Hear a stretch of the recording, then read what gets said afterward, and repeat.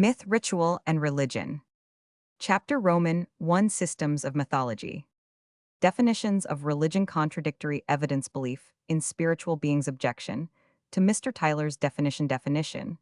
As regards this argument problem, the contradiction between religion and myth 2, human moods examples case of Greece ancient mythologists criticism by Eusebius modern mythological systems Mr.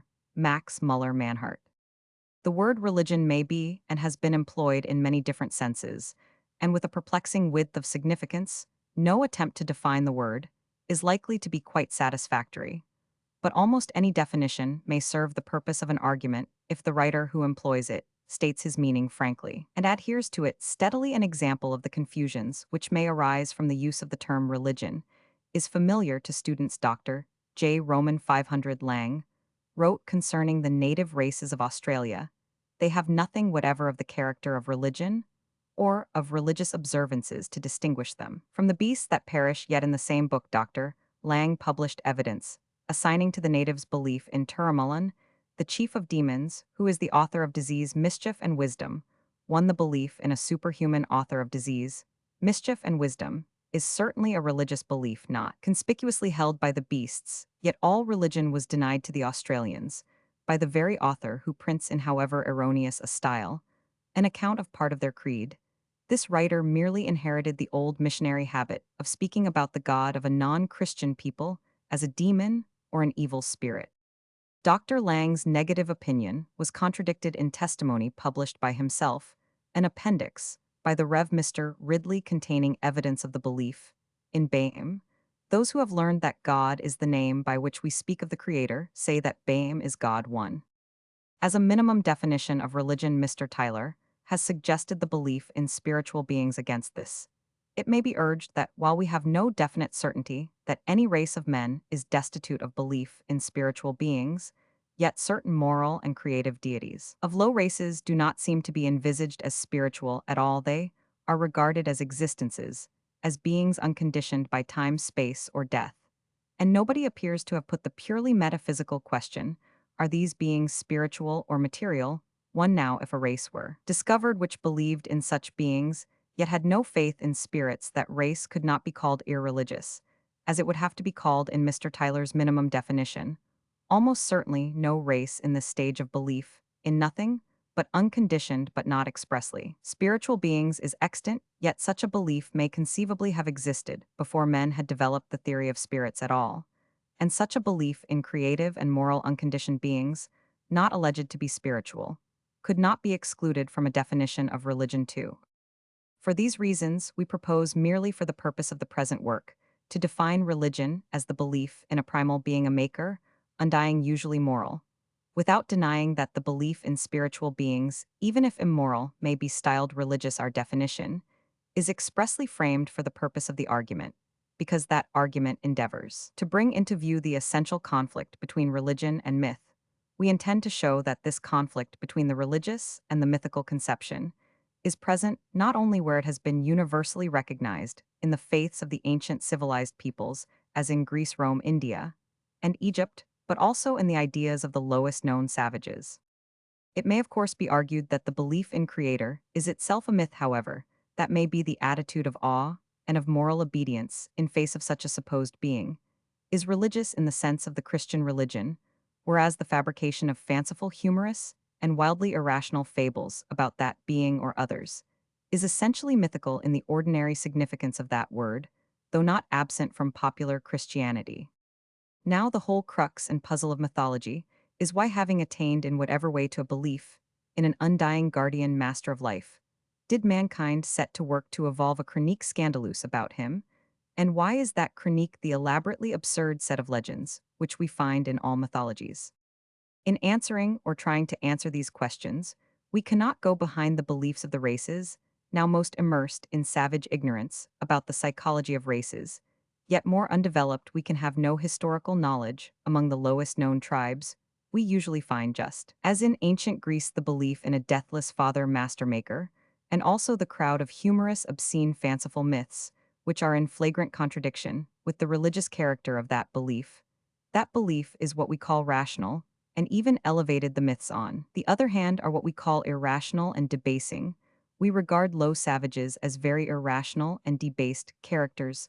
Consequently, the nature of their myths does not surprise us. Their religious conception, however, of a father or master of life seems out of keeping with the nature of the savage mind as we understand it still there. The religious conception actually is, and it seems to follow that we do not wholly understand the savage mind or its unknown antecedents in any case. There, the facts are as shall be demonstrated, however, the ancestors of Australians or Andamanese or Hurons arrived at their highest religious conception. They decidedly possess it. 1. The development of their mythical conceptions is accounted for by those qualities of their minds, which we do understand and shall illustrate at length. For the present, we can only say that the religious conception uprises from the human intellect, in one mood, that of earnest contemplation and submission, while the mythical ideas uprise from another mood, that of playful and erratic fancy. These two moods are conspicuous. Even in Christianity, the former, that of earnest and submissive contemplation, declares itself in prayers, hymns, and the dim religious light of cathedrals. The second mood, that of playful and erratic fancy, is conspicuous in the buffoonery of miracle plays in March and these burlesque popular tales about our Lord and the Apostles, and in the hideous and grotesque sculptures on sacred edifices. The two moods are present, and in conflict through the whole religious history of the human race. They stand as near each other, and as far apart as love and lust. It will later be shown that even some of the most backward savages make a perhaps half-conscious distinction between their mythology and their religion. As to the former, they are communicative; as to the latter, they jealously guard their secret in sacred mysteries. It is improbable that reflective blackfellows have been morally shocked by the flagrant contradictions between their religious conceptions and their mythical stories of the divine beings. But human thought could not come into explicit clearness of consciousness without producing the sense of shock and surprise at these contradictions between the religion and the myth of the same god. Of this, we proceed to give examples. In Greece, as early as the 6th century B. Roman 100, we are all familiar with Xenophanes' poem 1, complaining that the gods were credited with the worst crimes of mortals, in fact, with abominations, only known in the orgies of Nero and Elagabalus. We hear Pindar refusing to repeat the tale which told him the blessed were cannibals too in India. We read the pious Brahmanic attempts to expound decently the myths which made Indra the slayer of a Brahmin, the sinner that is of the unpardonable sin in Egypt too. We study the priestly or philosophically systems by which the clergy strove to strip the burden of absurdity and sacrilege from their own deities. From all these efforts of civilized and pious believers to explain away the stories about their own gods, we may infer one fact, the most important to the student of mythology: the fact that myths were not evolved in times of clear civilized thought. It is when Greece is just beginning to free her thought from the bondage of too concrete language, when she is striving to coin abstract terms, that her philosophers and poets first find the myths of Greece a stumbling block. All early attempts at an interpretation of mythology are so many efforts to explain the myths on some principle, which shall seem not unreasonable to men living at the time of the explanation.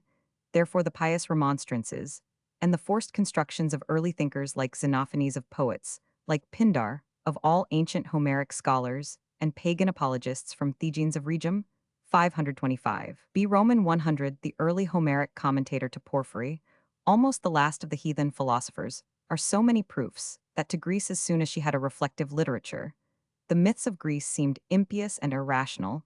The essays of the native commentators on the Veda, in the same way, are endeavors to put into myths felt to be irrational and impious a meaning which does not offend either piety or reason. We may therefore conclude that it was not men in an early stage of philosophically thought, as philosophy is now understood, not men like Empedocles and Heraclitus, nor reasonably devout men, like Eumaeus the pious swineherd of the Odyssey, who evolved the blasphemous myths of Greece, of Egypt, and of India. We must look elsewhere for an explanation. We must try to discover some actual and demonstrable and widely prevalent condition of the human mind, in which tales that even to remote and rudimentary civilizations appeared irrational and unnatural would seem natural and rational. To discover this intellectual condition has been the aim of all mythologists who did not believe that myth is a divine tradition depraved by human weakness or a distorted version of historical events.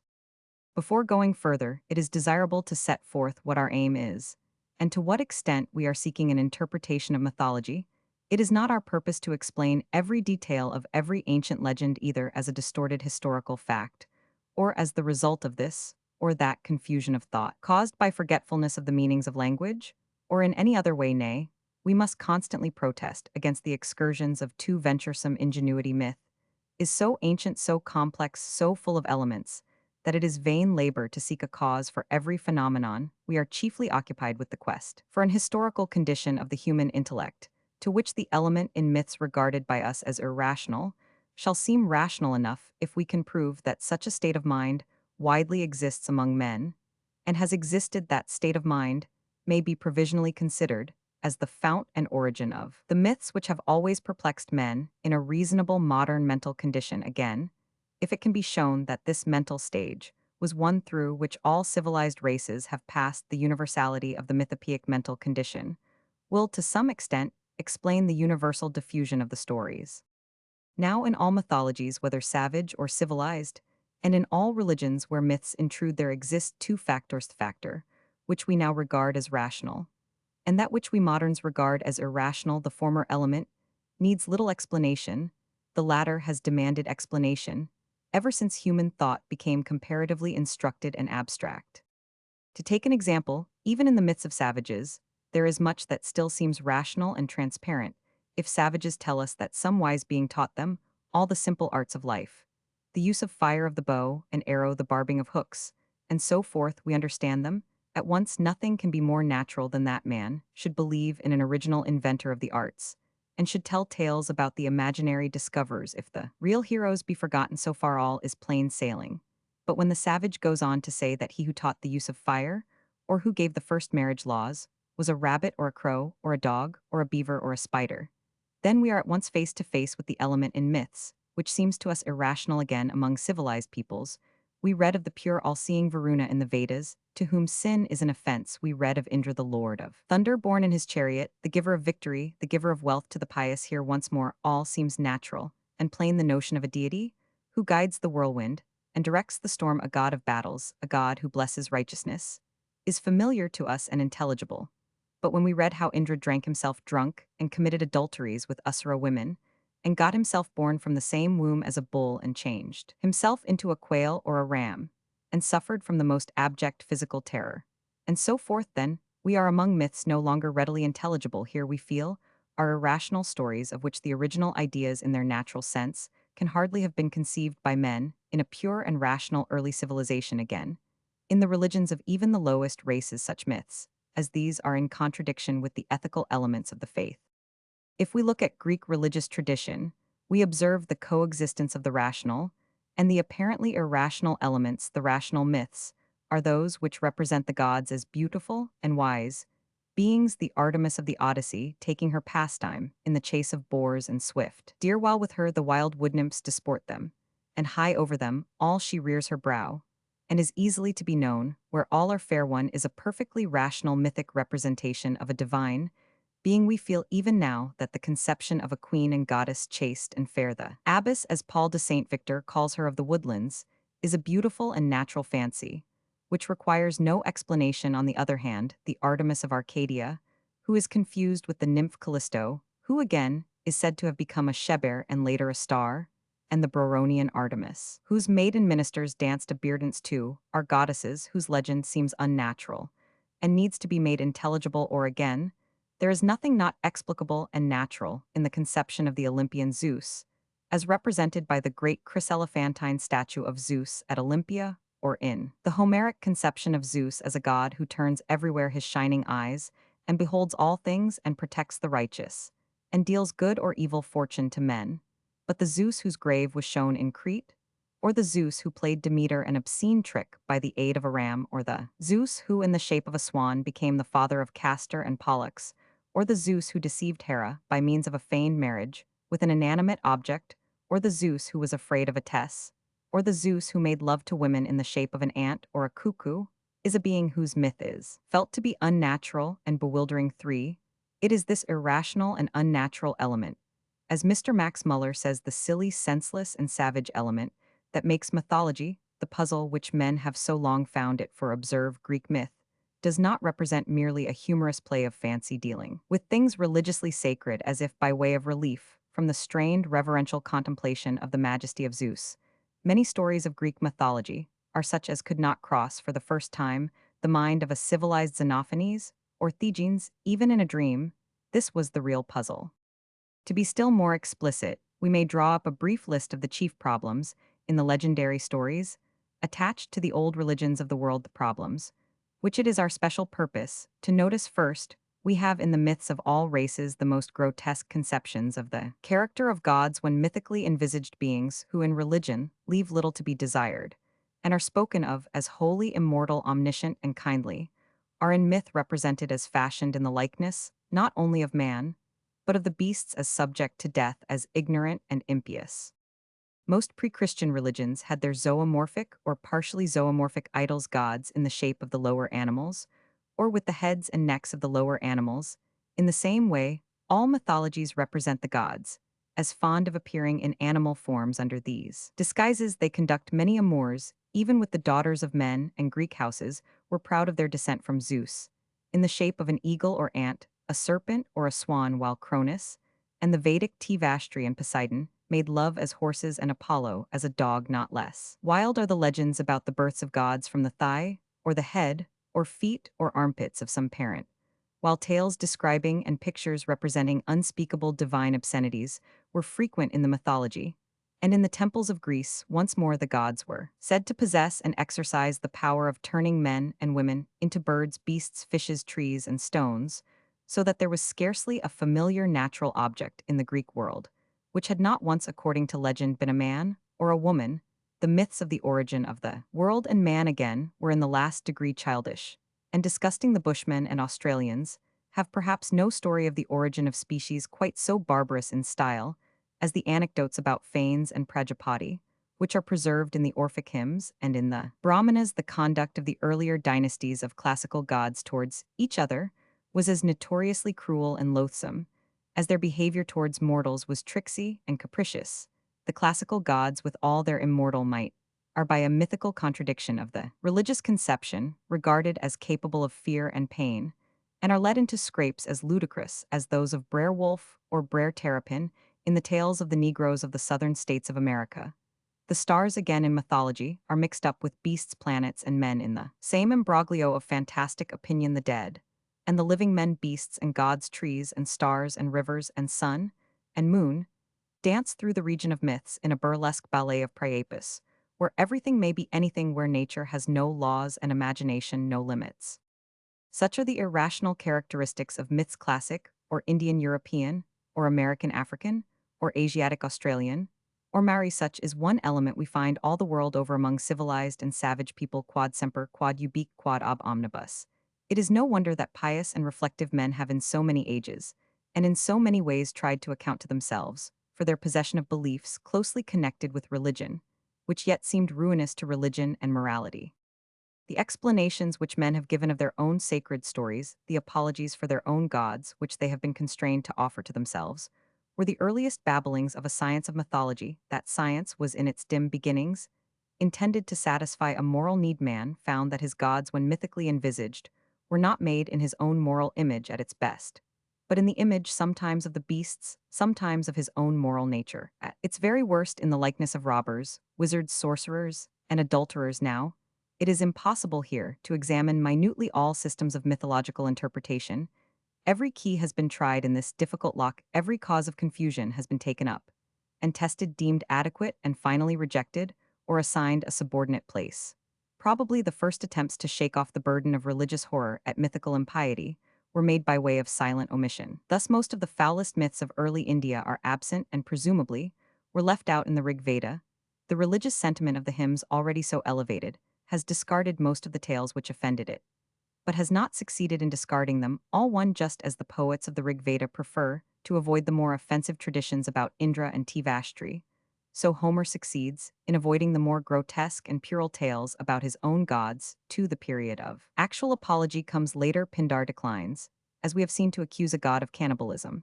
The Satapatha Brahmana invents a new story about the slaying of Visvarupa, not Indra.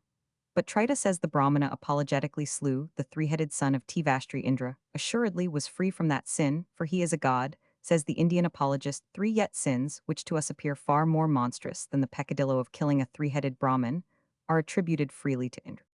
While poets could but omit a blasphemous tale or sketch, an apology in passing, it became the business of philosophers and of antiquarian writers deliberately to whitewash the gods of popular religion's systematic explanations of the sacred stories, whether as preserved in poetry or as told by priests, had to be provided. India had her etymological and her legendary school of mythology one, thus, while the hymn seemed to tell how the Maruts were gods born. Together with the spotted deer, the etymological interpreters explained that the word for deer only meant the many-colored lines of clouds too in the armory of apologetics etymology, has been the most serviceable weapon. It is easy to see that by aid of etymology, the most repulsive legend may be compelled to yield a pure or harmless sense, and may be explained as an innocent blunder caused by mere verbal misunderstanding. Brahmins, Greeks, and Germans have equally found comfort in this hypothesis. In the Cratylus of Plato, Socrates speaks of the notion of explaining myths by etymological guesses at the meaning of divine names, as a philosophy which came to him all in an instant. Thus we find Socrates shocked by the irreverence which styled Zeus, the son of Cronus, who is a proverb for stupidity. But on examining philologically, the name Chronos Socrates decides that it must really mean choros, not in the sense of a youth but signifying the pure and garnished mind. Therefore, when people first called Zeus the son of Cronus, they meant nothing irreverent, but only that Zeus is the child of the pure mind or pure reason. Not only is this etymological system most pious and consolatory, but it is, as Socrates adds, of universal application. For now I bethink me of a very new and ingenious notion that we may put in and pull out letters at pleasure, and alter the accents 3. Socrates, of course, speaks more than half in irony, but there is a certain truth in his account of etymological analysis, and its dependence on individual tastes and preconceived theory. The ancient classical schools of mythological interpretation, though unscientific and unsuccessful, are not without interest. We find philosophers and grammarians looking just as we ourselves are looking for some condition of the human intellect, out of which the absurd element in myths might conceivably have sprung very naturally. The philosophers supposed that the human beings in whose brain and speech myths had their origin must have been philosophers like themselves, intelligent, educated persons.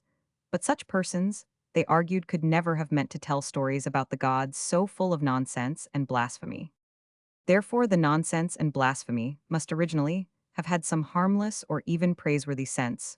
What could that sense have been? This question each ancient mythologist answered in accordance with his own taste and prejudices, and above all, and like all other and later speculators, in harmony with the general tendency of his own studies.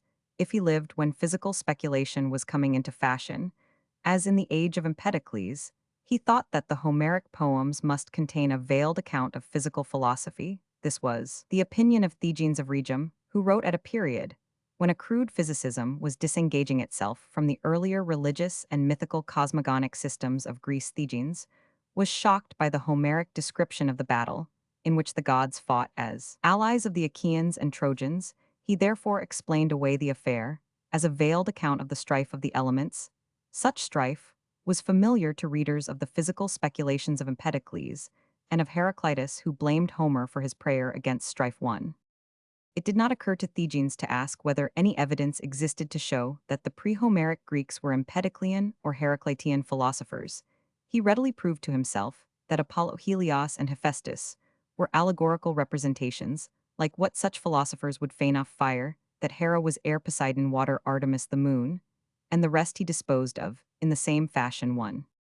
Metrodorus again turned not only the gods but the Homeric heroes into elemental combinations and physical agencies, for there is nothing new in the mythological philosophy, recently popular, which saw the sun and the cloud and the wind in Achilles, Athene, and Hermes. 1.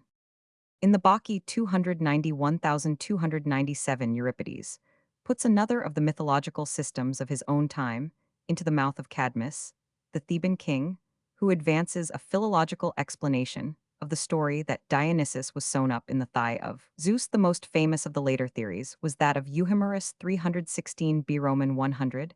In a kind of philosophical romance, Euhemerus declared that he had sailed to some no-man's-land Pangaea, where he found the verity about mythical times engraved on pillars of bronze. This truth he published in the Sacrihistoria, where he rationalized the fables averring that the gods had been men, and that the myths were exaggerated and distorted records of facts. See Eusebius Prep. E. Roman 255. The Ab Banier la Mythologie expliquée par el Histoire Paris, 1738 Vol Roman 2 p. 218, attempts the defense of Euhemerus, whom most of the ancients regarded as an atheist. There was an element of truth in his romantic hypothesis. 1.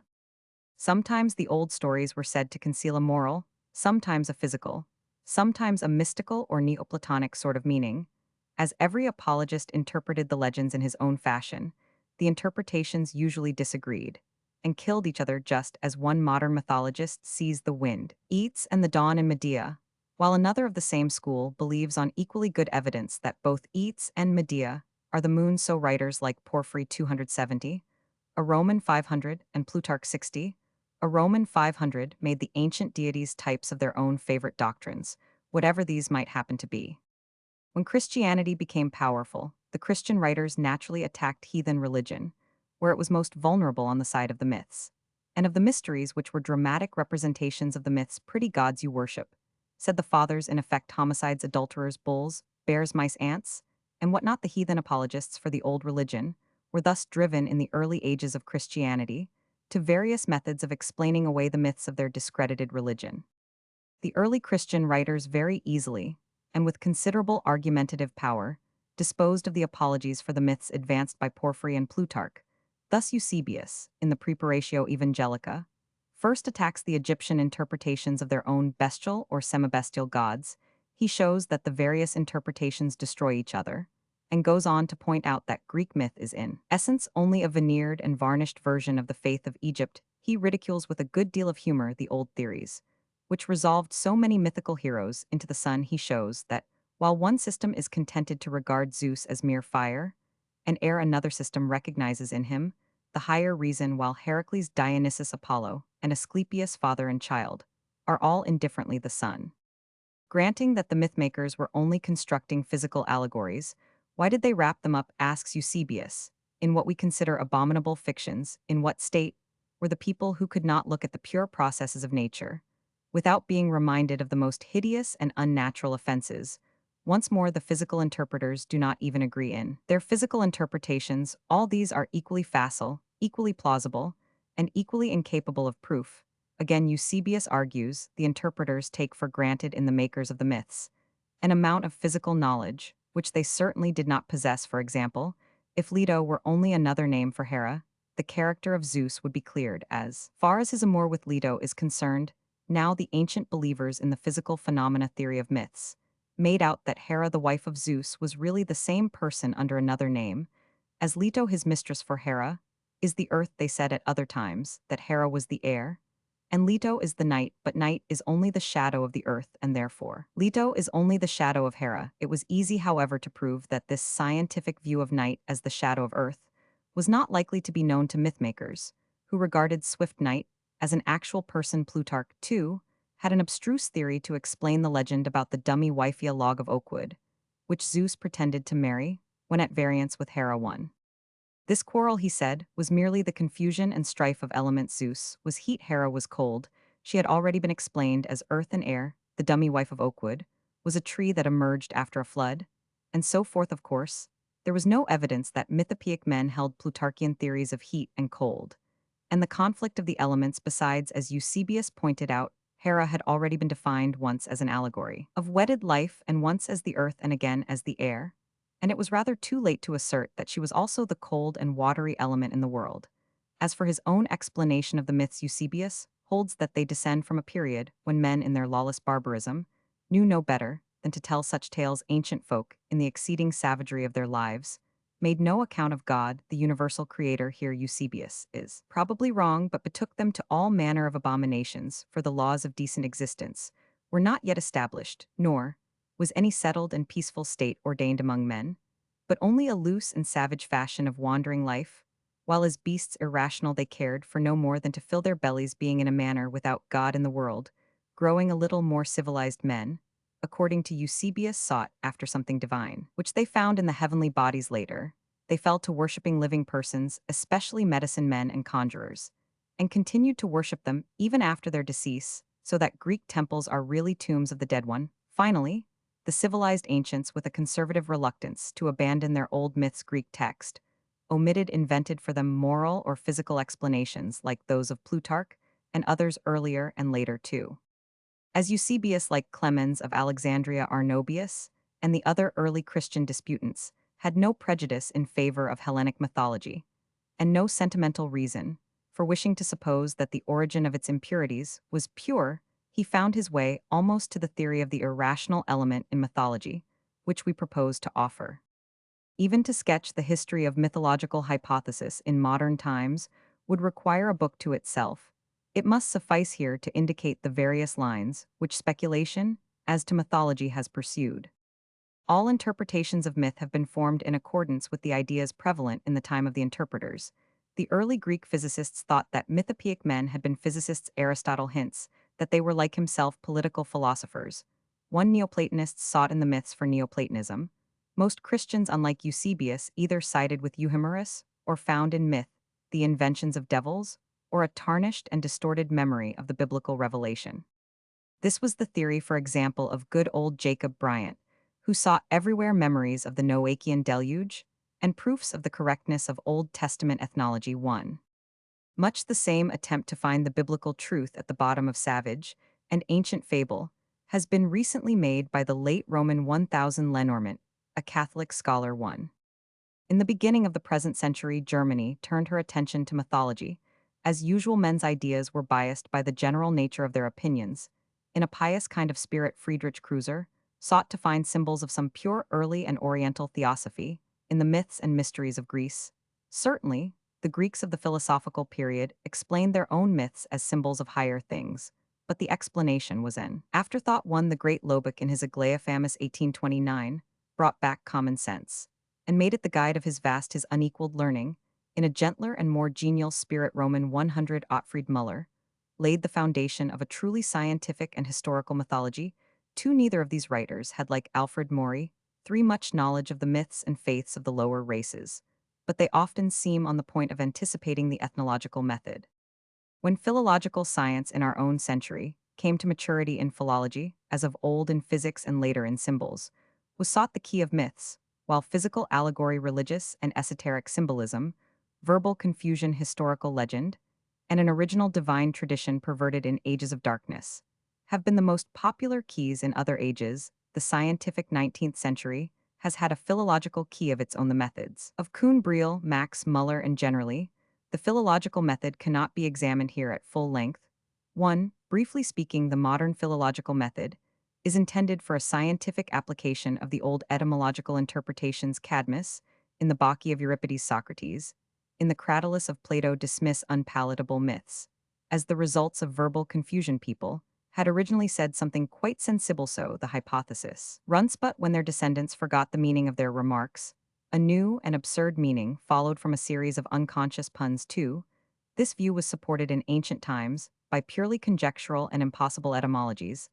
Thus, the myth that Dionysus was sewn up in the thigh of Zeus, Greek text omitted, was explained by Euripides as the result of a confusion of words. People had originally said that Zeus gave a pledge, Greek text omitted to Hera. The modern philological school relies for explanations of untoward and other myths on similar confusions. Thus, Daphne is said to have been originally not a girl of romance, but the dawn Sanskrit Dahana Ahana pursued by the rising sun, but as the original Aryan sense of Dahana or Ahana was lost, and as Daphne came to mean the laureled wood, which Burns' Easylithe fable, arose that the tree had been a girl called Daphne. 3. This system chiefly rests on comparison between the Sanskrit names in the Rig Veda and the mythic names in Greek, German, Slavonic, and other Aryan legends. The attempt is made to prove that, in the common speech of the undivided Aryan race, many words for splendid or glowing natural phenomena existed, and that natural processes were described in a figurative style as the various Aryan families separated. The sense of the old words and names became dim, the nomina developed into noumena, the names into gods, the descriptions of elemental processes into myths. As this system has already been criticized by us elsewhere, with minute attention, a reference to these reviews must suffice in this place. Briefly, it may be stated that the various masters of the school, Kuhn, Max Muller, Roth, Schwartz, and the rest, rarely agree where agreement is essential, that is, in the philological foundations of their building. they differ in very many of the etymological analyses of mythical names. They also differ in the interpretations. They put on the names Kuhn, almost invariably seeing fire, storm, cloud, or lightning, where Mr. Max Muller sees the chaste dawn. Thus Mannhardt, after having been a disciple, is obliged to say that comparative Indo-Germanic mythology has not borne the fruit expected, and that the certain gains of the system reduce themselves to the scantiest list of parallels, such as Dio Zeustius Parjanya Perkunas, Boga Bog Varuna Uranos, a position much disputed, etc. Mannhardt adds his belief that a number of other equations such as Saramia Hermias, Serenius Demeter, Erinis Kentoros Gandharva, and many others will not stand criticism, and he fears that these ingenious guesses will prove mere disparate rather than actual facts. Many examples of the precarious and contradictory character of the results of philological mythology, many instances of dubious etymologies, false logic leaps at foregone conclusions, and attempts to make what is peculiarly Indian in thought into matter of universal application will meet us in the chapters on Indian and Greek divine legends. 2. The method in its practical working shows a fundamental lack of the historical sense. Says Mannhardt, examples are torn from their contexts. He observes historical evolution. Is neglected passages of the Veda themselves totally obscure, are dragged forward to account for obscure Greek mythical phenomena. Such are the accusations brought by the regretted Mannhardt against the school to which he originally belonged, and which was popular and all-powerful, even in the maturity of his own more clear-sighted genius. Proofs of the correctness of his criticism will be offered abundantly in the course of this work. It will become evident that great, as are the acquisitions of philology, her least certain discoveries have been too hastily applied in alien matter, that is, in the region of myth, not that philology is wholly without place or part in the investigation of myth, when there is agreement among philologists as to the meaning of a divine name. In that case, a certain amount of light is thrown on the legend of the bearer of the name, and on its origin and first home, Aryan, Greek, Semitic, or the like, but how rare is agreement among philologists. The philological method, says Professor Tile 1, is inadequate and misleading when it is a question of discovering the origin of a myth, or the physical explanation of the oldest myths, or of accounting for the rude and obscene element in the divine legends of civilized races. But these are not the only problems of mythology. There is, for example, the question of the genealogical relations of myths, where we have to determine whether the myths of peoples whose speech is of the same family are special modifications of a mythology once common to the race. Whence these peoples have sprung, the philological method alone can answer here. But this will seem a very limited province when we find that almost all races, however remote and unconnected in speech, have practically much the same myths. Chapter Roman 2, New System Proposed.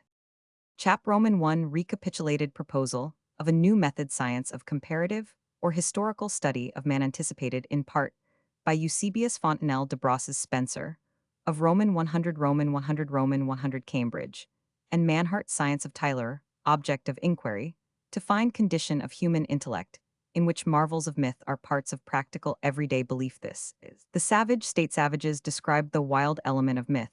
A survival from the savage state. Advantages of this method partly accounts for wide diffusion, as well as origin of myths connected with general theory of evolution. Puzzling example of myth of the water swallower. Professor Tiles, criticism of the method. Objections to method and answer to these, see Appendix B. The past systems of mythological interpretation have been briefly sketched. It has been shown that the practical need for a reconciliation between religion and morality on one side, and the myths about the gods on the other, produced the hypotheses of Thegenes and Metrodorus of Socrates and Euhemerus of Aristotle and Plutarch. It has been shown that in each case the reconcilers argued on the basis of their own ideas and of the philosophies of their time. The early physicists thought that myth concealed a physical philosophy.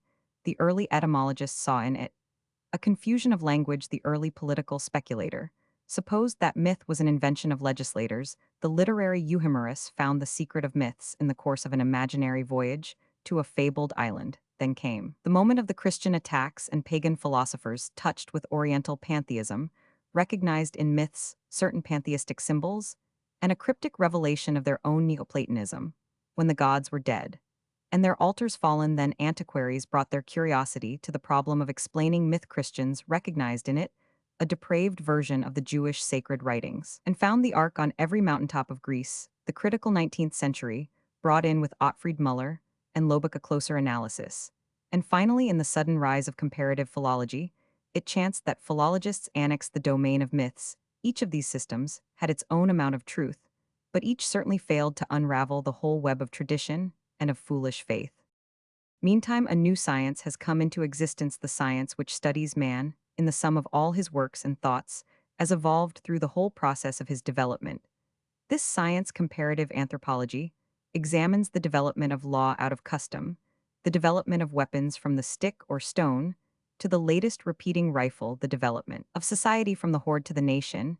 It is a study which does not despise the most backward, nor degraded tribe, nor neglect the most civilized. And it frequently finds in Australians or Nootkas the germ of ideas and institutions which Greeks or Romans brought to perfection, or retained little altered from their early rudeness in the midst of civilization. It is inevitable that this science should also try its hand on mythology. Our purpose is to employ the anthropological method, the study of the evolution of ideas from the savage to the barbarous, and thence to the civilized staging, the province of myth, ritual, and religion. It has been shown that the light of this method had dawned on Eusebius in his polemic with the heathen apologists. Spencer, the head of Corpus Cambridge, 163,093, had really no other scheme in his mind. In his erudite work on Hebrew ritual, 1 Spencer was a student of man's religions generally, and he came to the conclusion that Hebrew ritual was but an expurgated, and so to speak divinely licensed adaptation of heathen customs at large. We do but follow his guidance on less perilous ground when we seek for the original forms of classical rite and myth in the parallel usages and legends of the most backward races.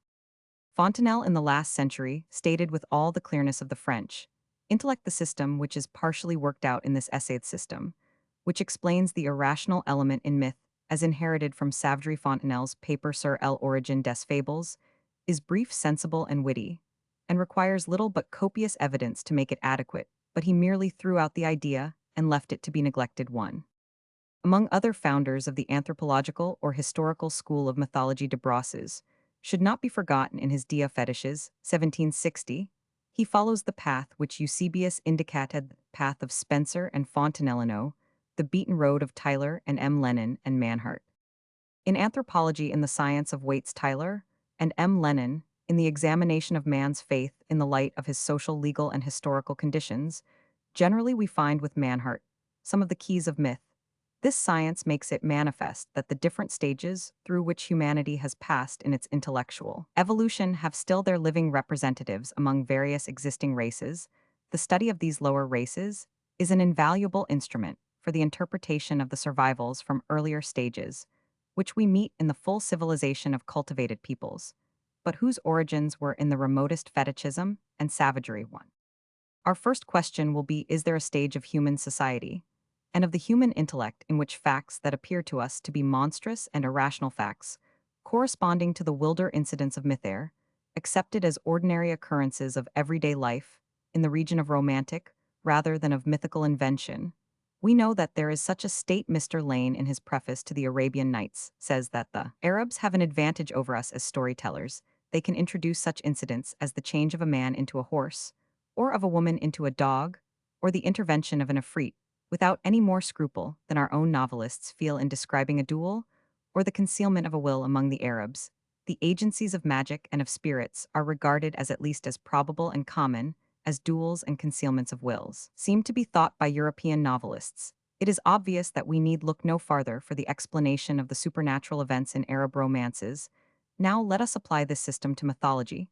It is admitted that Greeks, Romans, Aryans of India, in the age of the Sanskrit commentators, and Egyptians of the Ptolemaic and earlier ages, were as much puzzled as we are by the mythical adventures of their gods. But is there any known stage of the human intellect in which similar adventures and the metamorphoses of men into animals, trees, stars, and all else that puzzles us in the civilized mythologies are regarded as possible incidents of daily human life? Our answer is that everything in the civilized mythologies which we regard as irrational seems only part of the accepted and natural order of things to contemporary savages, and in the past seemed equally rational and natural to savages concerning whom we have historical information. Our theory is therefore that the savage and senseless element in mythology is for the most part a legacy from the fancy of ancestors of the civilized races, who were once in an intellectual state not higher, but probably lower than that of Australians, Bushmen, Red Indians, the lower races of South America, and other worse than barbaric peoples, as the ancestors of the Greeks, Aryans of India, Egyptians,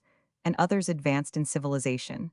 Their religious thought was shocked and surprised by myths, originally dating from the period of savagery and natural in that period, though even then often in contradiction to morals and religion, which were preserved down to the time of Pausanias by local priesthoods, or which were stereotyped in the ancient poems of Hesiod and Homer, or in the Brahmanas and Vedas of India, or were retained in the popular religion of Egypt. This theory recommended itself to Lobach. We may believe that ancient and early tribes framed gods like unto themselves in action and in experience, and that the allegorical softening down of myths is the explanation added later by descendants who had attained to purer ideas of divinity yet dared not reject the religion of their ancestors. 2. The senseless element in the myths would by this theory be for the most part a survival, and the age and condition of human thought, whence it survived, would be one in which our most ordinary ideas about the nature of things, and the limits of possibility, did not yet exist, when all things were conceived of in quite other fashion, the age that is of savagery. In material equipment, the perfect savage is he who employs tools of stone and wood, not of metal, who is nomadic, rather than settled, who is acquainted, if at all, only with the rudest forms of the arts of potting, weaving, fire-making, etc., and who derives more of his food from the chase and from wild roots and plants than from any kind of agriculture or from the flesh of domesticated animals. In psychology, the savage is he who, extending unconsciously to the universe his own implicit consciousness of personality, regards all natural objects as animated and intelligent beings, and drawing no hard and fast line between himself and the things in the world, is readily persuaded that men may be metamorphosed into plants, beasts, and stars, that winds and clouds, sun and dawn, are persons with human passions and parts, and that the lower animals especially may be creatures more powerful than himself, and in a sense divine and creative. In religion, the savage is he who, while often in certain moods conscious of a far higher moral faith, believes also in ancestral ghosts or spirits of woods and wells that were never ancestral, prays frequently by dint of magic, and sometimes adores inanimate objects or even appeals to the beasts as supernatural protectors. In society, the savage is he who, as a rule, bases his laws on the well-defined lines of totemism, that is, claims descent from or other close relation to natural objects, and derives from the sacredness of those objects the sanction of his marriage prohibitions and blood feuds, while he makes skill in magic a claim to distinguished rank. Such for our purpose is the savage, and we propose to explain the more senseless factors in civilized mythology as survivals of these ideas and customs preserved by conservatism and local tradition, or less probably borrowed from races which were or had been savage. It is universally admitted that survivals of this kind do account for many anomalies in our institutions, in law, politics, society, even in dress and manners. If isolated fragments of earlier ages abide in these, it is still more probable that other fragments will survive in anything so closely connected as is mythology with the conservative religious sentiment and tradition. Our object, then, is to prove that the silly, savage, and irrational element in the myths of civilized peoples is, as a rule, either a survival from the period of savagery or has been borrowed from savage neighbors by a cultivated people, or lastly, is an imitation by later poets of old savage data. 1. For example, to explain the constellations as metamorphosed men, animals, or other objects of terrestrial life, is the habit of savages to a natural habit among people who regard all things as on one level of personal life and intelligence, when the stars among civilized Greeks or Aryans of India are also popularly regarded as transformed and transfigured men, animals, and the like. This belief may be either a survival from the age when the ancestors of Greeks and Indians were in the intellectual condition of the Australian Murray, or the star name and star myth may have been borrowed from savages, or from cultivated peoples once savage or apt to copy savages, or, as in the case of the Coma Berenices, a poet of a late age may have invented a new artificial myth on the old lines of savage fancy. This method of interpreting a certain element in mythology is, we must repeat, no new thing, though to judge from the protests of several mythologists. It is new to many inquirers. We have seen that Eusebius threw out proposals in this direction, that Spencer de Brosses and Fontenelle unconsciously followed him, and we have quoted from Lobach a statement of a similar opinion. The whole matter has been stated as clearly as possible by Mr. B. B. Tyler. Savages have been for untold ages, and still are living in the myth-making stage of the human mind, It was through sheer ignorance and neglect of this direct knowledge, how, and by what manner of men myths are really made, that their simple philosophy has come to be buried under masses of commentators.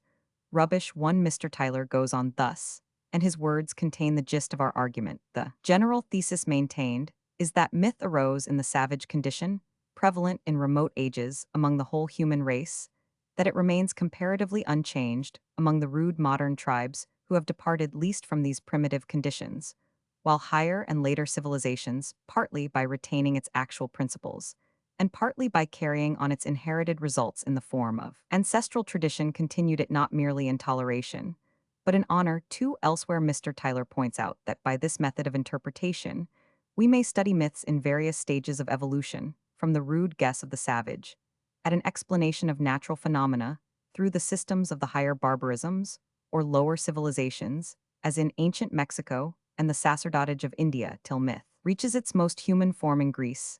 Yet even in Greek myth the beast is not wholly cast out, and Hellas, by no means, let the ape and tiger die. That Mr. Tyler does not exclude the Aryan race from his general theory is plain enough. 3. What is the Aryan conception of the thunder god? But a poetic elaboration of thoughts inherited from the savage stage, through which the primitive Aryans had passed. 4.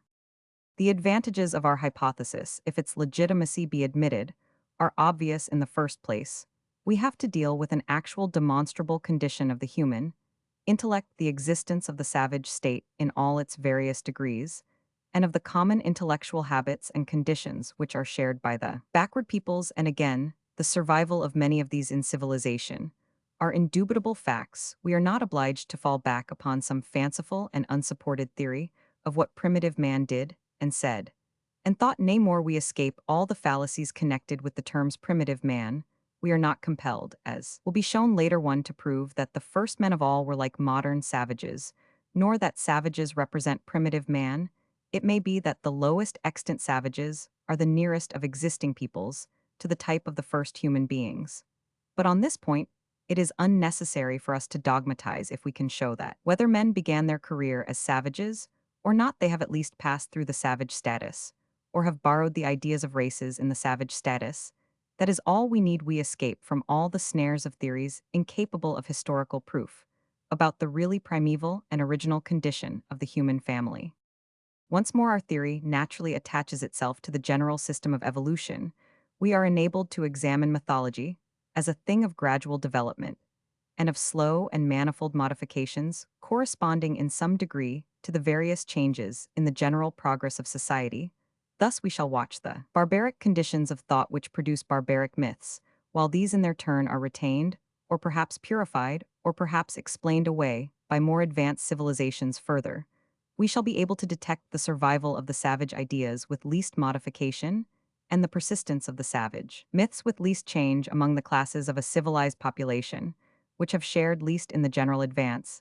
These classes are first the rustic peoples dwelling far from cities and schools on heaths, or by the sea; second, the conservative local priesthoods, who retain the more crude and ancient myths of the local gods and heroes after these have been modified or rejected by the purer sense of philosophers and national poets. Thus much of ancient myth is a woven warp and woof of 3 threads: the savage Dani, the civilized and poetic modification of the savage Dani, the version of the original fable, which survives in popular tales and in the sacred chapters of local priesthoods. A critical study of these 3 stages in myth is in accordance with the recognized practice of science. Indeed, the whole system is only an application to this particular province mythology of the method by which the development either of organisms or of human institutions is traced, as the anomalies and apparently useless and accidental features in the human or in other animal organisms may be explained as stunted or rudimentary survivals of organs useful in a previous stage of life. So the anomalous and irrational myths of civilized races may be explained as survivals of stories which in an earlier state of thought and knowledge seemed natural enough. The persistence of the myths is accounted for by the well-known conservatism of the religious sentimenta, conservatism, noticed even by Eusebius in later days. When they became ashamed of the religious beliefs of their ancestors, they invented private and respectful interpretations, each to suit himself, for no one dared to shake the ancestral beliefs, as they honored at a very high rate the sacredness and antiquity of old associations, and of the teaching they had received in childhood one. Thus, the method which we propose to employ is in harmony both with modern scientific procedure and with the views of a clear-sighted father of the Church. Consequently, no system could well be less heretical and unorthodox. The last advantage of our hypothesis, which need here be mentioned, is that it helps to explain the diffusion, no less than the origin of the wild and crazy element in myth. We seek for the origin of the savage factor of myth in one aspect of the intellectual condition of savages. We say in one aspect expressly to guard against the suggestion that the savage intellect has no aspect but this, and no saner ideas than those of myth. The diffusion of stories practically identical in every quarter of the globe may be provisionally regarded as the result of the prevalence in every quarter at one time or another of similar mental habits and ideas. This explanation must not be pressed too hard, nor too far if we find all over the world a belief that men can change themselves and their neighbors into beasts. That belief will account for the appearance of metamorphosis in myth. If we find a belief that inanimate objects are really much on a level with man, the opinion will account for incidents of myth, such as that in which the wooden figurehead of the Argo speaks with a human voice. Again, a widespread belief in the separability of the soul or the life from the body will account for the incident in nursery tales and myths of the giant who had no heart in his body, but kept his heart and life elsewhere. An ancient identity of mental status, and the working of similar mental forces at the attempt to explain the same phenomena, will account without any theory of borrowing or transmission of myth, or of original unity of race, for the worldwide diffusion of many mythical conceptions. But this theory of the original similarity of the savage mind everywhere and in all races will scarcely account for the worldwide distribution of long and intricate mythical plots of consecutive series of adroitly interwoven situations. In presence of these long romances found among so many widely severed peoples, conjecture is at present almost idle. We do not know in many instances whether such stories were independently developed or carried from a common center or borrowed by one race from another, and so handed on round the world. This chapter may conclude with an example of a tale whose diffusion may be explained in divers ways, though its origin seems undoubtedly savage. If we turn to the Algonkins, a stock of Red Indians, we come on a popular tradition which really does give pause to the mythologist. Could this story, he asks himself, have been separately invented in widely different places, or could the Iroquois have borrowed from the Australian blacks or the Andaman Islanders? It is a common thing in most mythologies to find everything of value to man, fair sun, water in the keeping of some hostile power, the fire, or the sun, or the water is then stolen or in other ways rescued from the enemy and restored to humanity. The Huron story, as far as water is concerned, is told by Father Paul Lejeune, a Jesuit missionary who lived among the Hurons about 1636. The myth begins with the usual opposition between two brothers, the Cain and Abel of savage legend. One of the brothers, named Iasqueha, slew the other and became the father of mankind, as known to the Red Indians. And the guardian of the Iroquois, the earth was at first arid and sterile, but Iasqueha had destroyed the gigantic frog, which had swallowed all the waters and guided the torrents into smooth streams and lakes. One. Now, where outside of North America do we find this frog, who swallowed all the water? We find him in Australia. The Aborigines of Lake Tyers, remarks Mr. Smythe, say that at one time there was no water anywhere on the face of the earth. All the waters were contained in the body of a huge frog, and men and women could get none of them. A council was held, and it was agreed that the frog should be made to laugh when the waters would run out of his mouth, and there would be plenty in all parts. To make a long story short, all the animals played the jester before the gigantic solemn frog, who sat as grave as Louis Roman 15. I do not like buffoons who don't make me laugh, said that majestical monarch at last. The eel danced on the tip of his tail, and the gravity of the prodigious batrachian gave way. He laughed till he literally split his sides, and the imprisoned waters came with a rush. Indeed, many persons were drowned, though this is not the only Australian version of the deluge. The Andaman Islanders dwell at a very considerable distance from Australia and from the Iroquois, and in the present condition of the natives of Australia and Andaman, neither could possibly visit the other. The frog in the Andaman version is called a toad, and he came to swallow the waters in the following way. One day, a woodpecker was eating honey high up in the boughs of a tree far below. The toad was a witness of the feast and asked for some honey. Well, come up here, and you shall have some, said the woodpecker. But how am I to climb? Take hold of that creeper, and I will draw you up, said the woodpecker. But all the while he was bent on a practical joke. So the toad got into a bucket. He happened to possess and fasten the bucket to the creeper. Now pull. Then the woodpecker raised the toad slowly to the level of the bough where the honey was and presently let him down with a run, not only disappointing the poor toad, but shaking him severely. The toad went away in a rage and looked about him for revenge. A happy thought occurred to him, and he drank up all the water of the rivers and lakes. Birds and beasts were perishing, woodpeckers among them of thirst. The toad, overjoyed at his success, wished to add insult to the injury, and very thoughtlessly began to dance in an irritating manner at his foes. But then the stolen waters gushed out of his mouth in full volume, and the drought soon ended. One of the most curious points in this myth is the origin of the quarrel between the woodpecker and the toad, the same beginning the tale of an insult put on an animal by hauling up and letting him down with a run occurs in an African marchen one. Now this strangely diffused story of the slaying of the frog, which had swallowed all the water, seems to be a savage myth, of which the more heroic conflict of Indra with Vritra the dragon which had swallowed all the waters, is an epic and sublimer version. One, the heavenly water which Vritra withholds from the world, is usually the prize of the contest. The serpent of Vedic myth is perhaps rather the robber guardian than the swallower of the waters, but Indra is still like the Iroquois Ayaskeha, he who wounds the full one. This example of the wide distribution of a myth shows how the question of diffusion, though connected with, is yet distinct from that of origin. The advantage of our method will prove to be that it discovers an historical and demonstrable state of mind, as the origin of the wild element in myth. Again, the wide prevalence in the earliest times of this mental condition will, to a certain extent, explain the distribution of myth room, must be left, of course, for processes of borrowing and transmission. But how Andamanese Australians and Hurons could borrow from each other is an unsolved problem. Finally, our hypothesis is not involved in dubious theories of race. To us, myths appear to be affected in their origins much less by the race than by the stage of culture attained by the people who cherish them.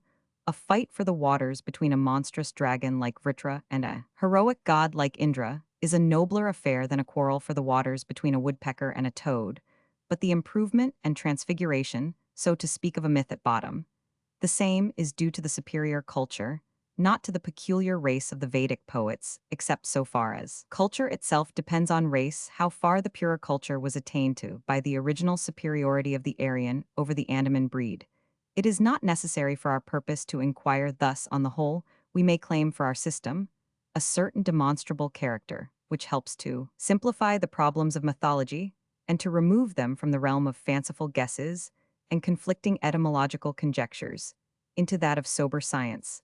That these pretensions are not unacknowledged even by mythologists trained in other schools is proved by the remarks of Dr. Tile 1. Dr. Tile writes, if I were obliged to choose between this method, the system here advocated, and that of comparative philology, it is the former that I would adopt without the slightest hesitation.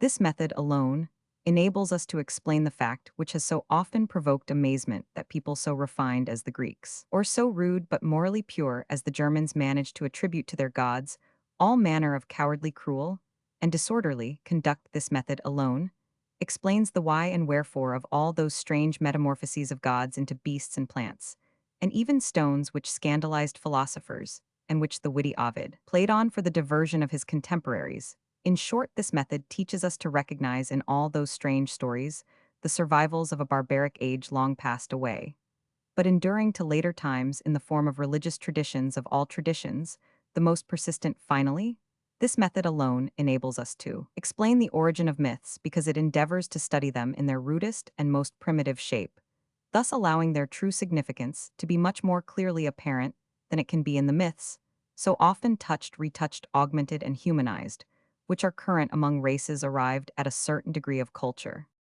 The method is to this extent applauded by a most competent authority, and it has been warmly accepted by a distinguished French school of students, represented by Roman 1000 Gaidas. But it is obvious that the method rests on a double hypothesis. First, that satisfactory evidence as to the mental conditions of the lower and backward races is obtainable. Second, that the civilized races, however they began, either passed through the savage state of thought and practice or borrowed very freely from people in that condition. These hypotheses have been attacked by opponents. The trustworthiness of our evidence especially has been assailed by way of facilitating the course of the exposition and of lessening the disturbing element of controversy. A reply to the objections and a defense of the evidence has been relegated to an Appendix 1. Meanwhile, we go on to examine the peculiar characteristics of the mental condition of savages and of peoples in the lower and upper barbarisms. Chapter Roman 3, the mental condition of savage confusion with natureotimism. The mental condition of savages, the basis of the irrational element in myth, characteristics of that condition: 1. Confusion of all things, in an equality of presumed animation and intelligence; 2. Belief in sorcery; 3. Spiritualism; 4. Curiosity; 5. Easy credulity and mental indolence. The curiosity is satisfied thanks to the credulity by myths in answer to all inquiries. Evidence for this. Mr. Tyler's opinion. Mr.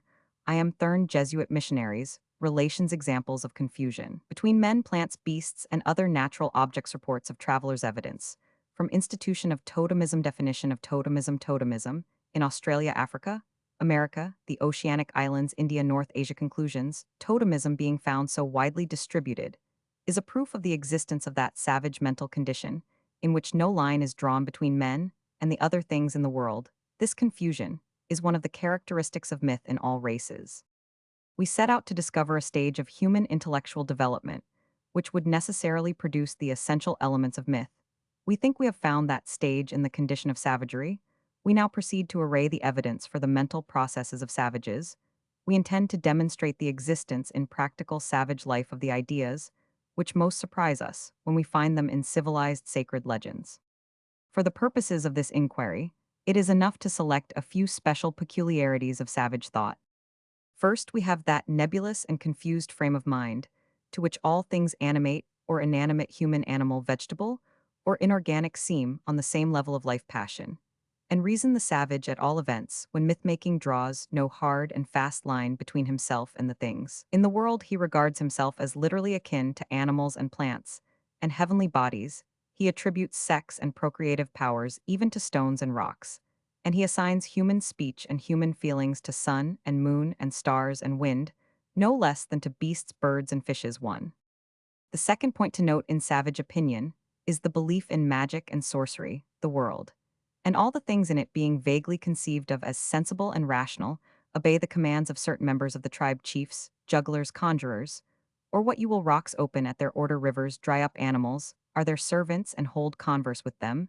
These magicians cause or heal diseases and can command even the weather, bringing rain or thunder or sunshine. At their will, 1. There are few supernatural attributes of cloud compelling Zeus or of Apollo that are not freely assigned to the tribal conjurer. By virtue, doubtless, of the community of nature between man and the things in the world, the conjurer, like Zeus or Indra, can assume at will the shape of any animal, or can metamorphose his neighbors or enemies into animal forms. Another peculiarity of savage belief naturally connects itself with that which has just been described. The savage has very strong ideas about the persistent existence of the souls of the dead.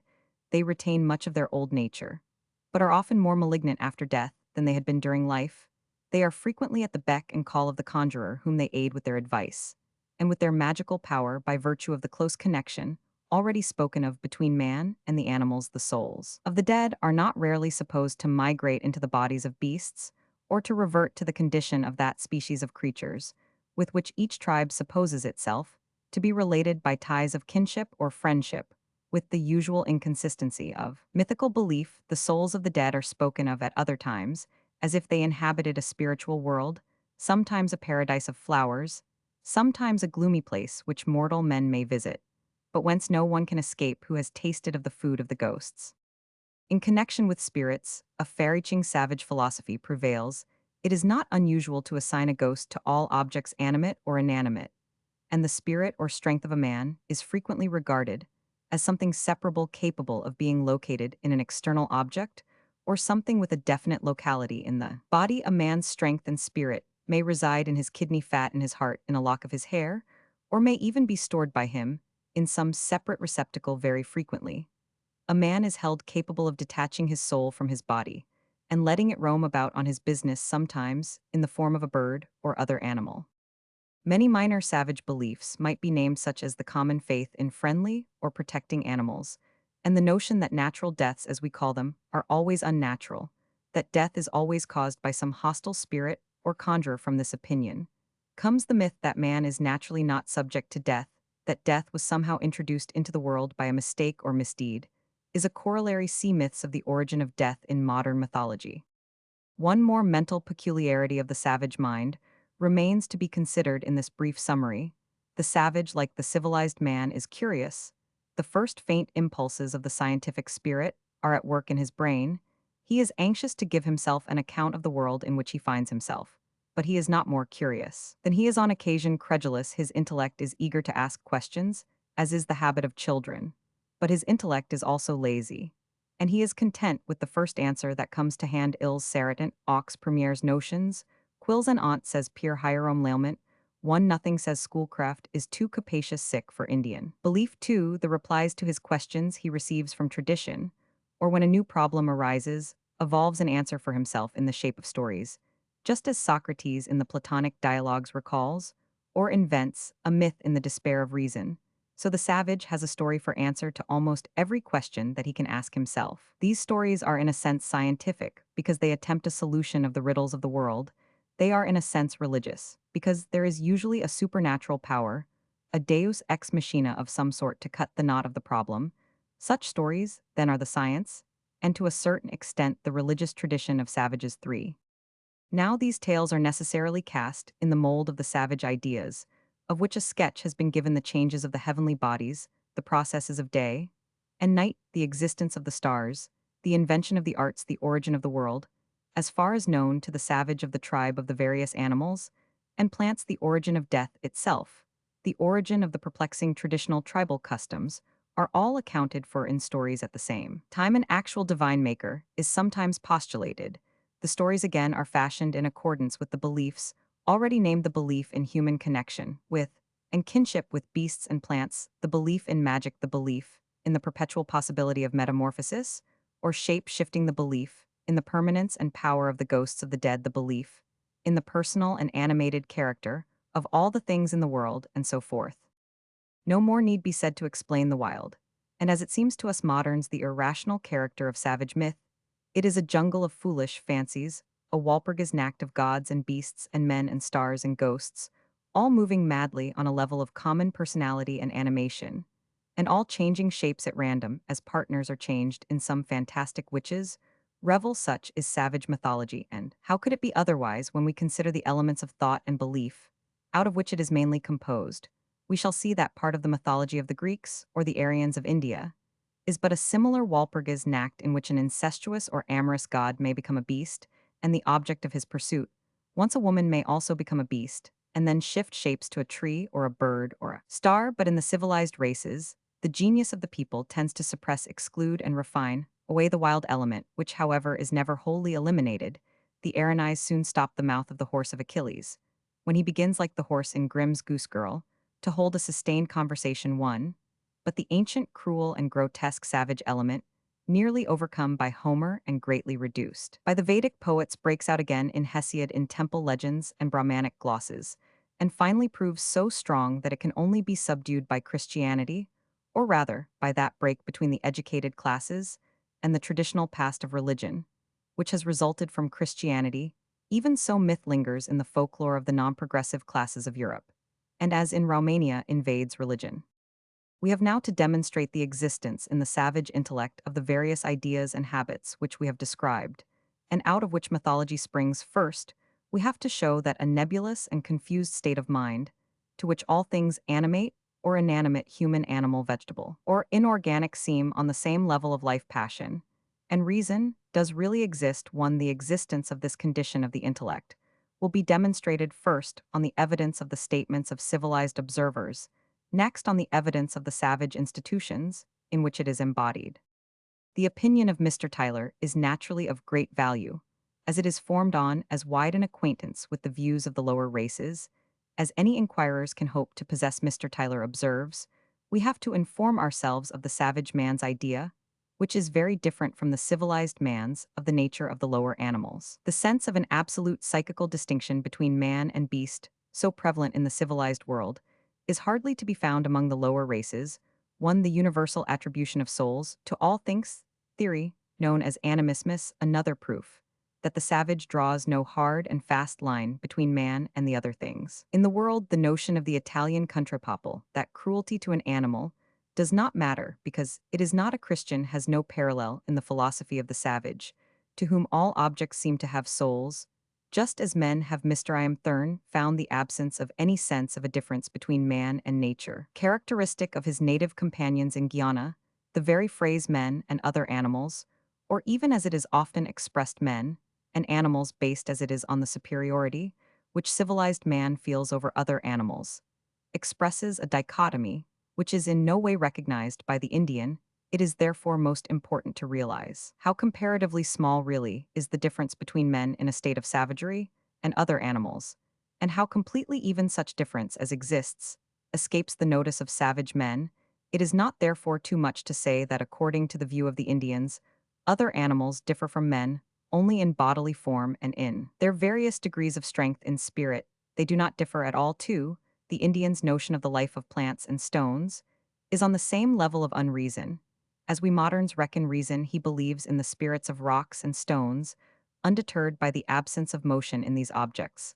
Not only many rocks, but also many waterfalls, streams, and indeed material objects of every sort are supposed each to consist of a body and a spirit as does man three.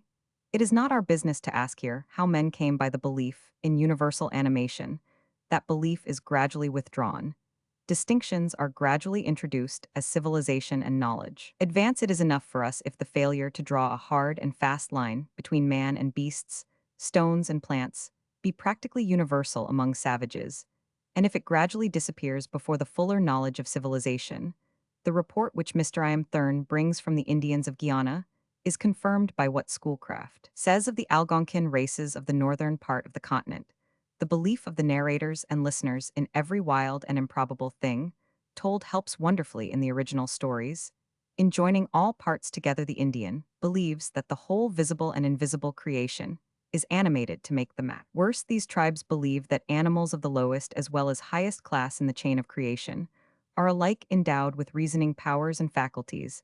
As a natural conclusion, they endow birds, beasts, and all other animals with souls, for, as an example of the ease with which the savage recognizes consciousness and voluntary motion, even in stones, may be cited Cole's account of the beliefs of the Ojibways. 5.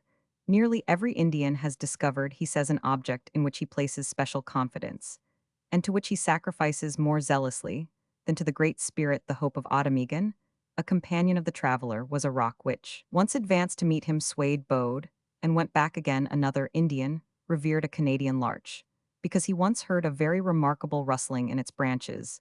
It thus appears that, while the savage has a general kind of sense that inanimate things are animated, he is a good deal impressed by their conduct when he thinks that they actually display their animation in the same way. A devout modern spiritualist probably regards with more reverence a table, which he has seen dancing and heard rapping, than a table, at which he has only dined. Another general statement of failure to draw the line between men and the irrational creation is found in the old Jesuit missionary, Lejeune's Relations de la Nouvelle France. 6. Les sauvages s'y persuadent que non seulement les hommes et les otters animox mais aussi, que toutes les otters choses sont animées. Again, ils tinent les poissons raisonnables comme aussi les serfs in the Solomon Islands. Mr. Romilly sailed with an old chief who used violent language to the waves when they threatened to dash over the boat, and old Tacky's exhortations were successful. 7. Waits 8. Discovers the same attitude towards the animals among the Negroes. Man, in their opinion, is by no means a separate sort of person on the summit of nature, and high above the beasts. These he rather regards as dark and enigmatic beings whose life is full of mystery, and which he therefore considers now as his inferiors, now as his superiors, a collection of evidence as to the savage failure to discriminate between human and non-human, animate and inanimate, has been brought together by Sir John Lubbock. 9. To a race accustomed like ourselves to arrange and classify, to people familiar from childhood, and its games with vegetable, animal, and mineral, a condition of mind, in which no such distinctions are drawn any more than they are drawn in Greek or Brahmanic myths, must naturally seem like what Mr. Max Muller calls temporary insanity. The imagination of the savage has been defined by Mr. Tyler as midway between the conditions of a healthy prosaic modern citizen and of a raving fanatic or of a patient in a fever ward.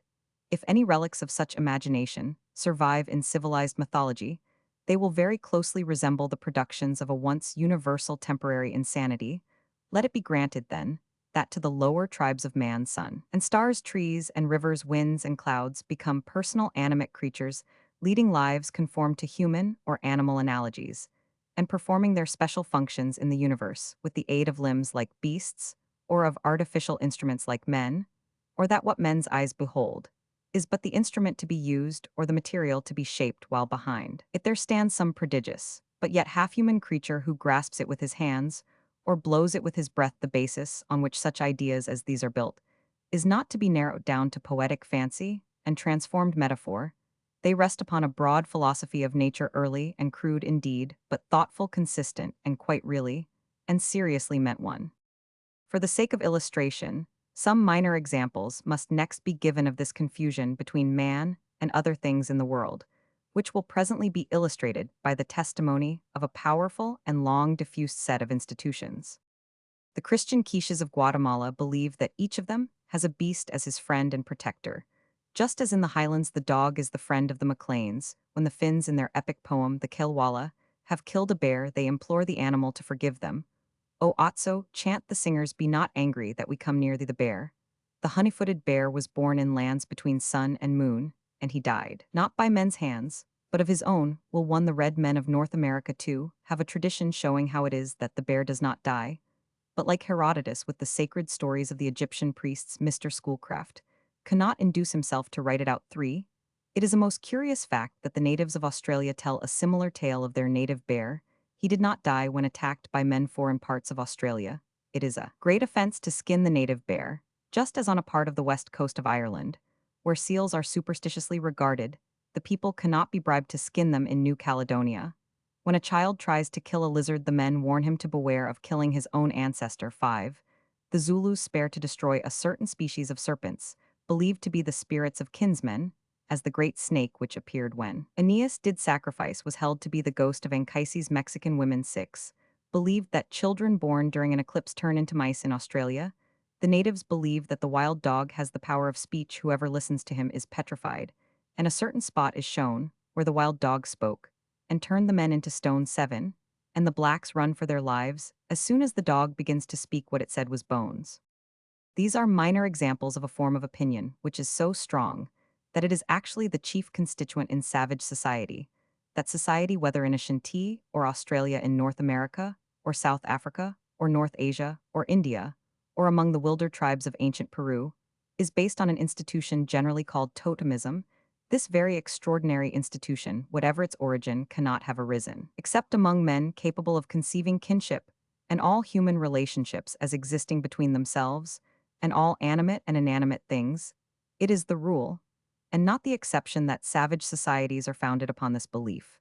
The political and social conduct of the backward races is regulated in such matters as blood feud and marriage by theories of the actual kindred and connection by descent, or by old friendship, which men have in common with beasts, plants, the sun and moon, the stars, and even the wind and the rain. Now, in whatever way this belief, in such relations to beasts and plants, may have arisen, it undoubtedly testifies to a condition of mind in which no hard and fast line was drawn between man and animate and inanimate nature. The discovery of the wide distribution of the social arrangements based on this belief is entirely due to Mr. J. F. M. Lennon, the author of Primitive Marriage. Mr. M. Lennon's essays, The Worship of Plants and Animals, Totems and Totemism, were published in the Fortnightly Review 186,971. Any follower in the footsteps of Mr. M. Lennon has it in his power to add a little evidence to that originally set forth, and perhaps to sift the somewhat uncritical authorities adduced. 1.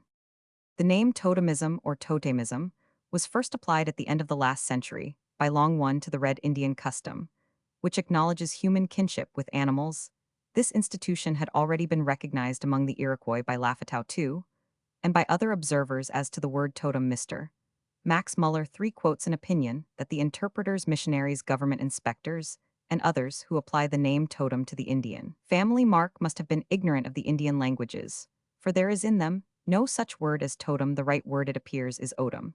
But as totemism has the advantage of possessing the ground, we prefer to say totemism rather than odimism. The facts are the same whatever name we give them. As Mr. Muller says himself, for every warrior has his crest, which is called his totem. 5. And he goes on to describe a totem of an Indian who died about 1793. We may now return to the consideration of odimism or totemism. We approach it rather as a fact in the science of mythology than as a stage in the evolution of the modern family system. For us, totemism is interesting because it proves the existence of that savage mental attitude which assumes kindred and alliance between man and the things in the world, as will afterwards be seen. Totemism has also left its mark on the mythologies of the civilized races. We shall examine the institution first as it is found in Australia, because the Australian form of totemism shows in the highest known degree the savage habit of confusing, in a community of kinship men stars plants, beasts the heavenly bodies, and the forces of nature. When this has once been elucidated, a shorter notice of other totemistic races will serve our purpose. The Society of the Murray or Black Fellows of Australia is divided into local tribes, each of which possesses, or used to possess and hunt over a considerable tract of country. These local tribes are united by contiguity and by common local interests, but not necessarily by blood kinship. For example, the Port Macquarie tribe, the Mount Gambier tribe, the Ballarat tribe, all take their names from their district in the same way we might speak of the people of Strathclyde or of Northumbria in early English history. Now all these local tribes contain an indefinite number of stocks of kindred of men believing themselves to be related by the ties of blood and common descent.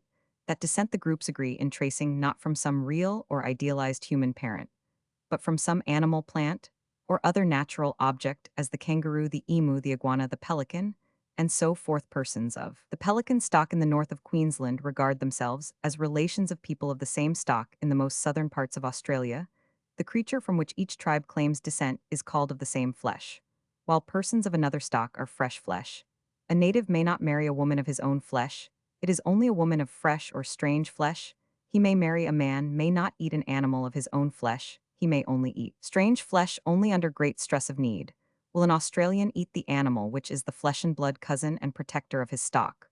One, these rules of marriage and blood, however, do not apply among the Arunta of Central Australia, whose totems, if totems they should be called, have been developed on very different lines. Two clearer evidence of the confusion between man and beast of the claiming of kin between man and beast could hardly be. But the Australian philosophy of the intercommunion of nature goes still farther than this. Besides the local divisions and the kindred stocks which trace their descent from animals, there exist among many Australian tribes divisions of a kind still unexplained. For example, every man of the Mount Gambier local tribe is by birth either a kumite or a croaky. This classification applies to the whole of the sensible universe. Thus smoke and honeysuckle trees belong to the division kumite, and are akin to the fishhawk stock of men. On the other hand, the kangaroo, summer, autumn, the wind, and the shevak tree belong to the division croaky, and are akin to the black cockatoo stock of men. Any human member of the croaky division has thus for his brothers the sun, the wind, the kangaroo, and the rest, while any man of the kumite division and the crow surname is the brother of the rain, the thunder, and the winter. This extraordinary belief is not a mere idle fancied influences. Conduct a man does not kill or use as food any of the animals of the same subdivision croaky or kumite with himself, excepting when hunger compels, and then they express sorrow for having to eat their wingong friends, or tumenang their flesh. When using the last word, they touch their breasts to indicate the close relationship, meaning almost a portion of themselves. To illustrate, one day, one of the blacks killed a crow 3 or 4 days afterwards. A Bortwa, a man of the crow surname and stock named Larry, died. He had been ailing for some days, but the killing of his wingong totem hastened his death. One commenting on this statement, Mr. Fisson observes the South Australian savage looks upon the universe as the great tribe to one of whose divisions he himself belongs, and all things animate and inanimate which belong to his class are parts of the body corporate whereof he himself is part.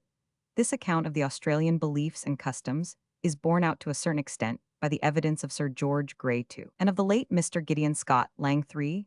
These two writers take no account of the singular dichotomous divisions as of kumite and croaky, but they draw attention to the groups of kindred, which derive their surnames from animals, plants, and the like. The origin of these family names, says Sir George Grey, is attributed by the natives to different causes. One origin, frequently assigned by the natives, is that they were derived from some vegetable or animal, being very common in the district, which the family inhabited. We have seen from the evidence of Messrs. Fisson and Howitt that a more common native explanation is based on kinship with the vegetable or plant, which bestows the family surname. Sir George Grey mentions that the families use their plant or animal as a crest or kabong totem, and he adds that natives never willingly kill animals of their kabang, holding that someone of that species is their nearest friend. The consequences of eating forbidden animals vary considerably. Sometimes the boilias, that is, ghosts, avenge the crime. Thus, when Sir George Grey ate some mussels, which after all are not the crest of the Greys, a storm followed, and one of his black fellow improvised this stave. Oh, wherefore did he eat the mussels? Now the boilias storms and thunders make. Oh, wherefore would he eat the mussels? There are 2 points in the arrangements of these stocks of kindred, named from plants and animals, which we shall find to possess a high importance. No member of any such kindred may marry a woman of the same name, and descended from the same object one thus. No man of the emu stock may marry an emu woman, no black snake may marry a black snake woman, and so forth. This point is very strongly put by Mr. Dawson, who has had much experience of the blacks. So strictly are the laws of marriage carried out that should any sign of courtship or affection be observed between those of one flesh, the brothers or male relatives of the woman beat her severely if the incestuous pair, though not in the least related according to our ideas, run away together, they are half-killed. And if the woman dies in consequence of her punishment, her partner in iniquity is beaten again. No eric or blood fine of any kind is paid for her death, which carries no blood feud. Her punishment is legal too. This account fully corroborates that of Sir George Grey 3. Our conclusion is that the belief in one flesh, a kinship shared with the animals, must be a thoroughly binding idea, as the notion is sanctioned by capital punishment. Another important feature in Australian totemism strengthens our position. The idea of the animal kinship must be an ancient one in the race, because the family surname emu bandicoot, or whatnot, and the crest kabang, or protecting and kindred animal, are inherited through the mother's side in the majority of stocks. This custom, therefore, belongs to that early period of human society, in which the woman is the permanent and recognized factor in the family, while male parentage is uncertain. One other feature of Australian totemism must be mentioned before we leave the subject. There is some evidence that in certain tribes the wingong or totem of each man is indicated by a tattooed representation of it upon his flesh. The natives are very licentious, but men would shrink from an amour with a woman who neither belonged to their own district nor spoke their language, but who in spite of that was of their totem to avoid mistakes. It seems that some tribes mark the totem on the flesh with incised lines. Too, the natives frequently design figures of some kind on the trees growing near the graves of deceased warriors. Some observers have fancied that, in these designs, they recognize the totem of the dead men. But on this subject evidence is by no means clear. We shall see that this primitive sort of heraldry, this carving or painting of hereditary blazons, is common among the red men of America 3. Though a large amount of evidence might be added to that already put forward, we may now sum up the inferences to be drawn from the study of totemism in Australia. It has been shown, 1, that the natives think themselves actually akin to animals, plants, the sun, and the wind, and things in general. 2, that those ideas influence their conduct and even regulate their social arrangements, because 3 men and women of the kinship of the same animal or plant may not intermarry, while men are obliged to defend, and in case of murder to avenge persons of the stock of the family or plant from which they themselves derive their family name. Thus, on the evidence of institutions, it is plain that the Australians are, or before the influence of the Europeans became prevalent, were in a state of mind which draws no hard and fast line between man and the things in the world. If therefore we find that in Australian myth men, gods, beasts, and things all shift shapes incessantly and figure in a corroboree dance of confusion, there will be nothing to astonish us in the discovery, the myths of men in the Australian intellectual condition of men who hold long conversations with the little native bear, and ask him for oracles will naturally and inevitably be grotesque and confused. 1.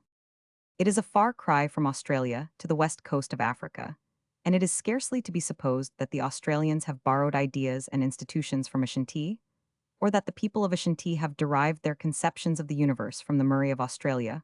We find, however, on the West African coast, just as we do in Australia, that there exist large local divisions of the natives. These divisions are spoken of by Mr. Bowditch, who visited the country on a mission in 1817, as nations, and they are much more populous and powerful, as the people are more civilized than the local tribes of Australia. Yet just as among the local tribes of Australia, the nations of the West African coast are divided into stocks of kindred, each stock having its representatives in each nation. Thus an Ashanti or a Fanti may belong to the same stock of kindred as a member of the Asin or Akini nation, when an Ashanti of the Anona stock of kindred meets a Warsaw man of the same stock, they salute and acknowledge each other as brothers in the same way. A Ballarat man of the kangaroo stock in Australia recognizes a relative in a Mount Gambier man, who is also a kangaroo now with one exception. All the names of the 12 stocks of West African kindreds, or at least all of them, which Mr. Bowditch could get the native interpreters to translate, are derived from animals, plants, and other natural objects. Just as in Australia one thus quana is a buffalo, a brudu is a cornstalk, abrati, a plant, and other names are in English the parrot, the wild cat, red earth panther, and dog.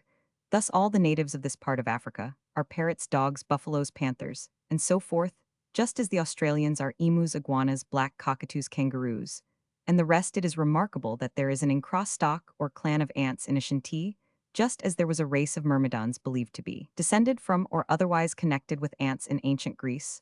Though Bowditch's account of these West African family divisions is brief, the arrangement tallies closely with that of Australia. It is no great stretch of imagination to infer that the African tribes do or once did believe themselves to be of the kindred of the animals, whose names they bear. To it is more or less confirmatory of this hypothesis, that no family is permitted to use as food the animal from which it derives its name. We have seen that a similar rule prevails as far as hunger and scarcity of victuals permit it to be obeyed among the natives of Australia. The Inchwa stock in Ashanti and Fanti is particularly unlucky, because its members may not eat the dog much relished by native epicures, and therefore a serious privation equally to be pitied, were the ancient Egyptians, who, if they belonged to the district of the sheep, might not eat mutton which their neighbors the Lycopolidae devoured at pleasure. These restrictions appear to be connected with the almost universal dislike of cannibals to eat persons of their own kindred. Except as a pious duty, this law of the game in cannibalism has not yet been thoroughly examined, though we often hear of wars waged expressly for the purpose of securing food human meat, while some South American tribes actually bred from captive women by way of securing constant supplies of permitted flesh. 3. When we find stocks, then, which derive their names from animals and decline to eat these animals, we may at least suspect that they once claimed kinship with the name-giving beasts. The refusal to eat them raises a presumption of such faith. Old Bosman 4 had noticed the same practices. One eats no mutton, another no goat's flesh, another no beef, swine's flesh, wild fowl, cocks with white feathers, and they say their ancestors did so from the beginning of the world.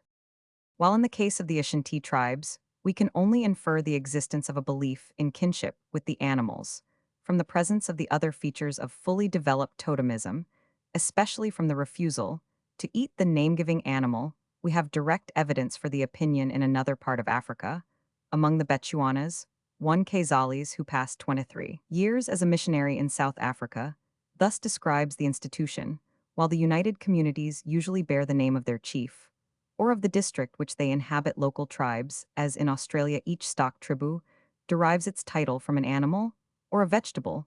All the Bechuanas are subdivided thus into Bakunas, crocodilemen, Batlapis, men of the fish, Bannerer of the buffalo, Banukas, porcupines, Bamoraras, wild vines, and so forth. The Bakunas call the crocodile their father, sing about him in their feasts, swear by him, and mark the ears of their cattle with an incision which resembles the open jaws of the creature.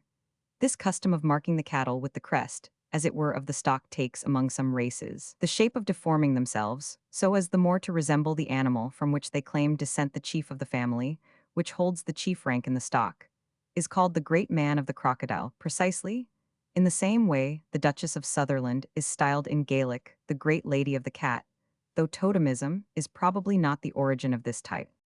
Kazales proceeds: no one would dare to eat the flesh, or wear the skin of the animal whose name he bears, if the animal be dangerous. Lion, for example, people only kill him after offering every apology and asking his pardon. Purification must follow such a sacrifice. Kazales was much struck with the resemblance between these practices and the similar customs of North American races. Livingstone's account 1 on the whole corroborates that of Kazales, though he says the Batao tribe of the lion no longer exists. They use the word bina to dance in reference to the custom of thus naming themselves, so that when you wish to ascertain what tribe they belong to, you say, "What do you dance?" It would seem as if this had been part of the worship of old.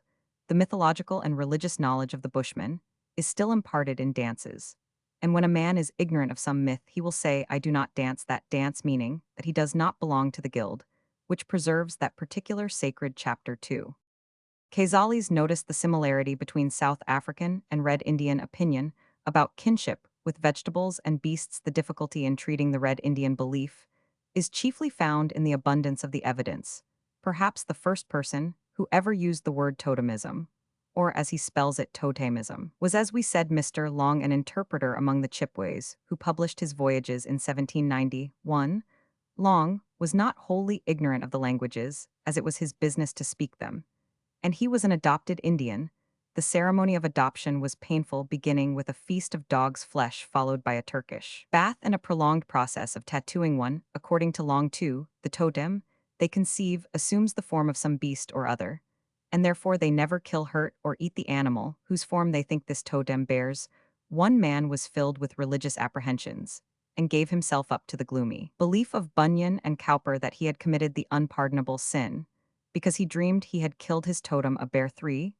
This is only one example, like the refusal of the Osages to kill the beavers with which they count cousins. 4. That the red man's belief is an actual creed and does influence his conduct.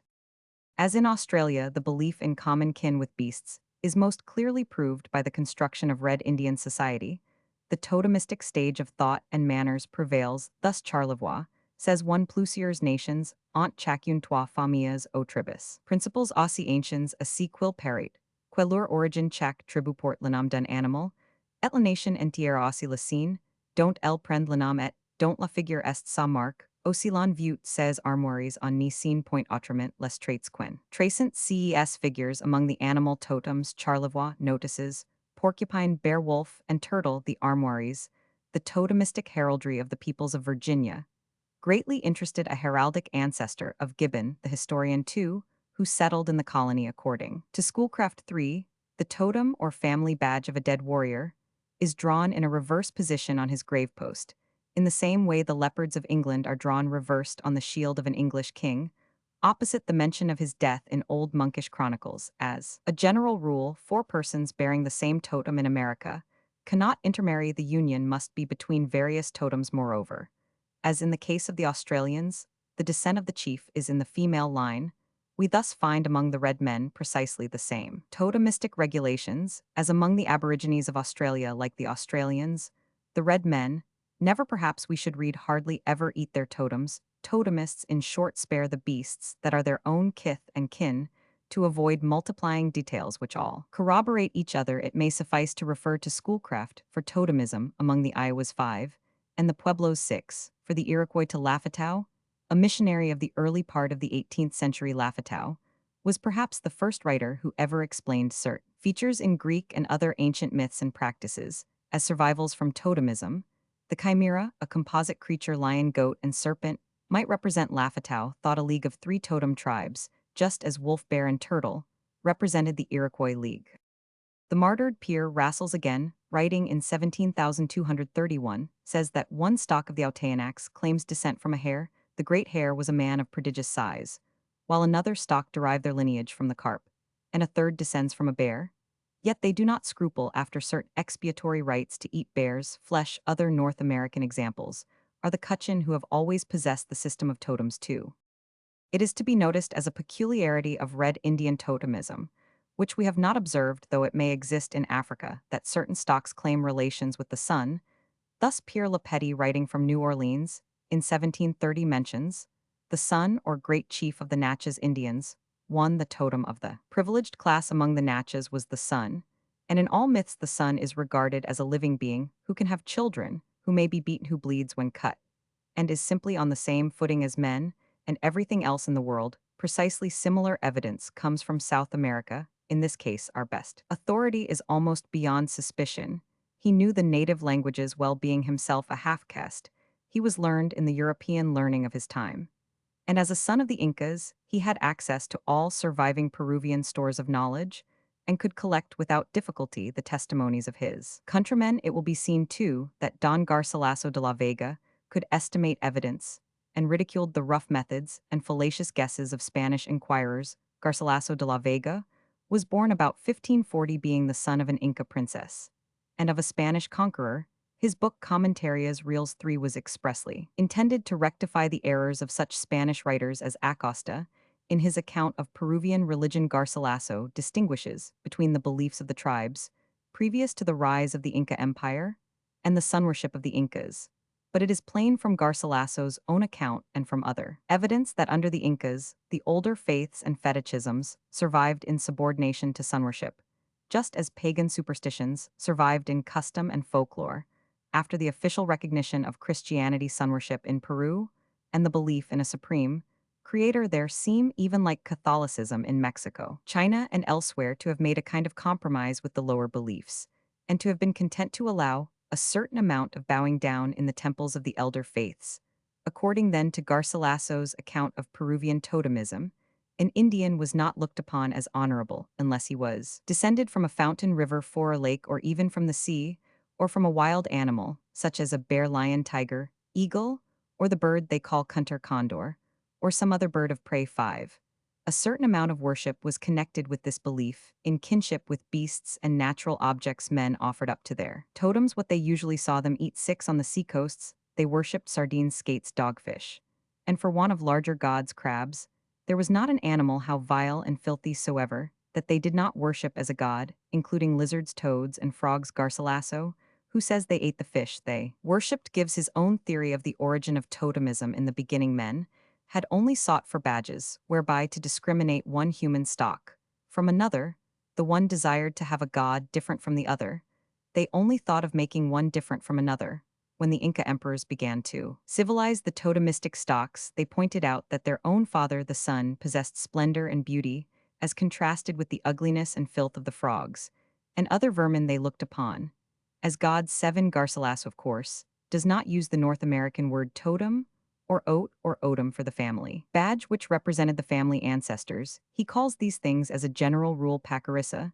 The sun was the pacarissa of the Incas, as it was of the chief of the Natchez. The pacarissa of other stocks was the lion, bear, frog, or what not. Garcilaso accounts for the belief accorded to the Incas, when they claimed actual descent from the sun, by observing 8 that there were tribes among their subjects who professed similar fabulous descents, though they did not comprehend how to select ancestors so well as the Incas, but adored animals and other low and earthly objects.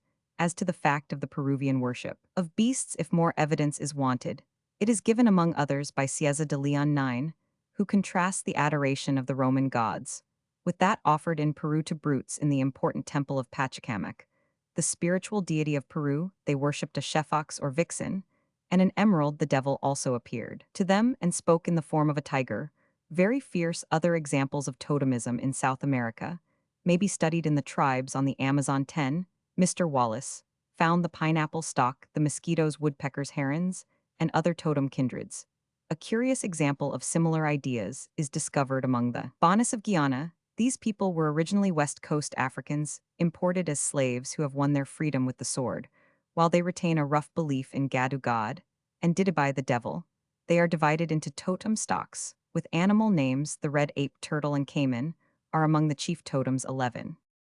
After this hasty examination of the confused belief in kinship with animals and other natural objects, which underlies institutions in Australia, West and South Africa, North and South America, we may glance at similar notions among the non-Aryan races of India.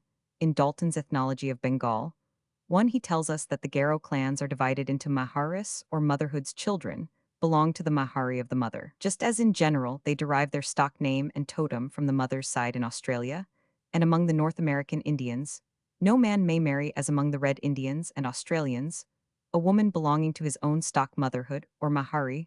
So far the Maharis of Bengal exactly correspond to the totem kindred. But do the Maharis also take their names from plants and animals?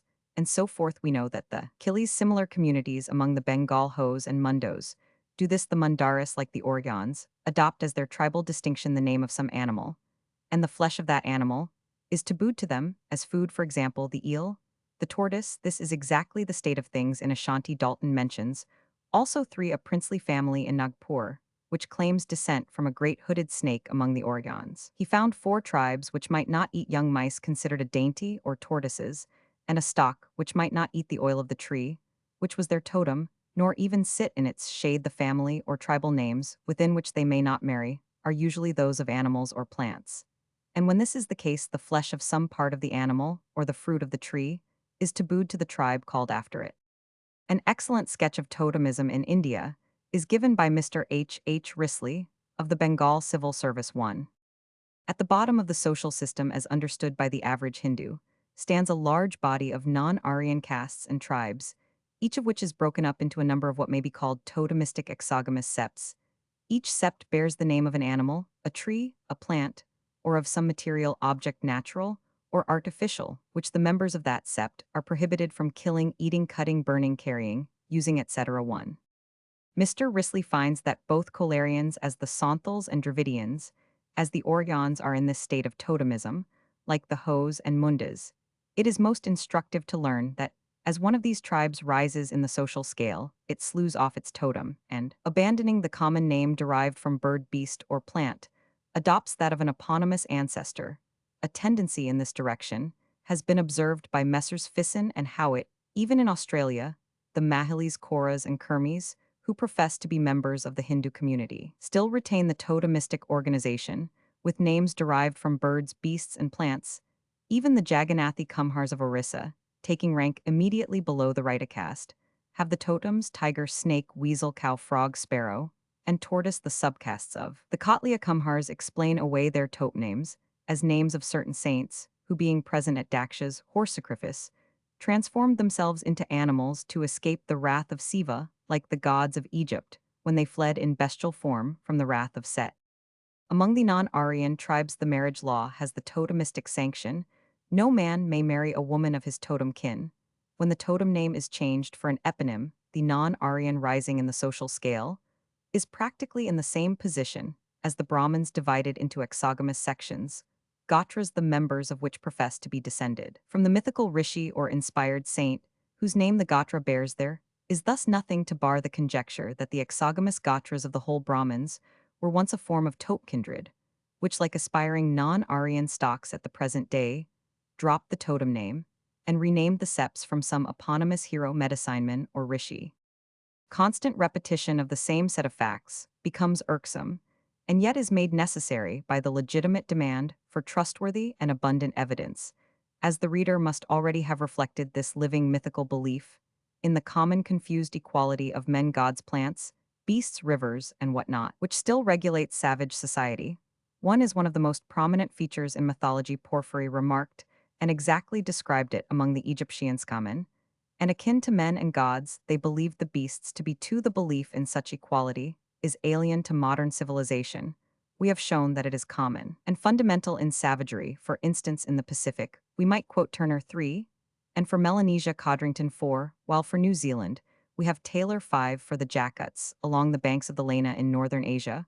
We have the evidence of Strahlenberg, who writes each tribe of these people look upon some particular creature as sacred, for example, a swan, goose, raven, etc., and such is not eaten by that tribe, though the others may eat it. 6, as the majority of our witnesses were quite unaware that the facts they described were common among races of whom many of them had never even heard. Their evidence may surely be accepted as valid, especially as the beliefs testified to express themselves in marriage laws in the blood feud, in abstinence from food on pillars over graves in rude heraldry, and in other obvious and palpable shapes.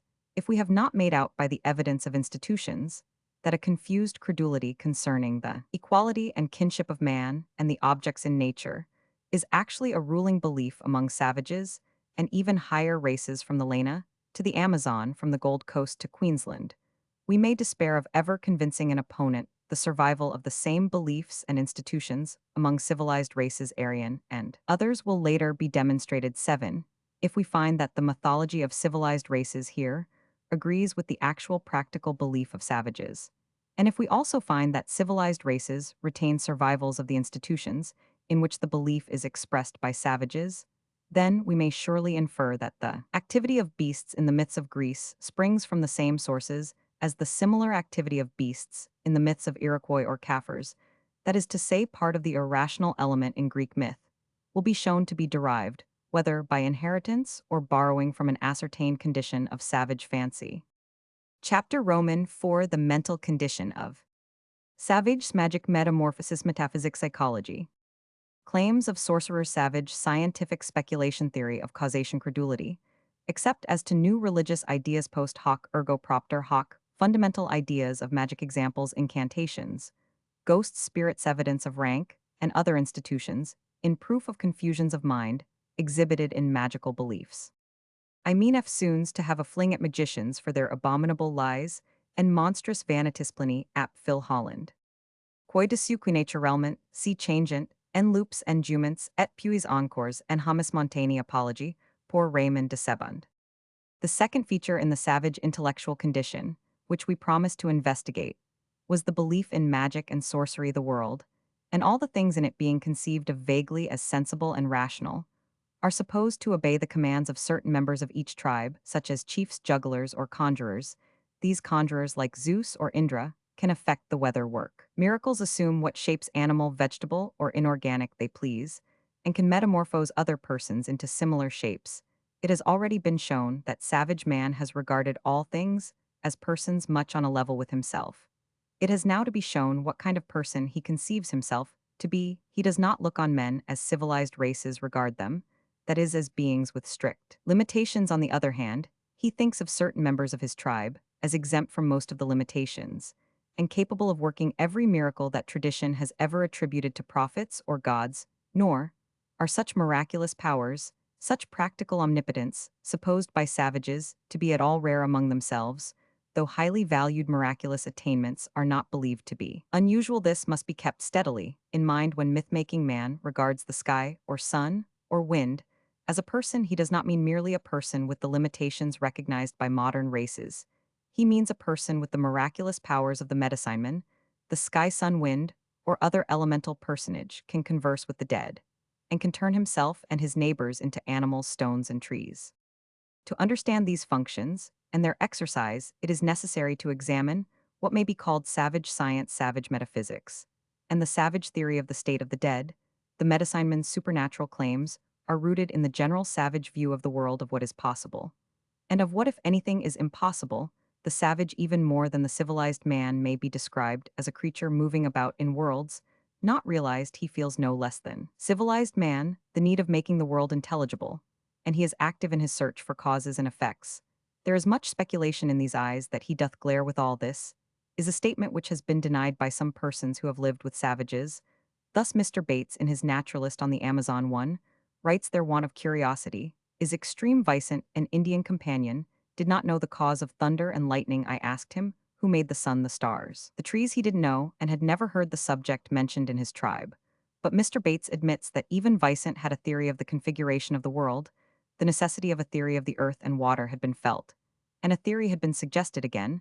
Mr. Bates says about a certain Brazilian tribe, their sluggish minds seem unable to conceive or feel the want of a theory of the soul, and he thinks the cause of this indolence is the lack of a writ language or a leisured class. Now savages, as a rule, are all in the leisured class. All sportsmen. Mr. Herbert Spencer, too, has expressed skepticism about the curiosity attributed to savages.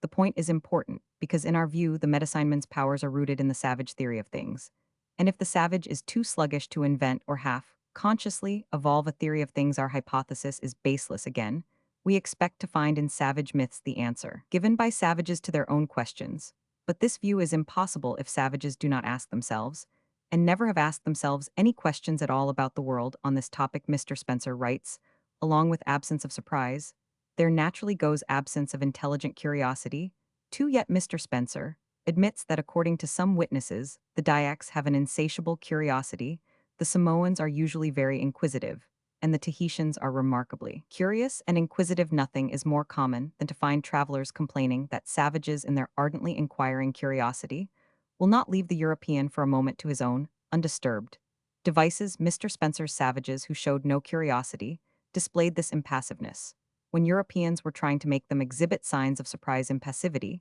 is a point of honor with many uncivilized races, and we cannot infer that a savage has no curiosity because he does not excite himself over a mirror, or when his European visitors try to swagger with their mechanical appliances.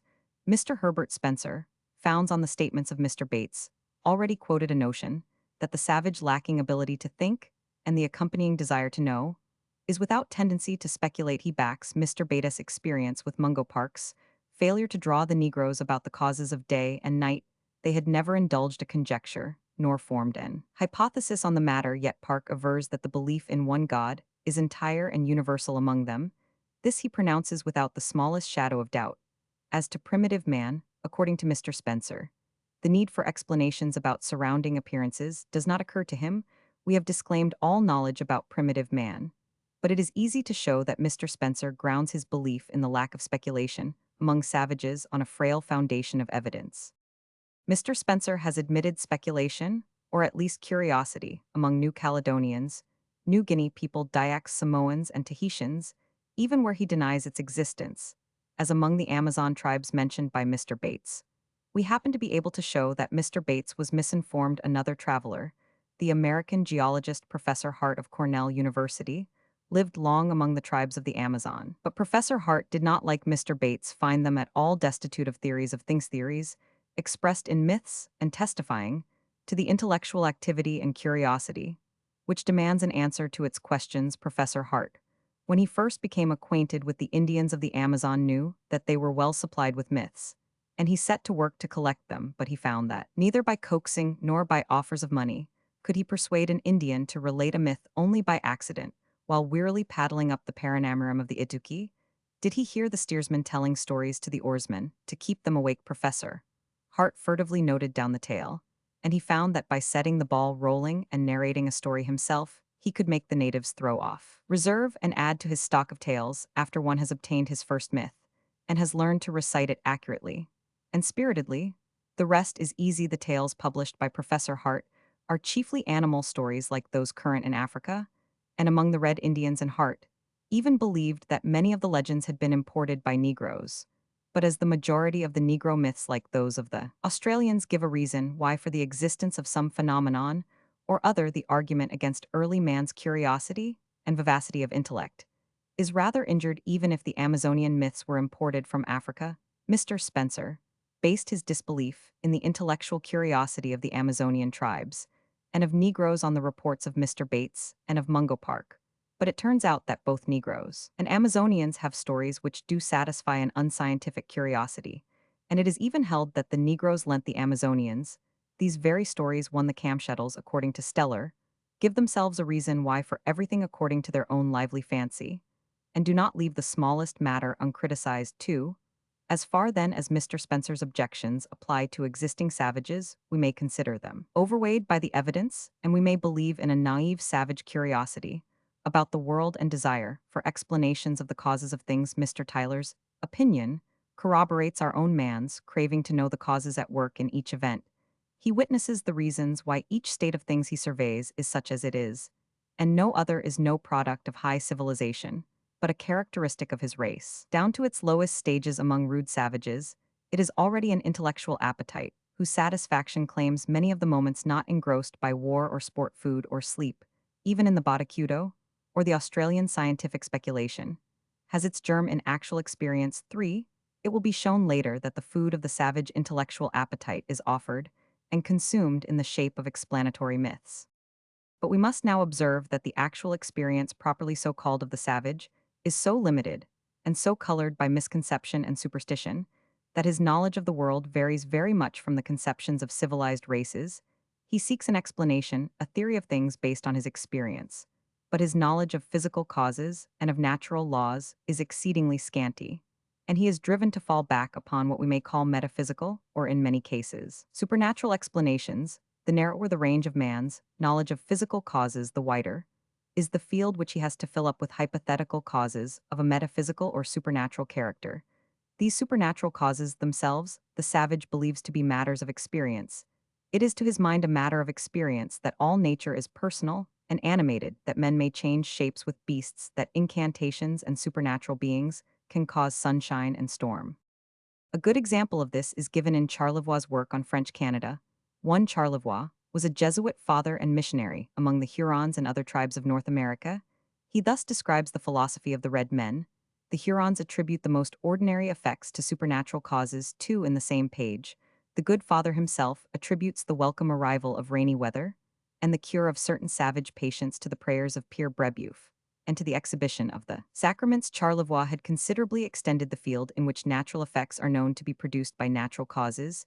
He was much more scientifically minded than his savage flock, and was quite aware that an ordinary clock with a pendulum cannot bring bad luck to a whole tribe, and that a weathercock is not a magical machine for securing unpleasant, whether the Hurons, however knowing less of natural causes and nothing of modern machinery, were as convinced that his clock was ruining the luck of the tribe and his weathercock spoiling the weather as Father Charlevoix could be of the truth of his own inferences, one or two other anecdotes in the good father's history, and letters helped to explain the difference between the philosophies of wild and of Christian men. The Pere Brebeuf was once summoned at the instigation of a Huron wizard or medicineman before a council of the tribe. His judges told the father that nothing had gone right since he appeared among them. To this Brebeuf replied by drawing the attention of the savages to the absurdity of their principles. He admitted the premise that nothing had turned out well in the tribe since his arrival. But the reason, said he plainly, is that God is angry with your hardness of heart. No sooner had the good father thus demonstrated the absurdity of savage principles of reasoning than the malignant Huron wizard fell down dead at his feet. This event naturally added to the confusion of the savages. Coincidences of this sort have a great effect on savage minds. Catlin, the friend of the Mandan tribe, mentions a chief who consolidated his power by aid of a little arsenic bought from the whites. The chief used to prophesy the sudden death of his opponents, which always occurred at the time, indicated the natural results of the administration of arsenic were attributed by the barbarous people to supernatural powers in the possession of the chief one. Thus the philosophy of savages seeks causes, cognoscere rerum, like the philosophy of civilized men, but it flies hastily to a hypothesis of supernatural causes, which are only guessed at, and are incapable of demonstration.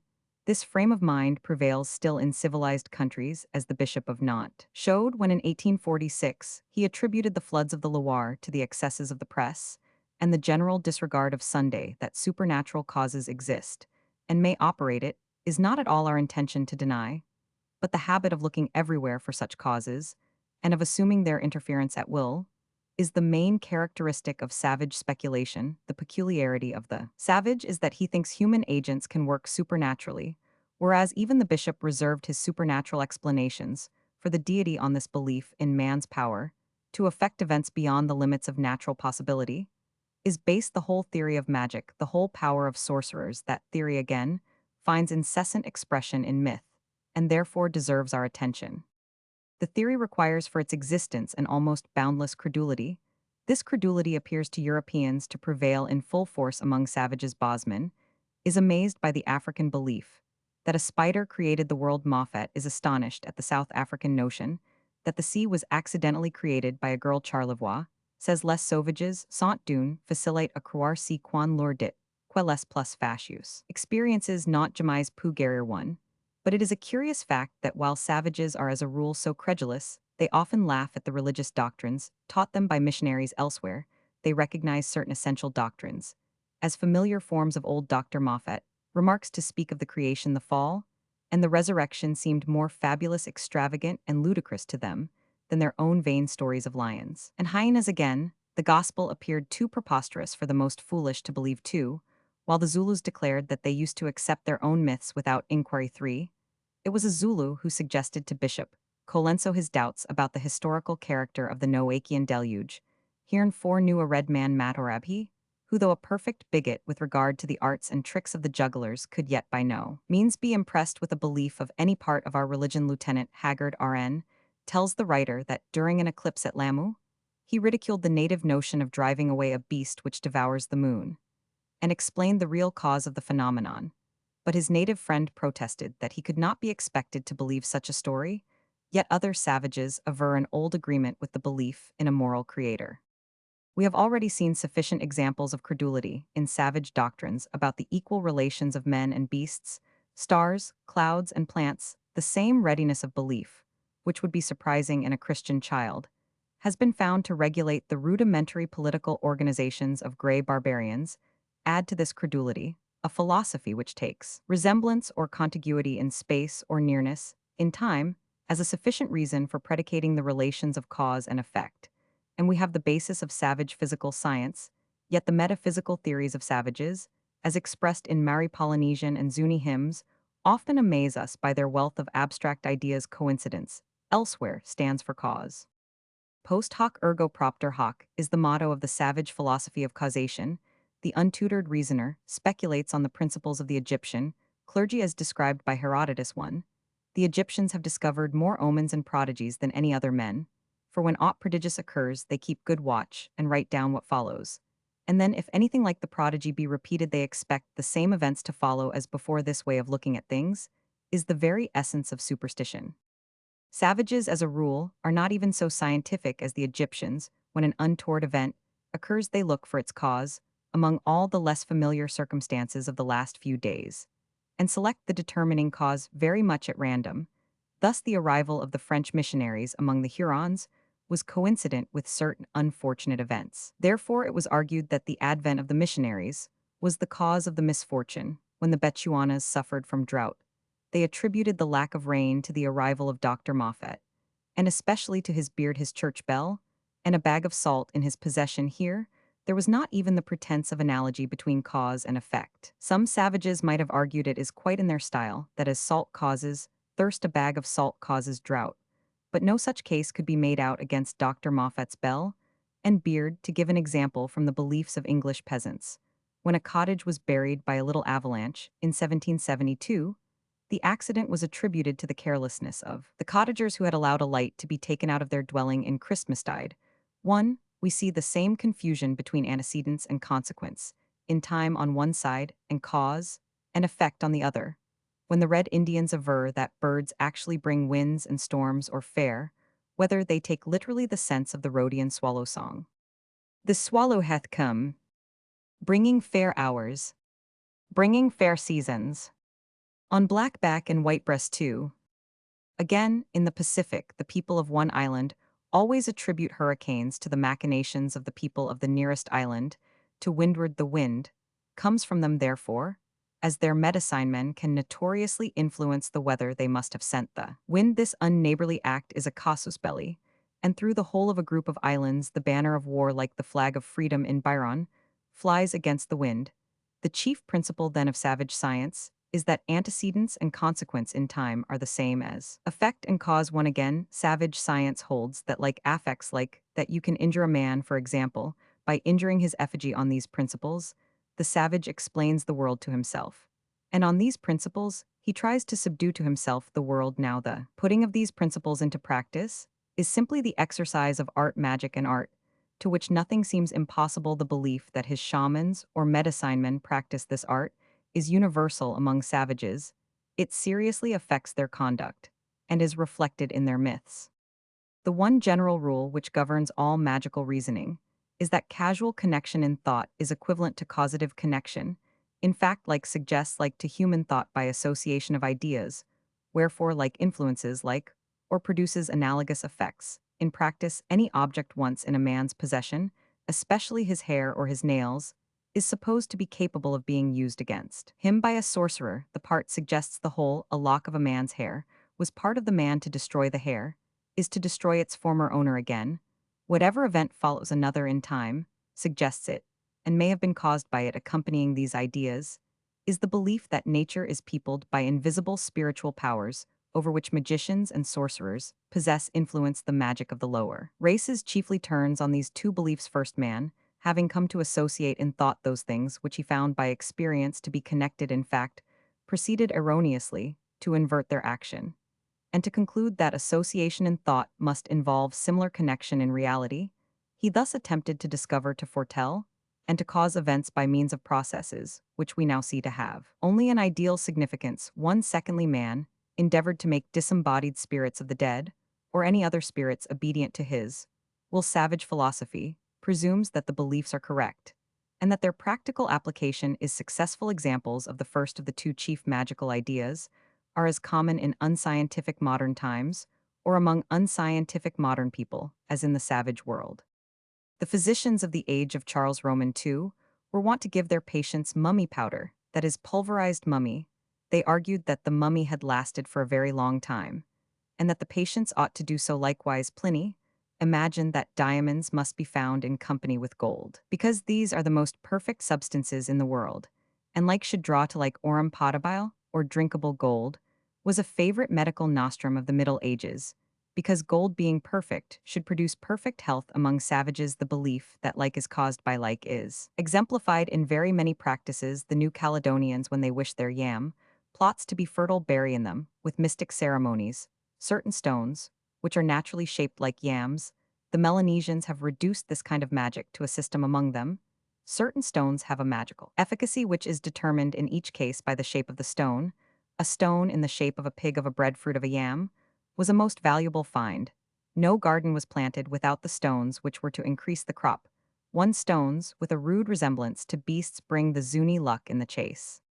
The spiritual theory in some places is mixed up with the like-to-like theory, and the magical stones are found where the spirits have been heard twittering and whistling a large stone, lying with a number of small ones under it like a sow among her sucklings, was good for a childless woman one. It is the savage belief that stones reproduce their species, a belief consonant with the general theory of universal animation and personality. The ancient belief that diamonds gendered diamonds is a survival from these ideas. Stone with little discs upon it was good to bring in money. Any fanciful interpretation of a mark was enough to give a character to the stone, and its associated viewy or spirit in Melanesia in Scotland. Stones, shaped like various parts of the human body, are expected to cure the diseases with which these members may be afflicted. These stones were called by the names of the limbs, which they represented as Eystone headstone. The patient washed the affected part of the body and rubbed it well with the stone corresponding to return from European peasant magic to that of savages. We find that when the Bushmen want wet weather, they light fires believing that the black smoke clouds will attract black rain clouds, while the Zulus sacrifice black cattle to attract black clouds of rain. One, though this magic has its origin in savage ignorance, it survives into civilization. Thus, the sacrifices of the Vedic age were imitations of the natural phenomena, which the priests desired to produce two sedate, un moyen de faire tumor, la pluie, and realisant par les representations terrestres, deso du nuage, et de l'éclair les conditions, dans lesquelles celui I determine, dans le ciel le panchement de celesla. A good example of magical science is afforded by the medical practice of the Dakotas of North America. 3. When anyone is ill, an image of his disease, a boil, or whatnot, is carved in wood. This little image is then placed in a bowl of water and shot at with a gun. The image of the disease being destroyed, the disease itself is expected to disappear. Compare the magic of the Philistines, who made golden images of the sores which plagued them, and stowed them away in the ark for the custom of making a wax statuette of an enemy, and piercing it with pins, or melting it before the fire so that the detested person might waste as his semblance melted, was common in medieval Europe, was known to Plato, and is practiced by Negroes. Some Australians take some of the hair of an enemy, mix it with grease and the feathers of the eagle, and burn it in the fire. This is bar or black magic. The boarding, under the chair of a magistrate in Barbados, was lifted not long ago, and the ground beneath was found covered with wax images of litigants stuck full of pins. The war magic of the Dakotas works in a similar manner. Before a party starts on the war trail, the chief with various ceremonies takes his club and stands before his tent. An old witch bowls hoops at him. Each hoop represents an enemy, and for each he strikes a foeman is expected to fall a bowl of sweetened water, is also set out to entice the spirits of the enemy. 1. The war magic of the Aryans in India does not differ much in character from that of the Dakotas. If anyone wishes his army to be victorious, he should go beyond the battle line, cut a stalk of grass at the top and end, and throw it against the hostile army with the words pressa cause trapeciati o pressaha. Who sees the if one who has such knowledge cuts a stalk of grass and throws the parts at the hostile army, it becomes split and dissolved, just as a daughter-in-law becomes abashed and faints when seeing her father-in-law, in allusion, apparently to the widespread taboo, which makes fathers-in-law, daughters-in-law, sons-in-law, and mothers-in-law avoid each other too. The huntances of the Red Indians and Australians are arranged like their war magic effigies of the bears, deer, or kangaroos are made, or some of the hunters imitate the motions of these animals. The rest of the dancers pretend to spear them, and it is hoped that this will ensure success among the real bears and kangaroos. Here is a singular piece of magic in which Europeans and Australian blacks agree. Boris Godunov made his servant swear never to injure him by casting spells with the dust on which his feet or his carriage wheels had left traces. 1. Mr. Howitt finds the same magic among the Kurnai. 2. Seeing a Tadangalang very lame, I asked him what was the matter. He said, some fellow has put bottle in my foot. I found he was probably suffering from acute rheumatism. He explained that some enemy must have found his footrack and have buried in it a piece of broken bottle. The magic influence, he believed, caused it to enter his foot on another occasion. A native told Mr. Howitt that he had seen black fellows putting poison in his footracks. Bosman mentions a similar practice among the people of Guinea. In Scottish folklore, a screw nail is fixed into the footprint of the person who is to be injured. Just as these magical efforts to influence like by like work their way into Vedic and other religions, So they are introduced into the religion of the savage. His prayers are addresses to some sort of superior being, but the efficacy of the prayer is often eked out by a little magic. Unless, indeed, we prefer to suppose that the words of the supplication are interpreted by gesture speech sprout rites, set words and gestures are used according to the thing desired. For instance, in praying for salmon, the native rubs the backs of his hands, looks upwards, and mutters the words many salmon, if he wishes for deer. He carefully rubs both eyes, or if it is geese, he rubs the back of his shoulder, uttering always in a sing-song way the accustomed formula. All these practices in praying no doubt have a meaning. We may see a steady hand is needed in throwing the salmon spear, and clear eyesight in finding deer in the forest one. In addition to these forms of symbolical magic, which might be multiplied to any extent, we find among savages the belief in the power of songs of incantation. This is a feature of magic which specially deserves our attention in myths, and still more in marchen or household tales. We shall constantly find that the most miraculous effects are caused when the hero pronounces a few lines of rhyme in Rome, as we have all read in the Latin Delectus. It was thought that incantations could draw down the moon in the Odyssey. The kinsfolk of Odysseus sing a song of healing over the wound which was dealt him by the boar's tusk. Jean d'Arc, wounded at Orleans, refused a similar remedy. Sophocles speaks of the folly of muttering incantations over wounds that need the surgeon's knife. The song that salved wounds occurs in the Cailwala, the epic poem of the Finns. In many of Grimm's Marchen miracles are wrought by the repetition of snatches of rhyme. This belief is derived from the savage state of fancy. According to Cole, 1, every sorrowful or joyful emotion that opens the Indian's mouth is at once wrapped up in the garb of a Wabananagamoan chanson magicale. If you ask one of them to sing you a simple innocent hymn, in praise of nature, a spring, or jovial hunting stave, he never gives you anything but a form of incantation with which he says you will be able to call to you all the birds from the sky, and all the foxes and wolves from their caves, and Burrows the giant's daughter in the Scotch Marchen Nisht. Nothing is thus enabled to call to her aid all the birds of the sky in the same way. If you ask an Indian for a love song, he will say that a filter is really much more efficacious. The savage, in short, is extremely practical. His arts, music, and drawing exist not pour l'art, but for a definite purpose, as methods of getting something that the artist wants. The young lover, whom Cole knew like the lover of Bomaka and Theocritus, believed in having an image of himself, and an image of the beloved into the heart of the female image. He thrust magic powders, and he said that this was common lovers adding songs, partly elegiac, partly malicious, and almost criminal forms of incantation. 3. Among the Indo-Aryans, the masaminic or incantations of the red man are known as mantras. 1. These are usually texts from the Veda and are chanted over the sick, and in other circumstances, where magic is believed to be efficacious among the New Zealanders, the incantations are called karakias and are employed in actual life. There is a special karakia to raise the wind in Maori myths. The hero is very handy with his karakia rocks split before him, as before girls who use incantations in Kaffir and Bushman tales. He assumes the shape of any animal at will, or flies in the air, all by virtue of the karakia or incantation. 2. Without multiplying examples in the savage belief that miracles can be wrought by virtue of physical correspondences, by like acting on like, by the part affecting the whole, and so forth, we may go on to the magical results produced by the aid of spirits. These may be either spirits of the dead or spiritual essences that never animated mortal men. Savage magic or science rests partly on the belief that the world is peopled by a choir, invisible, or rather by a choir only occasionally visible to certain gifted people, sorcerers, and diviners. An enormous amount of evidence to prove the existence of these tenets has been collected by Mr. Tyler, and is accessible to all in the chapters on animism in his Primitive Culture. It is not our business here to account for the universality of the belief in spirits. Mr. Tyler, following Lucretius and Homer, derives the belief from the reasonings of early men on the phenomena of dreams, fainting, shadows, visions caused by narcotics, hallucinations, and other facts, which suggest the hypothesis of a separable life apart from the bodily organism.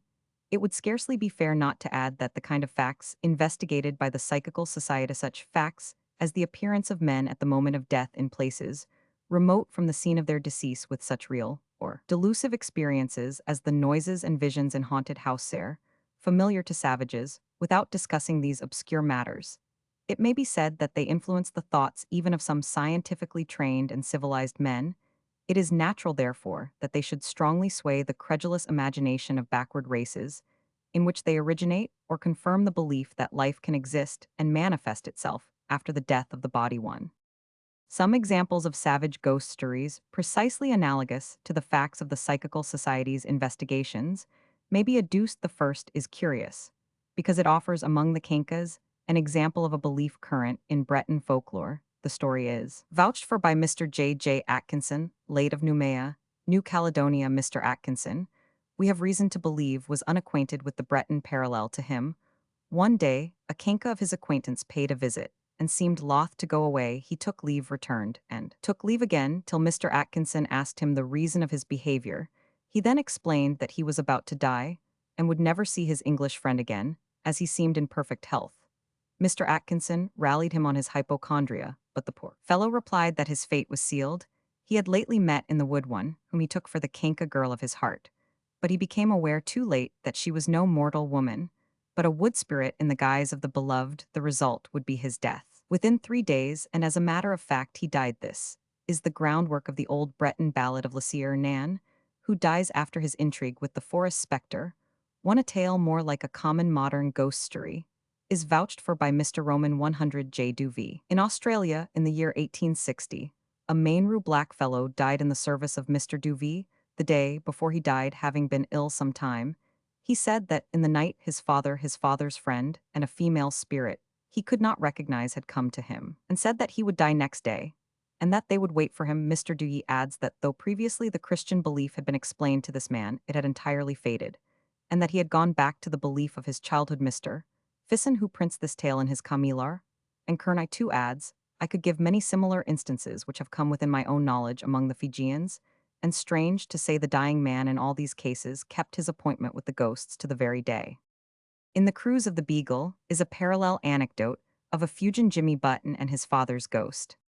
Without entering into a discussion of ghosts, it is plain that the kind of evidence, whatever its value, may be which convinces many educated Europeans of the existence of veridical apparitions, has also played its part in the philosophy of uncivilized races on this belief, in apparitions. Then is based the power of the savage sorcerers and necromants of the men who converse with the dead, and are aided by disembodied spirits. These men have greatly influenced the beginnings of mythology. Among certain Australian tribes, the necromants are called Barark. One, the Kernai tell me, says Mr. Howitt, that a Barark was supposed to be initiated by the Emrart's ghosts. When they met him wandering in the bush, it was from the ghosts that he obtained replies to questions concerning events passing at a distance, or yet to happen, which might be of interest or moment to his tribe. Mr. Howitt prints an account of a spiritual seance in the bush too. The fires were let go down. The Barark uttered a cry cooey at intervals. At length, a distant reply was heard, and shortly afterwards the sound, as of persons jumping on the ground in succession. A voice was then heard in the gloom asking, in a strange intonation, what is wanted. Questions were put by the Barark and replies given at the termination of the seance. The spirit voice said, we are going finally. The Barark was found in the top of an almost inaccessible tree, apparently asleep. 3. There was one Barark at least to every clan. The Kernai gave the name of Bruin, a powerful evil spirit to a Barark, who was once carried away for several days by the Emrarts or spirits. For it is a belief with the Australians, as according to Bosman it was with the people of the Gold Coast, that a very powerful wizard lives far inland, and the Negroes held that to this warlock the spirits of the dead went to be judged according to the merit of their actions in life. Here we have a doctrine answering to the Greek belief in the wizard minus Aeacus and Rhadamanthus, and to the Egyptian idea of Osiris as judge of the departed. 5. The pretensions of the sorcerer to converse with the dead are attested by Mr. Bersmythe. 6. A sorcerer lying on his stomach spoke to the deceased, and the other sitting by his side received the precious messages, which the dead man told. As a natural result of these beliefs, the Australian necromant has great power in the tribe. Mr. Howitt mentions a case in which a group of kindred, ceasing to use their old totemistic surname, called themselves the children of famous dead Barark, who thus became an eponymous hero like Ion among the Ionians. 7. Among the Scotch Highlanders, the position and practice of the seer were very like those of the Barark.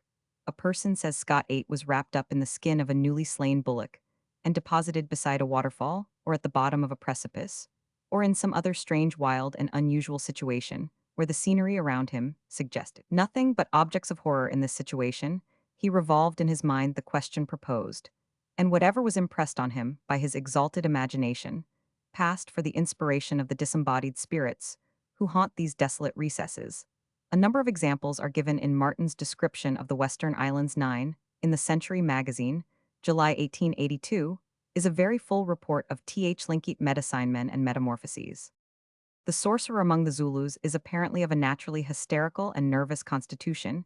He hears the spirits who speak by whistling, speaking to him one whistling, is also the language of the ghosts in New Caledonia, where Mr. Atkinson informs us that he has occasionally put an able-bodied Kenka to ignominious flight by whistling softly in the dusk. The ghosts in Homer make a similar sound, and, even as bats flit gibbering in the secret place of a wondrous cavern, even so the souls gibbered as they fared together. Odyssey, Roman 24. The familiar spirits make him that Zulu sorcerer acquainted with what is about to happen, and then he divines for the people as the Bararks learn songs and dance music from the Emrarts. So the Zulu and Nyanga, or diviners, learn magical couplets from the Itango, or spirits too. The evidence of institutions confirms the reports about savage belief in magic.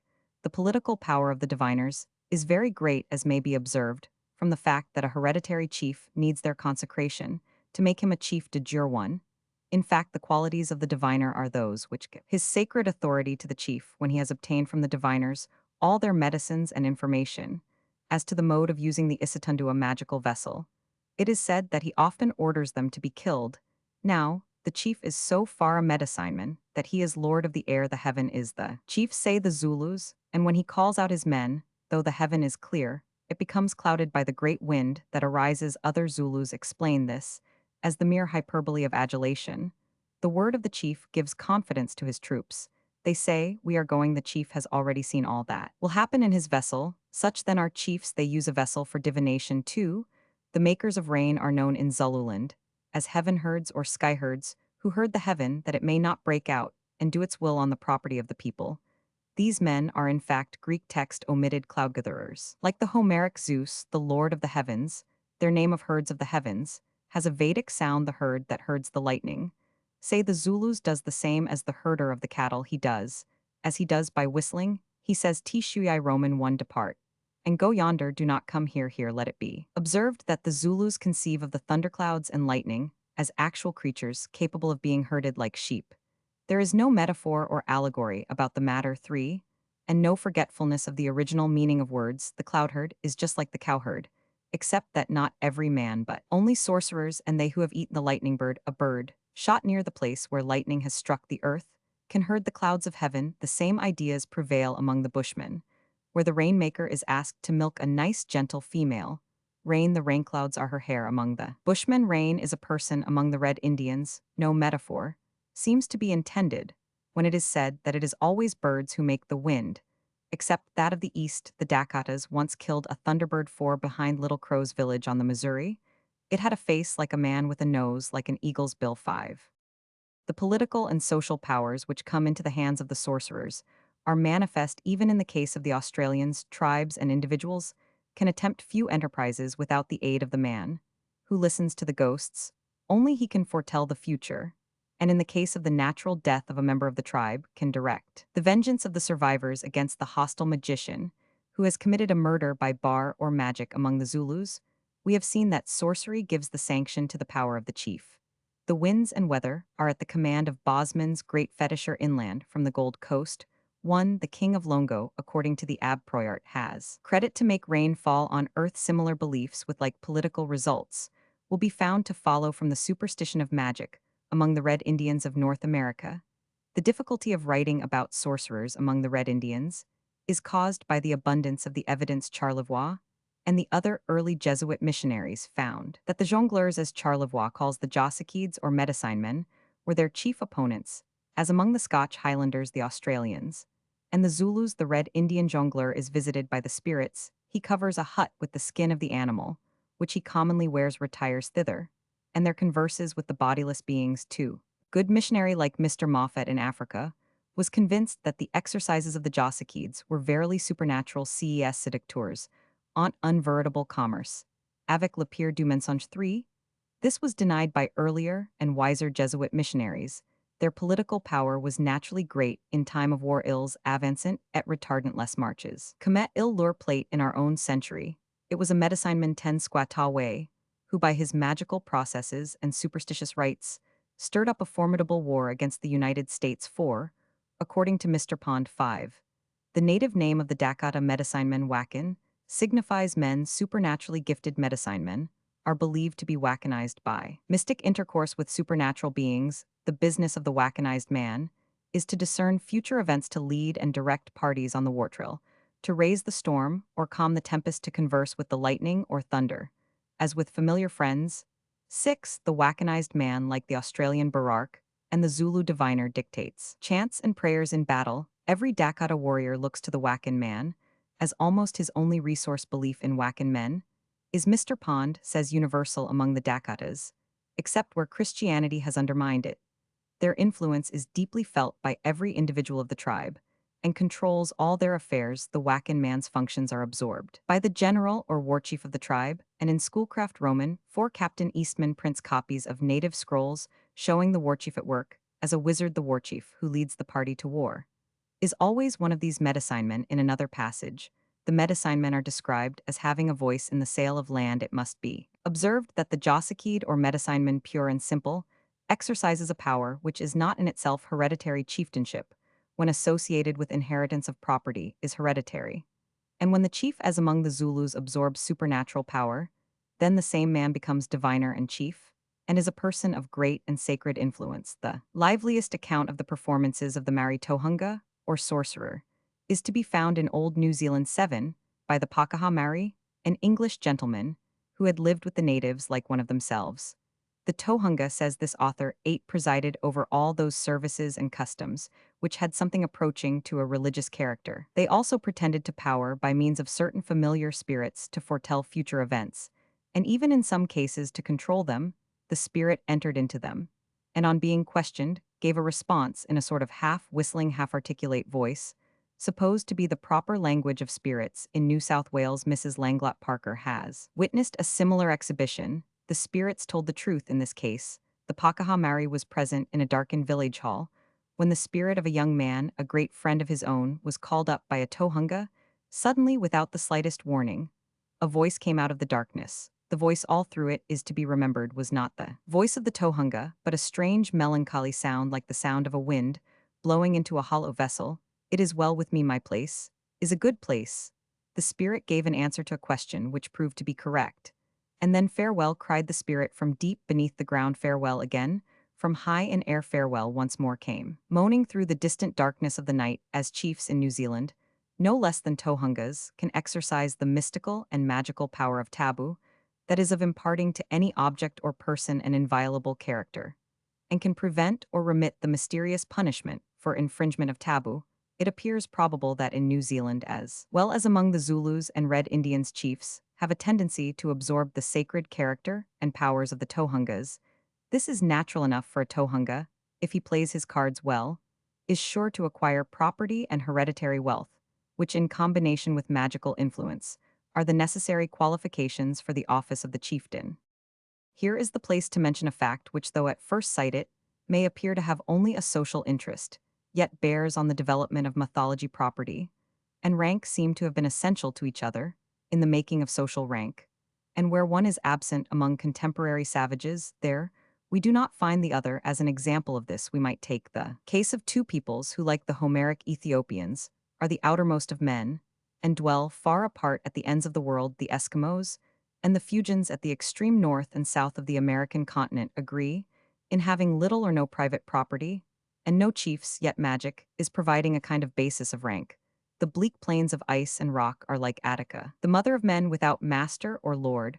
Among the housemates of the smaller settlements, there is no headman, and in the larger gatherings, Dr. Rink says that still less than among the housemates was anyone belonging to such a place to be considered a chief. The songs and stories of the Eskimo contain the praises of men who have risen up and killed any usurper who tried to be a ruler over his placemates. No one could possibly establish any authority on the basis of property, because superfluous property implements, etc., rarely existed. If there are 3 boats in one household, one of the boats is borrowed by the community and reverts to the general fund. If we look at the account of the Fuegians described in Admiral Fitzroy's cruise, we find a similar absence of rank produced by similar causes the perfect equality among the individuals composing the tribes, must for a long time retard their civilization. At present, even a piece of cloth is torn in shreds and distributed, and no one individual becomes richer than another on the other hand.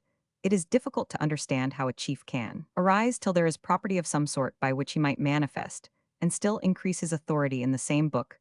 However, we get a glimpse of one means by which authority can be exercised. The doctor wizard of each party has much influence over his companions among the Eskimos. This element in the growth of authority. Also exists a class of wizards called Angakut, have power to cause fine weather, and by the gift of second sight and magical practices, can detect crimes, so that they necessarily become a kind of civil magistrates. These Angakok or Angakut have familiar spirits called Torngak, a word connected with the name of their chief spiritual being Torngarsak. The Torngak is commonly the ghost of a deceased parent of the sorcerer. These men, says Eged, are held in great honor and esteem among the stupid and ignorant nation, insomuch that nobody dare ever refuse the strictest obedience when they command him in the name of Torngarsak. The importance and actual existence of belief in magic has thus been attested by the evidence of institutions, even among Australians, Fuegians, and Eskimos. It is now necessary to pass from examples of tribes who have superstitious respect for certain individuals, but who have no property and no chiefs, to peoples who exhibit the phenomenon of superstitious reverence, attached to wealthy rulers or to judges. To take the example of Ireland, as described in the Census More, we learn that the chiefs, just like the Angakut of the Eskimos, had power to make fair or foul, whether in the literal sense of the words, one in Africa, in the same way as Bosman, the old traveler, says, as to what difference there is between one Negro and another. The richest man is the most honored, yet the most honored man has the same magical power as the poor Angakuts of the Eskimos. In the Solomon Islands, says Dr. Codrington, there is nothing to prevent a common man from becoming a chief, if he can show that he has the supernatural power for it one. Though it is anticipating a later stage of this inquiry, we must here observe that the sacredness and even the magical virtues of barbarous chiefs seem to have descended to the early leaders of European races.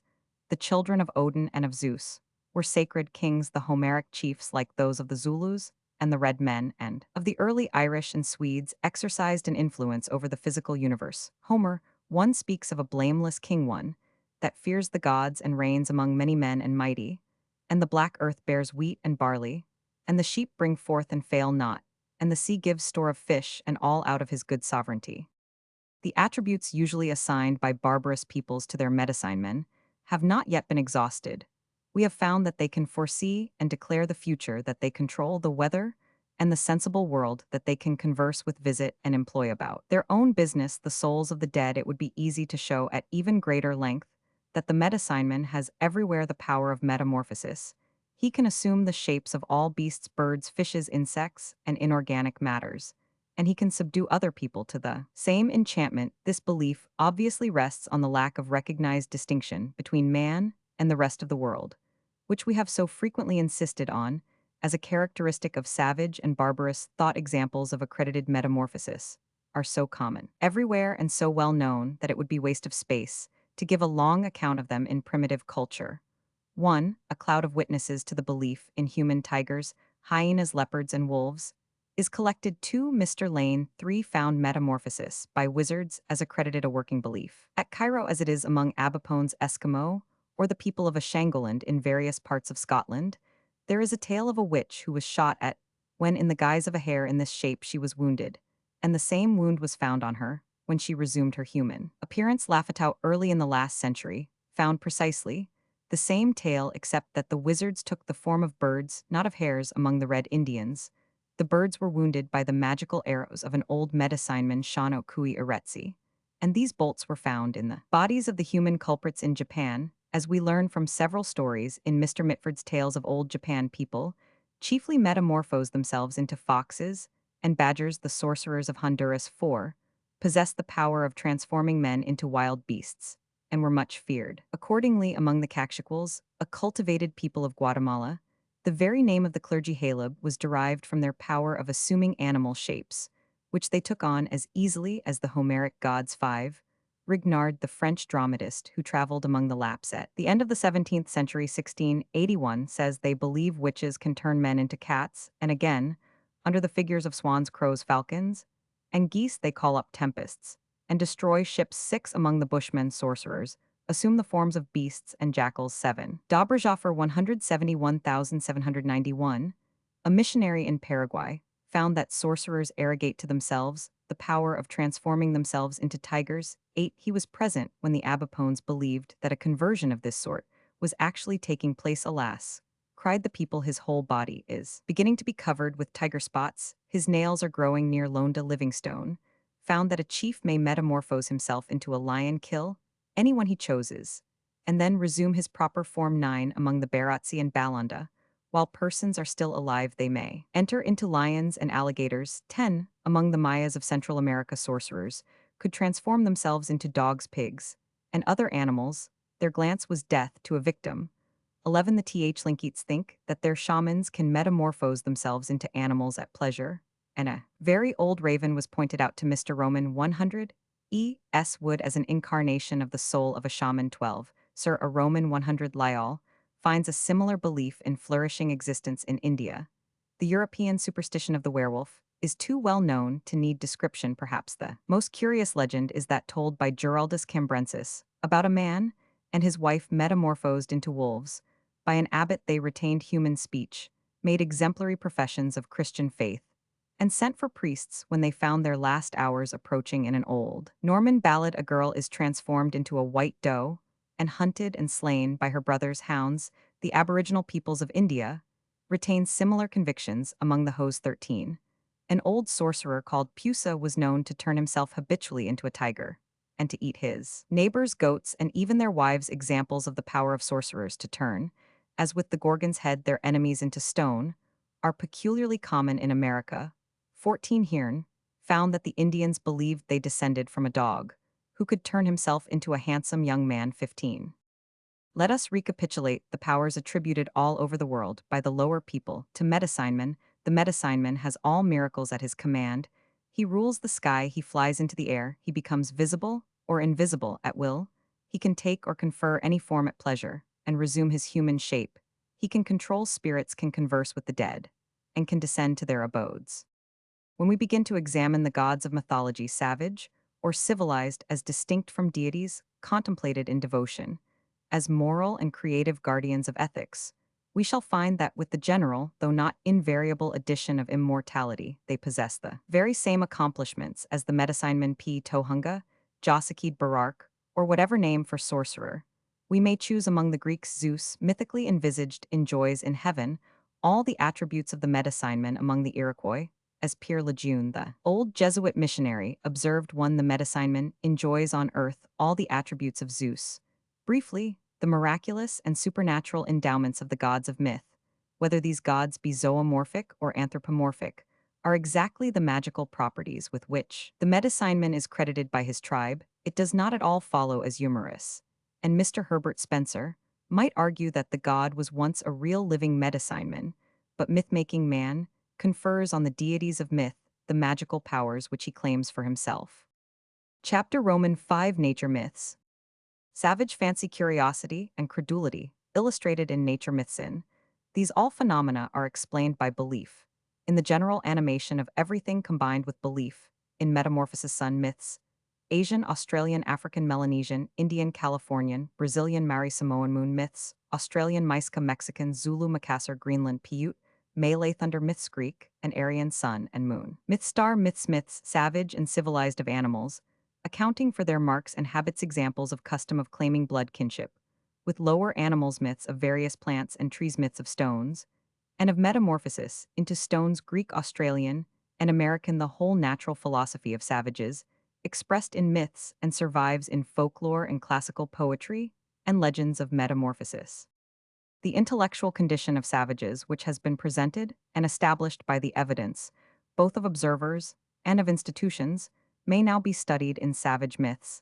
These myths, indeed, would of themselves demonstrate that the ideas which the lower races entertain about the world correspond with our statement. If anyone were to ask himself from what mental conditions do the following savage stories arise, he would naturally answer that the minds which conceived the tales were curious, indolent, credulous of magic and witchcraft, capable of drawing no line between things and persons, capable of crediting all things with human passions and resolutions, but as myths analogous to those of savages, when found among civilized peoples, have been ascribed to a psychological condition produced by a disease of language acting after civilization had made considerable advances. We cannot take the savage myths as proof of what savages think, believe, and practice in the course of daily life. To do so would be perhaps to argue in a circle.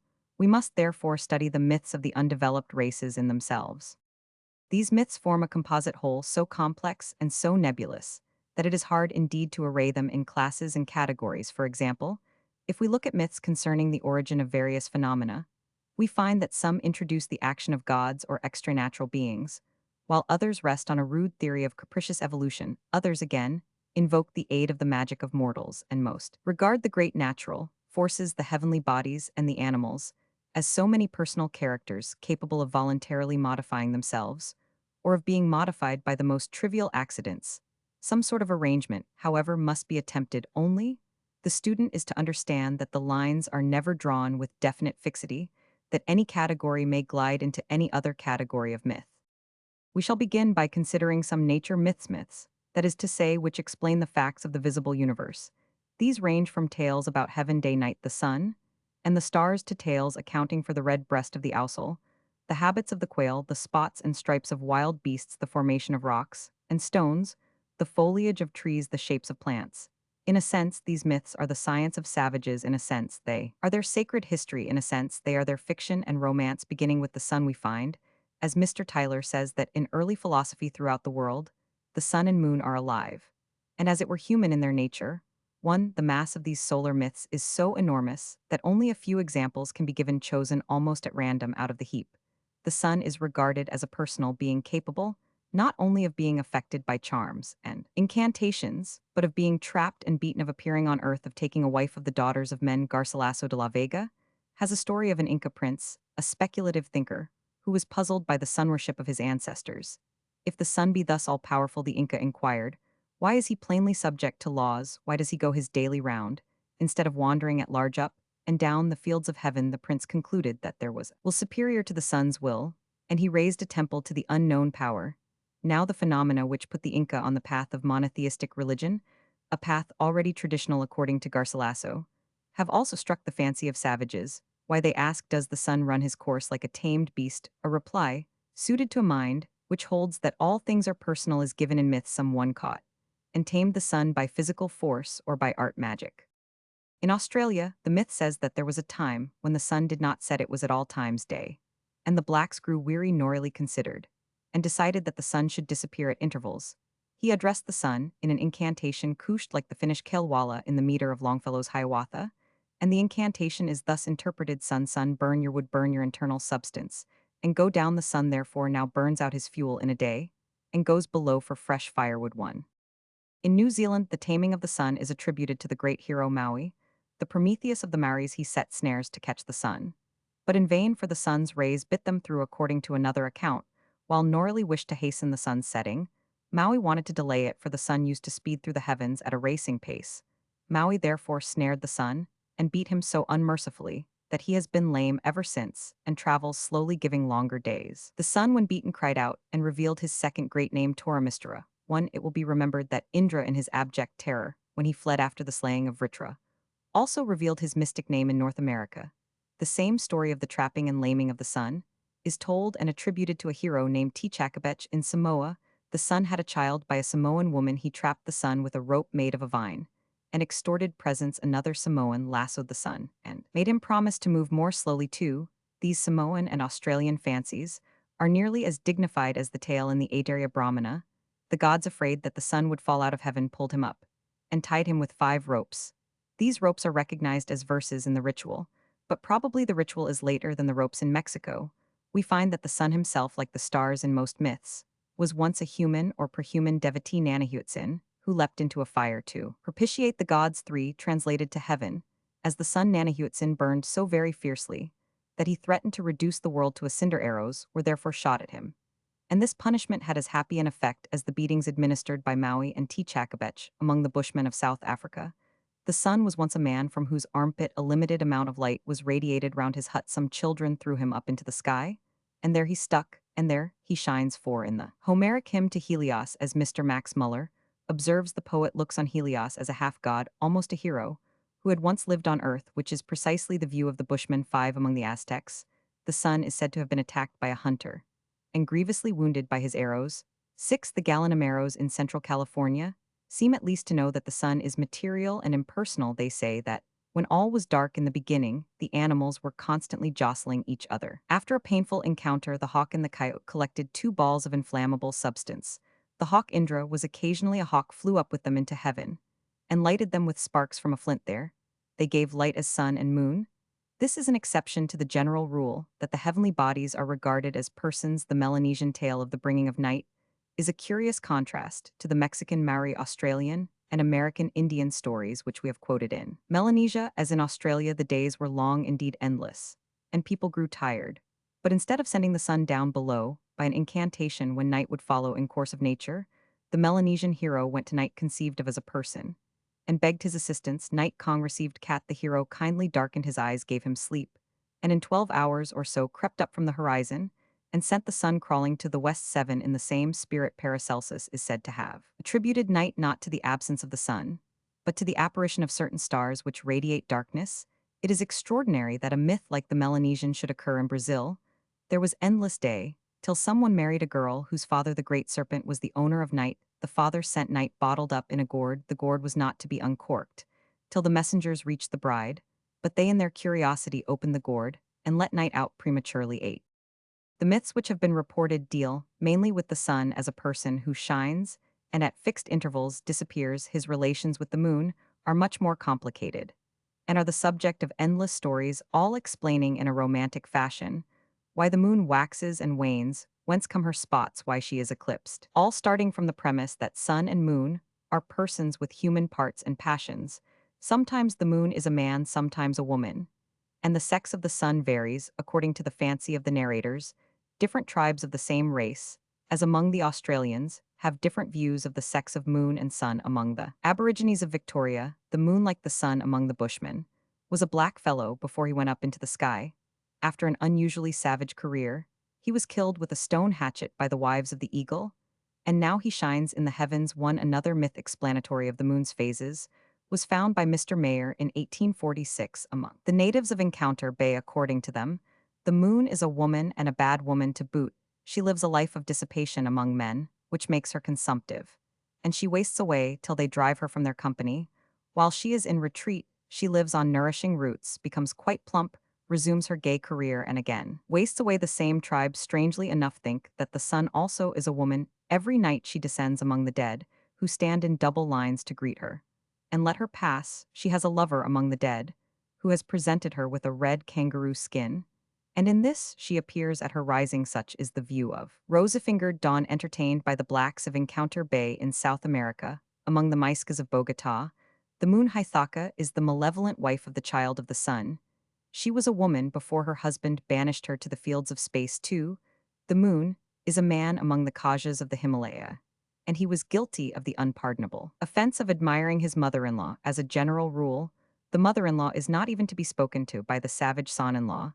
The lady threw ashes in his face to discourage his passion. Hence, the moon spots, the waning of the moon, suggested the most beautiful and best known of savage myths, that in which the moon sends a beast to tell mortals that though they die like her, they shall be born again. 3 Because the spots in the moon were thought to resemble a hair, they were accounted for in Mexico by the hypothesis that a god smote the moon in the face with a rabbit. 4 In Zululand, and Thibet by a fancied translation of a good or bad hair to the moon.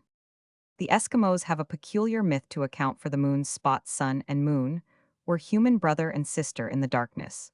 The moon once attempted the virtue of the sun. She smeared his face over with ashes that she might detect him.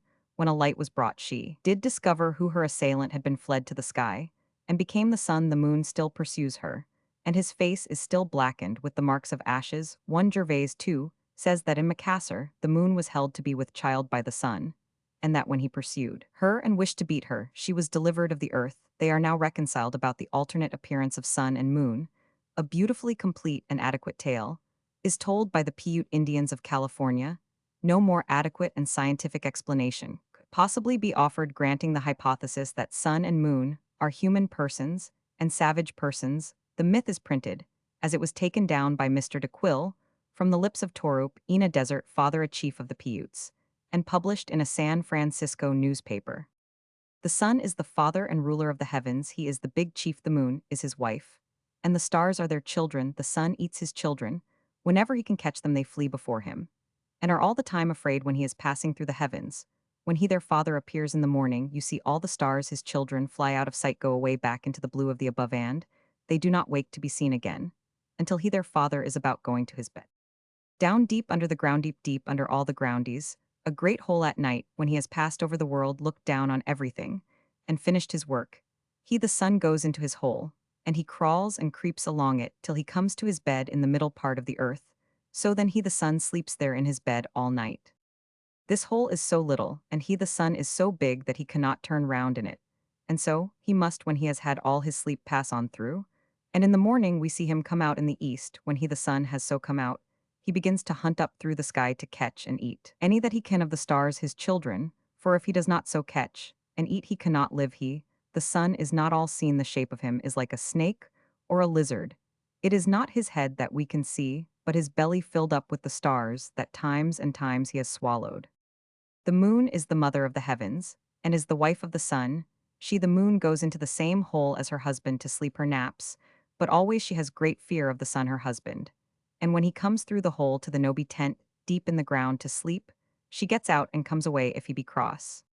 She, the moon, has great love for her children, the stars, and is happy to travel among them in the above, and they, her children, feel safe and sing and dance as she passes along. But the mother, she cannot help that some of her children must be swallowed by the father every month. It is ordered that way by the Paha, great spirit, who lives above the place of all. Every month that father, the sun, does swallow some of the stars, his children, and then that mother, the moon, feels sorrow. She must mourn, so she must put the black on her face, for to mourn the dead. You see, the Paiute women put black on their faces when a child is gone, but the dark will wear away from the face of that mother, the moon, a little and a little every day.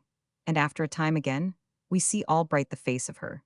But soon more of her children are gone, and again she must put on her face the pitch and the black.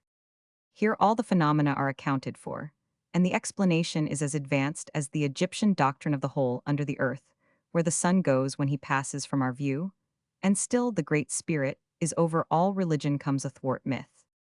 Mr. Tyler quotes one a nature myth about sun, moon, and stars, which remarkably corresponds to the speculation of the Paiutes. The Mentira of the Malayan Peninsula say that both sun and moon are women, the stars are the moon's children. Once the sun had as many, they each agreed, like the women of Jerusalem, in the famine to eat their own children.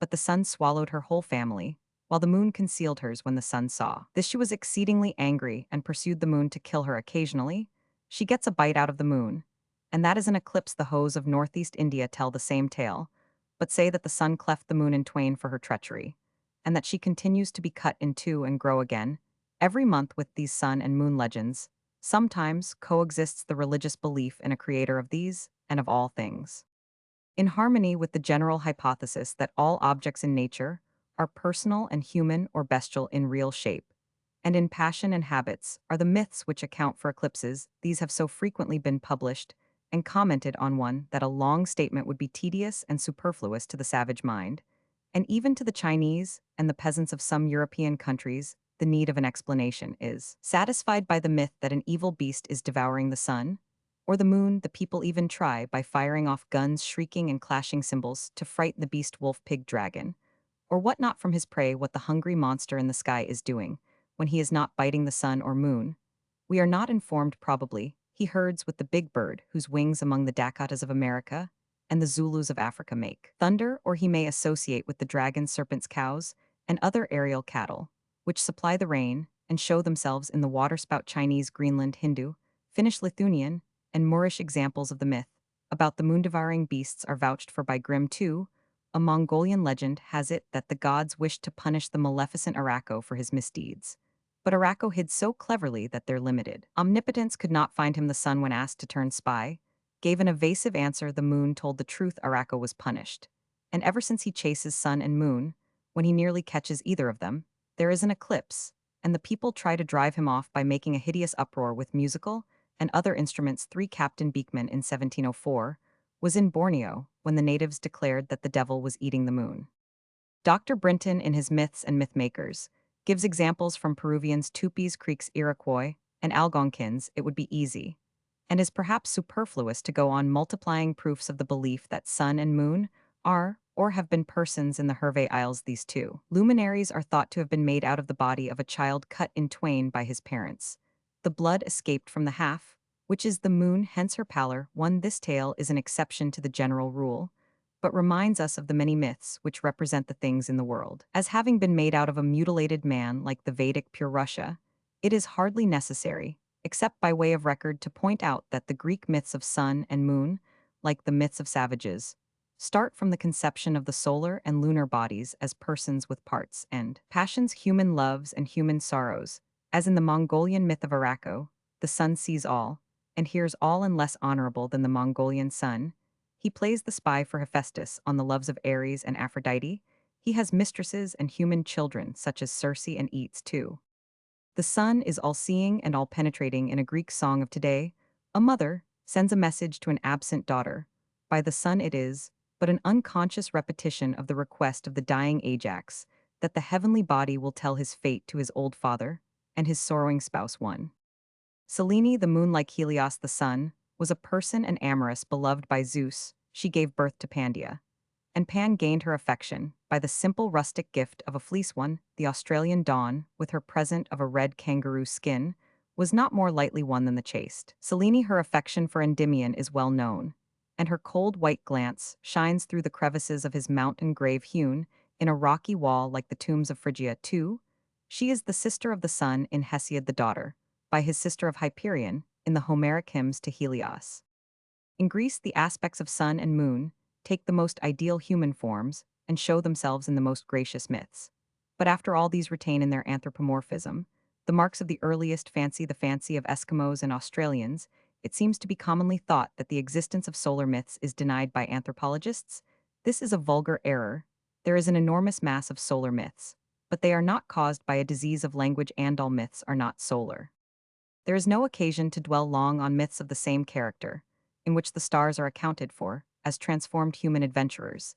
It has often been shown that this opinion is practically of worldwide distribution.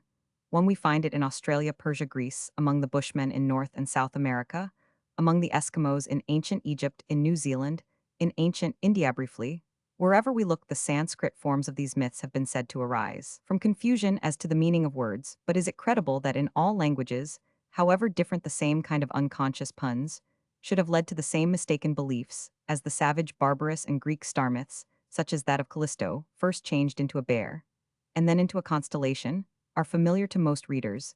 A few examples of Sanskrit star stories are offered here from the Satapatha Brahmana. 2 fires are not, according to the Brahmana, ritual to be lighted under the stars called kritikas, the Pleiades. The reason is that the stars were the wives of the bears Riksha, for the group known in Brahmanic times as the Rishis. Sages were originally called the Rikshas, bears, but the wives of the bears were excluded from the society of their husbands, for the bears rise in the north, and their wives in the east. Therefore, the worshipper should not set up his fires under the Pleiades, lest he should thereby be separated from the company of his wife. The Brahmanas 3 also tell us that Prajapati had an unholy passion for his daughter, who was in the form of a doe. The gods made Rudra fire an arrow at Prajapati to punish him. He was wounded and leaped into the sky, where he became one constellation, and his daughter another, and the arrow a third. Group of stars in general, according to the Brahmanas. The stars are the lights of virtuous men who go to the heavenly world. 4. Passing from savage myths explanatory of the nature of celestial bodies to myths accounting for the formation and color and habits of beasts, birds, and fishes, we find ourselves, as an old Jesuit missionary says, in the midst of a barbarous version of Ovid's Metamorphoses. It has been shown that the possibility of interchange of form between man and beast is part of the working belief of everyday existence among the lower peoples. They regard all things as on one level, or to use an old political phrase, they level up everything to equality with the human status. Thus Mr. I am Thurn, a very good observer, found that to the Indians of Guyana, all objects animate or inanimate seem exactly of the same nature, except that they differ by the accident of bodily form. Clearly, to grasp this entirely natural conception of primitive man, the civilized student must make a great effort to forget for a time all that science has taught him of the differences between the objects, which fill the world. One to the ear of the savage animals certainly seem to talk as far as the Indians of Guyana are concerned. I do not believe that they distinguish such beings as sun and moon, or such other natural phenomena, as winds and storms from men, and other animals from plants and other inanimate objects, or from any other objects whatsoever. Bancroft says about North American myths, beasts and birds and fishes fetch, and carry talk, and act in a way that leaves even Aesop's heroes quite in the shade too. The savage tendency is to see in inanimate things animals, and in animals disguised men. Roman 1000 Reville quotes in his Religions des Pupils non civilizes, Roman 1, the story of some Negroes, who the first time they were shown a cornemuse, took the instrument for a beast, the two holes for its eyes. The Highlander, who looted a watch at Preston Pans, and observing, "She's teed sold it cheap," when it ran down, was in the same psychological condition. A queer bit of savage science is displayed on a black stone tobacco pipe, from the Pacific coast. One, the savage artist has carved the pipe in the likeness of a steamer. As a steamer is conceived by him, unable to account for the motive power, he imagines the paddle to be linked round the tongue of a coiled serpent fastened to the tail of the vessel, and so he represents it on the black stone pipe. Nay, a savage's belief that beasts are on his own level is so literal that he actually makes blood covenants with the lower animals, as he does with men, mingling his gore with theirs, or smearing both together on a stone too while to bury dead animals with. Sacred rites is as usual among the Bedouins and Malagasys today as in ancient Egypt or Attica, in the same way the Ainos of Japan, who regard the bear as a kinsman, sacrifice a bear once a year. But to propitiate the animal and his connections, they appoint him a mother, an Aino girl who looks after his comforts and behaves in a way as maternal as possible. The bear is now a kinsman. Greek text omitted and cannot avenge himself within the kin. This at least seems to be the humor of it in Lagarde's Reliquii Juris Ecclesiastici. Antiquissimi, a similar Syrian covenant of kinship with insects, is described about 700 or Roman 500. When a Syrian garden was infested by caterpillars, the maidens were assembled, and one caterpillar was caught. Then one of the virgins was made its mother, and the creature was buried with due lamentations. The mother was then brought to the spot where the pests were her companions bewailed her, and the caterpillars perished like their chosen kinsmen.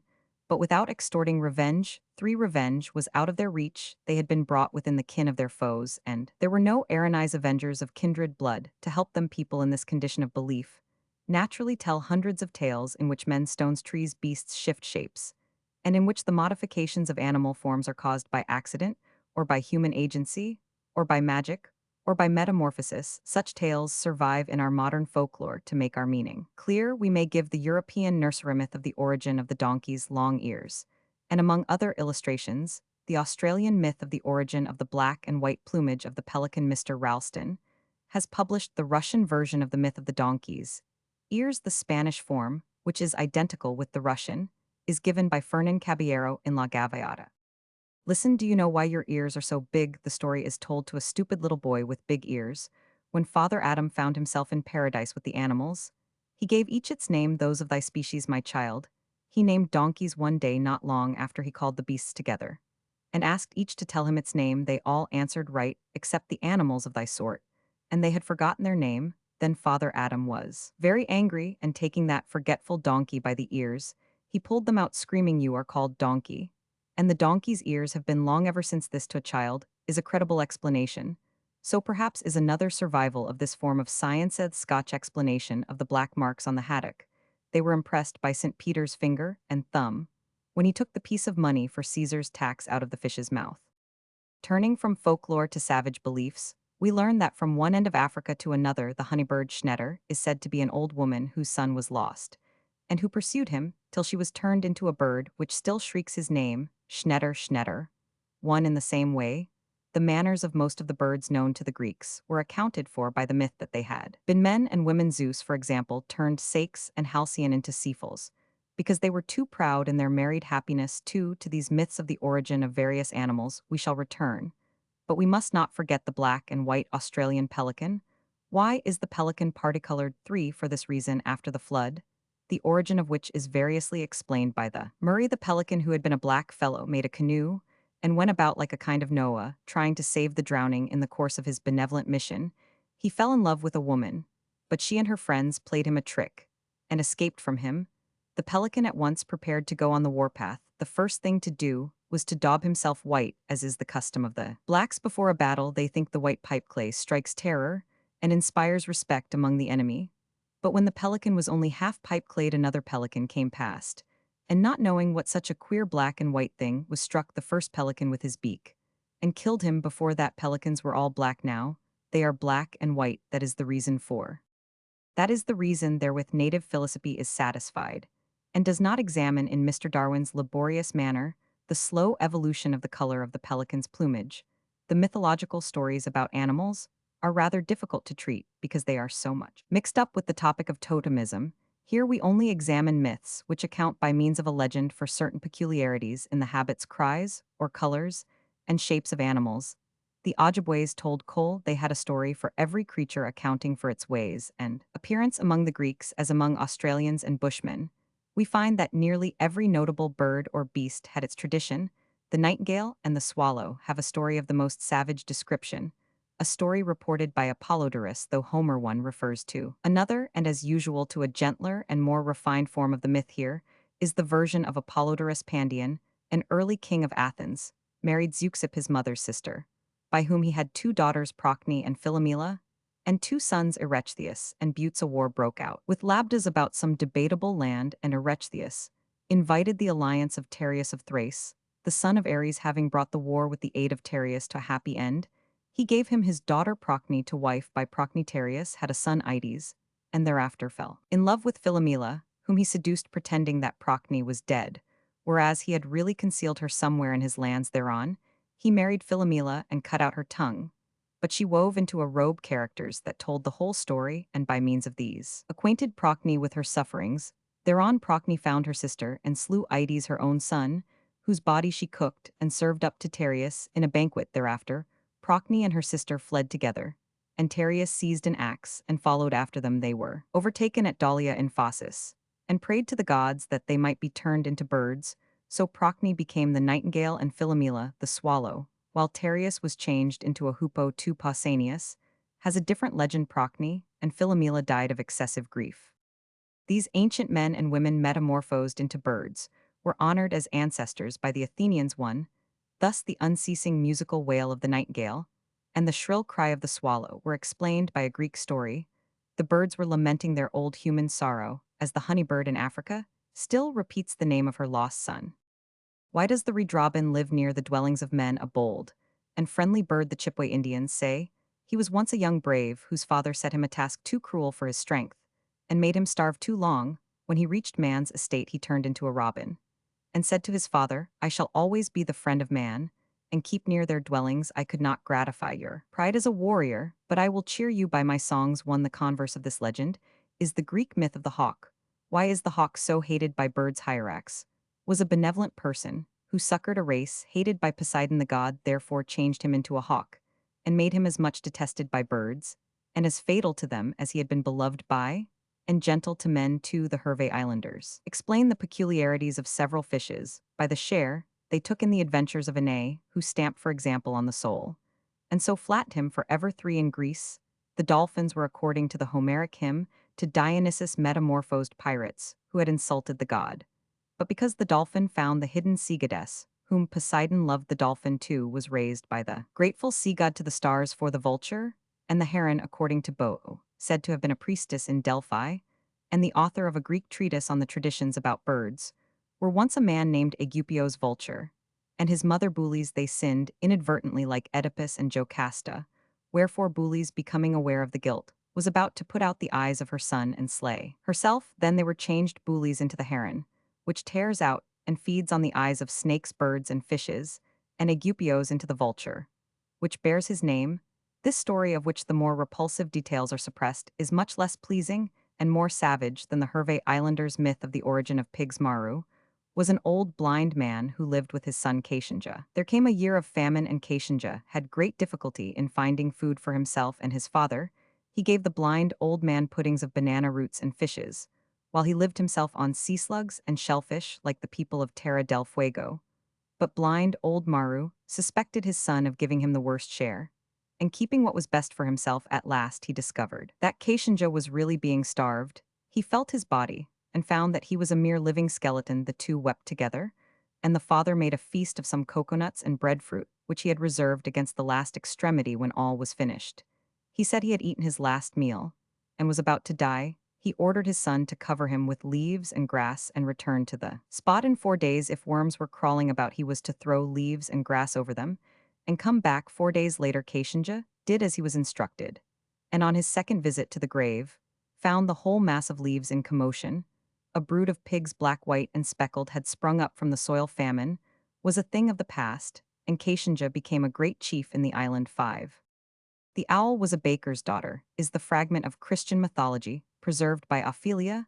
The baker's daughter behaved rudely to our Lord, and was changed into the bird that looks not on the sun. The Greeks had a similar legend of feminine impiety, by which they mythically explained the origin of the owl. The bat and the eagliole Minyas of Orchomenos had 3 daughters, Leucip, Arsip, and Alcatho, most industrious women, who declined to join the wild mysteries of Dionysus. The god took the shape of a maiden, and tried to win them to his worship. They refused, and he assumed the form of a bull, a lion, and a leopard, as easily as the chiefs of the Abipones become tigers, or as the chiefs among the African Baratsi and Balanda metamorphose themselves into lions and alligators. One, the daughters of Minyas in alarm drew lots to determine which of them should sacrifice a victim to the god. Leucip drew the lot, and offered up her own son. They then rushed to join the sacred rites of Dionysus, when Hermes transformed them into the bat, the owl, and the eagliole, and these 3 hide from the light of the sun too. A few examples of Bushman and Australian myths explanatory of the colors and habits of animals will probably suffice to establish the resemblance between savage and Hellenic legends of this character. The Bushman myth about the origin of the eland. A large antelope is not printed in full by Dr. Bleek, but he observes that it gives an account of the reasons for the colors of the Gemsbach hartebeest eland quagga, and Springbok. One speculative Bushman seem to have been puzzled to account for the wildness of the eland. It would be much more convenient if the eland were tame and could be easily captured. They explain its wildness by saying that the eland was spoiled before Can, the creator, or rather maker of most things, had quite finished it. Can's relations came and hunted the first eland too soon, after which all other elands grew wild. Can then said, "Go and hunt them, and try to kill one. That is now your work, for it was you who spoilt them." To the Bushmen have another myth explanatory of the white patches on the breasts of crows in their country. Some men tarried long at their hunting, and their wives sent out crows in search of their husbands. Round each crow's neck was hung a piece of fat to serve as food on the journey. Hence the crows have white patches on breast and neck. In Australia, the origins of nearly all animals appear to be explained in myths, of which a fair collection is printed in Mr. Brasimp's Aborigines of Victoria. One still better examples occur in Mrs. Langlo Parker's Australian Legends. Why is the crane so thin? Once he was a man, named Carween, the second man fashioned out of clay by Punjil, a singular creative being whose checkered career is traced elsewhere in our chapter on savage myths of the origin of the world. And of man, Carween and Punjil had a quarrel about the wives of the former, whom Punjil was inclined to admire. The crafty Carween gave a dance, Jugargil Korabori, at which the creator Punjil was disporting himself gaily like the great Panjandrum. When Carween pinned him with a spear, Punjil threw another, which took Carween in the knee-joint so that he could not walk, but soon pined away, and became a mere skeleton. Thereupon Punjil made Carween a crane, and that is why the crane has such attenuated legs. The Kortum Munkari and Wangle, now birds, were once men. The 2 latter behaved unkindly to their friend Kortum, who shot them out of his hut in a storm of rain, singing at the same time an incantation. The 3 then turned into birds, and when the Kortum sings, it is a token that rain may be expected. Let us now compare with these Australian myths of the origin of certain species of birds, the Greek story of the origin of frogs, as told by Menecrates and Nicander. 1. The frogs were herdsmen metamorphosed by Leto, the mother of Apollo. But by way of showing how closely akin are the fancies of Greeks and Australian blackfellows, we shall tell the legend without the proper names, which gave it a fictitious dignity. A woman bore 2 children and sought for a water spring wherein to bathe them. She found a well, but herdsmen drove her away from it, that their cattle might drink. Then Some wolves met her, and led her to a river of which she drank, and in its waters she bathed her children. Then she went back to the well where the herdsmen were now bathing, and she turned them all into frogs. She struck their backs and shoulders with a rough stone, and drove them into the waters, and ever since that day, frogs live in marshes and beside rivers. A volume might be filled with such examples of the kindred fancies of Greeks and savages. Enough has probably been said to illustrate our point, which is that Greek myths of this character were inherited from the period of savagery, when ideas of metamorphosis and of the kinship of men and beasts were real practical beliefs. Events conceived to be common in real life were introduced into myths, and these myths were savage science and were intended to account for the origin of species. But when once this train of imagination has been fired, it burns on both in literature and in the legends of the peasantry. Everyone who writes a Christmas tale for children now employs the machinery of metamorphosis, and in European folklore, as Fontenelle remarked, stories persist, which are precisely similar in kind to the minor myths of savages. Reasoning in this wise, the Mundas of Bengal thus account for peculiarities of certain animals. Sing Bonga, the chief god, cast certain people out of heaven. They fell to earth, found iron ore, and began smelting it. The black smoke displeased Sing Bonga, who sent two king crows and an owl to bid people cease to pollute the atmosphere. But the iron smelters spoiled these birds' tails, and blackened. The previously white crow scorched its beak red, and flattened its head. Sing Bonga burned man, and turned woman into hills and waterspouts. 1. Examples of this class of myth in Indo-Aryan literature are not hard to find. Why is dawn red? Why are donkeys slow? Why have mules no young ones? Mules have no foals, because they were severely burned when Agni fire drove them in a chariot race. Dawn is red not because, as in Australia, she wears a red kangaroo cloak, but because she competed in this race with red cows for her coursers. Donkeys are slow because they never recovered from their exertions in the same race when the Aspins called on their asses and landed themselves. The winners won, and cows are accommodated with horns, for a reason no less probable and satisfactory too. Though in the legends of the less developed peoples, men and women are more frequently metamorphosed into birds and beasts than into stones and plants. Yet such changes of form are by no means unknown to the northeast of Western Point. There lies a range of hills inhabited, according to the natives of Victoria, by a creature whose body is made of stone, and weapons make no wound in so sturdy a constitution. The blacks refused to visit the range haunted by the mythic stone beast. Some black fellows were once camped at the lakes near Shaving Point. They were cooking their fish when a native dog came up. They did not give him anything to eat. He became cross and said, "You black fellows have lots of fish, but you give me none." So he changed them all into a big rock. This is quite true, for the big rock is there to this day, and I have seen it with my own eyes. Another native Toolabar says that the women of the fishing party cried out, "Yakatorn, very good a dog," replied Yakatorn, and they were all changed into rocks. This very man Toolabar once heard a dog begin to talk, whereupon he and his father fled. Had they waited, they would have become stones. We should have been like it, Wallung, that is stones. Among the North American Indians, any stone which has a resemblance to the human or animal figure is explained as an example of metamorphosis. 3 stones among the Arikaras were a girl, her lover, and her dog who fled from home, because the course of true love did not run smooth, and who were petrified. Certain stones near Chinook Point were sea giants who swallowed a man, his brother, by aid of fire, dried up the bay, and released the man still alive from the body of the giant. Then, the giants were turned into rocks. The rising sun in Popol Vuh, if the evidence of Popol Vuh, the Quechua sacred book, is to be accepted, changed into stone the lion serpent, and tiger gods, the standing rock on the upper Missouri, is adored by the Indians and decorated with colored ribbons and skins of animals.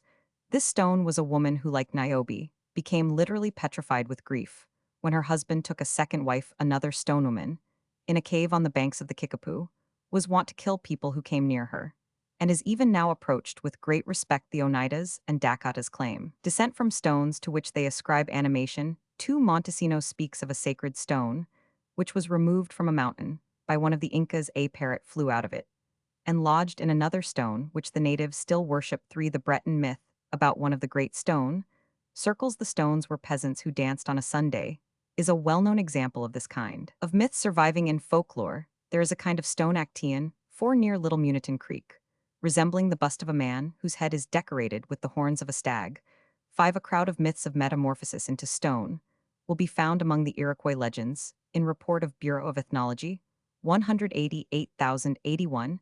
If men may become stones, on the other hand, in Samoa, as in the Greek myth of Deucalion, stones may become men. 6 gods too, especially when these gods happen to be cuttlefish, might be petrified. They were chased in Samoa by a Upolu hero who caught them in a great net and killed them. They were changed into stones and now stand up in a rocky part of the lagoon on the north side of Upolu. 7 Mock. The first man came out of a stone. In short, 8 men and stones and beasts and gods and thunder have interchangeable forms in manga. 9. The god Ra was tossed up into the sky by Maui and became pumice stone. Many samples of this petrified deity are found in manga in Melanesia. Matters are so mixed that it is not easy to decide whether a worshipful stone is the dwelling of a dead man's soul, or is of spiritual merit in itself, or whether the stone is the spirit's outward part, or organ, the vui or spirit. Has much the same relations with snakes, owls, and sharks. 10. Kasavara, the mythical opponent of Cat, the Melanesian Prometheus, fell dead from heaven like Ra in Mangia, and was turned into a stone on which sacrifices are made by those who desire strength in fighting. Without delaying longer among savage myths of metamorphosis into stones, it may be briefly shown that the Greeks retained this with all the other vagaries of early fancy. Every one remembers the use which Perseus made of the Gorgon's head and the stones on the coast of Seriphus, which, like the stones near Western Point in Victoria, had once been men, the enemies of the hero. Also he slew the Gorgon, sings Pindar, and bare home her head with serpent tresses, decked to the island folk. A stony death. Observe Pindar's explanatory remark, I ween there is no marvel impossible if gods have wrought thereto in the same pious spirit. A Turk, in an isle of the Levant, once told Mr. Newton a story of how a man hunted a stag, and the stag spoke to him. The stag spoke, said Mr. Newton. Yes, by Allah's will, replied the Turk. Like Pindar, he was repeating an incident quite natural to the minds of Australians or Bushmen or Samoans or red men, but like the religious Pindar, he felt that the affair was rather marvelous, and accounted for it by the exercise of omnipotent power. 1. The Greek example of Niobe and her children may best be quoted in Mr. Bridges' translation from the Iliad. And somewhere now among lone mountain rocks, on Sipylus where couch the nymphs at night, who dance all day by acheless stream, the once proud mother lies herself a rook, and in cold breast broods o'er the goddess wrong. Prometheus the firebringer too. In the Iliad, it is added that Cronion made the people into stones, the attitude of the later Greek mind towards these myths may be observed in a fragment of Philemon, the comic poet. Never by the gods have I believed, nor will believe, that Niobe the stone was once a woman, nay, by reason of her calamities, she became speechless, and so from her silence was called a stone. 3. There is another famous petrification in the Iliad, when the prodigy of the snake and the sparrows had appeared to the assembled Achaeans at Aulis. Zeus displayed a great marvel, and changed into a stone. The serpent which swallowed the young of the sparrow changes into stone, though less common than changes into fishes, birds, and beasts, were thus obviously not too strange for the credulity of Greek mythology, which could also believe that a stone became the mother of Agdistis by Zeus. As to interchange of shape between men and women and plants, our information, so far as the lower races are concerned, is less copious. It has already been shown that the totems of many stocks in all parts of the world are plants, and this belief in connection with a plant by itself demonstrates that the confused belief in all things being on one level has thus introduced vegetables into the dominion of myth. As far as possessing souls is concerned, Mr. Tyler has proved that plants are as well equipped as men or beasts or minerals. 1. In India, the doctrine of transmigration widely and clearly recognizes the idea of trees or smaller plants being animated by human souls.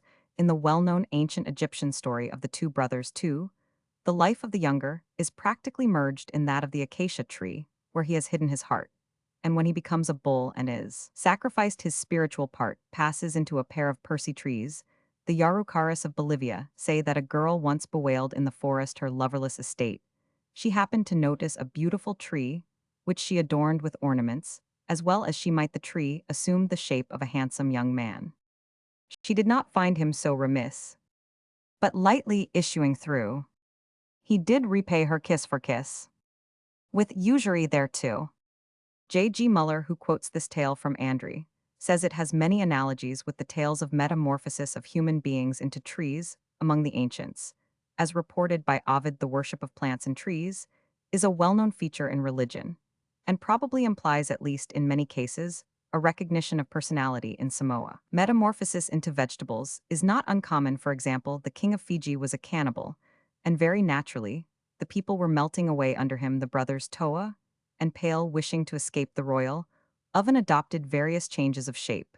They knew that straight timber was being sought for to make a canoe for the king, so Pale, when he assumed a vegetable form, became a crooked stick overgrown with creepers, but Toa preferred standing erect as a handsome straight tree. Poor Toa was therefore cut down by the king's shipwrights, though thanks to his brother's magic wiles, they did not make a canoe out of him after all. For in Samoa, the trees are so far human that they not only go to war with each other, but actually embark in canoes to seek out distant enemies. 5. The Ottawa Indians account for the origin of maize by a myth in which a wizard fought with and conquered a little man who had a little crown of feathers. From his ashes arose the maize, with its crown of leaves and heavy ears of corn. 6.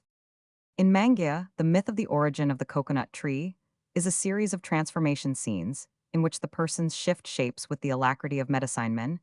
Ine used to bathe in a pool where an eel became quite familiar with her.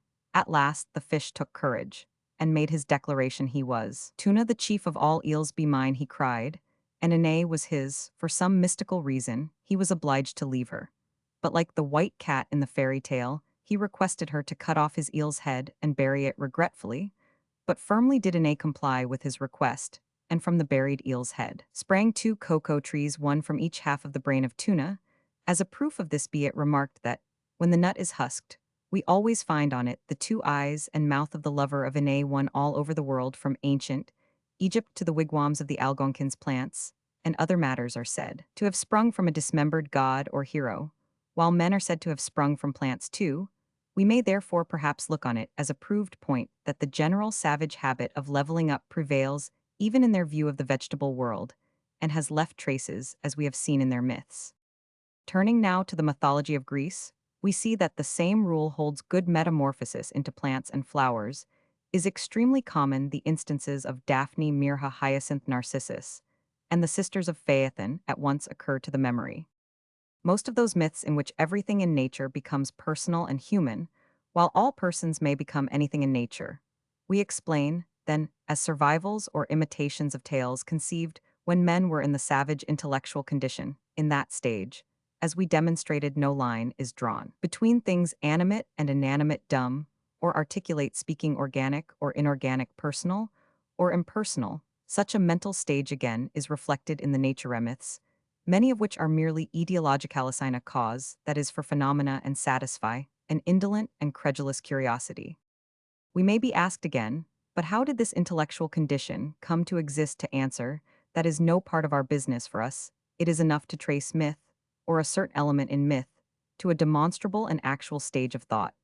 But this stage, which is constantly found to survive in the minds of children, is thus explained or described by Hume in his essay on natural religion. There is an universal tendency in mankind to conceive all beings like themselves, and to transfer to every object those qualities of which they are intimately conscious. One now, they believe themselves to be conscious of magical and supernatural powers, which they do not, of course, possess. These powers of effecting metamorphosis, of shapeshifting, of flying, of becoming invisible at will, of conversing with the dead, of miraculously healing, the 6 savages pass on to their gods, as will be shown in a later chapter. And the gods of myth survive and retain the miraculous gifts after their worshippers become more reasonable, have quite forgotten that they themselves once claimed similar endowments. So far, then, it has been shown that savage fancy, wherever studied, is wild, that savage curiosity is keen, that savage credulity is practically boundless. These considerations explain the existence of savage myths of sun, stars, beasts, plants, and stones. Similar myths fill Greek legend, and the Sanskrit Brahmins. We conclude that in Greek and Sanskrit, the myths are relics, whether borrowed or inherited, of the savage mental status. Chapter Romans 6, Non-Aryan myths of the origin of the world and of man. Confusions of myth, various origins of man and of things. Myths of Australia, Andaman Islands, Bushmen, Ovaherero, Namaquas, Zulus, Hurons, Iroquois, Diggers, Navajos, Winnebagos, Chaldeans, Tlingits, Pacific Islanders, Maoris, Aztecs. Peruvian similarity of ideas pervading all those peoples in various conditions of society and culture. The difficulties of classification which beset the study of mythology have already been described. Nowhere are they more perplexing than when we try to classify what may be styled cosmogonic myths. The very word cosmogonic implies the pre-existence of the idea of a cosmos, an orderly universe. And this was exactly the last idea that could enter the mind of the mythmakers. There is no such thing as orderliness in their mythical conceptions, and no such thing as in universe. The natural question, who made the world, or how did the things in the world come to be, is the question which is answered by cosmogonic myths. But it is answered piecemeal to a Christian child. The reply is given: God made all things we have known. This reply discussed by some little girls of 6, a Scotch minister's daughters, and naturally metaphysical, one of whom solved all difficulties by the impromptu myth. God first made a little place to stand on, and then he made the rest. But savages and the mythmakers whose stories survive into the civilized religions could adhere firmly to no such account, as this here occurs in the first edition of this book.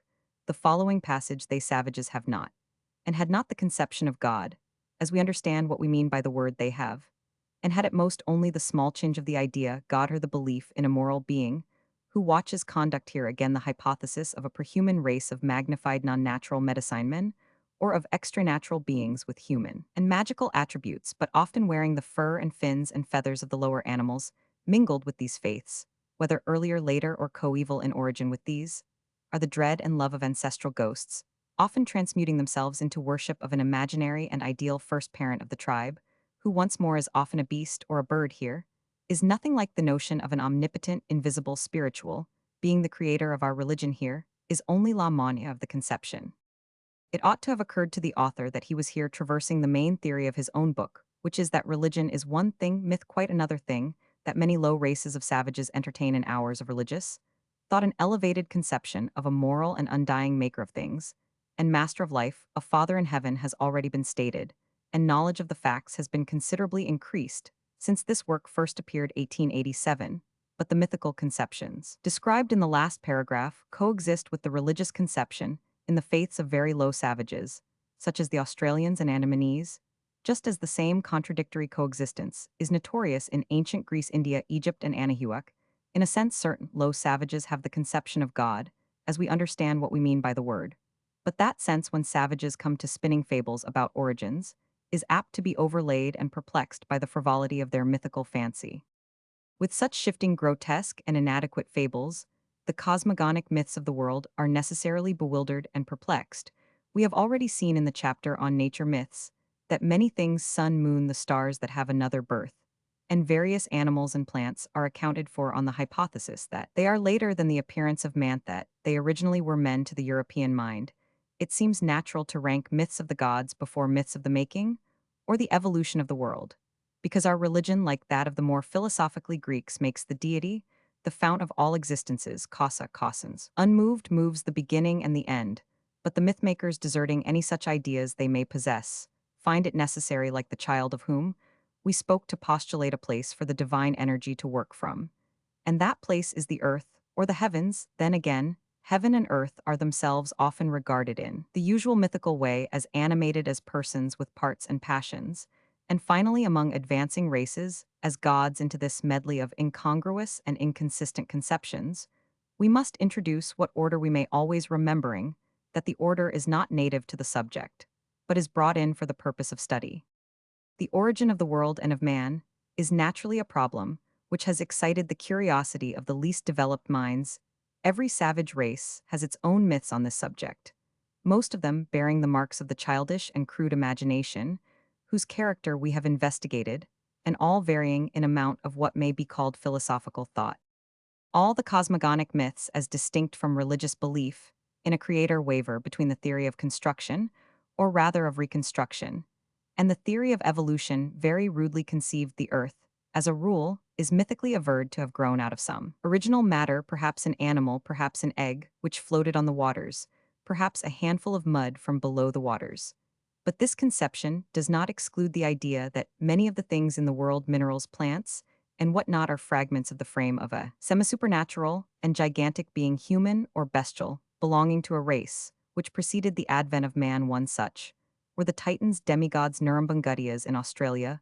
Various members of this race are found active in myths of the creation, or rather the construction, of man and of the world among the lowest races. It is to be noted that mythical animals of supernatural power often take the place of beings like the Finnish Wainamoinen, the Greek Prometheus, the Zulu Unkulunkulu, the red Indian Manabajo himself, usually a great hair.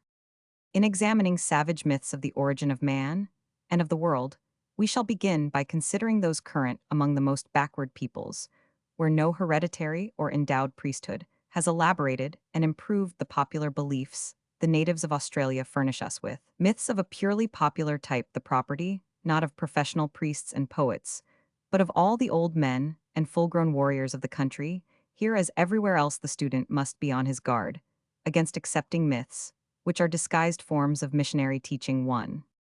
In southern Australia, we learn that the Boonwurrung, an Australian coast tribe, ascribed the creation of things to a being named Bunjil or Punjil. He figures as the chief of an earlier supernatural class of existence with human relationships.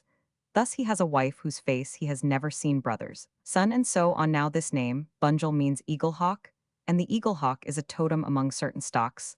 Thus, when we hear that eaglehawk is the maker of men and things, we are reminded of the Bushman creator, Can, who now receives prayers of considerable beauty and pathos, but who is in some theories identified with Kagan, the mantis insect, a creative grasshopper, and the chief figure in Bushman mythology.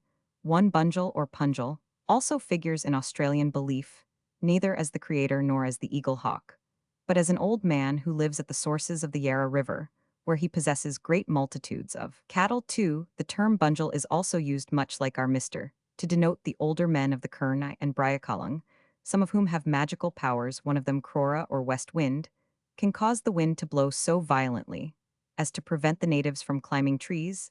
This man has semi-divine attributes. From these facts it appears that this Australian creator in myth partakes of the character of the totem or worshipful beast, and of that of the wizard or medicine. He carried a large knife, and when he made the earth he went up and down, slicing it into creeks and valleys.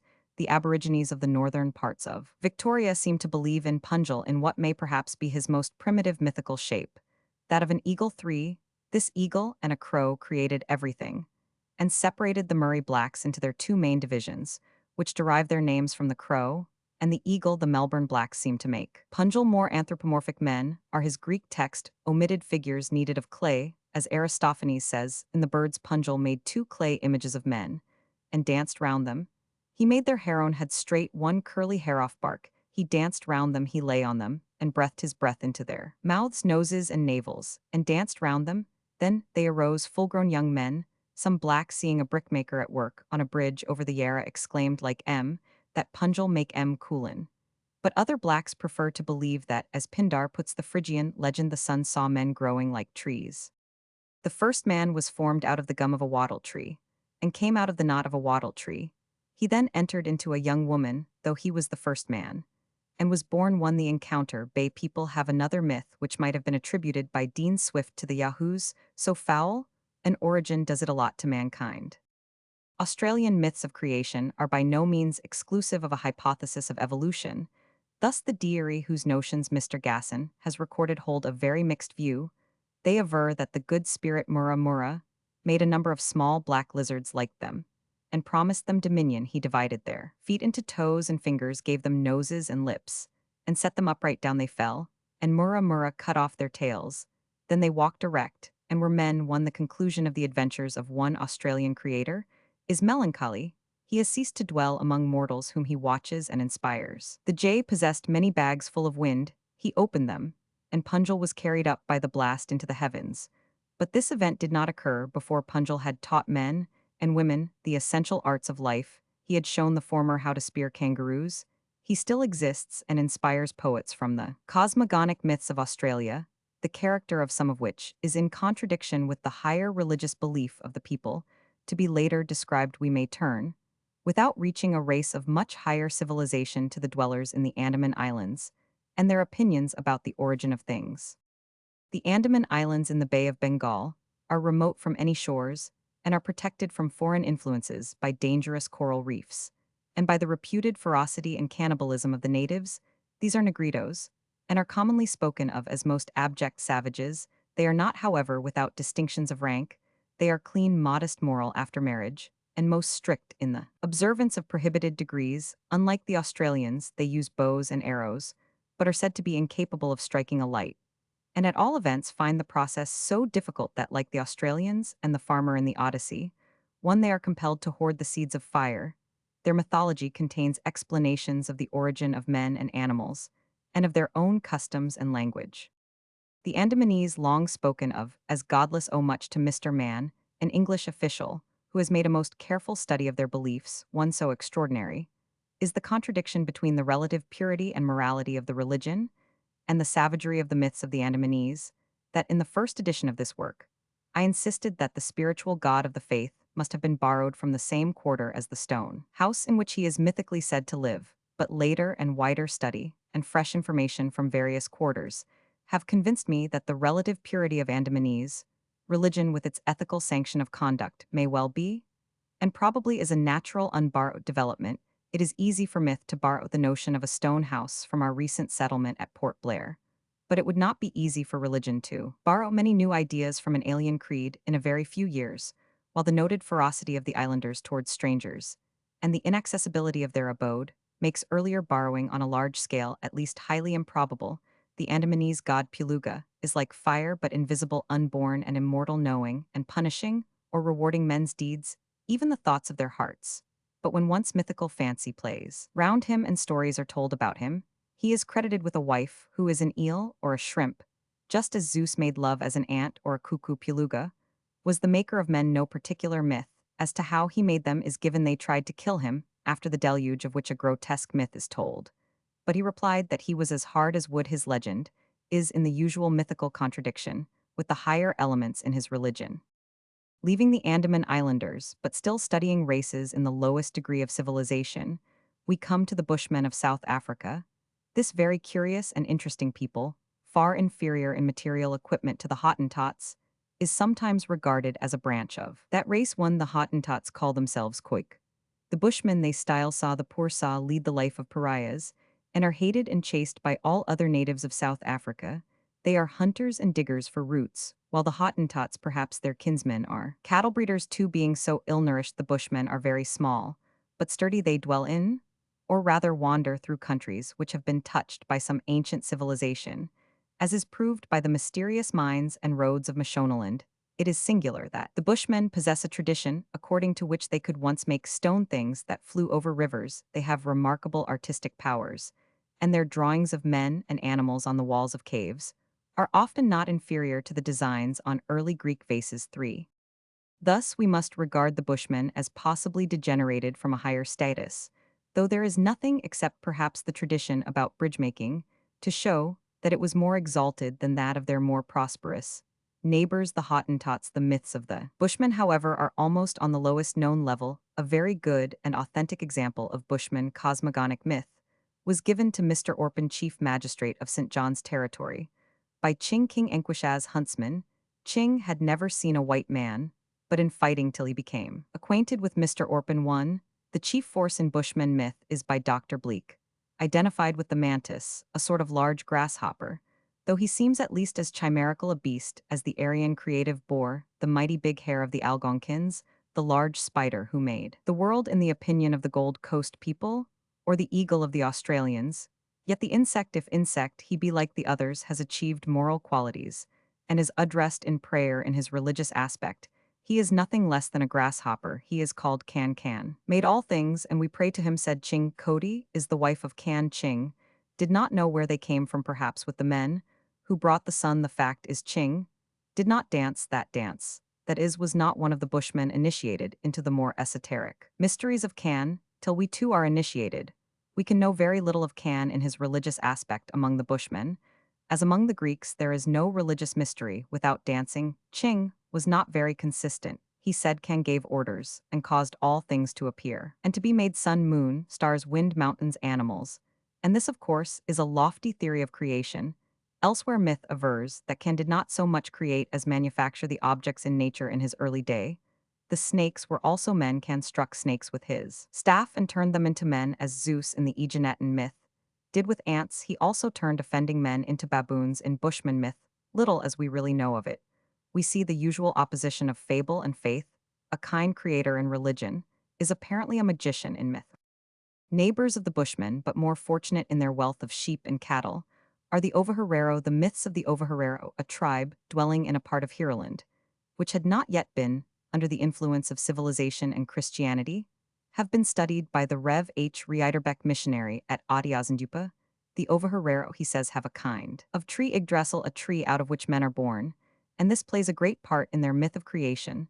The tree, which still exists though at a great age, is called the Amamborambanga tree. Out of it came in the beginning, the first man and woman. Oxen stepped forth from it too, but baboons, as Caliban says of the stars, came otherwise, and sheep and goats sprang from a flat rock. Black people are so colored, according to the Ovaherero, because when the first parents emerged from the tree and slew an ox, the ancestress of the blacks appropriated the black liver of the victim.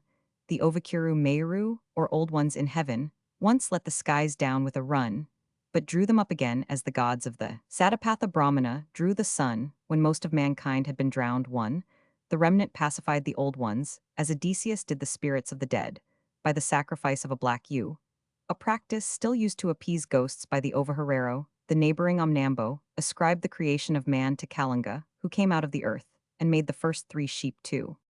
Among the Namaquas, an African people on the same level of nomadic culture as the Ovaherero, a divine, or heroic, early being called Heitsi Ibib, had a good deal to do with the origin of things, if he did not exactly make the animals he impressed on them. Their characters and their habits, like those of the serpent in Genesis, are said to have been conferred by a curse, the curse of Heitsi Ibib. A precisely similar notion was found by Avila among the Indians of Huaracari, whose divine culturehero imposed by a curse or a blessing their character and habits on the beasts. One, the lion used to live in a nest up a tree, till Heitsi Ibib cursed him and bade him walk on the ground. He also cursed the hare, and the hare ran away, and is still running to. The name of the first man is given as Ikiknanabisib, with a multitude of clicks, and he is said to have met all the animals on a flat rock, and played a game with them for copper beads. The rainbow was made by Goneb, who is generally a malevolent being, of whom more hereafter. Leaving these African races, which, whatever their relative degrees of culture, are physically somewhat contemptible, we reach their northern neighbors, the Zulus. They are among the finest and certainly among the least religious of the undeveloped peoples. Their faith is mainly in magic and ghosts, but there are traces of a fading and loftier belief. The social and political condition of the Zulu is well understood. They are a pastoral, but not a nomadic people possessing large kraals or towns. They practice agriculture, and they had till quite recently a centralized government and a large army, somewhat on the German system.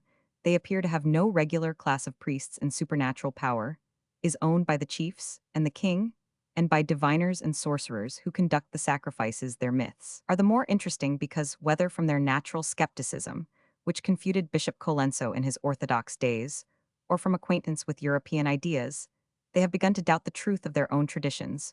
One, the Zulu theory of the origin of man and of the world commences with the feats of Unkulunkulu, the old one, who, in some legends, was the first man, and broke off in the beginning, like Manabajo, among the Indians of North America, and like Wainamoinen among the Finns. Unkulunkulu imparted to men a knowledge of the arts of marriage, and so forth. His exploits in this direction, however, must be considered in another part of this work.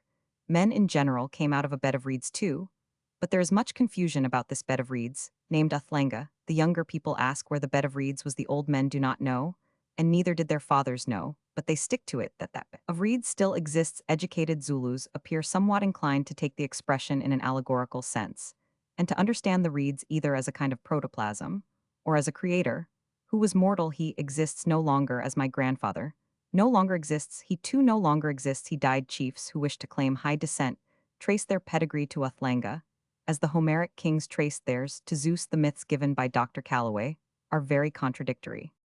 In addition to the legend that men came out of a bed of reeds, other, and perhaps even more puerile stories, are current. Some men say that they were belched up by a cow, others that Unkulunkulu split them out of a stone. One, which recalls the legend of Pyrrha and Deucalion. The myth about the cow is still applied to great chiefs. He was not born, he was belched up by a cow. The myth of the stone origin corresponds to the Homeric saying about men born from the stone or the oak of the old tale too. In addition to the theory of the natal bed of reeds, the Zulus, like the Navajos of New Mexico and the Bushmen, believe in the subterranean origin of man. There was a succession of emigrations from below of different tribes of men, each having its own Unkulunkulu. All accounts agree that Unkulunkulu is not worshipped, and he does not seem to be identified with the Lord who plays in Havina, kind of fading Zeuswin. There is thunder Unkulunkulu. is not worshipped though ancestral spirits are worshipped, because he lived so long ago that no one can now trace his pedigree to the being who is at once the first man, and the creator his honor-giving name is lost in the lapse of years, and the family rites have become obsolete one. The native races of the North American continent, concerning whose civilization more will be said in the account of their divine myths, occupy every stage of culture, from the truly bestial condition, in which some of the Digger Indians at present exist living on insects, and unacquainted even with the use of the bow, to the civilization, which the Spaniards destroyed among the Aztecs. The original facts about religion in America are much disputed and will be more appropriately treated later.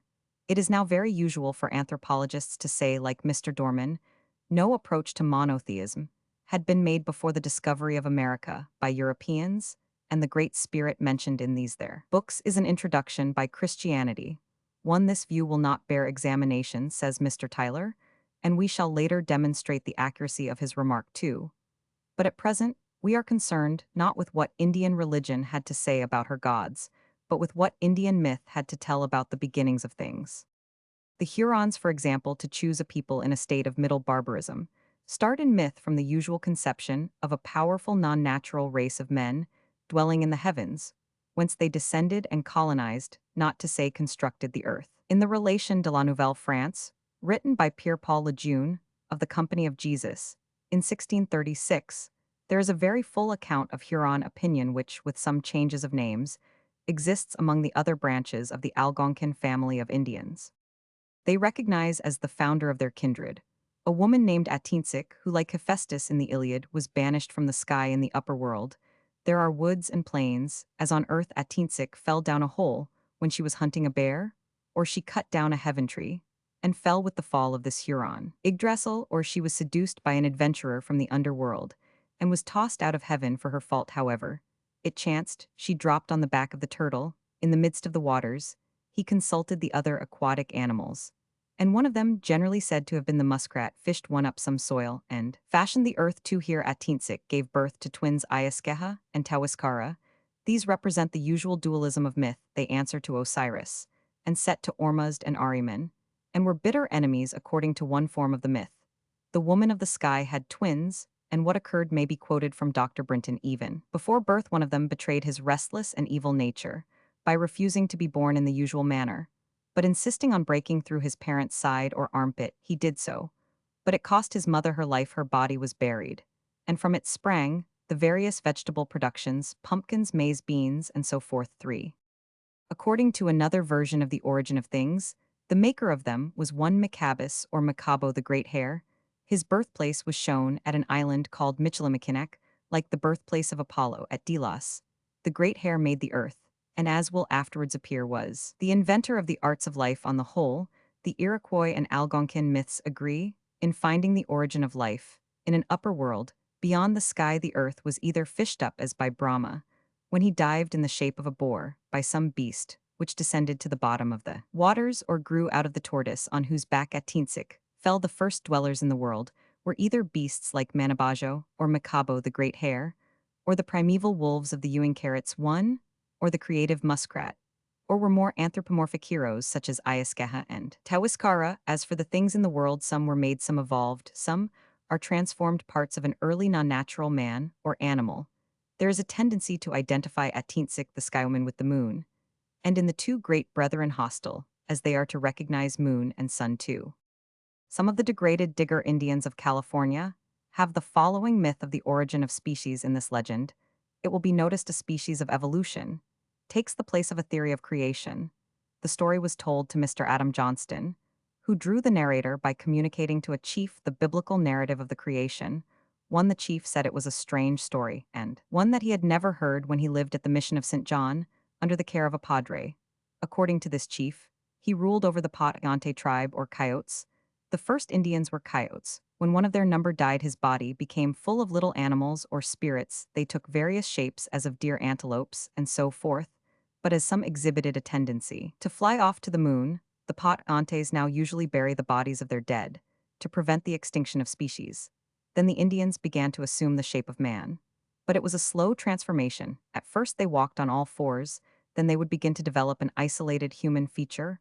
one finger, one toe, one eye like the Ascidian are first parent in the view of modern science. Then they doubled their organs, got into the habit of sitting up, and wore away their tails, which they unaffectedly regret, as they consider the tail quite an ornament. Ideas of the immortality of the soul are said to be confined to the old women of the tribe.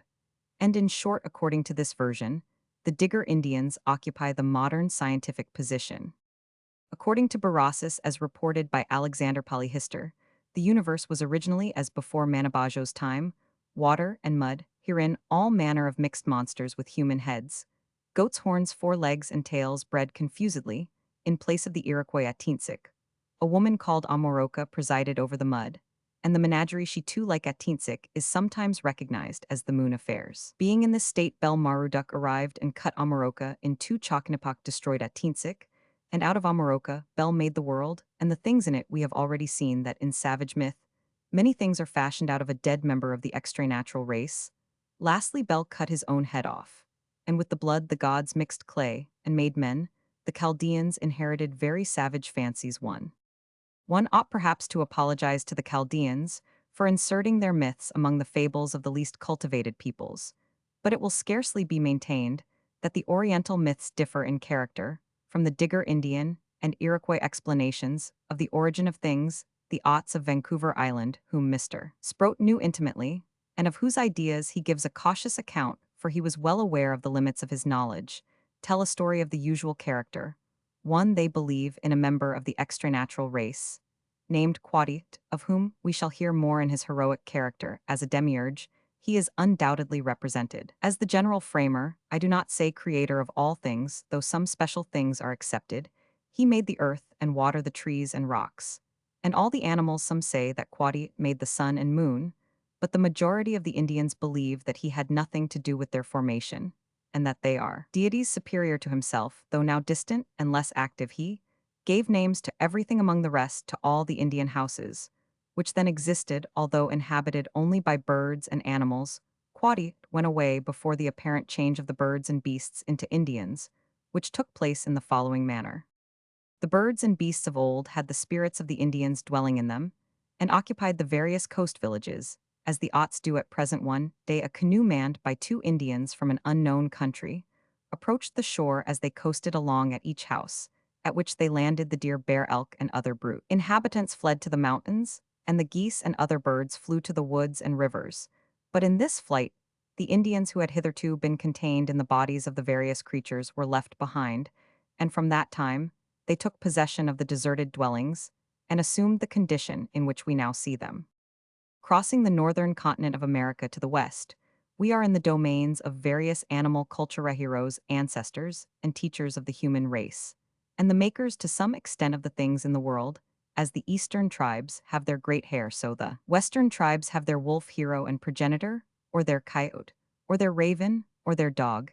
It is possible, and even certain in some cases, that the animal which was the dominant totem of a race became heir to any cosmogonic legends that were floating about.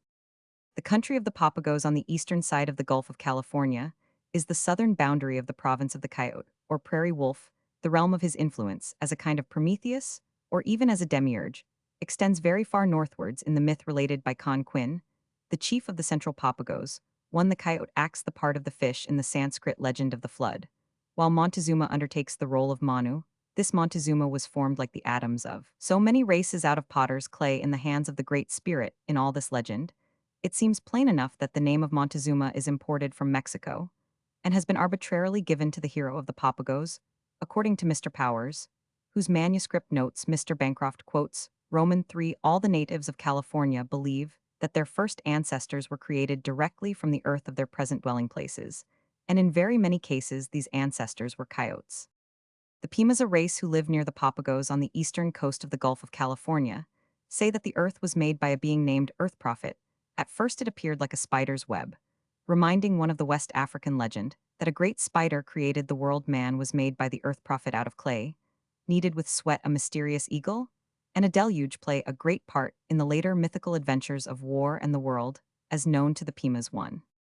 In Oregon, the coyote appears as a somewhat tentative demiurge, and the men of his creation, like the beings first formed by Prajapati in the Sanskrit myth, needed to be reviewed, corrected, and considerably augmented the Chinooks of Oregon believe in the usual race of magnified non-natural men who preceded humanity.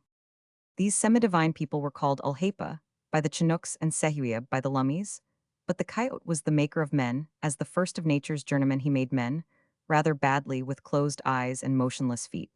A kind being named Ikanom touched up the coyote's crude essays with a sharp stone opening the eyes of men, and giving their hands and feet the powers of movement he also acted as a cultura hero, introducing the first arts one.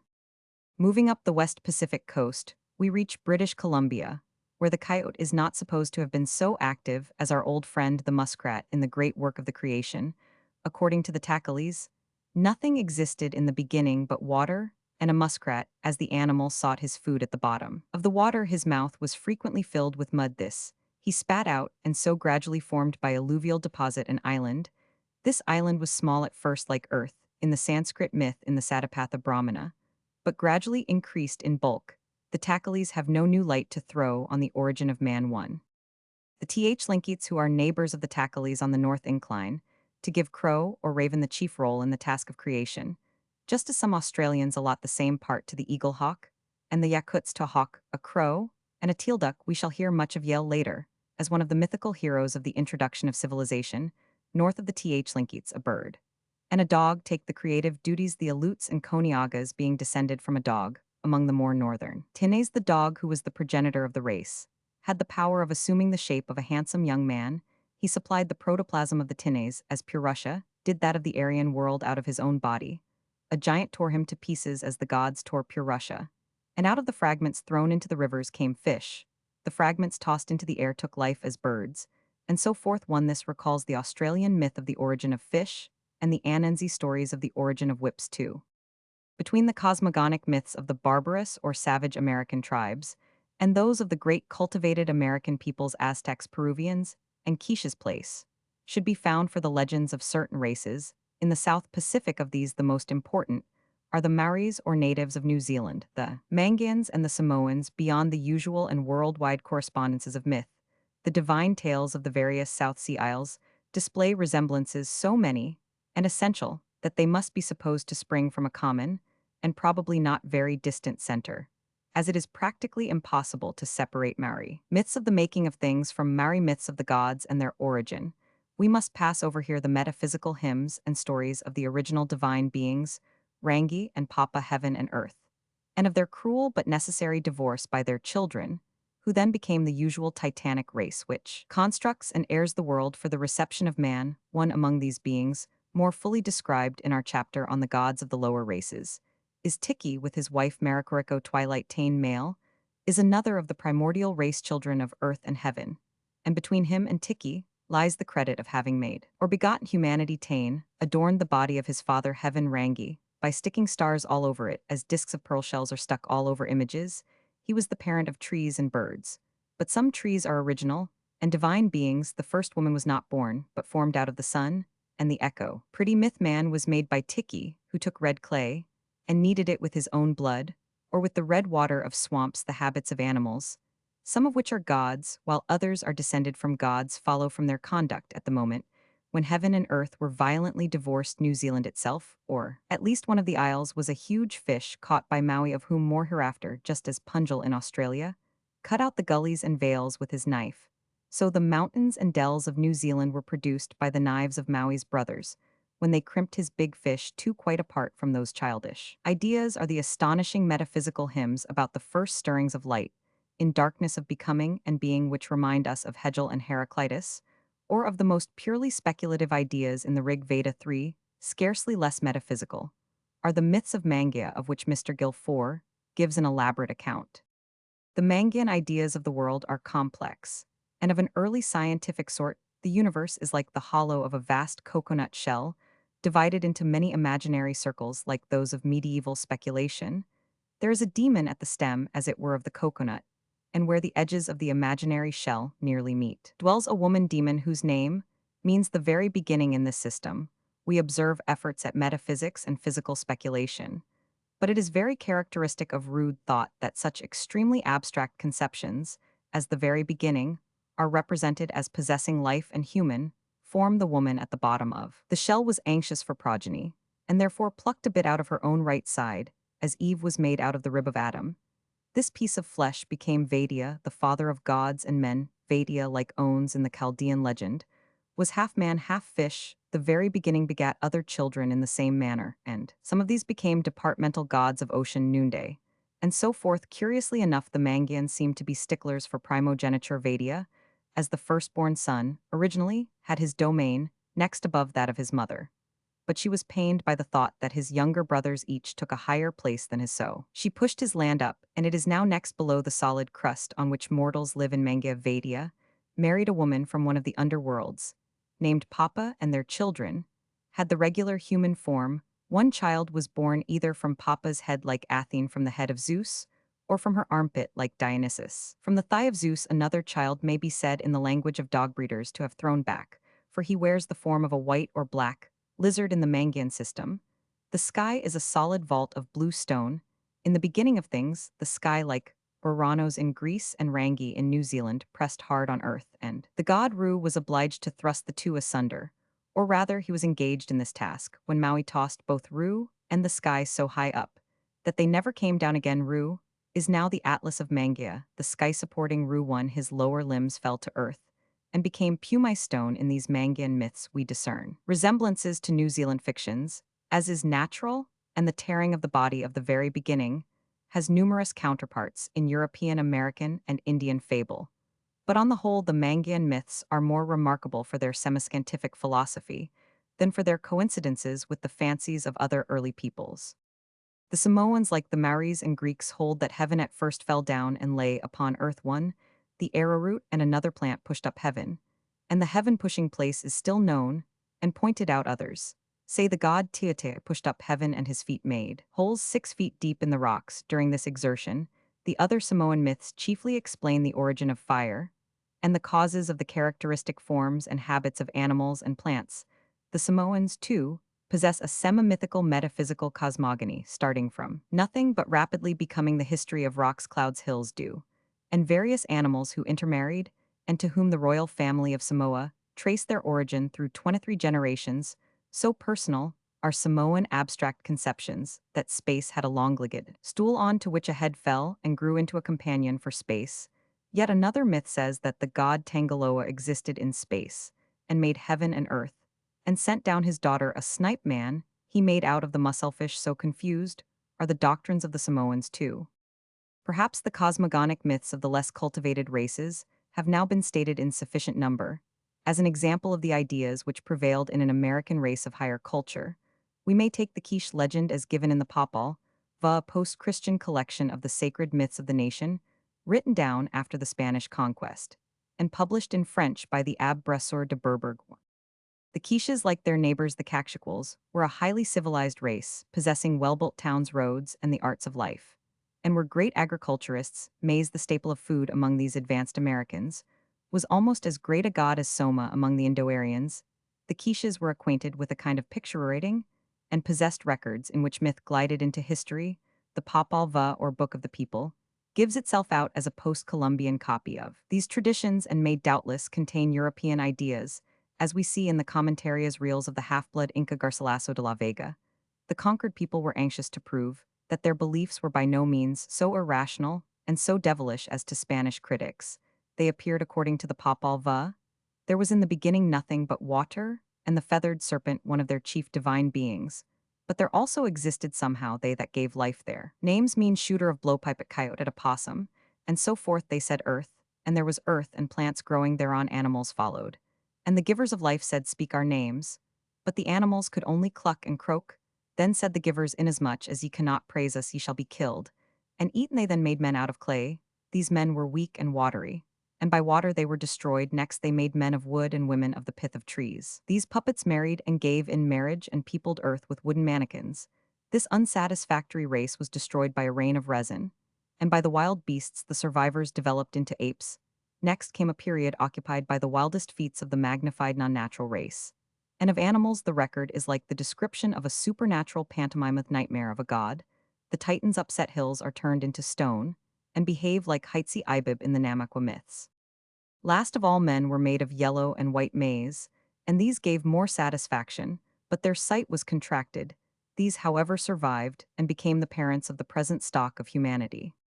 Here we have the conceptions of creation and of evolution combined men are made, but only the fittest survive the rest, are either destroyed or permitted to develop into lower species. A similar mixture of the same ideas will be found in one of the Brahmanas among the Aryans of India. It is to be observed that the quiche myths as recorded in Popol Vuh contain not only traces of belief in a creative word and power, but many hymns of a lofty and beautifully devotional character. Hail, O Creator, O Former Thou, that hearest and understandest us, abandon us, not forsake us, not, O God, Thou that art in heaven, and on the earth, O heart of heaven, O heart of earth. Give us descendants and posterity, as long as the light endures.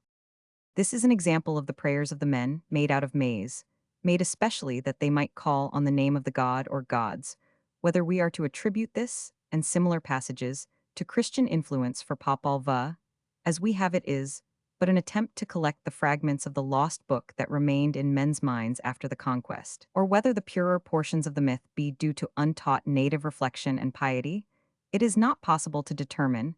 It is improbable that the ideas of a hostile race would be introduced into religious hymns, by their victims here as elsewhere, in the sacred legends of civilized peoples. Various strata of mythical and religious thought coexist. No American people reached such a pitch of civilization as the Aztecs of Anahuac, whose capital was the city of Mexico. It is needless here to repeat the story of their grandeur. And their fall obscure as their history previous to the Spanish invasion, maybe it is certain that they possessed a highly organized society, fortified towns established, colleges or priesthoods, magnificent temples, an elaborate calendar, great wealth in the precious metals, the art of picture-writing in considerable perfection, and a despotic central government. The higher classes in a society like this could not but develop speculative systems. And it is alleged that shortly before the reign of Montezuma attempts had been made to introduce a pure monotheistic religion, but the ritual of the Aztecs remained an example of the utmost barbarity. Never was a more cruel faith, not even in Carthage, nowhere did temples reek with such pools of human blood, nowhere else, not in Dahomey and Ashanti, were human sacrifice, cannibalism, and torture so essential to the cult that secured the favor of the gods in these dark, faint-reeking with gore, peopled by monstrous shapes of idols, bird-headed or beast-headed, and adorned with the hideous carvings, in which we still see the priest, under the mask of some less ravenous forest beast, tormenting the victim in these abominable temples. The Castilian conquerors might well believe that they saw the dwellings of devils. Yet Mexican religion had its moral and beautiful aspect, and the gods or certain of the gods required from their worshippers not only bloody hands but clean hearts. To the gods we return later. The myths of the origin of things may be studied without a knowledge of the whole Aztec pantheon. Our authorities, though numerous, lack complete originality, and are occasionally confused. We have first the Aztec monuments and hieroglyphic scrolls, for the most part undeciphered. These merely attest the hideous and cruel character of the deities. Next, we have the reports of early missionaries like Sahagun and Mendieta, of conquerors like Bernal Diaz, and of noble half-breeds such as Ixtloxochitl I. There are two elements in Mexican, as in Quiche and Indo-Aryan, and Maori, and even Andaman cosmogonic myth. We find the purer religion and the really philosophically speculation, concurrent with such crude and childish stories, as usually satisfy the intellectual demands of Otskaraks and Bushmen, but of the purer and more speculative opinions, we know little. Many of the noble, learned, and priestly classes of Aztecs perished at the conquest. The survivors were more or less converted to Catholicism, and in their writings probably put the best face possible on the native religion. Like the Spanish clergy, their instructors, they were inclined to explain away their national gods by a system of euhemerism, by taking it for granted that the gods and cultura heroes had originally been ordinary men worshipped after their decease. This is almost invariably the view adopted by Sahagun, side by side with the confessions, as it were, of the clergy and cultivated classes. Coexisted the popular beliefs, the myths of the people, partaking of the nature of folklore, but not rejected by the priesthood. Both strata of belief are represented in the surviving cosmogonic myths of the Aztecs. Probably, we may reckon in the first, or learned and speculative class of tales, the account of a series of constructions and reconstructions of the world.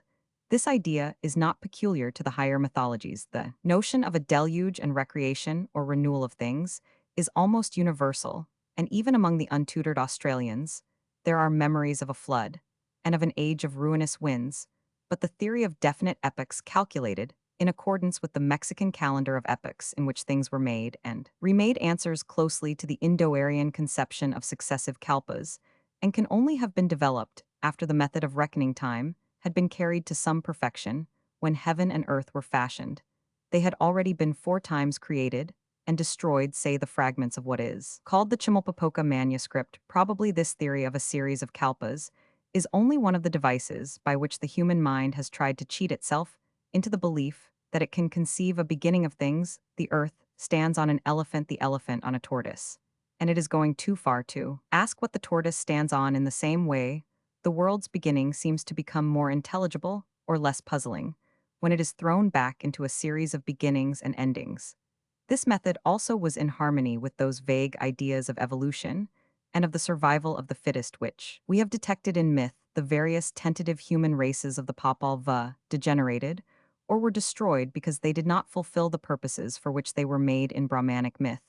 We shall see that type after type was condemned and perished because it was inadequate or inadequately equipped because it did not harmonize with its environment. 1. For these series of experimental creations and inefficient evolutions, vast spaces of time were required according to the Aztec and Indo-Aryan philosophies.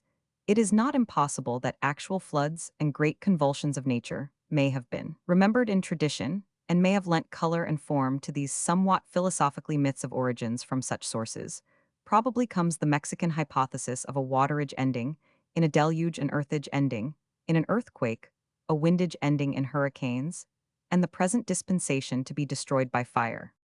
The less philosophically and more popular Aztec legend of the commencement of the world is mainly remarkable for the importance given in it to objects of stone. For some reason, stones play a much greater part in American than in other mythologies. An emerald was worshipped in the temple of Pachacamac, who was, according to Garcilaso, the supreme and spiritual deity of the Incas. The creation legend of the Caxicals of Guatemala 1. Makes much of a mysterious primeval and animated obsidian stone in the Iroquois myths. 2 stones are the leading characters, nor did Aztec myth escape this influence. The myths of the peoples under the empire of the Incas in Peru are extremely interesting because almost all mythical formations are found existing together. While we have historical evidence as to the order and manner of their development, the Peru of the Incas covered the modern state of the same name and included Ecuador with parts of Chile and Bolivia. Roman 1000 Reville calculates that the empire was about 2,500 miles in length, 4 times as long as France, and that its breadth was from 250 to 500 miles. The country contained 3 different climatic regions and was peopled by races of many different degrees of culture, all more or less subject to the dominion of the children of the sun. The 3 regions were the dry strip along the coast, the fertile and cultivated land about the spurs of the Cordilleras, and the inland mountain regions inhabited by the wildest races. Near Cusco, the Inca capital, was the lake of Titicaca, the Mediterranean, as it were of Peru, for on the shores of this inland sea was developed the chief civilization of the New World. As to the institutions, myths, and religion of the empire, we have copious if contradictory information. There are the narratives of the Spanish conquerors, especially of Pizarro's chaplain, Valverde, an ignorant, bigoted fanatic. Then we have somewhat later travelers and missionaries, of whom Cieza de Leon, his book, was published 30 years after the conquest in 1553, is one of the most trustworthy. The royal commentaries of Garcilaso de la Vega, son of an Inca lady and a Spanish conqueror, have often already been quoted. The critical spirit and sound sense of Garcilaso are in remarkable contrast to the stupid orthodoxy of the Spaniards, but some allowance must be made for his fervent Peruvian patriotism. He had heard the Inca traditions repeated in boyhood, and very early in life collected all the information which his mother and maternal uncle had to give him, or which could be extracted from the quipus, the records of knotted cord, and from the commemorative pictures of his ancestors. Garcilaso had access, moreover, to the torn papers of Blas Valera, an early Spanish missionary of unusual sense and acuteness. Cristobal de Maluna is also an excellent authority, and much may be learned from the volume of Rites and Laws of the Uncas. 1. The political and religious condition of the Peruvian Empire is very clearly conceived and stated by Garcilaso, without making due allowance for that mysterious earlier civilization, older than the Incas whose cyclopean buildings Are the Wonder of Travelers Garcilaso, attributes the introduction of civilization to his own ancestors, allowing for what is confessedly mythical in his narrative. It must be admitted that he has a firm grasp of what the actual history must have been. He recognizes a period of savagery before the Incas, a condition of the rudest barbarism, which still existed on the fringes and mountain recesses of the empire. The religion of that period was mere magic and totemism from all manner of natural objects, but chiefly from beasts and birds. The various savage stocks of Peru claimed descent, and they revered and offered sacrifice to their totemic ancestors. One Garcilaso adds, "What is almost incredible that the Indians tamely permitted themselves to be eaten by their totems when these were carnivorous animals. They did this with the less reluctance as they were cannibals, and accustomed to breed children for the purposes of the cuisine from captive women taken in war too, among the huacas, or idols, totems, fetishes, and other adorable objects of the Indians worshipped before and retained after the introduction of the Inca sun totem, and solar cult Garcilaso names, trees, hills, rocks, caves, fountains, emeralds, pieces of jasper, tigers, lions, bears, foxes, monkeys, condors, owls, lizards, toads, frogs, sheep, maize, the sea for want of larger gods, crabs, and bats. The bat was also the totem of the Tzotzil, the chief family of the Caxiquals of Guatemala, and the most high god of the Caxiquals was worshipped in the shape of a bat. We are reminded of religion, as it exists in Samoa. The explanation of Blas Valera was that in each totem Pacarissa the Indians adored the devil. Athwart this early religion of totems and fetishes came in Garcilaso's narrative the purer religion of the Incas, with what he regards as a philosophically development of a belief in a supreme being. According to him, the Inca sun worship was really a totemism of a loftier character. The Incas knew how to choose gods better than the Indians. Garcilaso's theory is that the earlier totems were selected chiefly as distinguishing marks by the various stocks, though of course this does not explain why the animals or other objects of each family were worshipped or were regarded as ancestors, and the blood connections of the men who adored them. The Incas, disdaining crabs, lizards, bats, and even serpents and lions, chose the sun. Then, just like the other totemic tribes, they feigned to be of the blood and lineage of the sun.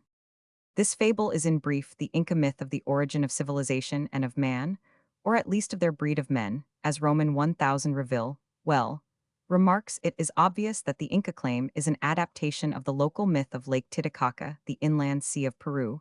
According to that myth, the children of the sun, the ancestors of the Incas, came out of the earth, as in Greek and African legends, at Lake Titicaca, or reached its shores after wandering from the hole or cave, whence they first emerged. The myth, as adapted by the Incas, takes for granted the previous existence of mankind, and in some of its forms the Inca period is preceded by the deluge. Of the Peruvian myth concerning the origin of things, the following account is given by a Spanish priest, Cristobal de Molina, in a report to the Bishop of Cusco in 15,701. The story was collected from the lips of ancient Peruvians and old native priests who again drew their information in part from the painted records reserved in the Temple of the Sun near Cusco. The legend begins with a deluge myth. A cataclysm ended a period of human existence. All mankind perished, except a man and woman who floated in a box to a distance of several hundred miles from Cusco. There, the Creator commanded them to settle, and there, like Punjil in Australia, he made clay images of men of all races attired in their national dress, and then animated them. They were all fashioned and painted as correct models, and were provided with their national songs, and with seed corn. They then were put into the earth, and emerged all over the world at the proper places, some as in Africa and Greece, coming out of fountains, some out of trees, some out of caves. For this reason they made huacas, worshipful objects or fetishes of the trees, caves, and fountains. Some of the earliest men were changed into stones, others into falcons, condors, and other creatures which we know were totems in Peru. Probably, this myth of metamorphosis was invented to account for the reverence paid to totems or pacarissas, as the Peruvians called them in Tiahuanaco, where the creation or rather manufacture of men took place. The Creator turned many sinners into stones. The sun was made in the shape of a man, and as he soared into heaven, he called out in a friendly fashion to Manco Capac, the ideal first Inca, "Look upon me as thy father, and worship me as thy father." In these fables, the Creator is called Pakiachachi, teacher of the world.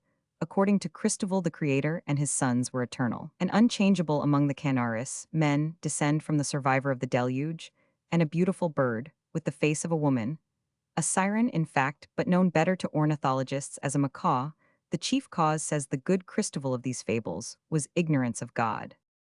The story as told by Cieza de Leon runs thus: a white man of great stature, in fact a magnified non-natural man, came into the world, and gave life to beasts and human beings. His name was Tisavurakacha, and he was called the father of the sun too. There are likenesses of him in the temple, and he was regarded as a moral teacher. It was owing apparently to this benevolent being that four mysterious brothers and sisters emerged from a cave, children of the sun, fathers of the Incas, teachers of savage men. Their own conduct, however, was not exemplary, and they shut up in a hole in the earth the brother of whom they were jealous. This incident is even more common in the Marchen or household tales than in the regular tribal or national myths of the world. 3. The buried brother emerged again with wings, and without doubt, he must have been some devil, says honest Cieza de Leon. This brother was Manco Capac, the heroic ancestor of the Incas, and he turned his jealous brethren into stones. The whole tale is in the spirit illustrated by the wilder romances of the Papalva. Garcilaso gives three forms of this myth. According to the old Inca, his maternal uncle, it was the sun which sent down two of his children, giving them a golden staff, which would sink into the ground at the place where they were to rest from wandering. It sank at Lake Titicaca. About the current myths, Garcilaso says generally that they were more like dreams than straightforward stories, but as he adds, the Greeks and Romans also invented fables worthy to be laughed at, and in greater number than the Indians. The stories of one age of heathenism may be compared with those of the other, and in many points they will be found to agree. This critical position of Garcilaso's will be proved correct when we reach the myths of Greeks and Indo-Aryans. The myth, as narrated northeast of Cusco, speaks of the four brothers and four sisters who came out of caves, and the caves in Inca times were paneled with gold and silver. Athwart all these lower myth survivals from the savage stage comes what Garcilaso regards as the philosophical Inca belief in Pachacamac. This deity, to Garcilaso's mind, was purely spiritual. He had no image and dwelt in no temple. In fact, he is that very god whom the Spanish missionaries proclaimed. This view, though the fact has been doubted, was very probably held by the Amadas or philosophical class. In Peru, one Cieza de Leon says the name of this devil, Pachacamac, means creator of the world. Garcilaso urges that Pachacamac was the animus mundi, that he did not make the world as Punjil and other savage demiurges made it, but that he was to the universe what the soul is to the body. Here we find ourselves, if among myths at all, among the myths of metaphysics, rational myths, that is, myths corresponding to our present stage of thought, and therefore intelligible to us. Pachacamac made the sun and lightning and thunder, and of these the sun was worshipped by the Incas. Garcilaso denies that the moon was worshipped. The reflections of the skeptical or monotheistic Inca, who declared that the sun, far from being a free agent, seems like a thing held to its task, are reported by Garcilaso, and appear to prove that solar worship was giving way in the minds of educated Peruvians 100 years before the arrival of Pizarro and Valverde with his Missal 1. From this summary, it appears that the higher Peruvian religion had rested to its service, and to the dynastic purposes of the Incas, a native myth of the familiar class, in which men come ready-made out of holes in the ground. But in Peru, we do not find nearly such abundance of other savage origin myths as will be proved to exist in the legends of Greeks and Indo-Aryans. The reason probably is that Peru left no native literature. The missionaries disdained stories of devils, and Garcilaso's common sense and patriotism were alike revolted by the incidents of stories, more like dreams than truthful records. He therefore was silent about them. In Greece and India, on the other hand, the native religious literature preserved myths of the making of man, out of clay of his birth, from trees and stones of the fashioning of things, out of the fragments of mutilated gods and titans of the cosmic egg, of the rending and wounding of a personal heaven, and a personal earth, of the fishing up from the waters of a tiny earth which grew, greater, of the development of men out of beasts, with a dozen other such notions, as are familiar to contemporary Bushmen, Australians, Digger Indians, and Karaks. But in Greece and India, these ideas coexist with myths and religious beliefs as purely spiritual and metaphysical as the belief in the Pachacamac of Garcilaso and the Amadas of Peru. Chapter Roman 7, in Dorian myth sources of evidence. Authorities: Vedas, Brahmanas, social condition, of Vedic India arts, rank, swar, Vedic fetishism, ancestor worship date, of Rig Veda hymns, doubtful obscurity, of the hymns, difficulty of interpreting the real character of Veda, not primitive, but sacerdotal, the moral purity, not innocence but refinement. Before examining the myths of the Aryans of India, it is necessary to have a clear notion of the nature of the evidence, from which we derive our knowledge of the subject. That evidence is found in a large and incongruous mass of literary documents. The heritage of the Indian people in this mass are extremely ancient texts, the Rig Veda and the Atharva Veda expository, comments of a date so much later that the original meaning of the older documents was sometimes lost, the Brahmanas and poems and legendary collections of a period later. Still a period, when the whole character of religious thought had sensibly altered in this literature. There is indeed a certain continuity. The names of several gods of the earliest time are preserved in the legends of the latest, but the influences of many centuries of change, of contending philosophies, of periods of national growth and advance, and of national decadence and decay, have been at work on the mythology of India. Here we have myths that were perhaps originally popular tales, and are probably old. Here again, we have later legends that certainly were conceived in the narrow minds of a pedantic and ceremonious priesthood. It is not possible, of course, to analyze in this place all the myths of all the periods. We must be content to point out some which seem to be typical examples of the working of the human intellect in its earlier or its later childhood, in its distant hours of barbaric beginnings, or in the senility of its sacerdotage. The documents which contain Indian mythology may be divided, broadly speaking, into four classes. First, and most ancient in date of composition, are the collections of hymns known as the Vedas. Next, and as far as date of collection goes far less ancient, are the expository texts called the Brahmanas. Later, still come other manuals of devotion and of sacred learning called sutras and Upanishads, and last are the epic poems Itihasas and the books of legends called Puranas. We are chiefly concerned here with the Vedas and Brahmanas. A gulf of time, a period of social and literary change, separates the Brahmanas from the Vedas. But the epics and Puranas differ perhaps even still more from the Brahmanas on account of vast religious changes, which brought new gods into the Indian Olympus, or elevated to the highest place old gods formerly of low degree. From the composition of the first Vedic hymn to the compilation of the latest Purana, religious and mythopoeic fancy was never at rest. Various motives induced various poets to assign on various occasions the highest powers to this or the other god. The most antique legends were probably omitted or softened by some early Vedic bard rishi of noble genius, or again, impure myths were brought from the obscurity of oral circulation and foisted into literature by some poet. Less divinely inspired old deities were half-forgotten, and forgotten deities were resuscitated sages, shook off superstitious bonds. Priests forged new fetters on ancient patterns for themselves, and their flock's philosophy explained away the more degrading myths. Myths, as degrading, were suggested to dark and servile hearts by unscientific etymologies over the whole mass of ancient mythology. The new mythology of a debased Brahmanic ritualism grew like some luxurious and baneful parasite.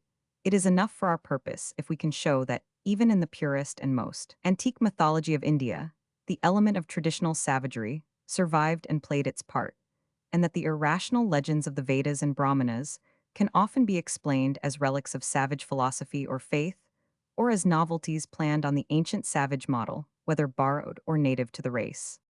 The oldest documents of Indian mythology are the Vedas, usually reckoned as four in number. The oldest, again, of the four is the Sanhita collection of the Rig Veda.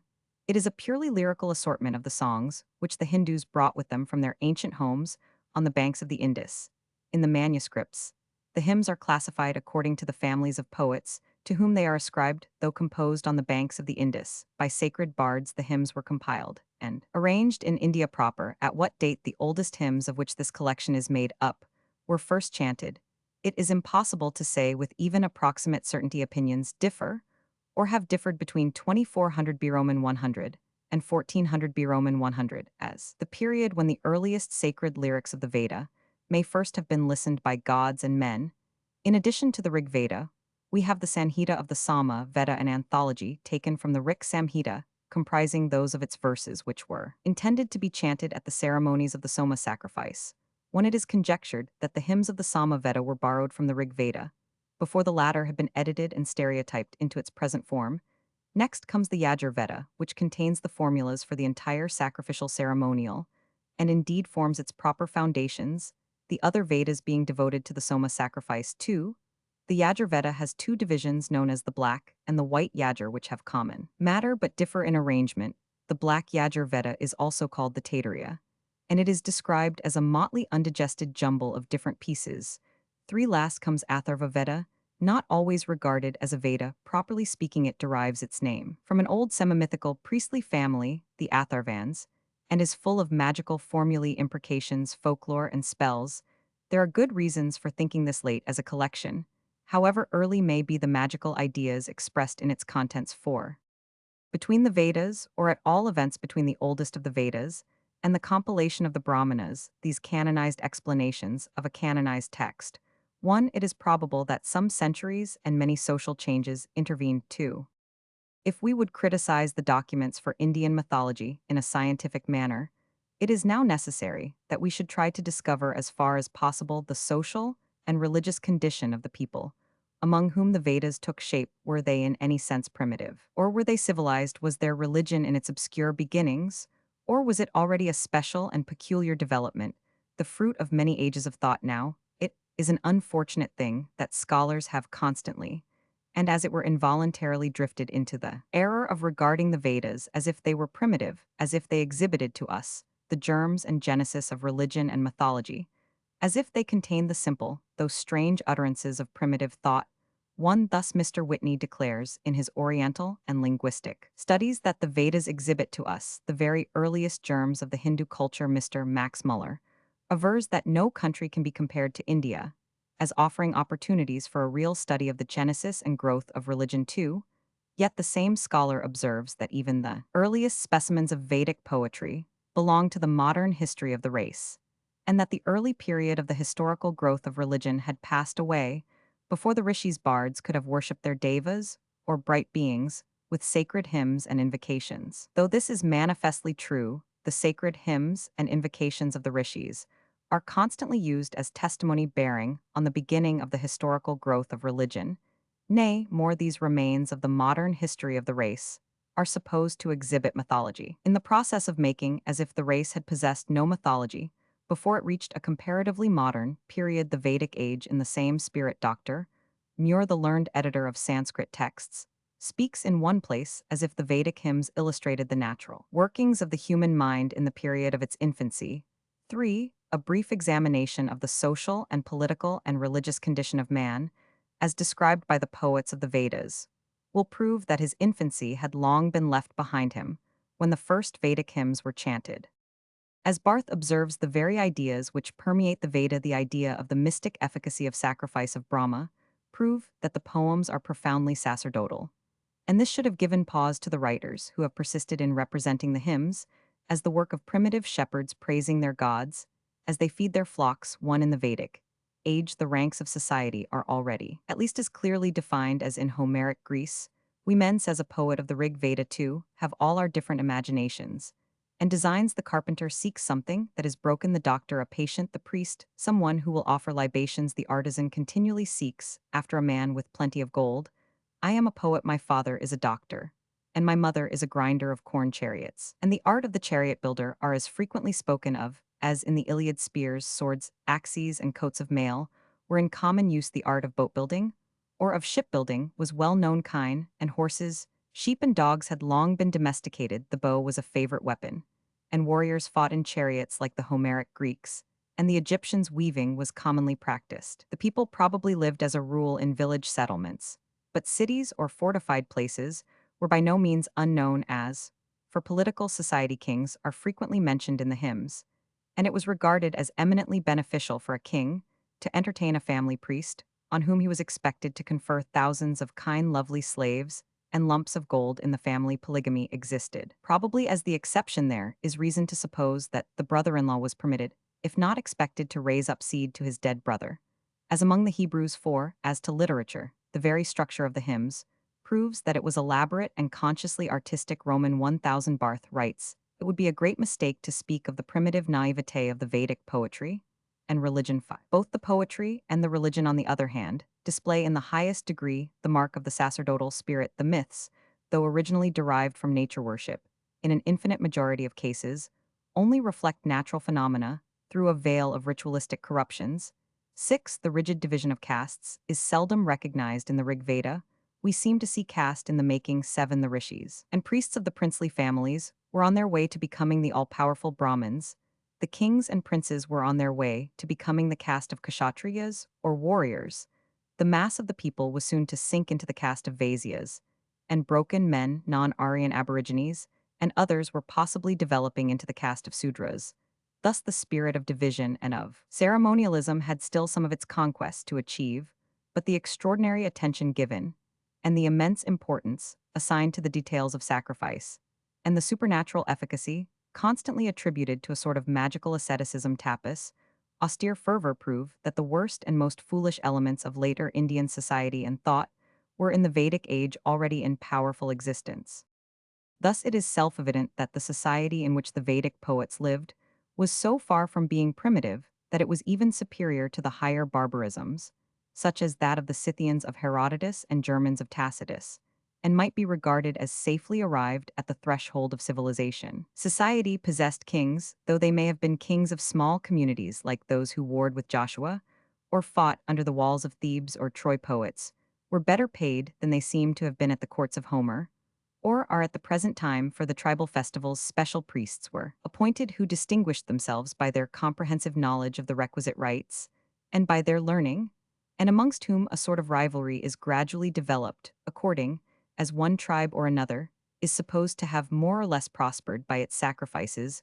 One in the family marriage is sacred, and traces of polyandry, and of the leveret surviving, as late as the epic poems were regarded as things that need to be explained away. Perhaps the most barbaric feature in Vedic society, the most singular relic of a distant past, is the survival, even in a modified and symbolic form, of human sacrifice too. As to the religious condition of the Vedic Aryans, we must steadily remember that in the Vedas, we have the views of the rishis only, that is, of sacred poets on their way to becoming a sacred caste necessarily. They no more represent the popular creeds than the psalmists and prophets, with their lofty monotheistic morality, represent the popular creeds of Israel. The faith of the rishis, as will be shown later, like that of the psalmists, has a noble moral aspect. Yet certain elements of this higher creed are already found in the faiths of the lowest savages. The rishis probably did not actually invent them. Consciousness of sin, of imperfection, in the sight of divine beings, has been developed as it has even in Australia, and is often confessed, but on the whole, the religion of the rishis is practical. It might almost be said is magical. They desire temporal blessings, rain, sunshine, long life, power, wealth in flocks and herds. The whole purpose of the sacrifices, which occupy so much of their time and thought, is to obtain these good things. The sacrifice and the sacrificer come between gods and men. On the man's side is faith, munificence, a compelling force of prayer, and of intentness of will. The sacrifice invigorates the gods to do the will of the sacrificer. It is supposed to be mystically celebrated in heaven as well as on earth. Gods are always sacrificing often, as when rain is wanted, the sacrifice imitates the end which it is desirable to gain. One in all these matters, a minute ritual is already observed. The mystic word Brahma, the sense of hymn or prayer of a compelling and magical efficacy, has already come into use. The Brahma answers almost to the Marikarakya, or incantation, and charm. This Brahma of Visvamitra protects the tribe of Bharata Atri with the fourth prayer. Discovered the sun concealed by unholy darkness too, the complicated ritual, in which prayer and sacrifice were supposed to exert a constraining influence on the supernatural powers, already existed. Hogg thinks, in the time of the chief rishis, or hymnists of the Rig Veda 3. In many respects, the nature of the idea of the divine, as entertained by the rishis of the Rig Veda, is still matter for discussion. In the chapter on Vedic gods, such particulars, as can be ascertained, will be given. Roughly speaking, the religion is mainly, though not wholly, a cult of departmental gods, originally in certain cases forces of nature, but endowed with moral earnestness. As to fetishism in the Vedas, the opinions of the learned are divided. Roman 1000 Bergani. One looks on the whole ritual as practically an organized fetishism employed to influence gods of a far higher and purer character. Mr. Max Muller remarks that stones, bones, shells, herbs, and all the other so-called fetishes are simply absent in the old hymns, though they appear in more modern hymns, particularly those of the Atharva Veda. When artificial objects are mentioned and celebrated in the Rig Veda, they are only such as might be praised even by Wordsworth, or Tennyson. Its bows, quivers, axes, drums, sacrificial vessels, and similar objects. They never assume any individual character. They are simply mentioned as useful or precious. It may be as sacred too. When the existence of fetish herbs is denied by Mr. Max Muller, he does not of course forget soma, that divine juice. It is also to be noted that in modern India, as Mr. Max Muller himself observes, Sir Alfred Lyall finds that the husbandman prays to his plough, and the fisher to his net, these objects being at present fetishes, in opposition to Mr. Max Muller Barth, avers that the same kind of fetishism, which flourishes today flourishes in the Rigveda mountains, rivers, springs, trees, herbs, are invoked as so many powers the beasts which live with man, horse, the cow, the dog, the bird, and the animals which imperil his existence receive a cult of praise and prayer among the instruments of ritual. Some objects are more than things consecrate thee are divinities, and the warchariot the weapons of defense and offense, the plough, are the objects not only of benedictions, but of prayers. 1. These absolute contradictions on matters of fact add, of course, to the difficulty of understanding the early Indo-Aryan religion. One authority says that the Vedic people were fetish worshippers, another authority denies it. Were the rishis ancestor worshippers? Barth has no doubt whatever that they were in the Pitris or fathers. He recognizes ancestral spirits, now companions of the gods and gods themselves at their head, appear the earliest celebrants of the sacrifice. Atharvan, the Angiras, the Kavis, the Pitris par excellence, equals of the greatest god spirits, who by din of sacrifice drew forth the world from chaos, gave birth to the sun, and lighted the stars. Cosmical feats, which, as we have seen, are sometimes attributed by the lower races to their idealized mythic ancestors, the old ones of Australians and Ovaherreros. A few examples of invocations of the ancestral spirits may not be out of place. One, may the fathers protect me in my invocation of the gods here, is a curious case, especially when we remember how the wolf in the North American myth scattered the stars like spangles over the sky. The fathers have adorned the sky with stars too. Important as is the element of ancestor worship in the evolution of religion, Mr. Max Muller in his Hibbert lectures merely remarks that thoughts and feelings about the dead supplied some of the earliest and most important elements of religion, but how these earliest elements affect his system does not appear on a general view. Then the religion of the Vedic poets contained a vast number of elements in solution, elements such as meet us in every quarter of the globe, the belief in ancestral ghosts, the adoration of fetishes, the devotion to a moral ideal, contemplated in the persons of various deities, some of whom at least have been, and partly remain, personal natural forces, are all mingled, and all are drifting towards a kind of pantheism in which, while everything is divine, and gods are reckoned by millions, the worshipper has glimpses of one single divine essence. The ritual, as we have seen, is more or less magical in character. The general elements of the beliefs are found in various proportions. Everywhere the pantheistic mysticism is almost peculiar to India. It is perhaps needless to repeat that a faith so very composite and already so strongly differentiated cannot possibly be primitive, and that the beliefs and practices of a race so highly organized in society and so well equipped in material civilization as the Vedic Aryans cannot possibly be near the beginning, far from expecting to find in the Veda the primitive myths of the Aryans. We must remember that myth had already, when these hymns were sung, become obnoxious to the religious sentiment. Thus writes Barth, the authors of the hymns have expurgated, or at least left in the shade, a vast number of legends older than their time, such, for example, as the identity of Soma with the moon, as the account of the divine families of the parasite of Indra, and a long list might be made of the reticences of the Veda. It would be difficult to extract from the hymns a chapter on the loves of the gods. The goddesses are veiled, the adventures of the gods are scarcely touched on. In passing, we must allow for the moral delicacy of the singers, and for their dislike of speaking too precisely about the gods. Sometimes it seems as if their chief object was to avoid plain speaking, but often there is nothing save jargon and indolence of mind in this voluntary obscurity, for already in the Veda, the Indian intellect is deeply smitten with its inveterate malady of affecting mystery. The more it has nothing to conceal the mania for scattering symbols which symbolize no reality, and for sporting with riddles which it is not worth while to divine. One, Barth, however, also recognizes amidst these confusions the inquietude of a heart deeply stirred, which seeks truth and redemption in prayer. Such is the natural judgment of the clear French intellect on the willfully obscure, tormented, and evasive intellect of India.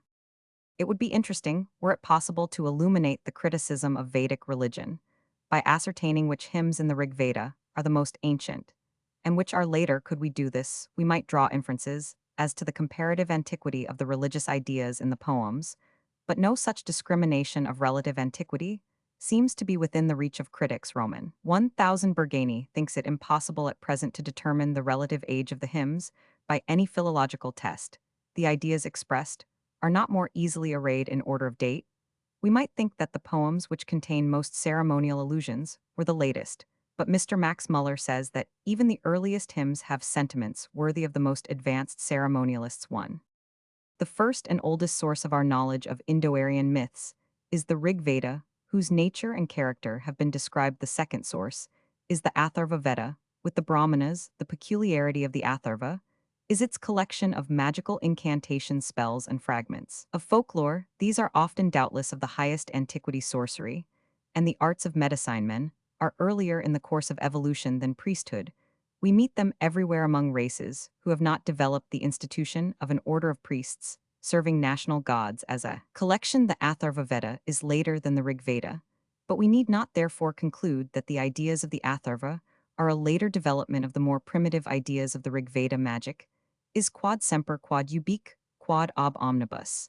The ideas of the Atharva Veda are everywhere. The peculiar notions of the Rig Veda are the special property of an advanced and highly differentiated people, even in the present collected shape. Roman 1000 Barth thinks that many hymns of the Atharva are not much later than those of the Rig Veda. Mr. Whitney, admitting the lateness of the Atharva as a collection, says this would not necessarily imply that the main body of the Atharva hymns were not already in existence when the compilation of the Rig Veda took place. 1. The Atharva refers to some poets of the Rig, as certain hymnists in the Rig also do as earlier men. If in the Rig, as Weber says, there breathes a lively natural feeling, a warm love of nature, while in the Atharva, on the contrary, there predominates an anxious apprehension of evil spirits, and their magical powers. It by no means follows that this apprehension is of later origin than the lively feeling for nature, rather the reverse. There appears to be no doubt, too, that the style and language of the Atharva are later than those of the Rig. Roth, who recognizes the change in language and style, yet considers the Atharva part of the old literature. 3. He concludes that the Atharva contains many pieces which both by their style and ideas are shown to be contemporary with the older hymns of the Rig Veda. In religion, according to Muir. 4, the Atharva shows progress in the direction of monotheism in its celebration of Brahman, but it also introduces serpent worship. As to the Atharva, then we are free to suppose, if we like, that the dark magic, the evil spirits, the incantations, are old parts of Indian, as of all other popular beliefs, though they come later into literature than the poetry about Ushas and the morality of Varuna. The same remarks apply to our third source of information, the Brahmanas. These are indubitably comments on the sacred texts, very much more modern in form than the texts themselves. But it does not follow, and this is most important for our purpose, that the myths in the Brahmanas are all later than the Vedic myths or corruptions of the Veda. Muir remarks 1. The Rig Veda, though the oldest collection, does not necessarily contain everything that is of the greatest age in Indian thought or tradition. We know, for example, that certain legends bearing the impress of the highest antiquity, such as that of the deluge, appear first in the Brahmanas. We are especially interested in this criticism because most of the myths which we profess to explain as survivals of savagery are narrated in the Brahmanas, if these are necessarily late corruptions of Vedic ideas. Because the collection of the Brahmanas is far more modern than that of the Veda, our argument is instantly disproved. But if ideas of an earlier stratum of thought than the Vedic stratum may appear in a later collection, as ideas of an earlier stratum of thought than the Homeric appear in poetry and prose far later than Homer, then our contention is legitimate. It will be shown, in effect, that a number of myths of the Brahmanas correspond in character and incident with the myths of savages such as Karaks and Ats. Our explanation is that these tales partly survived in the minds, perhaps of conservative local priesthoods, from the savage stage of thought, or were borrowed from aborigines in that stage, or were molded in more recent times on surviving examples of that wild early fancy. In the age of the Brahmanas, the people have spread southwards from the basin of the Indus to that of the Ganges. The old sacred texts have begun to be scarcely comprehensible. The priesthood has become much more strictly defined and more rigorously constituted. Absurd as it may seem, the Vedic meters like the Gayatri have been personified and appear as active heroines of stories presumably older than this personification. The Asuras have descended from the rank of gods to that of the heavenly opposition to Indra's government. They are now a kind of fiends, and the Brahmanas are occupied with long stories about the war in heaven itself. A very ancient conception, Varuna, becomes cruel on occasion, and hostile Prajapati becomes the great mythical hero and inherits the wildest myths of the savage heroic beasts and birds. The priests are now Brahmins, a hereditary divine caste, who possess all the vast and puerile knowledge of ritual and sacrificial minutiae, as life in the opera is a series of songs, so life in the Brahmanas is a sequence of sacrifices. Sacrifice makes the sun rise and set, and the rivers run this way or that. The study of Indian myth is obstructed, as has been shown, by the difficulty of determining the relative dates of the various legends, but there are a myriad of other obstacles to the study of Indian mythology. A poet of the Vedas says the chanters of hymns go about enveloped in mist and unsatisfied with idle talk. 1. The ancient hymns are still enveloped in mist owing to the difficulty of their language and the variety of modern renderings and interpretations. The heretics of Vedic religion, the opponents of the orthodox commentators, in ages comparatively recent, used to complain that the Vedas were simply nonsense, and their authors knaves and buffoons. There are moments when the modern student of Vedic myths is inclined to echo this petulant complaint. For example, it is difficult enough to find in the Rig Veda anything like a categoric account of the gods and a description of their personal appearance. But in Rig Veda Roman 8:1, we read of one god, a youth brown, now hostile, now friendly, a golden luster, invests him. Who is this youth? Soma, as the moon, according to the commentators. Roman 1000 Langlois thinks the sun is meant Dr. Aufrecht, thinks the troop of Marut's spirits of the storm, to whom he remarks the epithet dark brown tawny, is as applicable as it is to their master Rudra. This is rather confusing, and a mythological inquirer would like to know for certain whether he is reading about the sun, or Soma, the moon, or the winds. To take another example, we open Mr. Max Muller's translation of the Rig Veda at random, say, at page 49, in the second verse of the hymn. To the Maruts, Mr. Muller translates, they who were born together self-luminous with the spotted deer, the clouds, the spears, the daggers, the glittering ornaments, I hear their whips. Almost close by, as they crack them in their hands, they gain splendor on their way. Now Wilson translates this passage, who born by spotted deer, were born self-luminous with weapons, workeries, and decorations. I hear the cracking of their whips in their hands, wonderfully inspiring courage in the fight. Benfi has who, with stags and spears, and with thunder and lightning self-luminous, were born hard by rings the crack of their whip. As it sounds in their hands, bright fare they down. In Storm Langlois translates, just born are they self-luminous. Mark ye their arms, their decorations, their car, drawn by deer, hear ye their clamor. Listen, tease the noise of the whip, they hold in their hands the sound that stirs up courage in the battle.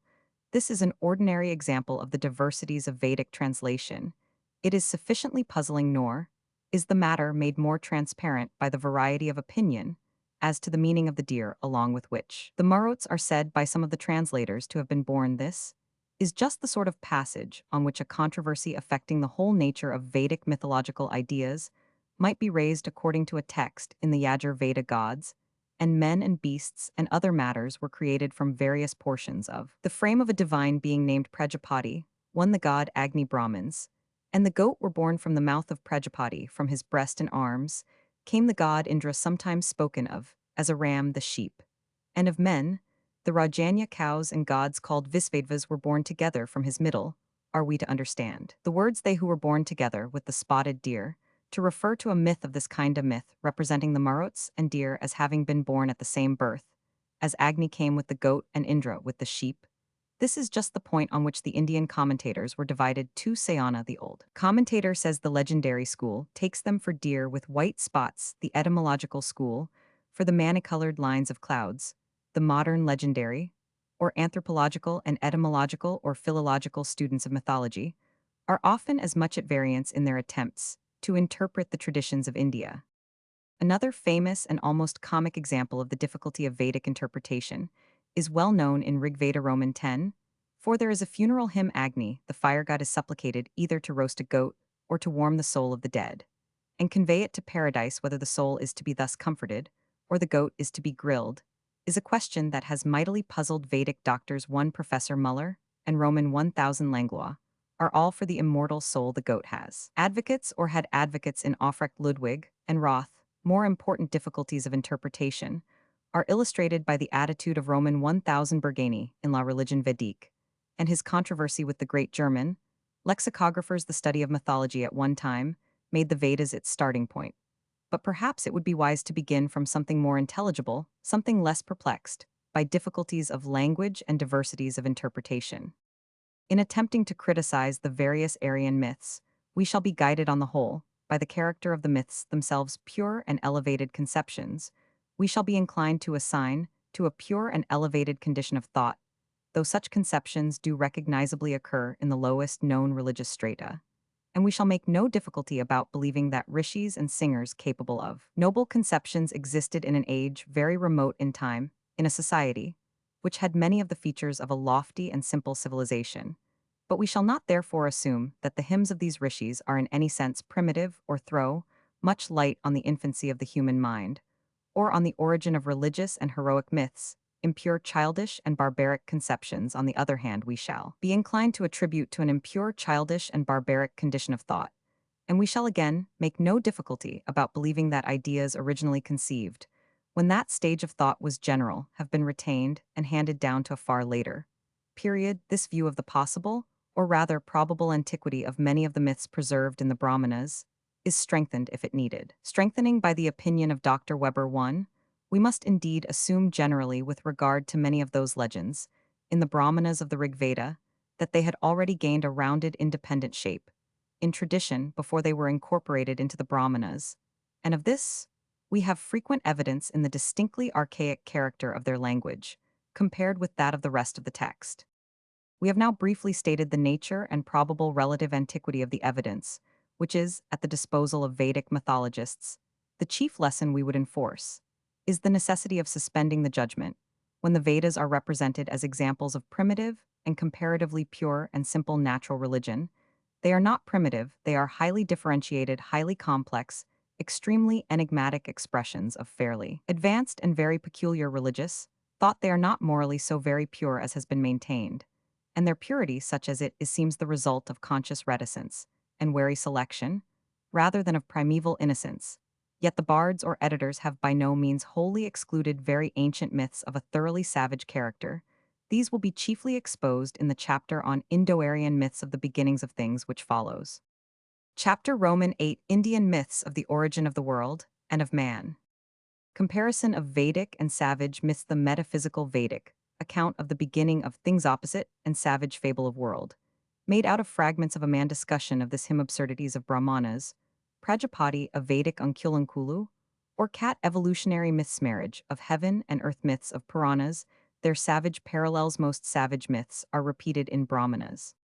In discussing the savage myths of the origin of the world and of man, we observed that they were as inconsistent as they were fanciful among the fancies embodied. In the myths was noted the theory that the world or various parts of it had been formed out of the body of some huge non-natural, being a god or giant or a member of some ancient mysterious race. We also noted the myths of the original union of heaven and earth, and their violent separation, as displayed in the tales of Greeks and Maoris, to which may be added the Akagkamam nation in California, another feature of savage cosmogonies, illustrated especially in some early Slavonic myths, in Australian legends, and in the faith of the American races, was the creation of the world or the recovery of a drowned world by animals, as the raven the dove, and the coyote the hatching of all things out of an egg, was another rude conception chiefly noted among the Finns. The Indian form occurs in the Satapatha Brahmana too. The preservation of the human race in the deluge, or the creation of the race after the deluge, was yet another detail of savage mythology. And for many of these fancies, we seem to find a satisfactory origin in the exceedingly credulous and confused state of savage philosophy and savage imagination. The question now to be asked is, do the traditions of the Aryans of India supply us with myths so closely resembling the myths of Nootkas, Maoris, and Australians that we may provisionally explain them as stories originally, due to the invention of savages? This question may be answered in the affirmative. The Vedas, the epics, and the Puranas contain a large store of various cosmogonic traditions, as inconsistent as the parallel myths of savages. We have an Aryan Ilmarinen Tivastri who, like the Finnish smith, forged the iron vault of hollow heaven, and the ball of earth won again the earth, is said to have sprung, as in some Mangian fables, from a being called Utnapad too.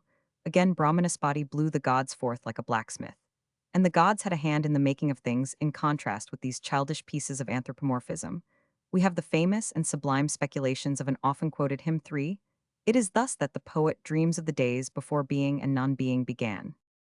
There was then neither nonentity nor entity, there was no atmosphere, nor sky above what enveloped all was it water, the profound abyss death. Was not then nor immortality? There was no distinction of day or night that one breathed calmly self-supported. Then was nothing different from it, or above it in the beginning darkness existed enveloped in darkness. All this was undistinguishable water, that one which lay void and wrapped in nothingness, was developed by the power of fervor desire, first arose in it which was the primal germ of mind, and which sages searching with their intellect have discovered to be the bond which connects entity with nonentity, the ray or cord which stretched across these worlds. Was it below, or was it above there, were their impregnating powers, and mighty forces a self-supporting principle beneath, and energy aloft who knows who here can declare whence has sprung whence this creation, the gods are subsequent to the development of this universe, who then knows whence it arose from what this creation arose, and whether anyone made it or not he who in the highest heaven is its ruler, he verily knows, or even he does not know one. Here there is a Vedic hymn of the origin of things from a book, it is true supposed to be late, which is almost if not absolutely free from mythological ideas, the self-supporting principle beneath and energy, aloft may refer, as Dr. Muir suggests, to the Father heaven above, and the Mother earth beneath. The bond between entity and nonentity is sought in a favorite idea of the Indian philosophers, that of tapas or fervor. The other speculations remind us, though they are much more restrained and temperate in character, of the metaphysical chants of the New Zealand priests of the Zunis of Popol Vuh, and so on. These belong to very early culture. What is the relative age of this hymn? If it could be proved to be the oldest in the Veda, it would demonstrate no more than this, that, in time exceedingly remote, the Aryans of India possessed a philosopher, perhaps a school of philosophers, who applied the minds to abstract speculations on the origin of things. It could not prove that mythological speculations had not preceded the attempts of a purer philosophy. But the date cannot be ascertained. Mr. Max Muller cannot go farther than the suggestion that the hymn is an expression of the Perennies quidem philosophia of Leibniz. We are also warned that a hymn is not necessarily modern, because it is philosophical one certainly.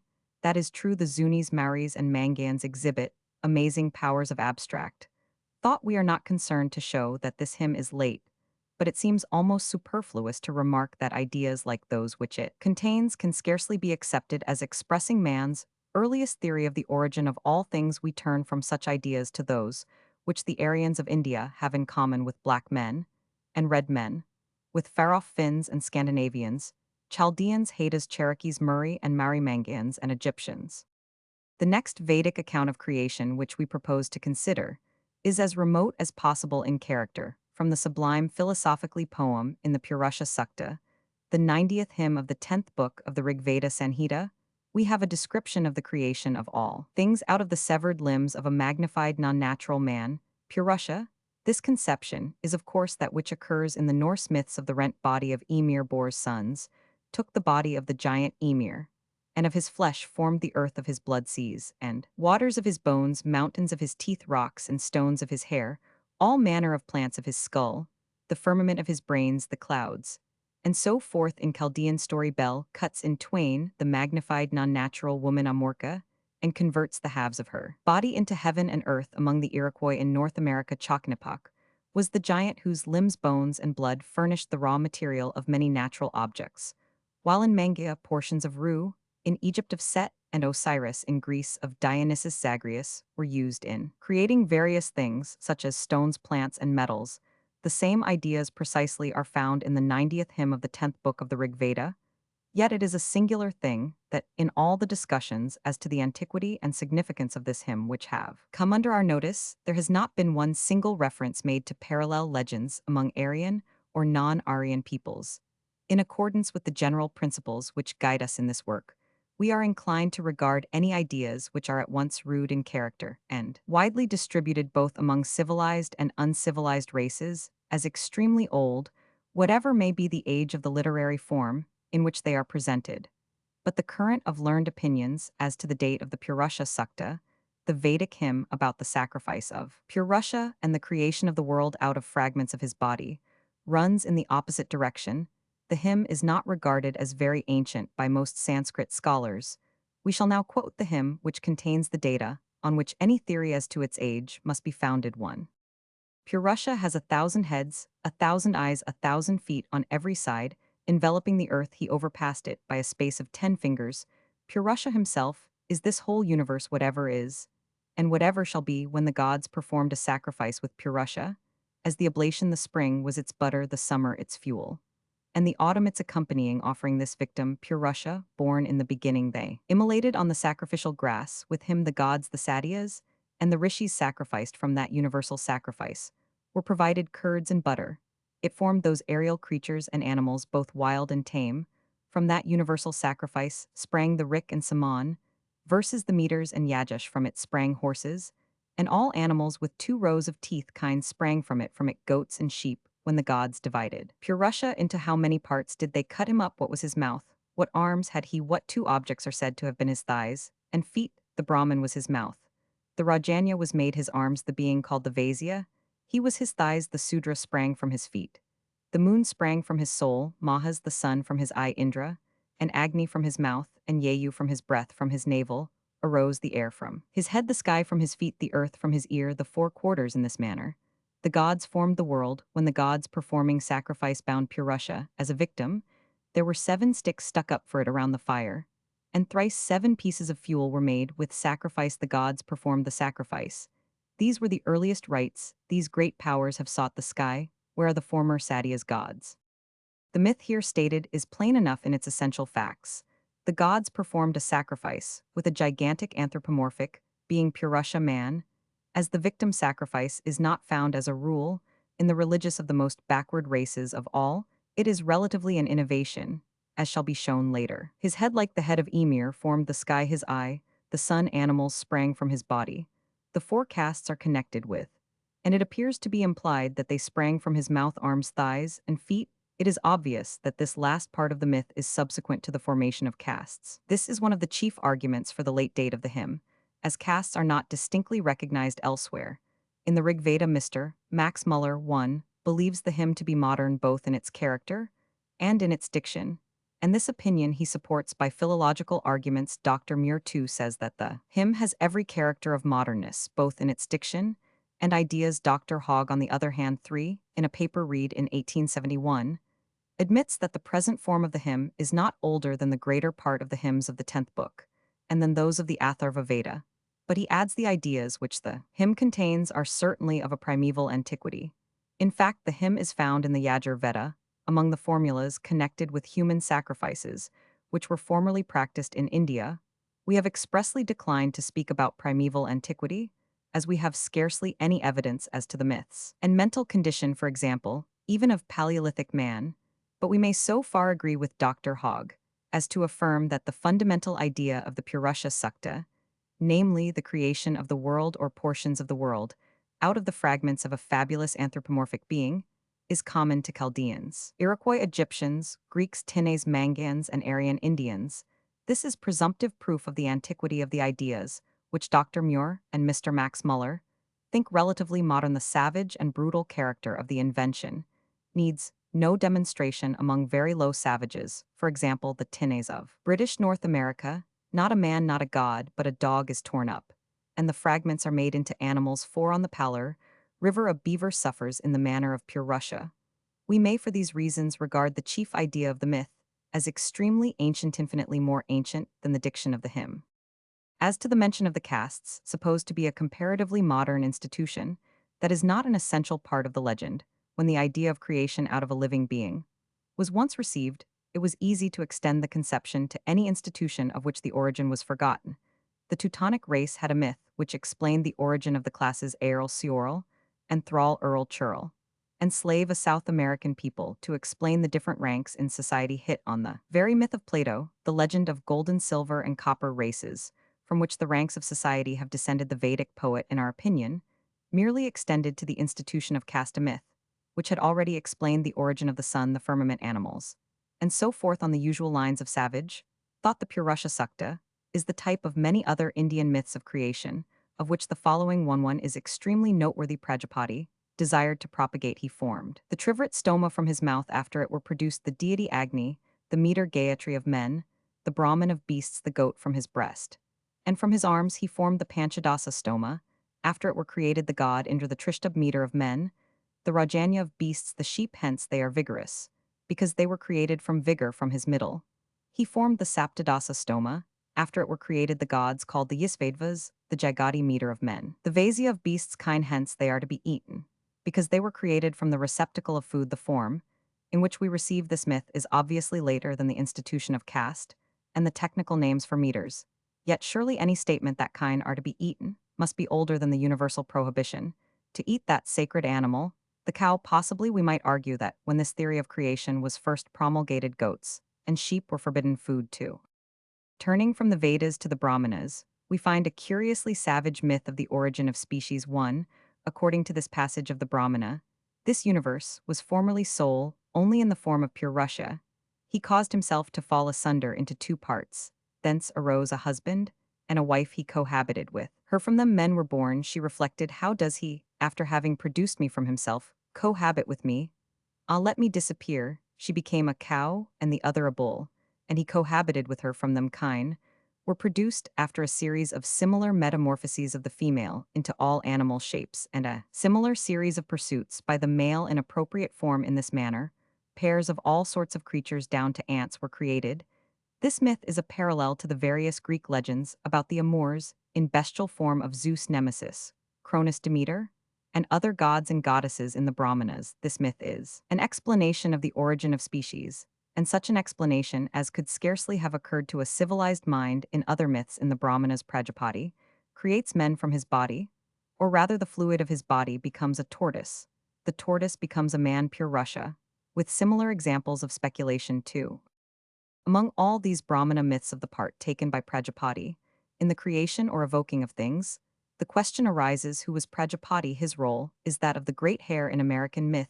He is a kind of demiurge, and his name means the master of things created, like the Australian Biamban master, and the American title of the chief Manitou master of life. One Dr. Muir remarks that, as the Vedic mind advances from mere divine beings, who reside and operate in fire Agni dwell and shine in the sun Surya, or in the atmosphere Indra towards a conception of deity, the farther step would be taken of speaking of the deity, under such new names as Visvakarman and Prajapati. These are appellatives which do not designate any limited functions connected with any single department of nature, but the more general and abstract notions of divine power operating in the production and government of the universe. Now the interesting point is that round this new and abstract name gravitate the most savage and crudest myths, exactly the myths we meet among Hottentots and Nootkas. For example, among the Hottentots, it is Haitsi Ibib. Among the Huarakari Indians, it is Uarakacha who confers by curse or blessing on the animals their proper attributes and characteristics. 2. In the Satapatha Brahmana, it is Prajapati who takes this part that falls to rude cultura heroes of Hottentots and Hurakaris. 3. How Prajapati made experiments in a kind of stated evolution, so to speak, or evolution, superintended and assisted from above, will presently be set forth. In the Puranas, creation is a process renewed after each kalpa or vast mundane period. Brahma awakes from his slumber and finds the world a waste of water. Then, just as in the American myths of the coyote and the Slavonic myths of the devil, and the doves a boar or a fish or a tortoise fishes up the world out of the waters that bore fish tortoise, or what not is Brahma or Vishnu, this savage conception of the beginnings of creation in the act of a tortoise, fish, or boar is not first found in the Puranas, as Mr. Muir points out, but is indicated in the Black Yajur Veda and in the Satapatha Brahmana. 1. In the Satapatha Brahmana Roman 14:2-11, we discover the idea so common in savage myths, for example, in that of the Navajos, that the earth was at first very small, a mere patch, and grew bigger after the animal fished it up. Formerly, this earth was only so large of the size of a span. A boar called Emusha raised her up here. The boar makes no pretense of being the incarnation of a god, but is a mere boar sans phrase. Like the creative coyote of the Papogas and Chinooks, or the muskrat of the Takalis, this is a good example of the development of myth. Savages begin, as we saw, by mythically regarding various animals, spiders, grasshoppers, ravens, eagles, cockatoos, as the creators or recoverers of the world. As civilization advances, those animals still perform their beneficent functions, but are looked on as gods in disguise. In time, the animals are often dropped altogether, though they hold their place with great tenacity. In the cosmogonic traditions of the Aryans in India, when we find the Satapatha Brahmana, alleging too that all creatures are descended from a tortoise, we seem to be among the rude Indians of the Pacific coast. But when the tortoise is identified with Aditya, and when Adityas prove to be solar deities sons of Aditi, and when Aditi is recognized by Mr. Muller, as the dawn we see that the Aryan mind has not been idle, but has added a good deal to the savage idea of the descent of men and beasts from a tortoise 3. Another feature of savage myths of creation, we found to be the introduction of a crude theory of evolution. We saw that among the Potante tribe of the Digger Indians, and among certain Australian tribes, men and beasts were supposed to have been slowly evolved and improved out of the forms first of reptiles and then of quadrupeds in the mythologies of the more civilized South American races. The idea of the survival of the fittest was otherwise expressed. The gods made several attempts at creation, and each set of created beings, proving in one way or other unsuited to its environment, was permitted to die out or degenerated into apes, and was succeeded by a set better, adapted for survival one in much the same way. The Satapatha Brahmana 2 represents mammals as the last result of a series of creative experiments. Prajapati created living beings, which perished for want of food. Birds and serpents perished thus. Prajapati reflected, how is it that my creatures perish after having been formed? He perceived this: they perish from want of food in his own presence. He caused milk to be supplied to breasts. He created living beings, which resorting to the breasts were thus preserved. These are the creatures which did not perish. The common myth which derives the world from a great egg. The myth, perhaps most familiar in its Finnish Shapes, found in the Satapatha Brahmana, one in the beginning this universe, was waters nothing. But waters the waters desired, how can we be reproduced? So saying they twalled, they performed austerity. While they were performing austerity, a golden egg came into existence. It then became a year. From it in a year, a man came into existence who was Prajapati. He conceived progeny in himself with his mouth. He created the gods according to another text too. Prajapati took the form of a tortoise. The tortoise is the same as Aditya 3. It is now time to examine the Aryan shape of the widely spread myth about the marriage of heaven and earth, and the fortunes of their children. We have already seen that, in New Zealand, heaven and earth were regarded as real persons of bodily parts and passions, united in a secular embrace. We shall apply the same explanation to the Greek myth of Gaia, and of the mutilation of Cronus in India. Dios, heaven, answers to the Greek Uranus, and the Mari Rangi, while Prithvi, earth, is the Greek Gaia. The Mari Papa in the Veda, heaven and earth, are constantly styled parents one. But this we might regard as a mere metaphorical expression, still common in poetry. A passage of the Adarya Brahmana, however, retains the old conception, in which there was nothing metaphorical at all. These two worlds, heaven and earth, were once joined. Subsequently, they were separated according to one account by Indra, who thus plays the part of Cronus, and of Tain, Mahuta. Heaven and earth, says Dr. Muir, are regarded as the parents not only of men, but of the gods also, as appears from the various texts, where they are designated by the epithet Devapatar, having gods for their children by men. In an early stage of thought, this myth was accepted along with others in which heaven and earth were regarded as objects created by one of their own children, as by Indra 3, who stretched them out like a hide, who like Atlas sustains and upholds them. 4 Again, Tvashtri, the divine smith, wrought them by his craft. Or once more, heaven and earth sprung from the head and feet of pure Russia. In short, if anyone wished to give an example of that recklessness of orthodoxy or consistency, which is the mark of early myth, he could find no better example than the Indian legends of the origin of things. Perhaps there is not one of the myths current among the lower races which has not its counterpart in the Indian Brahmanas. It has been enough for us to give a selection of examples.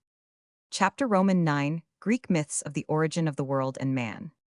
The Greeks, practically civilized, when we first meet them in Homer, their mythology, however, is full of repulsive features. The hypothesis that many of these are savage survivals are there other examples of such survival in Greek life and institutions. Greek opinion was constant that the race had been savage. Illustrations of savage survival from Greek law of homicide, from magic religion, human sacrifice, religious art, traces of totemism, and from the mysteries conclusion that savage survival may also be expected in Greek myths. The Greeks, when we first make their acquaintance in the Homeric poems, were a cultivated people dwelling under the government of royal families in small city-states. This social condition they must have attained by 1000 B. Roman 100, and probably much earlier. They had already a long settled past behind them, and had no recollection of any national migration from the cradle of the Aryan race. On the other hand, many tribes thought themselves earthborn from the soil of the place where they were settled. The Maori traditions prove that memories of a national migration may persist for several hundred years among men, ignorant of writing Greek legend among a far more civilized race, only spoke of occasional foreign settlers from Sidon Lydia, or Egypt the Homeric Greeks were well acquainted with almost all the arts of life, though it is not absolutely certain that they could write, and certainly, they were not addicted to reading. In war they fought from chariots, like the Egyptians and Assyrians.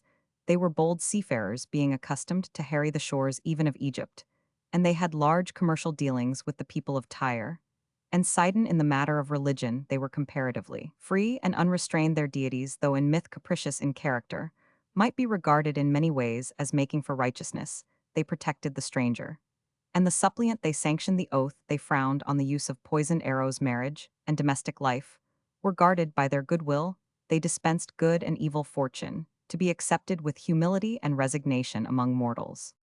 The patriarchal head of each family performed the sacrifices for his household, the king for the state, the ruler of Mycenae Agamemnon, for the whole Achaean host, encamped before the walls of Troy. At the same time, prophets like Calchas possessed considerable influence, due partly to an hereditary gift of second sight, as in the case of Theoclymenus, one partly to acquired professional skill in observing omens, partly to the direct inspiration of the gods. The oracle at Delphi, or as it is called by Homer, Pytho, was already famous and religion recognized in various degrees, all the gods familiar to the later cult of Hellas. In it, people so advanced, so much in contact with foreign races and foreign ideas, and so wonderfully gifted by nature with keen intellect and perfect taste, it is natural to expect, if anywhere, a mythology almost free from repulsive elements and almost purged of all that we regard as survivals from the condition of savagery. But while Greek mythology is richer far than any other in beautiful legend, and is thronged with lovely and majestic forms of gods and goddesses,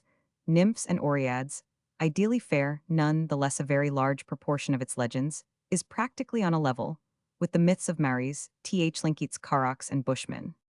This is the part of Greek mythology which has at all times excited most curiosity, and has been made the subject of many systems of interpretation. The Greeks themselves, from almost the earliest historical ages, were deeply concerned either to veil or explain away the blasphemous horrors of their own sacred chapters, poetic traditions, and temple legends. We endeavor to account for these as relics of an age of barbarism, lying very far behind the time of Homerian age, when the ancestors of the Greeks either borrowed or more probably developed for themselves the kind of myths by which savage peoples endeavor to explain the nature and origin of the world and all phenomena. The correctness of this explanation, resting as it does on the belief that the Greeks were at one time in the savage status, might be demonstrated from the fact that not only myths but Greek life in general, and especially Greek ritual, teemed with surviving examples of institutions and of manners which are found everywhere among the most backward and barbarous races. It is not as if only the myths of Greece retained this rudeness, or as if the Greeks supposed themselves to have been always civilized. The whole of Greek life yields relics of savagery, when the surface is excavated ever so slightly. Moreover, that the Greeks, as soon as they came to reflect on these matters at all, believed themselves to have emerged from a condition of savagery, is undeniable. The poets are entirely at one on this subject, with Moschkian, a writer of the school of Euripides. The time hath been, yea, it hath been, he says, when men lived like the beasts, dwelling in mountain caves and clefts unvisited of the sun. Then they broke not the soil with plows, nor by aid of iron, but the weaker man was slain to make the supper of the stronger. And so, on one, this view of the savage origin of mankind was also held by Aristotle too. It is probable that the first men, whether they were produced by the earth, earthborn, or survived from some deluge, were on a level of ignorance and darkness. 3. This opinion, consciously held and stated by philosophers and poets, reveals itself also in the universal popular Greek traditions that were originally ignorant of fire, agriculture, metallurgy, and all the other arts and conveniences of life, till they were instructed by ideal cultura heroes like Prometheus, members of a race divine or half divine. A still more curious Athenian tradition preserved by Varro maintained not only that marriage was originally unknown, but that as among Australians and some Red Indians, the family name descended through the mother, and kinship was reckoned on the female side before the time of Cecrops. While Greek opinion, both popular and philosophical, admitted, or rather, asserted that savagery lay in the background of the historical prospect, Greek institutions retained 1,000 birthmarks of savagery. It is manifest and undeniable that the Greek criminal law, as far as it affected murder, sprang directly from the old savage blood feud. 1. The Athenian law was a civilized modification of the savage rule, that the kindred of a slain man take up his blood feud, where homicide was committed within the circle of blood relationship.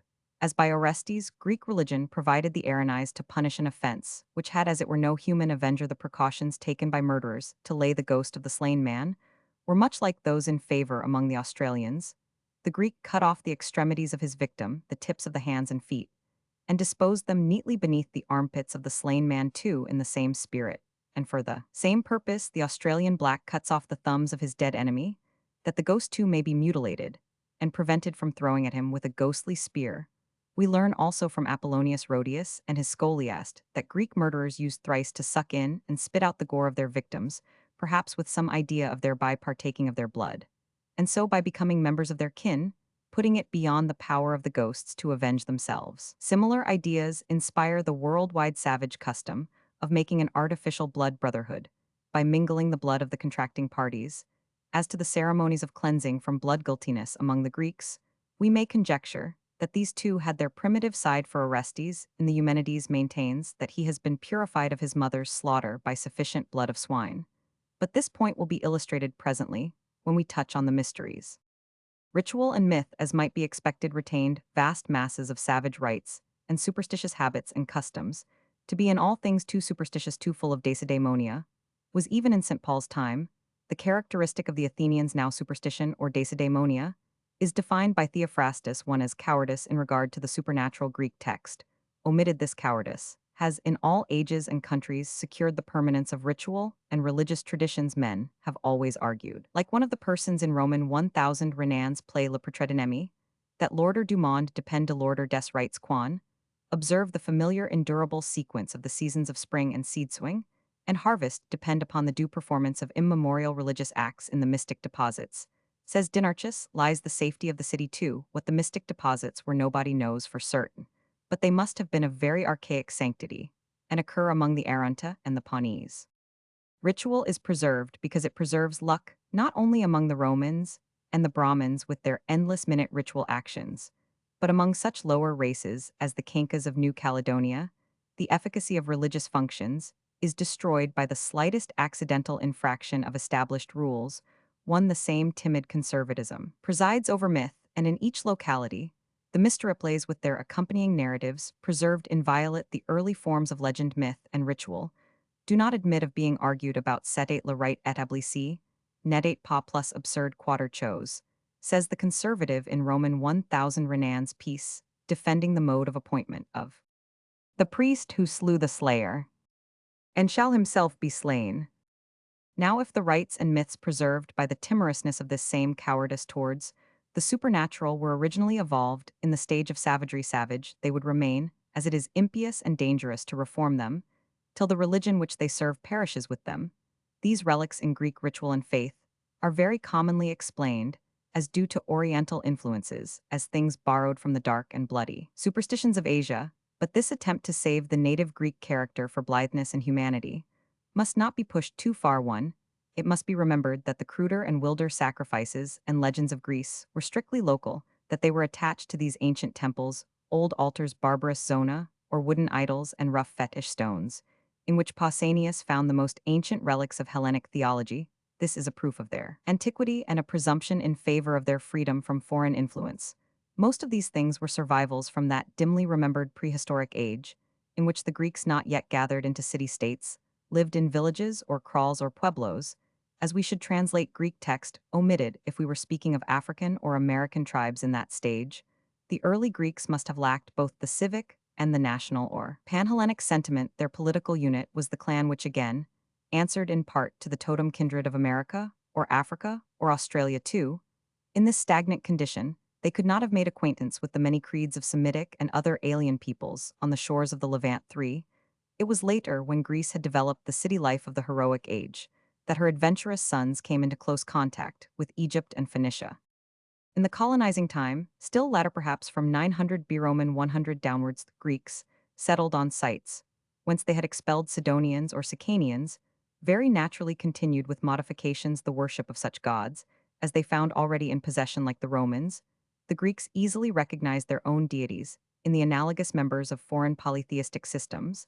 Thus, we can allow for alien elements in such gods and goddesses as Zeus, Asterios as Aphrodite of Cyprus or Eryx, or the man-breasted Ephesian Artemis, whose monstrous form had its exact analog among the Aztecs in that man-breasted goddess of the maguey plant, whence beer was made to discern and disengage the borrowed factors in the Hellenic Olympus by analysis of divine names, is a task to which comparative philology may lawfully devote herself, but we cannot so readily explain by presumed borrowing from without. The rude zona of the ancient local temples, the wild myths of the local legends, the sacra, which were the exclusive property of Old World families, Beauty or Ubiquity.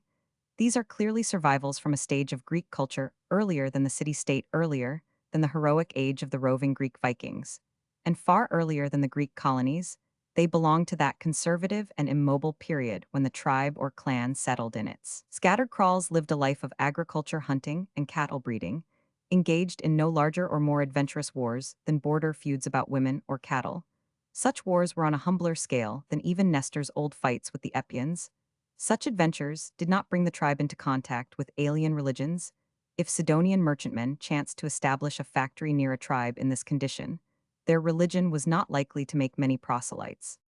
These reasons for believing that most of the wilder element in Greek ritual and myth was native may be briefly recapitulated, as they are often overlooked. The more strange and savage features meet us in local tales and practices, often in remote upland temples and chapels. There they had survived from the society of the village status, before villages were gathered into cities, before Greeks had taken to a roving life, or made much acquaintance with distant and maritime peoples.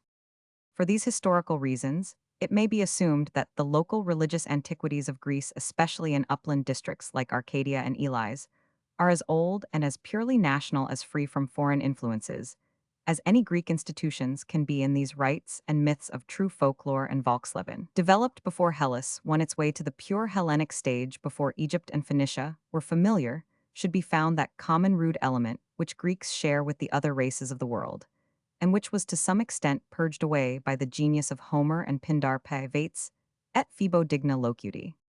In proof of this local conservatism, some passages collected by K. F. Hermann in his Lehrbuch der Griechischen Antiquitäten, one may be cited thus: Isocrates writes too, this was all their care, neither to destroy any of the ancestral rites nor to add aught beyond what was ordained. Clemens Alexandrinus reports that certain Thessalians worshipped storks in accordance with use, and want 3. Plato lays down the very law of least change, which has been described, whether the legislator is establishing a new state or restoring an old and decayed one in respect of gods and temples.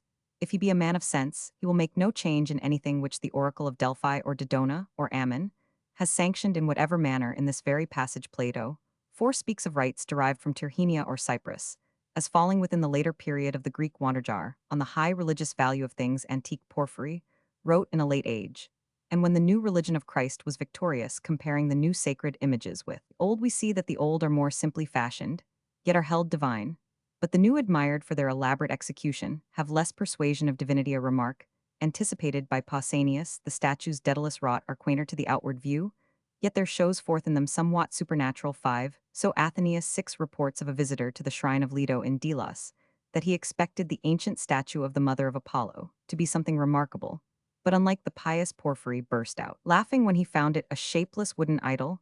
These idols were dressed out, fed, and adorned, as if they had life. 7. It is natural that myths dating from an age when Greek gods resembled Polynesian idols should be as rude as Polynesian myths. The tenacity of local myth is demonstrated by Pausanias, who declares that even in the highly civilized Attica, the Demes retained legends different from those of the central Scythiad legends, probably which were current before the villages were Sinicized into Athens. 8.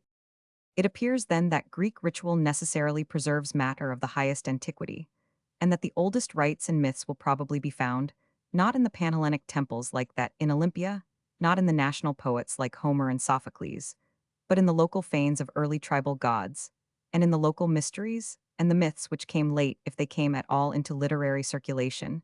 This opinion is strengthened and illustrated by that invaluable guidebook of the artistic and religious pilgrim, written in the 2nd century, after our era, by Pausanias. If we follow him, we shall find that many of the ceremonies, stories, and idols which he regarded as oldest are analogous to the idols and myths of the contemporary backward races.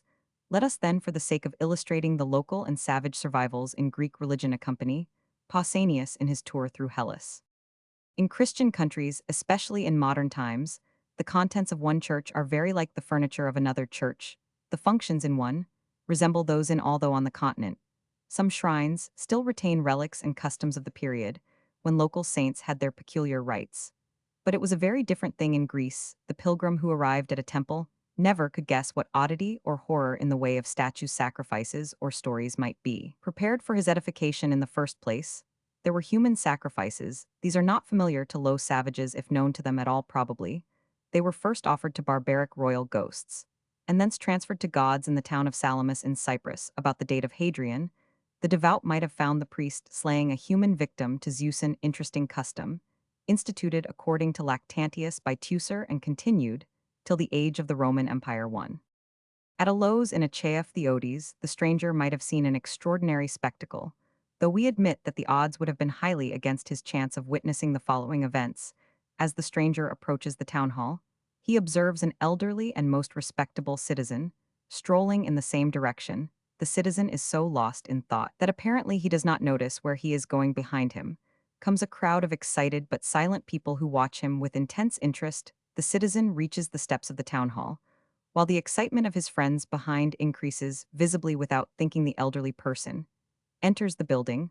With a wild and un-Aryan howl, the other people of Alos are down on him, pinion him, wreath him with flowery garlands, and lead him to the temple of Zeus Laphystius, or the glutton, where he is solemnly sacrificed on the altar.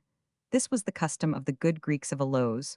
Whenever a descendant of the house of Athamas entered the Prytanean, of course the family were very careful as a rule to keep at a safe distance from the forbidden place. What a sacrifice for Greeks, as the author of the -1 says in that dialogue, which is incorrectly attributed to Plato. He cannot get out except to be sacrificed, says Herodotus speaking of the unlucky descendant of Athamas. The custom appears to have existed as late as the time of the scholiast on Apollonius Rhodius II. Even in the 2nd century, when Pausanias visited Arcadia, he found what seemed to have been human sacrifices to Zeus. The passage is so very strange and romantic that we quote a part of it. The Lycaean hill hath other marvels to show, and chiefly this thereon, there is a grove of Zeus Lycaeus, wherein may men in no wise enter. But if any transgresses the law and goes within, he must die within the space of 1 year. This tale moreover they tell, namely, that whatsoever man or beast cometh within the grove casts no shadow, and the hunter pursues not the deer into that wood, but waiting till the beast comes forth again, sees that it has left its shadow behind, and on the highest crest of the whole mountain there is a mound of heaped up earth, the altar of Zeus Lycaeus, and the more part of Peloponnesus can be seen from that place, and before the altar stand 2 pillars facing the rising sun, and thereon golden eagles of yet more ancient workmanship. And on this altar they sacrifice to Zeus in a manner that may not be spoken, and little liking had I to make much search into this matter, but let it be as it is, and as it hath been from the beginning. The words "as it hath been from the beginning" are ominous and significant, for the traditional myths of Arcadia tell of the human sacrifices of Lycaon, and of men who, tasting the meat of a mixed sacrifice, put human flesh between their lips unawares. Too, this aspect of Greek religion then is almost on a level with the mysterious cannibal horrors of voodoo, as practiced by the secret societies of Negroes in Haiti. But concerning these things, as Pausanias might say, it is little pleasure to inquire. Even where men were not sacrificed to the gods, the tourist among the temples would learn that these bloody rites had once been customary, and ceremonies existed by way of commutation. This is precisely what we find in Vedic religion, in which the empty form of sacrificing a man was gone through, and the origin of the world was traced to the fragments of a god sacrificed by gods. One in Sparta was an altar of Artemis Orthia, and a wooden image of great rudeness and antiquity, so rude, indeed, that Pausanias, though accustomed to Greek fetish stones, thought it must be of barbaric origin. The story was that certain people of different towns, when sacrificing at the altar, were seized with frenzy and slew each other. The oracle commanded that the altar should be sprinkled with human blood. Men were therefore chosen by lot to be sacrificed, till Lycurgus commuted the offering and sprinkled the altar with the blood of boys who were flogged before the goddess. The priestess holds the statue of the goddess during the flogging, and if any of the boys are but lightly scourged, the image becomes too heavy for her to bear. The Ionians near Anthea had a temple of Artemis Triclaria, and to her it had been customary to sacrifice yearly a youth and maiden of transcendent beauty. In Pausanias' time, the human sacrifice was commuted. He himself beheld the strange spectacle of living beasts and birds being driven into the fire to Artemis Lafria, a Caledonian goddess, and he had seen bears rush back among the ministrants. But there was no record that anyone had ever been hurt by these wild beasts. 1. The bear was a beast closely connected with Artemis, and there is some reason to suppose that the goddess had herself been a she-bear, or succeeded to the cult of a she-bear in the morning of time too. It may be believed that where symbolic human sacrifices are offered, that is where some other victim is slain, or a dummy of a man is destroyed. And where legend maintains that the sacrifice was once human, their men and women were originally, the victims' Greek ritual and Greek myth were full of such tales and such commutations. One in Rome, as is well-known, effigies of men, called argives, were sacrificed too. As an example of a beast victim given in commutation, Pausanias mentions 3. The case of the folk of Potnii, who were compelled once a year to offer to Dionysus a boy in the bloom of youth. But the sacrifice was commuted for a goat. These commutations are familiar all over the world, even in Mexico, where human sacrifices and ritual cannibalism were daily events. Quetzalcoatl was credited with commuting human sacrifices for blood drawn from the bodies of the religious in this one matter. Even the most conservative creeds, and the faiths most opposed to change, sometimes say with Tartuffe, Le ciel defend de vrai certains contentments. Mais on trouve avec lui des accommodements. Though the fact has been denied doubtless without reflection, the fact remains that the Greeks offered human sacrifices. Now, what does this imply? Must it be taken as a survival from barbarism, as one of the proofs that the Greeks had passed through the barbaric status? The answer is less obvious than might be supposed. Sacrifice has two origins. First, there are honorific sacrifices, in which the ghost or god or divine beast, if a divine beast be worshipped, is offered the food he is believed to prefer. This does not occur among the lowest savages to carnivorous totems. Garcilaso says the Indians of Peru offered themselves the feeding of sacred mice in the temples of Apollo. Smintheus is well known. Secondly, there are expiatory, piacular sacrifices in which the worshipper, as it were, finds himself in a child, an ox, or something else that he treasures. The latter kind of sacrifice, most common in cases of crime done or suspected within the circle of kindred, is not necessarily barbaric, except in its cruelty. An example is the Attic Thargelia, in which 2 human scapegoats annually bore the sins of the congregation, and were flogged, driven to the sea with figs tied round their necks, and burned. 1. Among Greek cannibal gods, we cannot fail to reckon the so-called cannibal Dionysus, and probably the Zeus of Orchomenos, Zeus Laphystius, who is explained by Suidas as the glutton Zeus. The cognate verb Greek text omitted means to eat with mangling and rending, to devour gluttonously, by Zeus Laphystius. Then men's flesh was gorged in this distressing fashion. The evidence of human sacrifice, especially when it seems not piacular, but a relic of cannibalism, raises a presumption that Greeks had once been barbarians. The presumption is confirmed by the evidence of early Greek religious art. When his curiosity about human sacrifices was satisfied, the pilgrim in Greece might turn his attention to the statues and other representations of the gods. He would find that the modern statues by famous artists were beautiful anthropomorphic works in marble or in gold and ivory. It is true that the faces of the ancient gilded Dionysi at Corinth were smudged all over with cinnabar like fetish stones in India or Africa. One, as a rule, however, the statues of historic times were beautiful representations of kindly and gracious beings.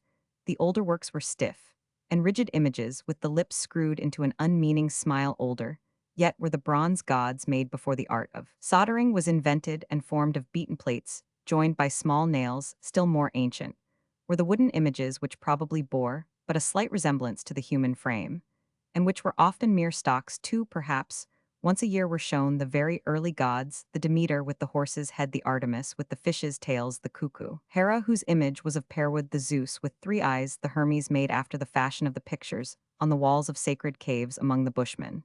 But the oldest gods of all, says Pausanias repeatedly, were rude stones in the temple, or the temple precinct in Achaean Ferry. He found some 30 squared stones named each after a god. Among all the Greeks in the oldest times, rude stones were worshipped in place of statues. The superstitious man in Theophrastus' characters used to anoint the sacred stones with oil. The stone, which Cronus swallowed in mistake for Zeus, was honored at Delphi and kept warm with wool wrappings. There was another sacred stone among the Troezenians and the Megarians worshipped as Apollo, a stone cut roughly into a pyramidal form. The Argives had a big stone called Zeus Capotes, The Thespians worshipped a stone, which they called Eros, their oldest idol, is a rude stone 3.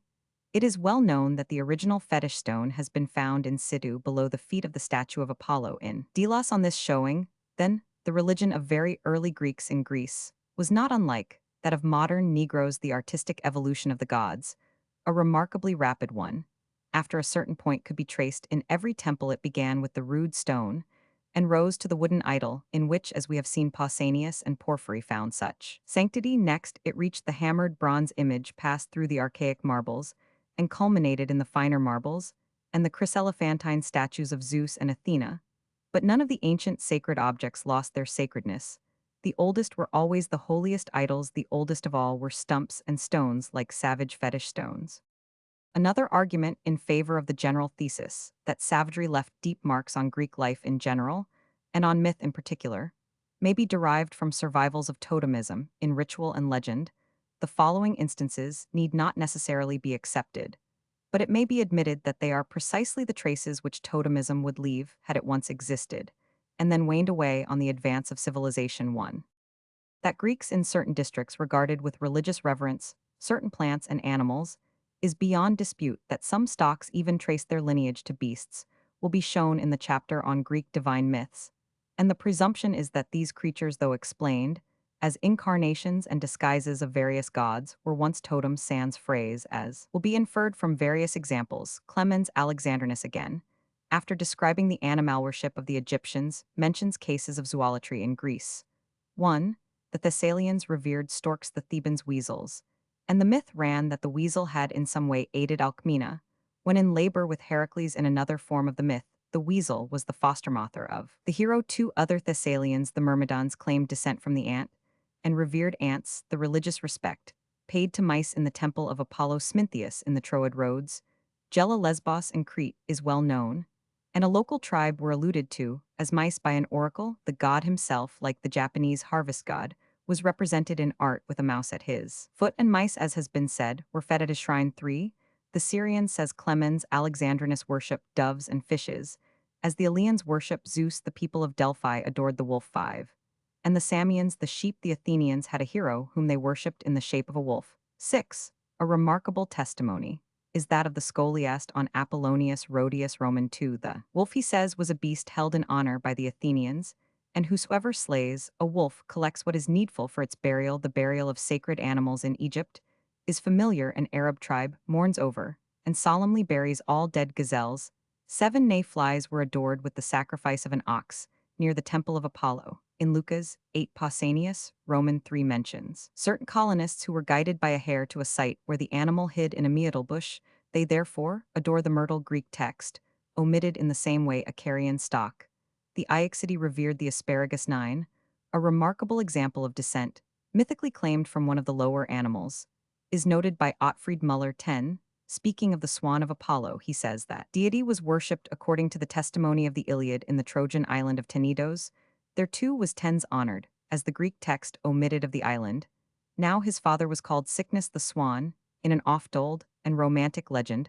11. The swan, therefore, as father to the chief hero on the Apolline island, stands in distinct relation to the god who is made to come forward still more prominently. From the fact that Apollo himself is also called father of Tens, I think we can scarcely fail to recognize a mythos, which was local at Tenedos. The fact, too, of calling the swan, instead of Apollo, the father of a hero, demands altogether a simplicity and boldness of fancy, which are far more ancient than the poems of Homer. Had Müller known that this simplicity and boldness of fancy exist today, for example, among the Swan tribe of Australia, he would probably have recognized in sickness a survival from totemism. The fancy survives again in Virgil's Cupavo, with swan's plumes rising from his crest. The mark of his father's form, 1. Descent, was claimed not only from a swan Apollo, but from a dog Apollo. In connection with the same set of ideas, it is pointed out that several Greek texts omitted or stocks had eponymous heroes, in whose names the names of the ancestral beast apparently survived. In Attica, the Creoes have their hero Creo. Ram, the Butidae have Butas. Bulman, the Aegidae have Aegeus goat, and the Cynidae sinus dog Lycus, according to Harpocration S. Roman 5, has his statue in the shape of a wolf in the Lyceum.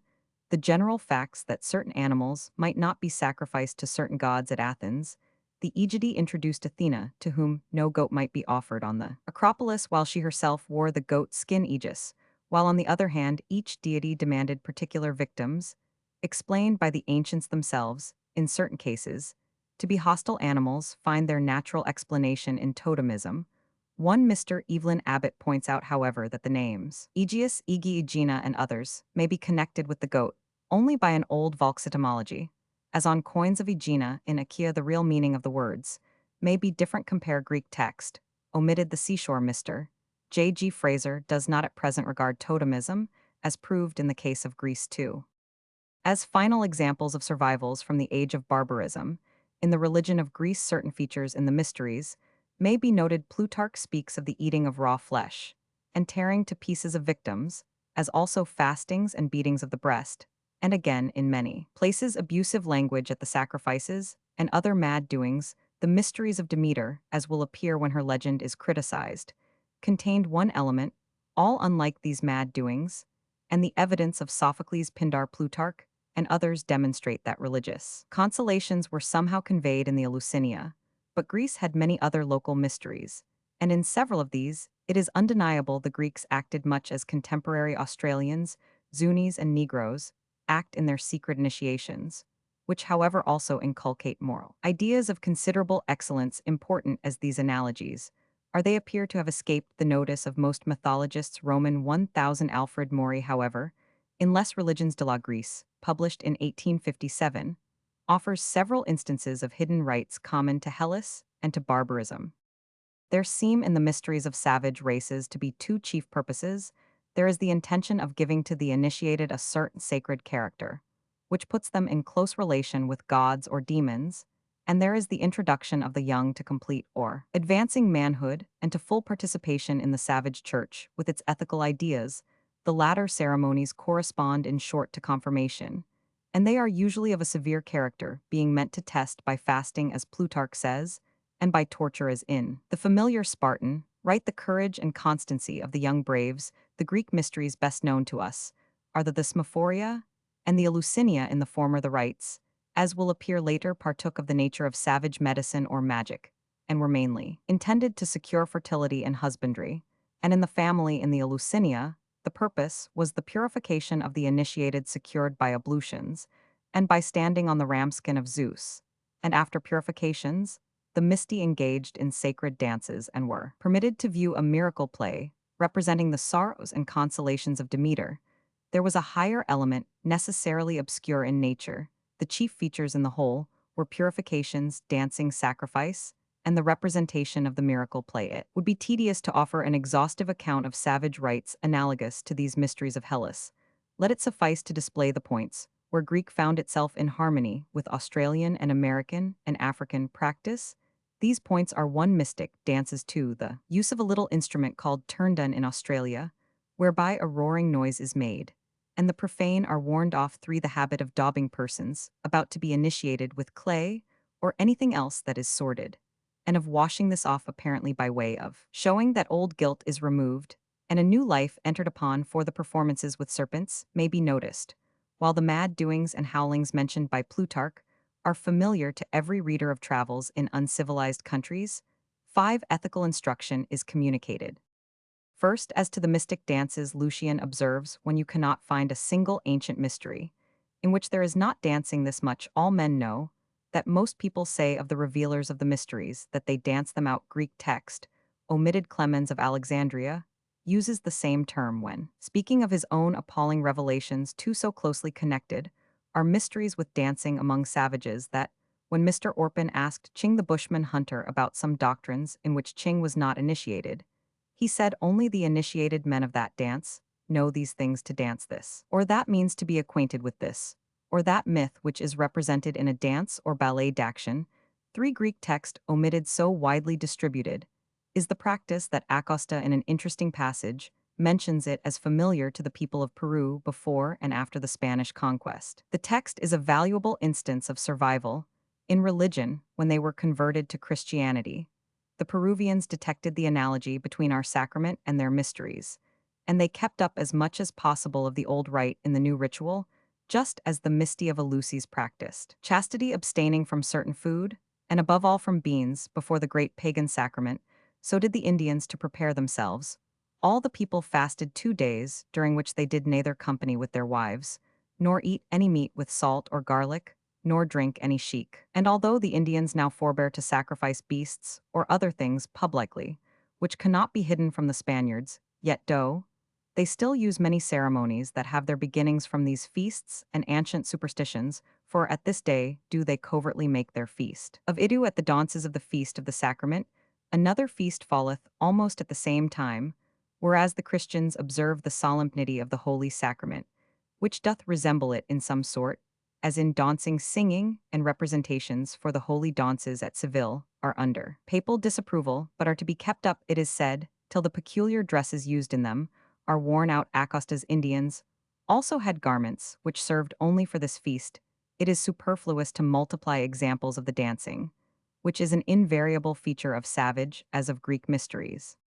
The Greek and savage use of the turndun, or bribbon of Australia in the mysteries, is familiar to students. This fish-shaped flat board of wood is tied to a string and whirled round, so as to cause a peculiar muffled roar. Lobot quotes from the old Scholia on Clemens Alexandrinus published by Bastius in Annotations on St. Gregory the following Greek description of the turndun, the bull-roarer of English country, lads the Gaelic esranum.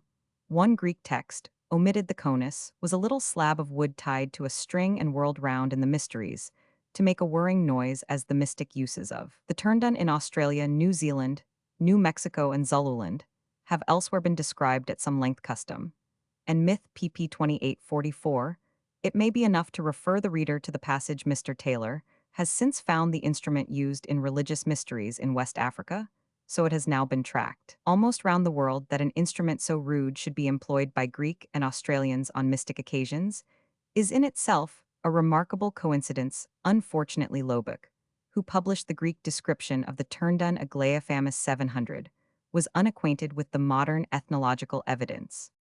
The custom of plastering the initiated over with clay or filth was common in Greek, as in barbaric mysteries. Greek examples may be given. First, Demosthenes accuses Aeschines of helping his mother in certain mystic rites, aiding her especially by bedaubing the initiate with clay, and Bran 1 Harpocration explains the term used. Greek text omitted, thus daubing the clay and bran on the initiate to explain which they say that the Titans, when they attacked Dionysus, daubed themselves over with chalk. But afterwards, for ritual purposes, clay was used. It may be urged with some force that the mother of Aeschines introduced foreign novel and possibly savage rites. But Sophocles, in a fragment of his lost play, The Captives, uses the term in the same ritual sense. Greek text omitted. The idea clearly was that by cleansing away the filth plastered over the body was symbolized the pure and free condition of the initiate. He might now cry in the mystic chant. Greek text omitted. Worse have I fled, better have I found. That this was the significance of the daubing with clay in Greek mysteries, and the subsequent cleansing, seems quite certain. We are led straight to this conclusion by similar rites, in which the purpose of mystically cleansing was openly put forward. Thus Plutarch, in his essay on superstition, represents the guilty man who would be purified actually rolling in clay, confessing his misdeeds, and then sitting at home purified by the cleansing process. Greek text omitted one in another rite, the cleansing of blood guiltiness. A similar process was practiced. Orestes, after killing his mother, complains that the Eumenides do not cease to persecute him, though he has been purified by blood of swine. 2 Apollonius says that the red hand of the murderer was dipped in the blood of swine, and then washed. 3 Athenaeus describes a similar unpleasant ceremony. The blood of whelps was apparently used, also men being first daubed with it, and then washed clean. 5 The word Greek text omitted is again the appropriate ritual term. Such rites Plutarch calls Greek text omitted filthy purifications. 6 If daubing with dirt is known to have been a feature of Greek mysteries, it meets us everywhere among savages. In O Kipa, that curiously minute account of the Mandan mysteries, Catlin writes that a portion of the frame of the initiate was covered with clay, which the operator took from a wooden bowl, and with his hand plastered unsparingly over the 50 young men waiting for initiation, were naked and entirely covered with clay of various colors. 7 The custom is mentioned by Captain John Smith in Virginia. Mr.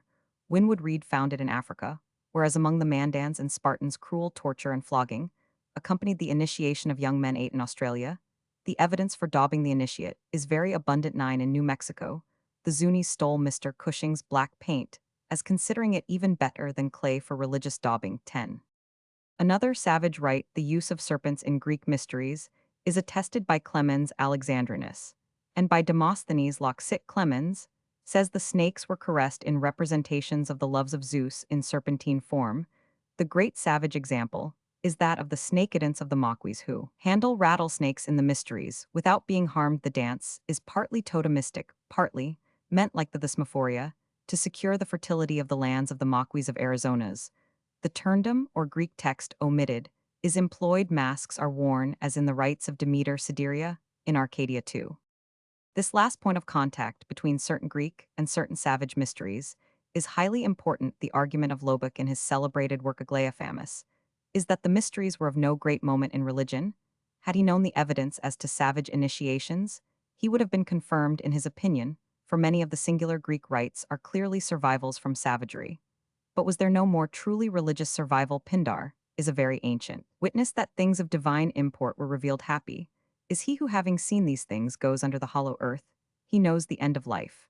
And the Gojavan beginning one Sophocles chimes in, as Lobach says, declaring that the initiate alone live in Hades, while other souls endure all evils. Crinagoras avers that even in life the initiate live secure, and in death are the happier. Isagoras declares that about the end of life and all eternity they have sweet hopes. Splendida testimonia, cries Lobach. He tries to minimize the evidence, remarking that Isocrates promises the very same rewards to all who live justly and righteously. But why not, if to live justly and righteously was part of the teaching of the mysteries of Eleusis? Cicero's evidence, almost a translation of the Greek passages already cited, Lobach dismisses as purely rhetorical. One Lobach's method is rather cavalier. Pindar and Sophocles meant something of great significance.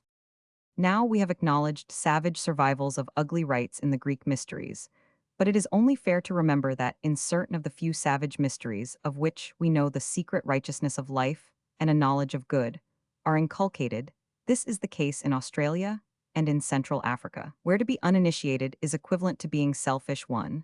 Thus it seems not improbable that consolatory doctrines were expounded in the Eleusinian, and that this kind of sermon or exhortation was no less a survival from savagery than the daubing with clay and the Greek text omitted and other wild rites.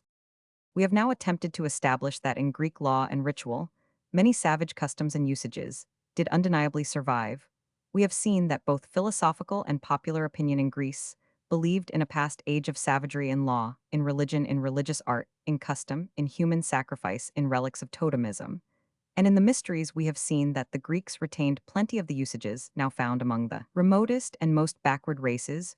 We have urged against the suggestion of borrowing from Egypt or Asia, that these survivals are constantly found in local and tribal religion and rituals, and that consequently they probably date from that remote prehistoric past when the Greeks lived in village settlements. It may still doubtless be urged that all these things are pelasgic, and were the customs of a race settled in Hellas before the arrival of the Homeric Achaeans and Dorians and Argives, who, on this hypothesis, adopted and kept up the old savage Pelasgian ways and superstitions.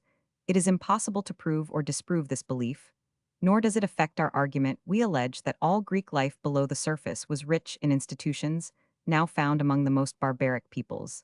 These institutions, whether borrowed or inherited, would still be part of the legacy left by savages to cultivated peoples. As this legacy is so large in custom and ritual, it is not unfair to argue that portions of it will also be found in myths. It is now time to discuss Greek myths of the origin of things, and decide whether they are or are not analogous in ideas to the myths which spring from the wild and ignorant fancy of Australians, Karaks, Nootkas, and Bushmen. Chapter Roman 10, Greek Cosmogonic Myths. Nature of the evidence. Traditions of origin of the world, and man. Homeric, Hesiodic, and Orphic myths. Later evidence of historians, dramatists, commentators. The Homeric story, comparatively pure. The story in Hesiod, and its savage analogues. The explanations of the myth of Cronus. Modern and ancient. The Orphic cosmogony fanes, and Prajapati. Greek myths of the origin of man. Their savage analogues. The authorities for Greek cosmogonic myth are extremely various in date, character, and value. The most ancient texts are the Iliad and the poems attributed to Hesiod. The Iliad, whatever its date, whatever the place of its composition, was intended to please a noble class of warriors. The Hesiodic poems, at least the Theogony, have clearly a didactic aim, and the intention of presenting a systematic and orderly account of the divine genealogies. To neither would we willingly attribute a date. much later than the 9th century of our era. But the question of the dates of all the epic and Hesiodic poems, and even of their various parts, is greatly disputed among scholars, yet it is nowhere denied that however late the present form of some of the poems, may be they contain ideas of extreme antiquity. Although the Homeric poems are usually considered, on the whole, more ancient than those attributed to Hesiod, 1. It is a fact worth remembering that the notions of the origin of things in Hesiod are much more savage, and as we hold much more archaic than the opinions of Homer. While Hesiod offers a complete theogony, or genealogy of deities and heroes, Homer gives no more than hints and allusions to the stormy past of the gods. It is clear, however, that his conception of that past differed considerably from the traditions of Hesiod. However, we explain it the Homeric mythology, though itself repugnant to the philosophers from Xenophanes downwards, is much more mild, pure, and humane than the mythology either of Hesiod or of our other Greek authorities. Some may imagine that Homer retains a clearer and less corrupted memory than Hesiod, possessed of an original and authentic divine tradition. Others may find in Homer's comparative purity a proof of the later date of his epics in their present form, or may even proclaim that Homer was a kind of Cervantes who wished to laugh the gods away. There is no conceivable or inconceivable theory about Homer that has not its advocates. For ourselves, we hold that the divine genius of Homer, though working in an age distant, rather than early selected instinctively the purer mythical materials, and burned away the coarser dross of antique legend, leaving little but the gold which is comparatively refined. We must remember that it does not follow that any mythical ideas are later than the age of Homer, because we first meet them in poems of a later date.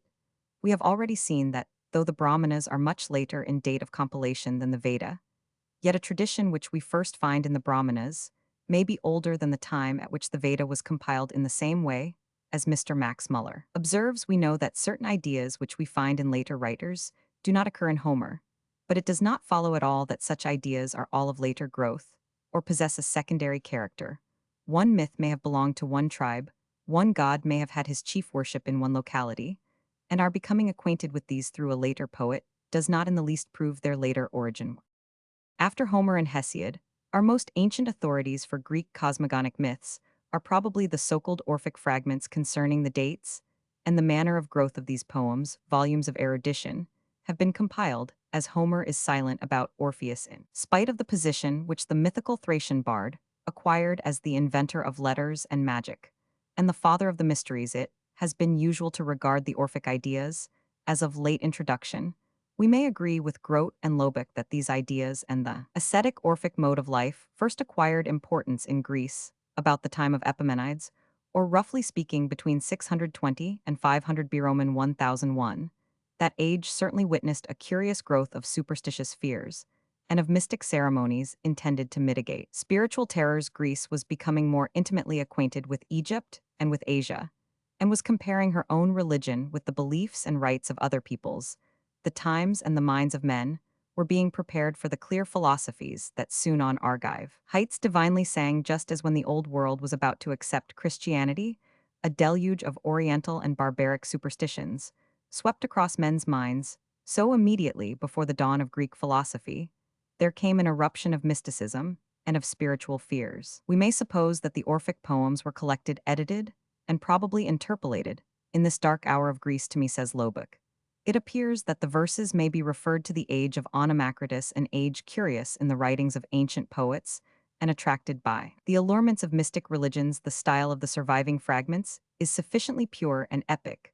The strange, unheard of myths are unlike those which the Alexandrian poets drew from fountains long lost too. But how much in the Orphic myths is imported from Asia or Egypt? How much is the invention of literary forgers like Onomacritus? How much should be regarded as the first guesses of the physical poet philosophers? And how much is truly ancient popular legend, recast in literary form? It is impossible with certainty to determine. We must not regard a myth as necessarily late or necessarily foreign, because we first meet it in an Orphic composition, if the myth be one of the sort which encounter us in every quarter, nay, in every obscure nook of the globe. We may plausibly regard it as ancient if it bear the distinct marks of being a Neoplatonic pastiche. We may reject it without hesitation. On the whole, however, our Orphic authorities can never be quoted with much satisfaction. The later sources of evidence for Greek myths are not of great use to the student of cosmogonic legend, though invaluable. When we come to treat of the established dynasty of gods, the heroes and the cultura heroes, for these the authorities, are the whole range of Greek literature poets, dramatists, philosophers, critics, historians, and travelers. We have also the notes and comments of the scholiasts, or commentators on the poets and dramatists. Sometimes these annotators only darken counsel, by their guesses, sometimes perhaps especially in the Scholia on the Iliad and Odyssey. They furnish us with a precious myth, or popular marchen, not otherwise recorded the regular professional mythography again, of whom Apollodorus 150b Roman 100 is the type compiled manuals explanatory of the myths, which were alluded to by the poets, the scholiasts and mythography, often retain myths from lost poems, and lost plays finally from the travelers and historians. We occasionally glean examples of the tales holy chapters, as Mr. Grote calls them, which were narrated by priests and temple officials to the pilgrims who visited the sacred shrines. These chapters are almost invariably puerile savage, and obscene. They bear the stamp of extreme antiquity. Because they never as a rule passed through the purifying medium of literature, there were many myths too crude and archaic for the purposes of poetry, and of the drama these were handed down from local priest to local priest, with the inviolability of sacred and immutable tradition. We have already given a reason for assigning a high antiquity to the local temple myths. Just as Greeks lived in villages before they gathered into towns, so their gods were gods of villages or tribes. Before they were national deities, the local myths are those of the archaic village state of culture, more ancient, more savage, than literary narrative very frequently. The local legends were subjected to the process of allegorical interpretation as men became alive to the monstrosity of their unsophisticated meaning. Often, they proved too savage for our authorities, who merely remark concerning this: a certain holy chapter is told, but decline to record the legend. In the same way, missionaries, with mistaken delicacy, often refuse to repeat some savage legend with which they are acquainted. The latest sort of testimony as to Greek myths must be sought in the writings of the heathen apologists or learned pagan defenders of paganism in the first centuries during Christianity, and in the works of their opponents, the fathers of the Church, though the fathers certainly do not understate the abominations of paganism, and though the heathen apologists make free use of allegorical and impossible interpretations, the evidence of both is often useful and important. The testimony of ancient art, vases, statues, pictures, and the descriptions of these where they no longer survive, are also of service and interest. After this brief examination of the sources of our knowledge of Greek myth, we may approach the Homeric legends of the origin of things and the world's beginning in Homer. These matters are only referred to incidentally. He more than once calls Oceanus, that is the fabled stream which flows all round the world, here regarded as a person, the origin of the gods, the origin of all things. One, that ocean is considered a person, and that he is not an allegory for water or the aqueous element, appears from the speech of Hera to Aphrodite: I am going to visit the limits of the bountiful earth, and Oceanus, father of the gods, and mother Tethys, who reared me duly and nurtured me in their halls, when far-seeing Zeus imprisoned Cronus beneath the earth and the unvintaged sea. 2. Homer does not appear to know Uranus as the father of Cronus, and thus the myth of the mutilation of Uranus necessarily does not occur in Homer. Cronus, the head of the dynasty, which preceded that of Zeus, is described 3 as the son of Rhea, but nothing is said of his father. The passage contains the account which Poseidon himself chose to give of the war in heaven. 3 brethren are we, and sons of Cronus, whom Rhea bare, Zeus and myself, and Hades is the third, the ruler of the folk in the underworld.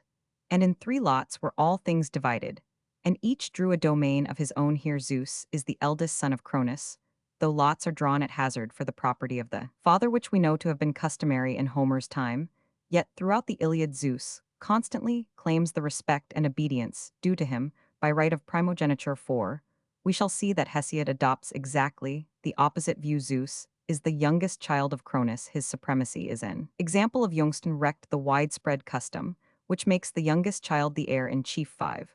But how did the sons of Cronus come to have his property in their hands, to divide by right of successful rebellion, when Zeus imprisoned Cronus beneath the earth and the unvintaged sea? With Cronus in his imprisonment are the Titans. That is all that Homer cares to tell about the absolute beginning of things, and the first dynasty of rulers of Olympus. His interest is all in the actual reigning family, that of the Cronidi, nor is he fond of reporting their youthful excesses. We now turn from Homer's incidental allusions to the ample and systematic narrative of Hesiod. As Mr. Grote says, men habitually took their information respecting their theogonic antiquities from the Hesiodic poems. Hesiod was accepted as an authority both by the pious Pausanias in the 2nd century of our Araho, protested against any attempt to alter stories about the godsend by moral reformers like Plato and Xenophanes, who were revolted by the ancient legends one, and indeed denied their truth. Yet though Hesiod represents Greek orthodoxy, we have observed that Homer, whose epics are probably still more ancient, steadily ignores the more barbarous portions of Hesiod's narrative. Thus the question arises, are the stories of Hesiod's invention, and later than Homer? Or does Homer's genius half unconsciously purify materials like those which Hesiod presents in the crudest form? Mr. Grote says how far these stories are the invention of Hesiod himself. It is impossible to determine. They bring us down to a cast of fancy more coarse and indelicate than the Homeric and more nearly resemble some of the holy chapters Greek text, omitted of the more recent mysteries, such for example, as the tale of Dionysus Zagreus. There is evidence in the Theogony itself that the author was acquainted with local legends current both at Crete and at Delphi, for he mentions both the mountain cave in Crete, wherein the newly born Zeus was hidden, and the stone near the Delphian temple, the identical stone, which Cronos had swallowed, placed by Zeus himself as a sign and marvel to mortal men. Both these monuments, which the poet expressly refers to, and had probably seen, imply a whole train of accessory and explanatory local legends, current probably among the priests of Crete and Delphi.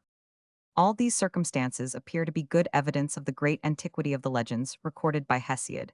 In the first place, arguing merely a priori, it is extremely improbable that in the brief interval between the date of the comparatively pure and noble mythology of the Iliad and the much ruder theogony of Hesiod, men invented stories like the mutilation of Uranus and the swallowing of his offspring by Cronus. The former legend is almost exactly parallel, as has already been shown, to the myth of Papa and Rangi in New Zealand. The later has its parallels among the savage Bushmen and Australians. It is highly improbable that men in an age so civilized as that of Homer invented myths as hideous as those of the lowest savages.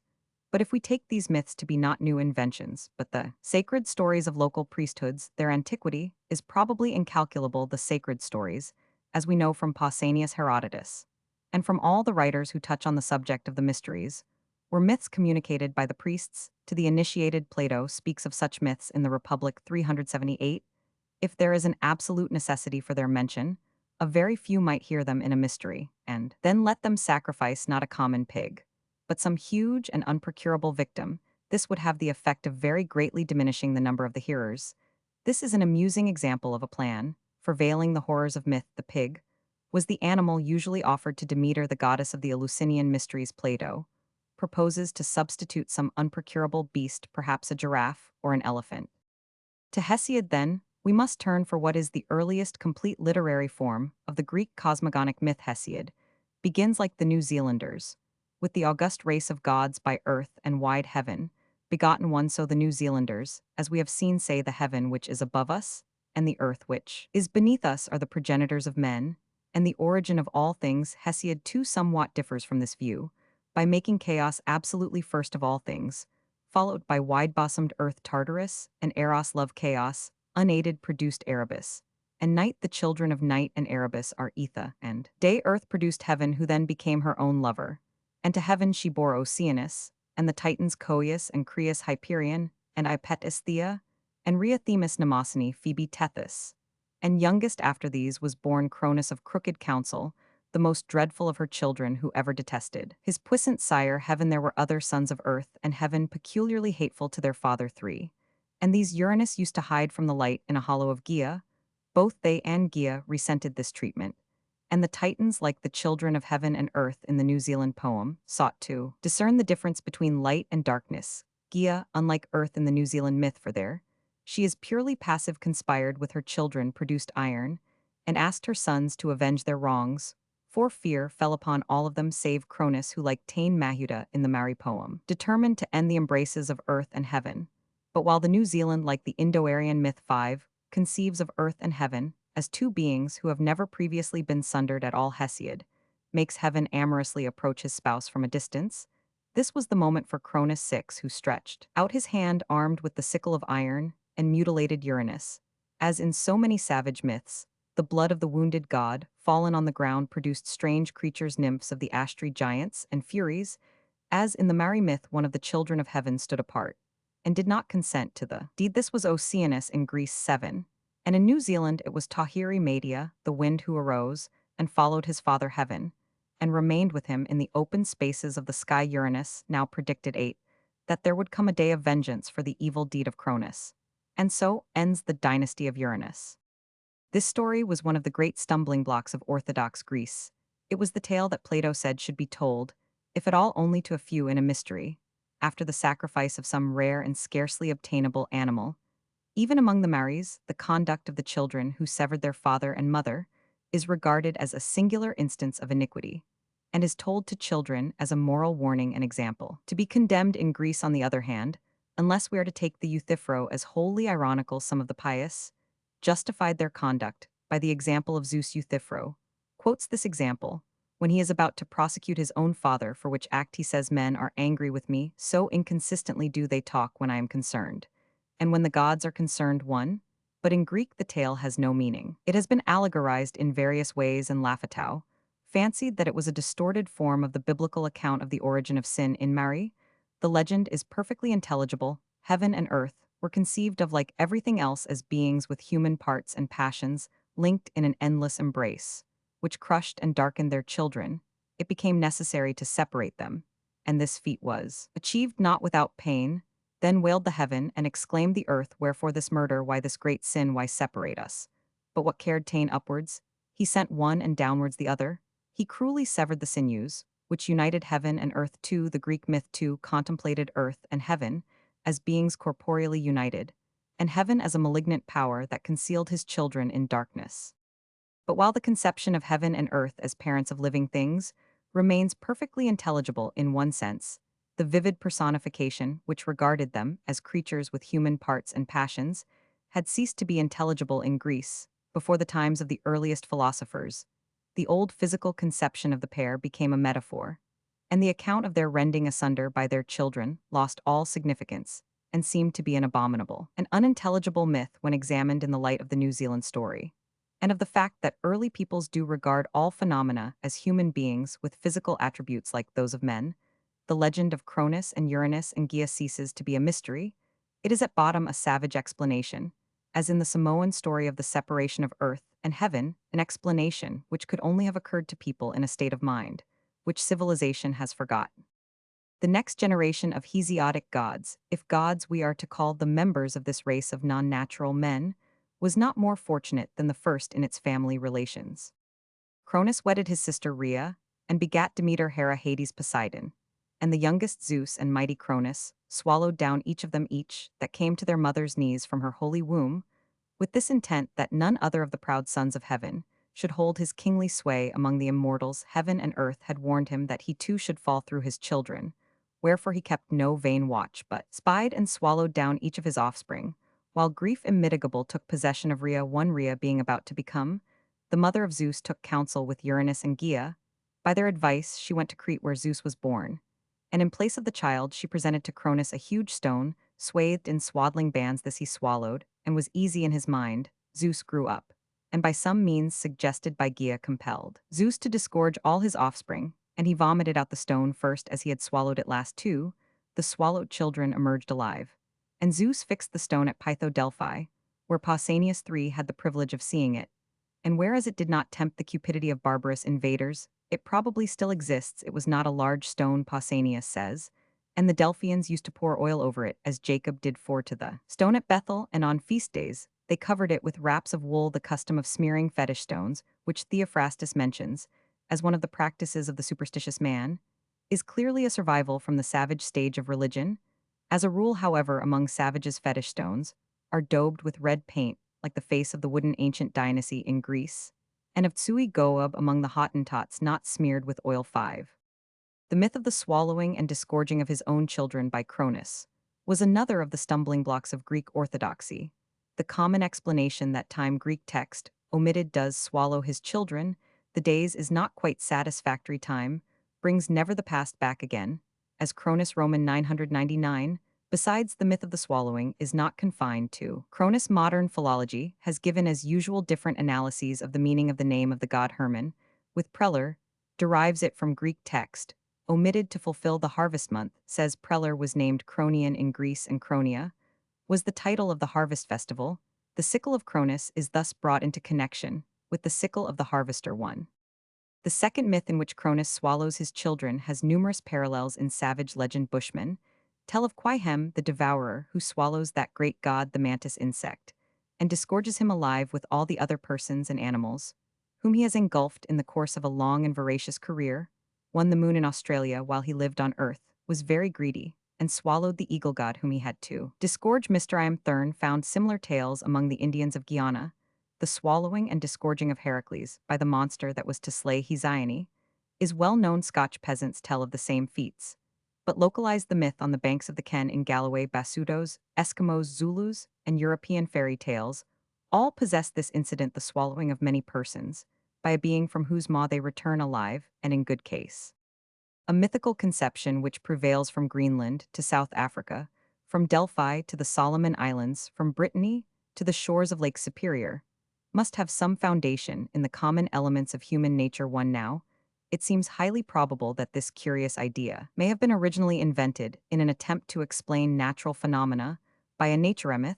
It has already been shown, Chapter 5, that eclipses are interpreted even by the peasantry of advanced races as the swallowing of the moon by a beast or a monster. The Paiutes account for the disappearance of the stars in the daytime by the hypothesis that the sun swallows his children. In the Melanesian myth, dawn is cut out of the body of night by cat armed with a knife of red obsidian. Here are examples too of transparent naturemyths in which this idea occurs for obvious explanatory purposes and in accordance with the laws of the savage imagination.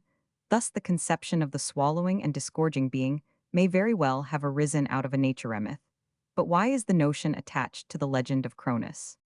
That is precisely the question about which mythologists differ, as has been shown, and perhaps it is better to offer no explanation. However, stories Arisan, this story probably arose from a naturemyth. It is certain that they wander about the world, that they change masters, and thus legend which is told of a princess with an impossible name in Zululand is told of the mother of Charlemagne in France.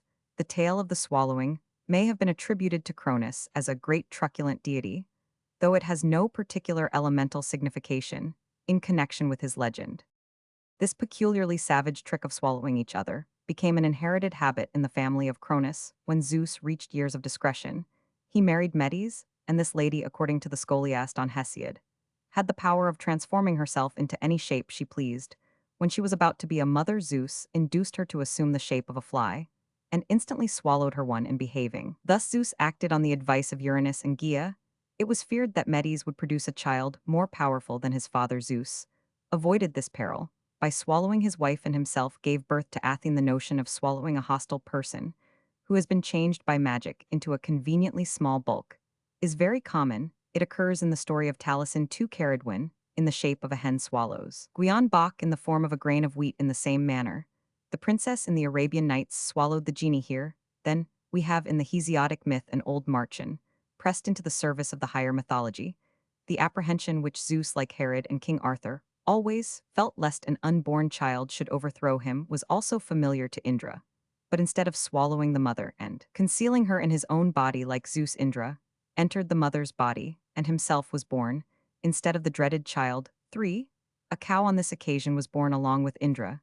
This adventure of the Greek text, omitted or swallowing of Medes, was explained by the late Platonists as a Platonic allegory. Probably the people who originated the tale were not Platonists, any more than Pandarus was all Aristotelian. After Homer and Hesiod, the oldest literary authorities for Greek cosmogonic myths are the poems attributed to Orpheus. About their probable date, as has been said, little is known. They have reached us only in fragments, but seem to contain the first guesses of a philosophy not yet disengaged from mythical conditions. The poet preserves indeed some extremely rude touches of early imagination, while at the same time, one of the noblest and boldest expressions of pantheistic thought is attributed to him from the same source, are drawn ideas as pure as those of the philosophical Vedic hymn 1, and as wild as those of the Vedic Purusha Sukta, or legend of the fashioning of the world out of the mangled limbs of Purusha. The authors of the Orphic cosmogony appear to have begun with some remarks on time. Greek text omitted time, was when as yet this world was not too time regarded in the mythical fashion as a person-generated chaos. And Etha the Orphic poet styles chaos Greek text omitted. The monstrous gulf or gap this term curiously reminds one of Ginnungagap. In the Scandinavian cosmogonic legends Ginnungagap was light as windless air, and therein the blast of heat met the cold rime, whence Ymir was generated the pure Russia of Northern Fable 3. These ideas correspond well with the Orphic conception of primitive space 4. In process of time, chaos produced an egg shining and silver white. It is absurd to inquire, according to Lobach, whether the poet borrowed this widely spread notion of a cosmic egg from Phoenicia Babylon, Egypt where the goose god Seb laid the egg, or whether the Orphic singer originated so obvious an idea querer ludicrum, the conception may have been borrowed, but manifestly it is one of the earliest hypotheses that occur to the rude imagination. We have now 3 primitive generations time chaos the egg, and in the 4th generation, the egg gave birth to Phanes, the great hero of the Orphic cosmogony.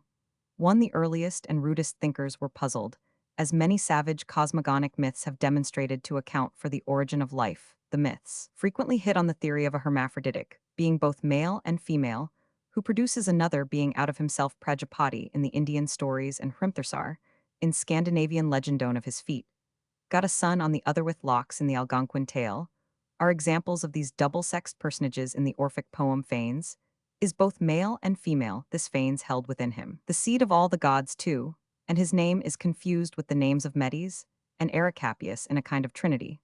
All this part of the Orphic doctrine is greatly obscured by the allegorical and theosophistic interpretations of the late Platonists, long after our era, who as usual insisted on finding their own Trinitarian ideas commenta frigidissima, concealed under the mythical narrative 3. Another description by Hieronymus of the first being the Orphic Phanes, as a serpent with bulls and lions' heads, with a human face in the middle and wings on the shoulders, is sufficiently rude and senseless. But these physical attributes could easily be explained away. As types of anything the Platonist pleased one, the Orphic Phanes too, was almost as many-headed as a giant in a fairy tale, or as pure Russia in the Rig Veda he had a ram's head. Bulls had a snake's head and a lion's head, and glanced around with 4 eyes presumably human too. This remarkable being was also provided with golden wings, the nature of the physical arrangements, by which Phanes became capable of originating life in the world, is described in a style so savage and crude that the reader must be referred to Suidas for the original text. 3. The tale is worthy of the swift-like fancy of the Australian Naraniri. Nothing can be easier or more delusive than to explain all this wild part of the Orphic cosmogony as an allegorical veil of any modern ideas we choose to select.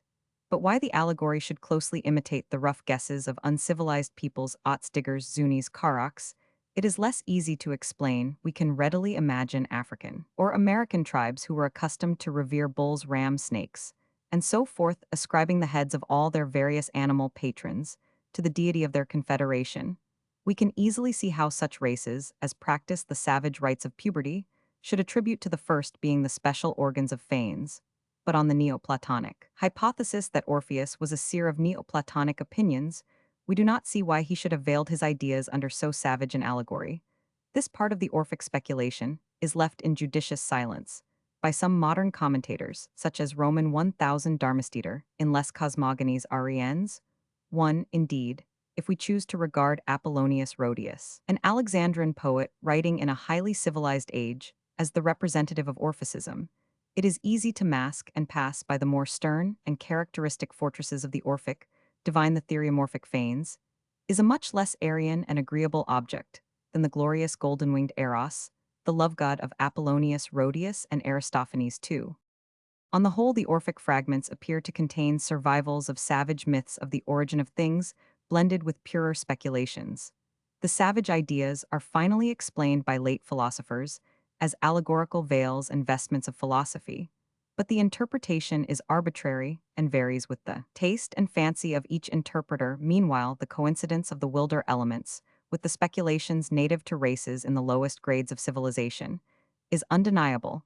This opinion is confirmed by the Greek myths of the origin of man.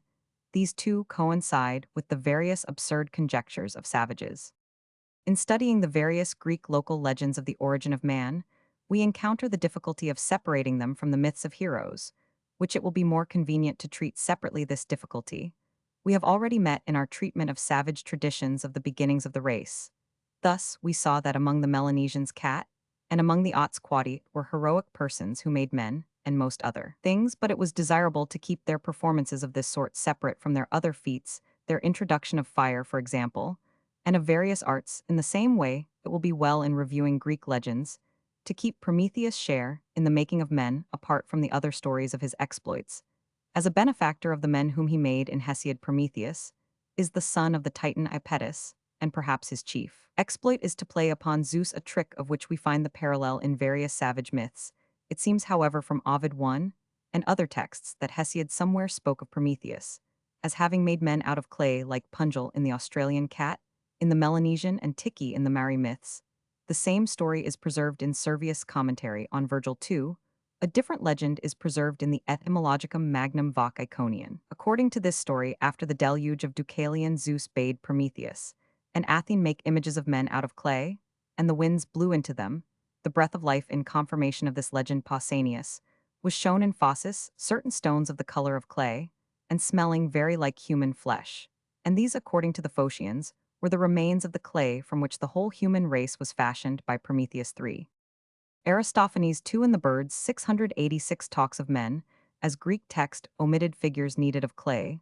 Thus there are sufficient traces in Greek tradition of the savage myth that man was made of clay, by some superior being like Punjil in the quaint Australian story. We saw that among various rude races, other theories of the origin of man, or current men, were thought to have come out of a hole in the ground, or a bed of reeds. And sometimes the very scene of their first appearance was still known, and pointed out to the curious. This myth was current among races who regarded themselves as the only people whose origin needed explanation. Other stories represented man as the fruit of a tree, or the child of a rock or stone, or as the descendant of one of the lower animals. Examples of these opinions in Greek legend are now to be given. In the first place, we have a fragment of Pindar, in which the poet enumerates several of the centers from which different Greek tribes believed men to have sprung. It is to find out whether Leucomnius, first of men, arose on the marsh of Cephisus, or whether the Curites of Ida, first a stock divine, arose, or if it was the Phrygian Corybantes that the sun earliest saw men like trees walking. And Pindar mentions Egyptian and Libyan legends of the same description. One, the Thebans and the Arcadians held themselves to be earthborn. The black earth bore Pelasgus on the high wooded hills, says an ancient line of Asius. Dryopians were an example of a race of men born from Astries. The myth of gens, verum truncis, et duro robor nata, born of tree trunk. And the heart of oak had passed into a proverb, even in Homer's time too. Lucian mentions 3 the Athenian myth that men grew like cabbages out of the earth. As to Greek myths of the descent of families from animals, these will be examined in the discussion of the legend of Zeus. The origin of a belief in God, beyond the ken of history, and of speculation. Sketch of conjectural theories. 2 elements in all beliefs, whether of backward or civilized races, the mythical and the religious. These may be coeval, or either may be older than the other. Difficulty of study. The current anthropological theory stated objections to the theory gods and spirits. Suggestion that savage religion is borrowed from Europeans. Reply to Mr. Tyler's arguments on this head. The morality of savages. The question of the origin of a belief in deity does not come within the scope of a strictly historical inquiry. No man can watch the idea of God in the making, or in the beginning. We are acquainted with no race whose beginning does not lie far back in the unpenetrated past, even on the hypothesis that the natives of Australia, for example, were discovered in a state of culture more backward than that of other known races. Yet the institutions and ideas of the Australians must have required for their development an incalculable series of centuries. The notions of man about the deity, man's religious sentiments, and his mythical narratives must be taken. As we find them, there have been and are many theories as to the origin of the conception of a supernatural being or beings concerned with the fortunes of mankind, and once active in the making of the earth and its inhabitants. There is the hypothesis of an original divine tradition, darkened by the smoke of foolish mortal fancies. There is the hypothesis of an innate and intuitive sensus numinis.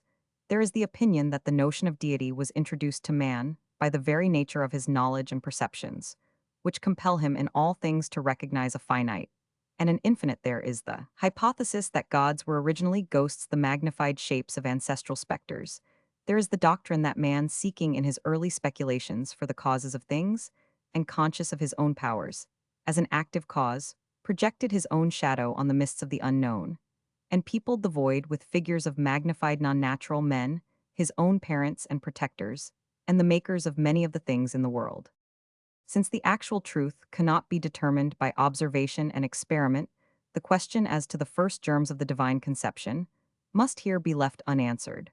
But it is possible to disengage and examine apart the two chief elements in the earliest, as in the latest ideas of Godhead among the lowest and most backward as among the most advanced races, there coexist the mythical and the religious elements in belief, the rational factor, or what approves itself to us. As the rational factor is visible in religion, the irrational is prominent in myth, the Australian, the Bushman, the Solomon Islander in hours of danger and necessity yearns after the gods, and has present in his heart the idea of a father and friend. This is the religious element. The same man, when he comes to indulge his fancy for fiction, will degrade this spiritual friend and father to the level of the beasts, and will make him the hero of comic or repulsive adventures. This is the mythical or irrational element. Religion, in its moral aspect, always traces back to the belief in a power that is benign and works for righteousness. Myth, even in Homer or the Rig Veda, perpetually falls back on the old stock of absurd and immoral divine adventures. 1. It would be rash in the present state of knowledge to pronounce that the germ of the serious Homeric sense of the justice and power of the divinity is earlier or later than the germ of the Homeric stories of gods, disguised as animals or imprisoned by mortals, or kicked out of Olympus.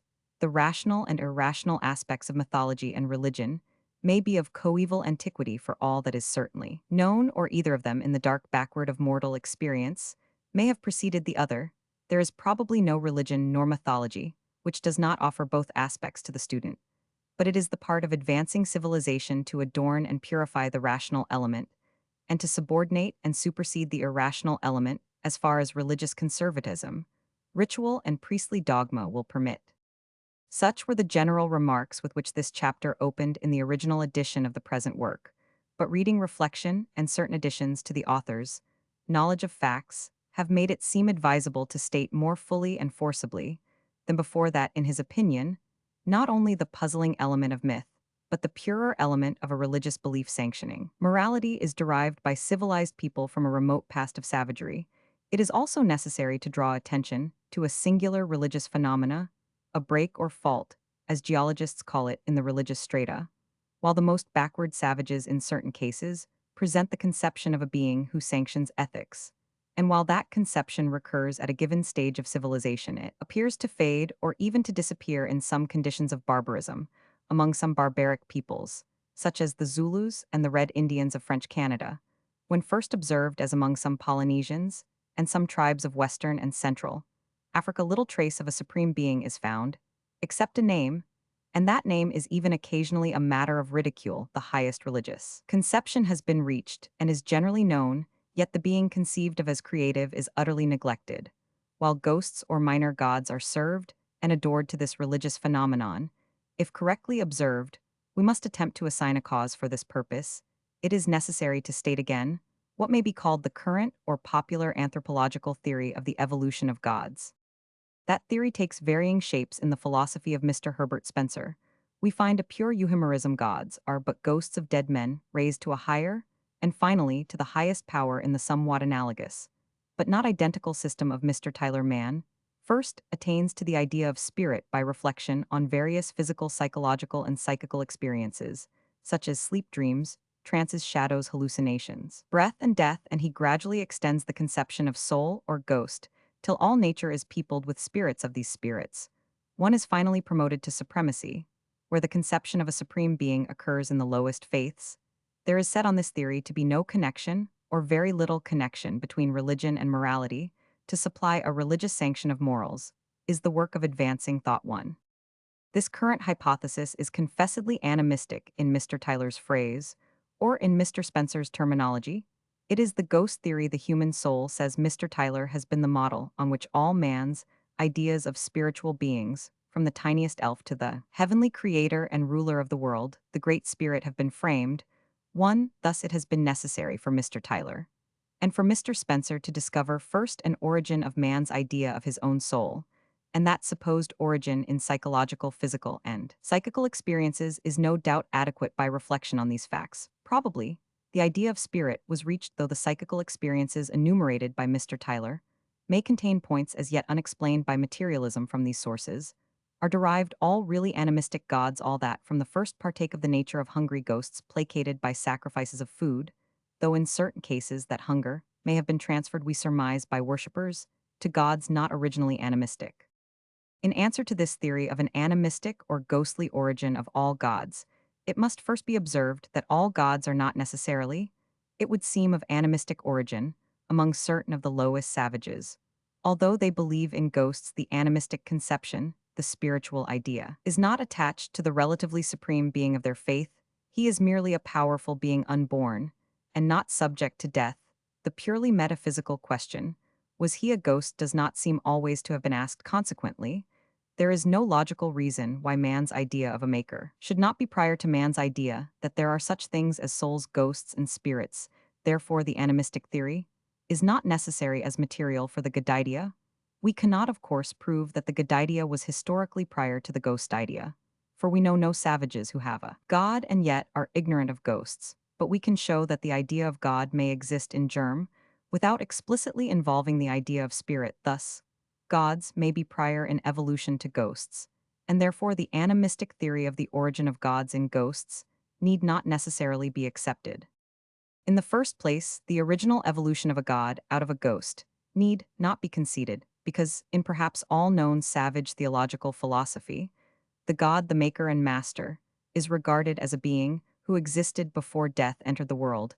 Everywhere, practically speaking, death is looked on as a comparatively late intruder. He came not only after God was active, but after men and beasts had populated the world. Scores of myths, accounting for this invasion of death, have been collected all over the world. One, thus the relatively supreme being, or beings of religion, are looked on as prior to death, therefore not as ghosts. They are sometimes expressly distinguished as original gods from other gods who are secondary, being souls of chiefs.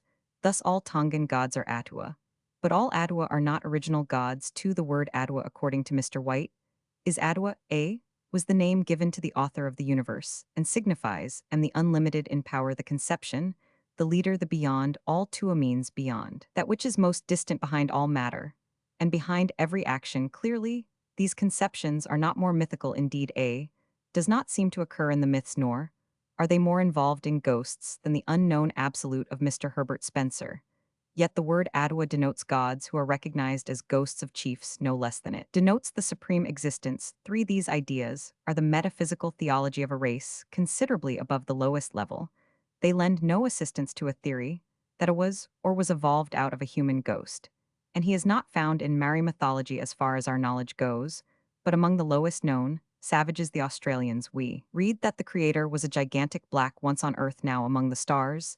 This is in Gippsland. The deities of the Fuegians and the Blackfoot Indians are also beings anthropomorphic, unborn and undying, like Mangara, the creative being of the Laraka tribe in Australia.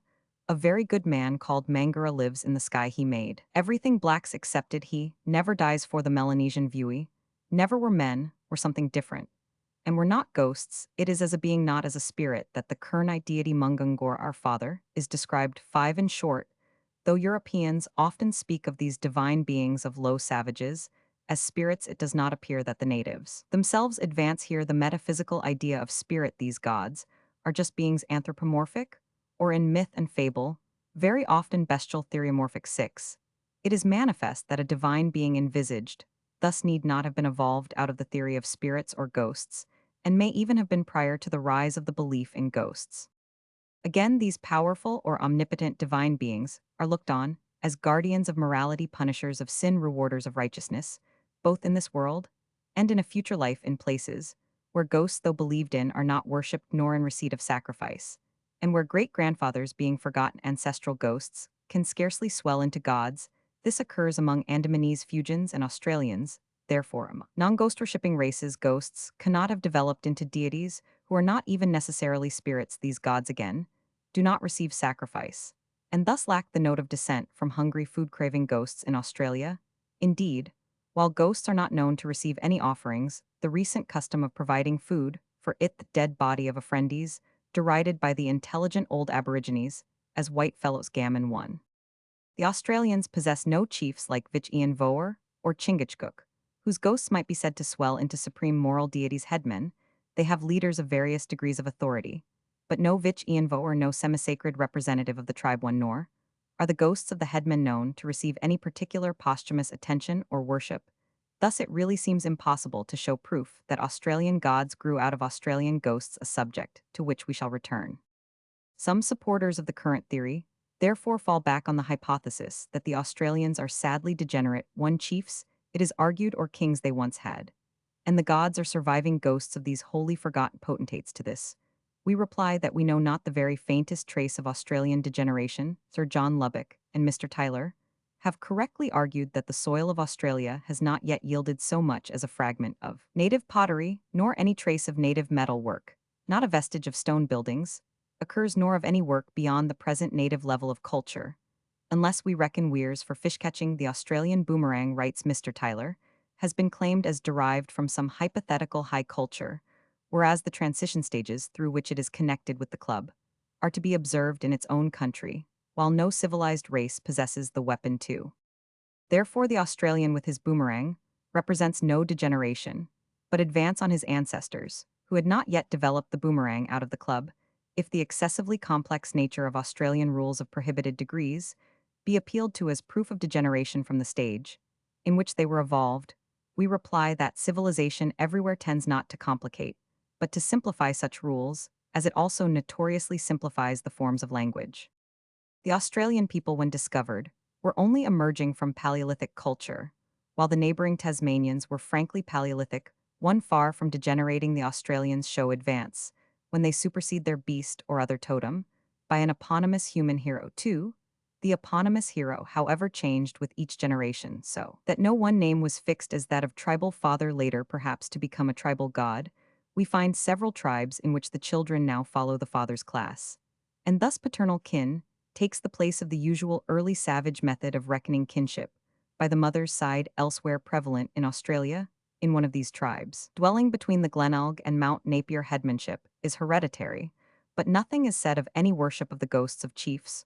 All this social improvement denotes advance on the usual Australian standard 3 of degeneration, except when produced recently by European vices and diseases. I know no trace in Australia their highest. Religious conceptions, therefore, are not to be disposed of as survivals of a religion of the ghosts of such chiefs, as the Australians are not shown ever to have recognized the god idea in Australia, or among the Andamanese must have some other source than the ghost theory.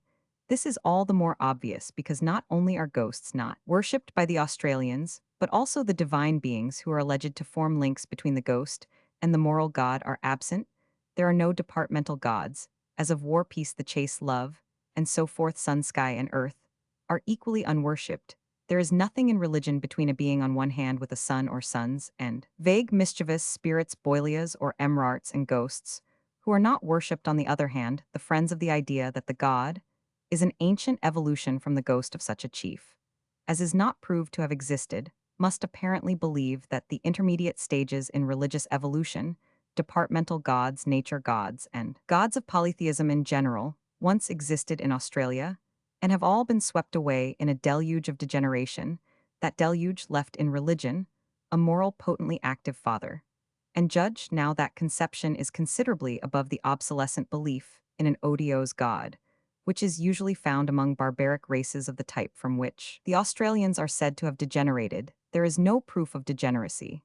And if degeneration has occurred, why has it left just the kind of deity who, in the higher barbaric culture, is not commonly found? Clearly, this attempt to explain the highest aspect of Australian religion by an undemonstrated degeneration is an effort of despair.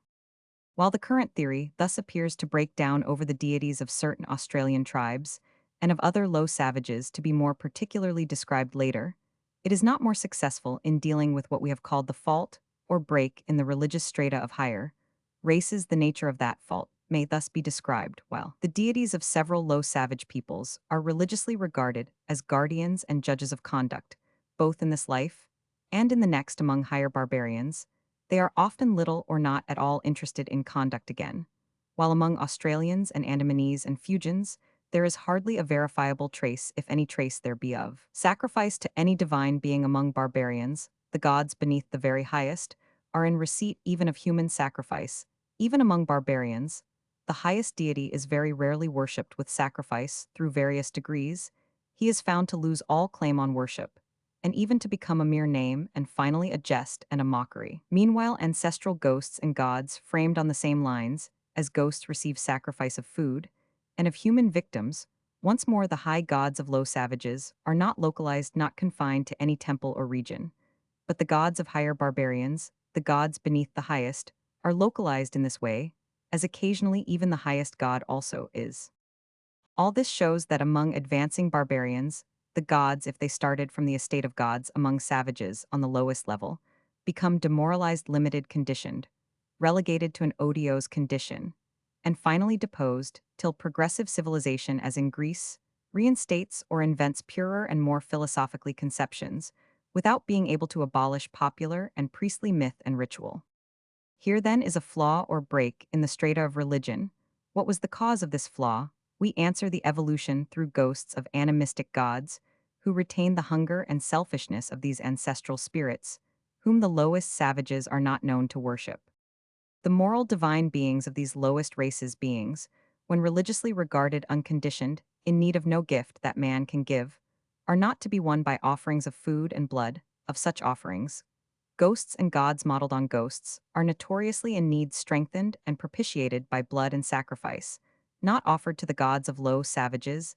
The animistic deities will become partisans of their adorers and will either pay no regard to the morals of their worshippers, or will be easily bribed to forgive sins. Here, then, is ethically speaking a flaw in the strata of religion, a flaw found in the creeds of ghost-worshipping barbarians, but not of non-ghost worshipping savages. A crowd of venal, easygoing, serviceable deities has now been evolved out of ghosts, and animism is on its way to supplant or overlay a rude early form of theism, granting the facts we fail to see how they are explained by the current theory, which makes the highest god the latest in evolution.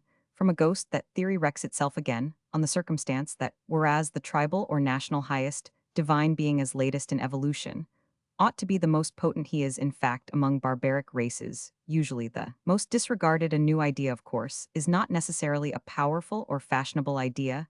It may be regarded as a fad or a heresy or a low form of dissent. But when universally known to and accepted by a tribe or people, then it must be deemed likely to possess great influence.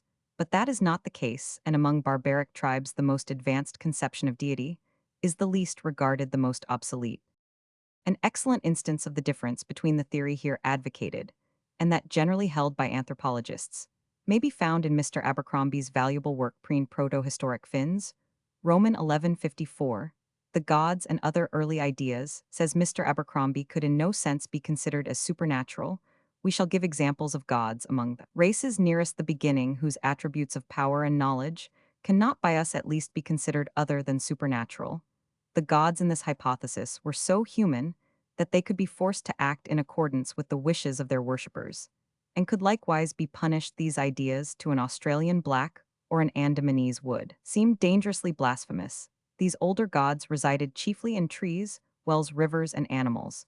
But many gods of our lowest known savages live beyond the sky. Mr. Abercrombie supposes the sky god to be of later evolution, and to be worshipped after man had exhausted the helpers that seemed nearest at hand in the trees and waters at his very door. Now the Australian black has not a door, nor has he gods of any service to him in the trees and waters, though sprites may lurk in such places for mischief. But in Mr. Abercrombie's view, some men turned at last to the sky god, who in time would gain a large circle of worshippers. He would come to be thought omnipotent, omniscient, the creator. This notion, says Mr. Abercrombie, must, if this view is correct, be of late origin.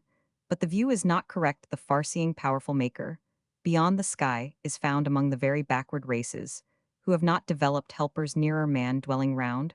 What would be his door, if door he was civilized enough to possess such near neighboring gods of human needs capable of being bullied or propitiated by sacrifice, are found in races higher than the lowest, who for their easily procurable aid have allowed the maker to sink into an odious god, or a mere name. Mr. Abercrombie unconsciously proves our case by quoting the example of a samhead, This man knew a sky god Num, that conception was familiar to him. He also knew a familiar spirit on Mr. Abercrombie's theory.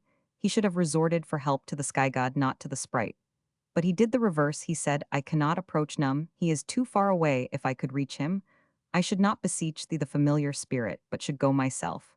But I cannot for this precise reason. People who have developed the belief in accessible affable spirits go to them, with a spell to constrain, or a gift to bribe, and neglect in some cases, almost forget their maker. But he is worshipped by low savages, who do not propitiate ghosts, and who have no gods in wells and trees close at hand.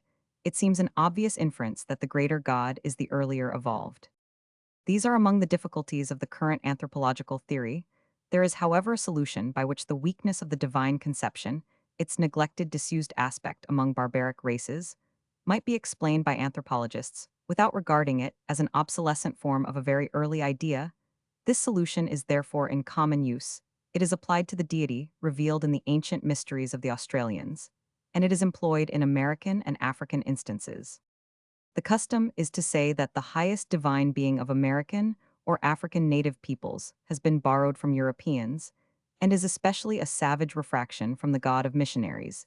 If this can be proved, the shadowy, practically powerless master of life of certain barbaric peoples will have degenerated from the Christian conception. Because of that conception, he will be only a faint, unsuccessful refraction. He has been introduced by Europeans, it is argued, but is not in harmony with his new environment, and so is half remembered and half forgot.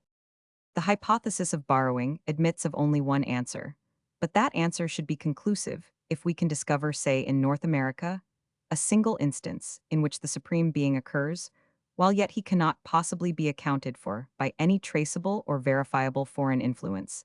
Then the burden of proof in other cases falls on the opponent when he urges that other North American supreme beings were borrowed. We can reply that our crucial example shows that this need not be the fact to prove that it is the fact in his instances. Is then his business? It is obvious that for information on this subject, we must go to the reports of the earliest travelers who knew the Red Indians well. We must try to get at gods behind any known missionary efforts. Mr. Tyler offers us the testimony of Harriet about 1586 that the natives of Virginia believed in many gods, also in one chief god, who first made other principal gods, and then the sun, moon, and stars as petty gods. One, whence could the natives of Virginia have borrowed this notion of a creator before 1586? If it is replied in the usual way that they developed him upwards out of sun, moon, and star gods, other principal gods, and finally reached the idea of the creator, we answer that the idea of the maker is found where these alleged intermediate stages are not found, as in Australia and Virginia, then as in Victoria. A creator may have been evolved in some other way than that of gradual ascent from ghosts, and may have been, as in Australia and elsewhere, prior to verifiable ghost worship. Again, in Virginia, at our first settlement, the native priests strenuously resisted the introduction of Christianity. They were content with their deity Ahon, the great god who governs all the world and makes the sun to shine, creating the moon, and stars his companions. The good and peaceable God needs not to be sacrificed unto, for he intendeth all good unto them. This good creator without sacrifice among a settled agricultural barbaric race, sacrificing to other gods and ghosts, manifestly cannot be borrowed from the newly arrived religion of Christianity, which his priests, according to the Observer, vigorously resisted. Ahon had a subordinate deity magisterial in functions, looking into all men's actions, and punishing the same when evil to this god sacrifices were made. And if his name Okius is derived from Oki spirit, he was of course an animistic ghost-evolved deity. Anthropological writers, by an oversight, have dwelt on Oki, but have not mentioned Ahon too, manifestly. It is not possible to insist that these Virginian high deities were borrowed without saying whence, and when they were borrowed by a barbaric race, which was at the same time rejecting Christian teaching. Mr. Tyler writes with his habitual perspicacity, it is the widespread belief in the Great Spirit, whatever his precise nature and origin, that has long and deservedly drawn the attention of European thinkers to the native religions of the North American tribes. Now, while in recent times Christian ideas may undeniably have crystallized round the Great Spirit, it has come to be thought that the whole doctrine of the Great Spirit was borrowed by the savages from missionaries and colonists. But this view will not bear examination, says Mr. Tyler 1. Mr. Tyler proceeds to prove this by examples from Greenland and the Algonquins. He instances the Massachusetts god Keaton, who created the other gods, and receives the just into heaven. This was recorded in 1622, but the belief, says Winslow, our authority goes back into the unknown. Past they never saw Keaton, but they hold it a great charge and duty that one age teach another. How could a deity thus rooted in a traditional past be borrowed from recent English settlers? In these cases, the hypothesis of borrowing breaks down, and still more does it break down over the Algonquin deity Atahakan.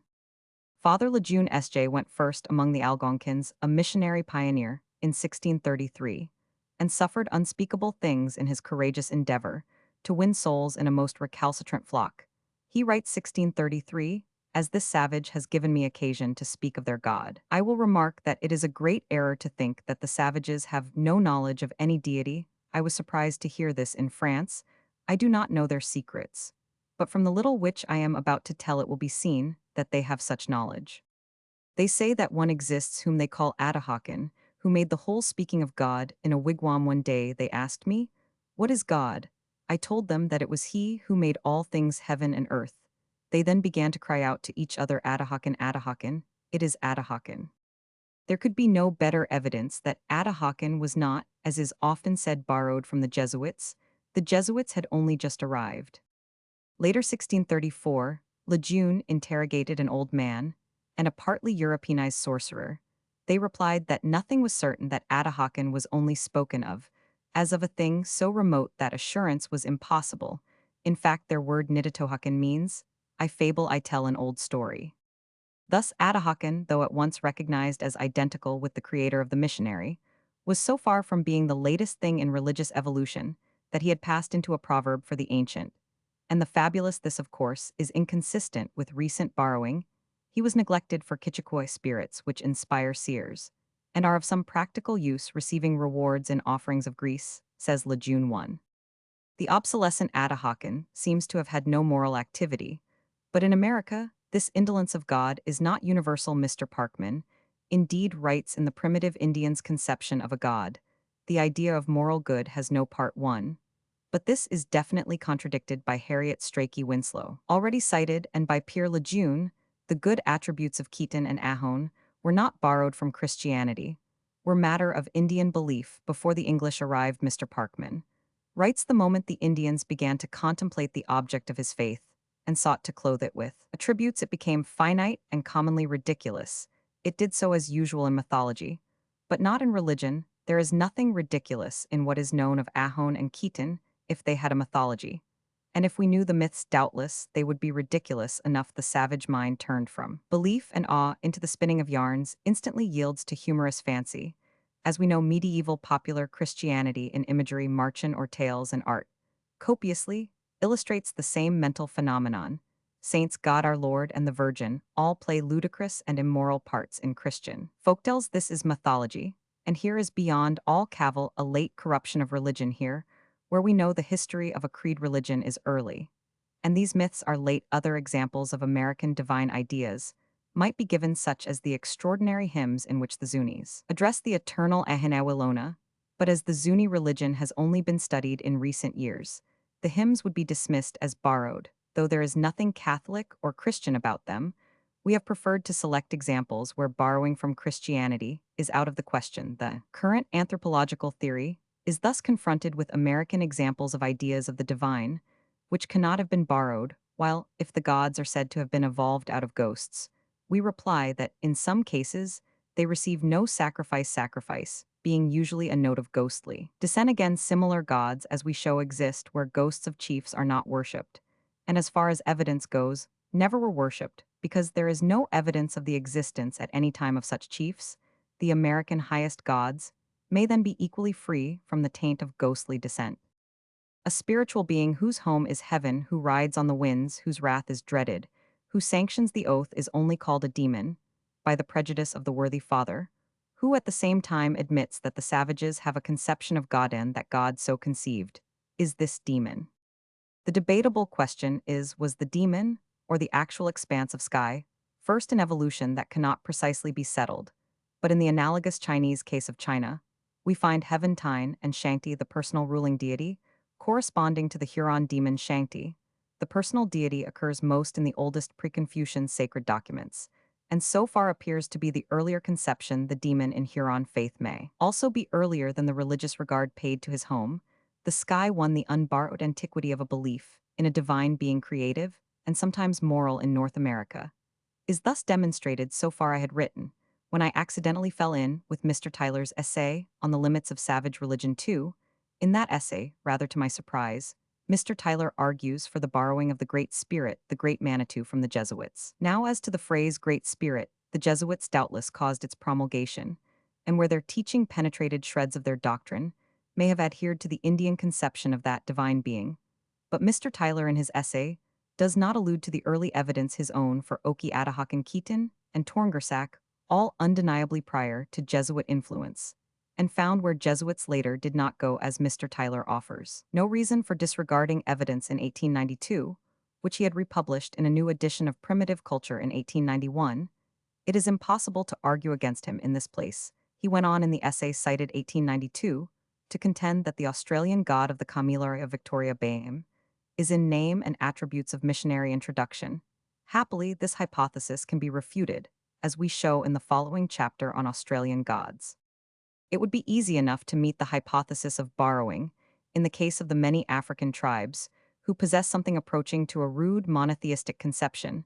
Among these are the Dinkas of the Upper Nile with their neighbors whose creed Russeger compares to that of modern deists in Europe. The Dinka god Dendid is omnipotent but so benevolent that he is not addressed in prayer nor propitiated by sacrifice. Compare the supreme being of the Caribs' beneficent Odios, unadored one, a similar deity veiled in the instruction of the as yet unpenetrated mysteries, exists among the Yao of Central Africa. Two of the Negro race Waite says, even if we do not call them monotheists, we may still think of them as standing on the boundary of monotheism. Despite their innumerable rude superstitions, the Tishi-speaking people of the Gold Coast have their unworshipped Nyankapan, now Odio's unadored being with a magisterial deputy, worshipped with many sacrifices. The case is almost an exact parallel to that of Ahone and Oki in America. These were not borrowed, and the author has argued at length against Major Ellis' theory of the borrowing from Christians of Nyankapan 4. To conclude this chapter, the study of savage and barbaric religions seems to yield the following facts. Low savages, no regular chiefs, great beings, not in receipt of sacrifice sanctioning. Morality ghosts are not worshipped, though believed in polytheism, departmental gods and gods of heaven, earth, sky, and so forth have not been developed or are not found. Barbaric races, aristocratic or monarchic ghosts are worshipped and receive sacrifice. Polytheistic gods are in renown and receive sacrifice. There is usually a supreme maker, who is in some cases moral, in others odious. In only one or two known cases, as in that of the Polynesian Taroa, is he in receipt of sacrifice. Barbaric races, Zulus monarchic with Unkulunkulu, some Algonquins feebly aristocratic with Atahakan religion, is mainly ancestor worship, or vague spirit worship. Ghosts are propitiated with food. There are traces of an original divine being whose name is becoming obsolescent and a matter of jest. Early civilizations, monarchic or aristocratic Greece, Egypt, India, Peru, Mexico. Polytheism. One god tends to be supreme. Religiously regarded gods are moral and myth, are the reverse gods are in receipt of sacrifice. Heavenly society is modeled on that of men. Monarchic or aristocratic, philosophically thought, tends towards belief in one pure god, who may be named Zeus in Greece. The religion of Israel, probably a revival and purification of the old conception of a moral beneficent creator, whose creed had been involved in sacrifice and anthropomorphic myth. In all the stages, thus roughly sketched, myths of the lowest sort prevail, except in the records of the last stage, where the documents have been edited by earnest monotheists. If this theory be approximately correct, man's earliest religious ideas may very well have consisted in a sense of dependence on a supreme moral being who, when attempts were made by savages to describe the modus of his working, became involved in the fancies of mythology. How this belief in such a being arose, we have no evidence to prove. We make no hint at a sensus numinis, or direct revelation. While offering no hypothesis of the origin of belief in a moral creator, we may present a suggestion. Mr.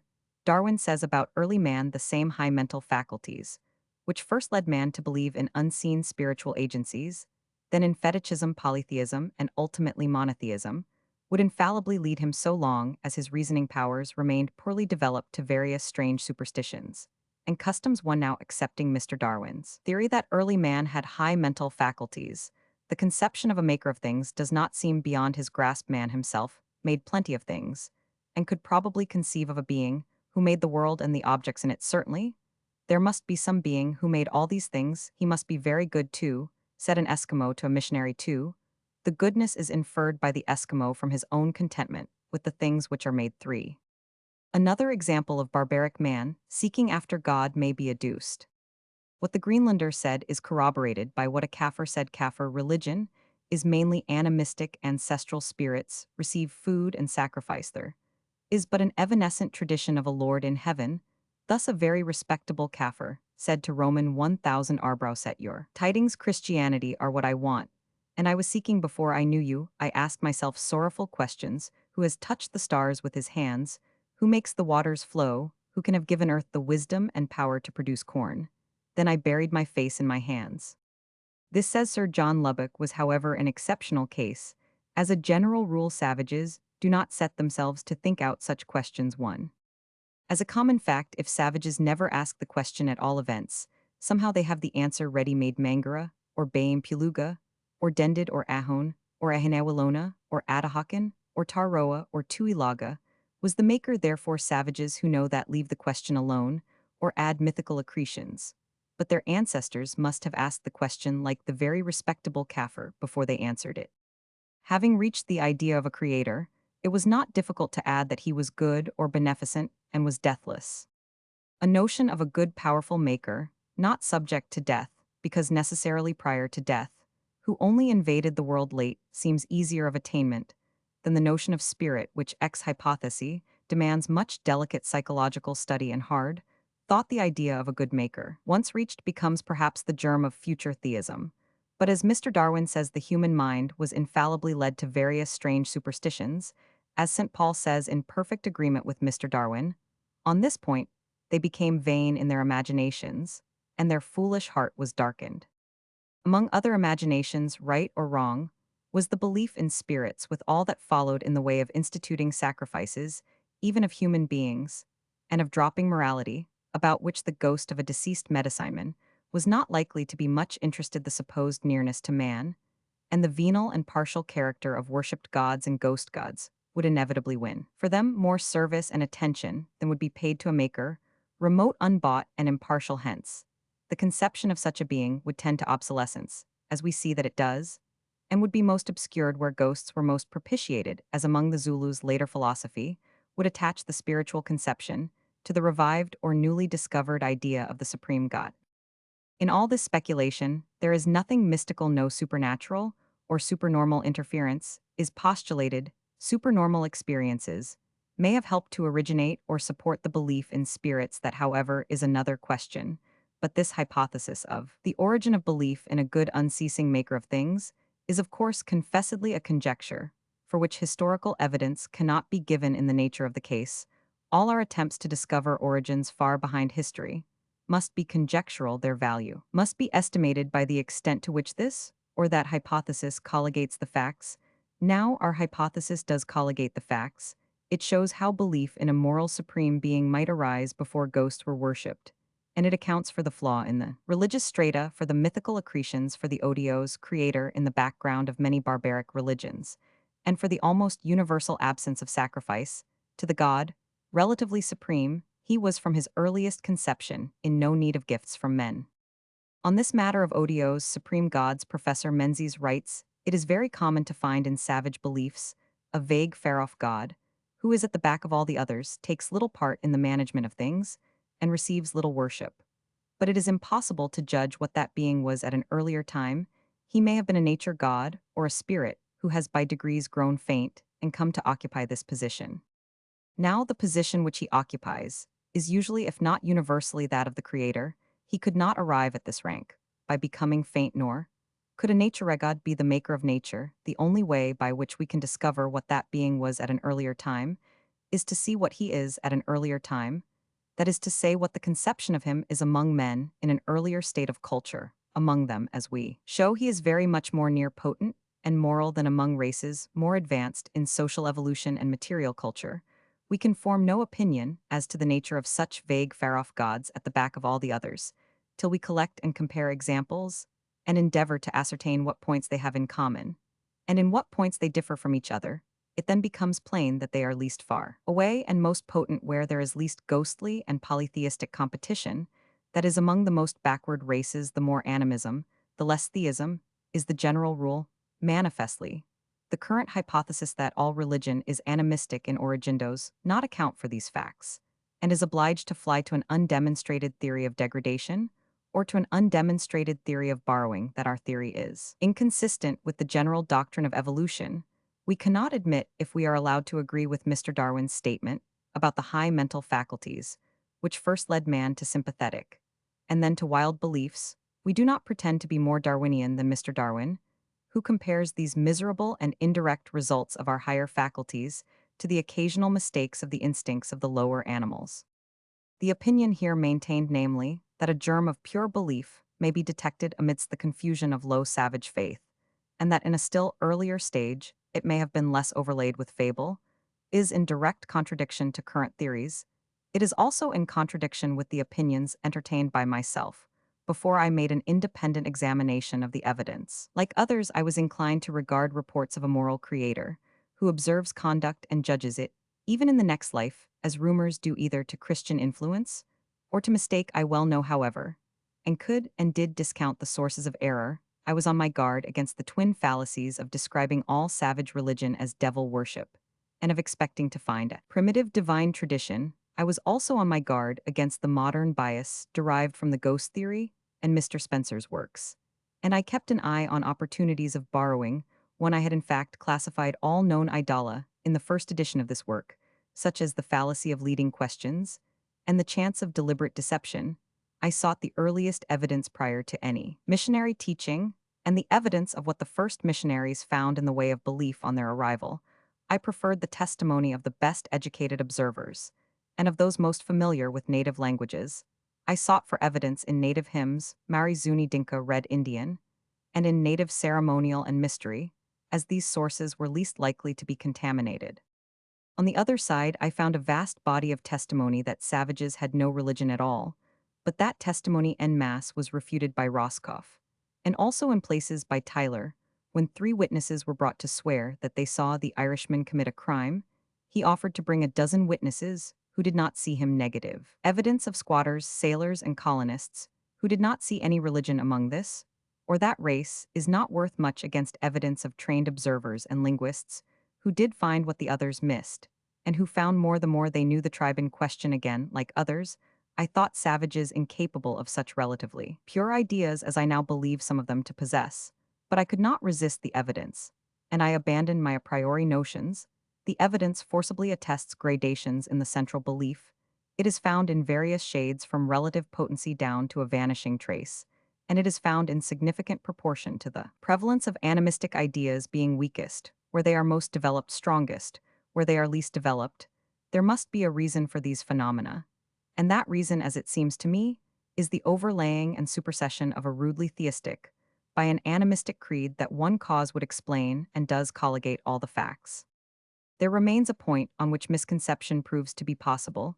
It will be shown contrary to the current hypothesis that the religion of the lowest races in its highest form sanctions morality, that morality, again, in certain instances, demands unselfishness. Of course, we are not claiming for that doctrine any supernatural origin. Religion, if it sanctions ethics at all, will sanction those which the conscience accepts, and those ethics in one way or other must have been evolved. That the cosmical law is the weakest, must go to the wall, is generally conceded. Man, however, is found trying to reverse the law by equal and friendly dealing, at least within what is vaguely called the tribe. His religion, as in Australia, will be shown to insist on this unselfishness. How did he evolve his ethics? Be it little or be it much they get, says Dampier about the Australians.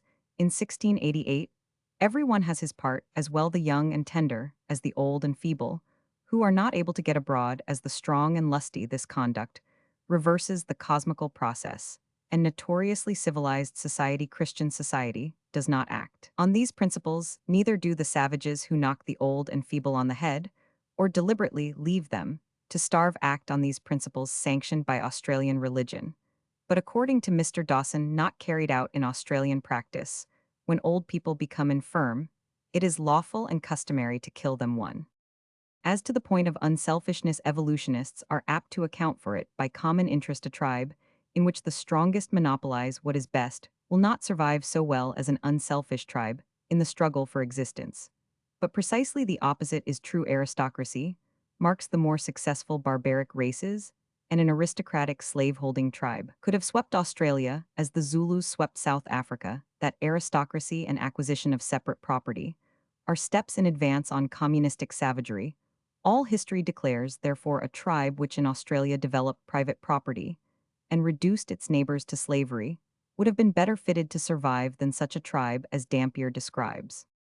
This is so evident that probably or possibly the Dampier state of society was not developed in obedience to a recognized tribal interest, but in obedience to an affectionate instinct. Il center I meant, less Yoon, less otters, says Brebeuf of the Hurons. 1. I never heard the women complain of being left out of feasts, or that the men ate the best portions. Every one does his business, sweetly, peaceably, without dispute. You never see disputes, quarrels, hatred, or reproach among them. Brebeuf then tells how a young Indian stranger in a time of want stole the best part of a moose. They did not rage or curse, they only bantered him. And yet to take our meat was almost to take our lives. Brebeuf wanted to lecture the lad. His Indian host bade him hold his peace. And the stranger was given hospitality with his wife and children. They are very generous, and make it a point not to attach themselves to the goods of this world. Their greatest reproach is that man wants everything. He is greedy. They support, with never a murmur, widows, orphans, and old men. Yet they kill hopeless or troublesome invalids, and their whole conduct to Europeans was the reverse of their domestic behavior. Another example of savage, unselfish ethics may be found in Mr. Mann's account of the Andaman Islanders, a nomad race, very low in culture. It is a noteworthy trait, and one which deserves high commendation, that every care and consideration are paid by all classes, to the very young, the weak, the aged, and the helpless, and these being made special objects of interest and attention, invariably fare better in regard to the comforts and necessaries of daily life than any of the otherwise more fortunate members of the community. 1. Mr. Huxley, in his celebrated Romans lecture on evolution and morality, laid stress on man's contravention of the cosmic law. The weakest must go to the wall. He did not explain the evolution of man's opposition to this law. The ordinary evolutionist hypothesis that the tribe would prosper most, whose members were least self-seeking, is contradicted by all history. The overbearing, grabbing, aristocratic, individualistic, unscrupulous races beat the others out of the field. Mr. Huxley, indeed, alleged that the influence of the cosmic process in the evolution of society is the greater the more rudimentary its civilization. Social progress means a checking of the cosmic process at every step, and the substitution for it of another which may be called the ethical process. As civilization has advanced, so has the extent of this interference increased. 1. But where in Europe is the interference so marked as among the Andamanese, we have still to face the problem of the generosity of low savages. It is conceivable that the higher ethics of low savages rather reflect their emotional instincts than arise from tribal legislation, which is supposed to enable a tribe to prosper in the struggle for existence, as Brebeuf and Dampier, among others, prove. Savages often set a good example to Christians, and their ethics are in certain cases, as among the Andamanese and Fuegians, and probably among the Yao, sanctioned by their religion. But as Mr. Tyler says, the better savage social life seems but in unstable equilibrium, liable to be easily upset by a touch of distress, temptation, or violence. One still religion does its best in certain cases to lend equilibrium, though all the world over religion often fails in practice.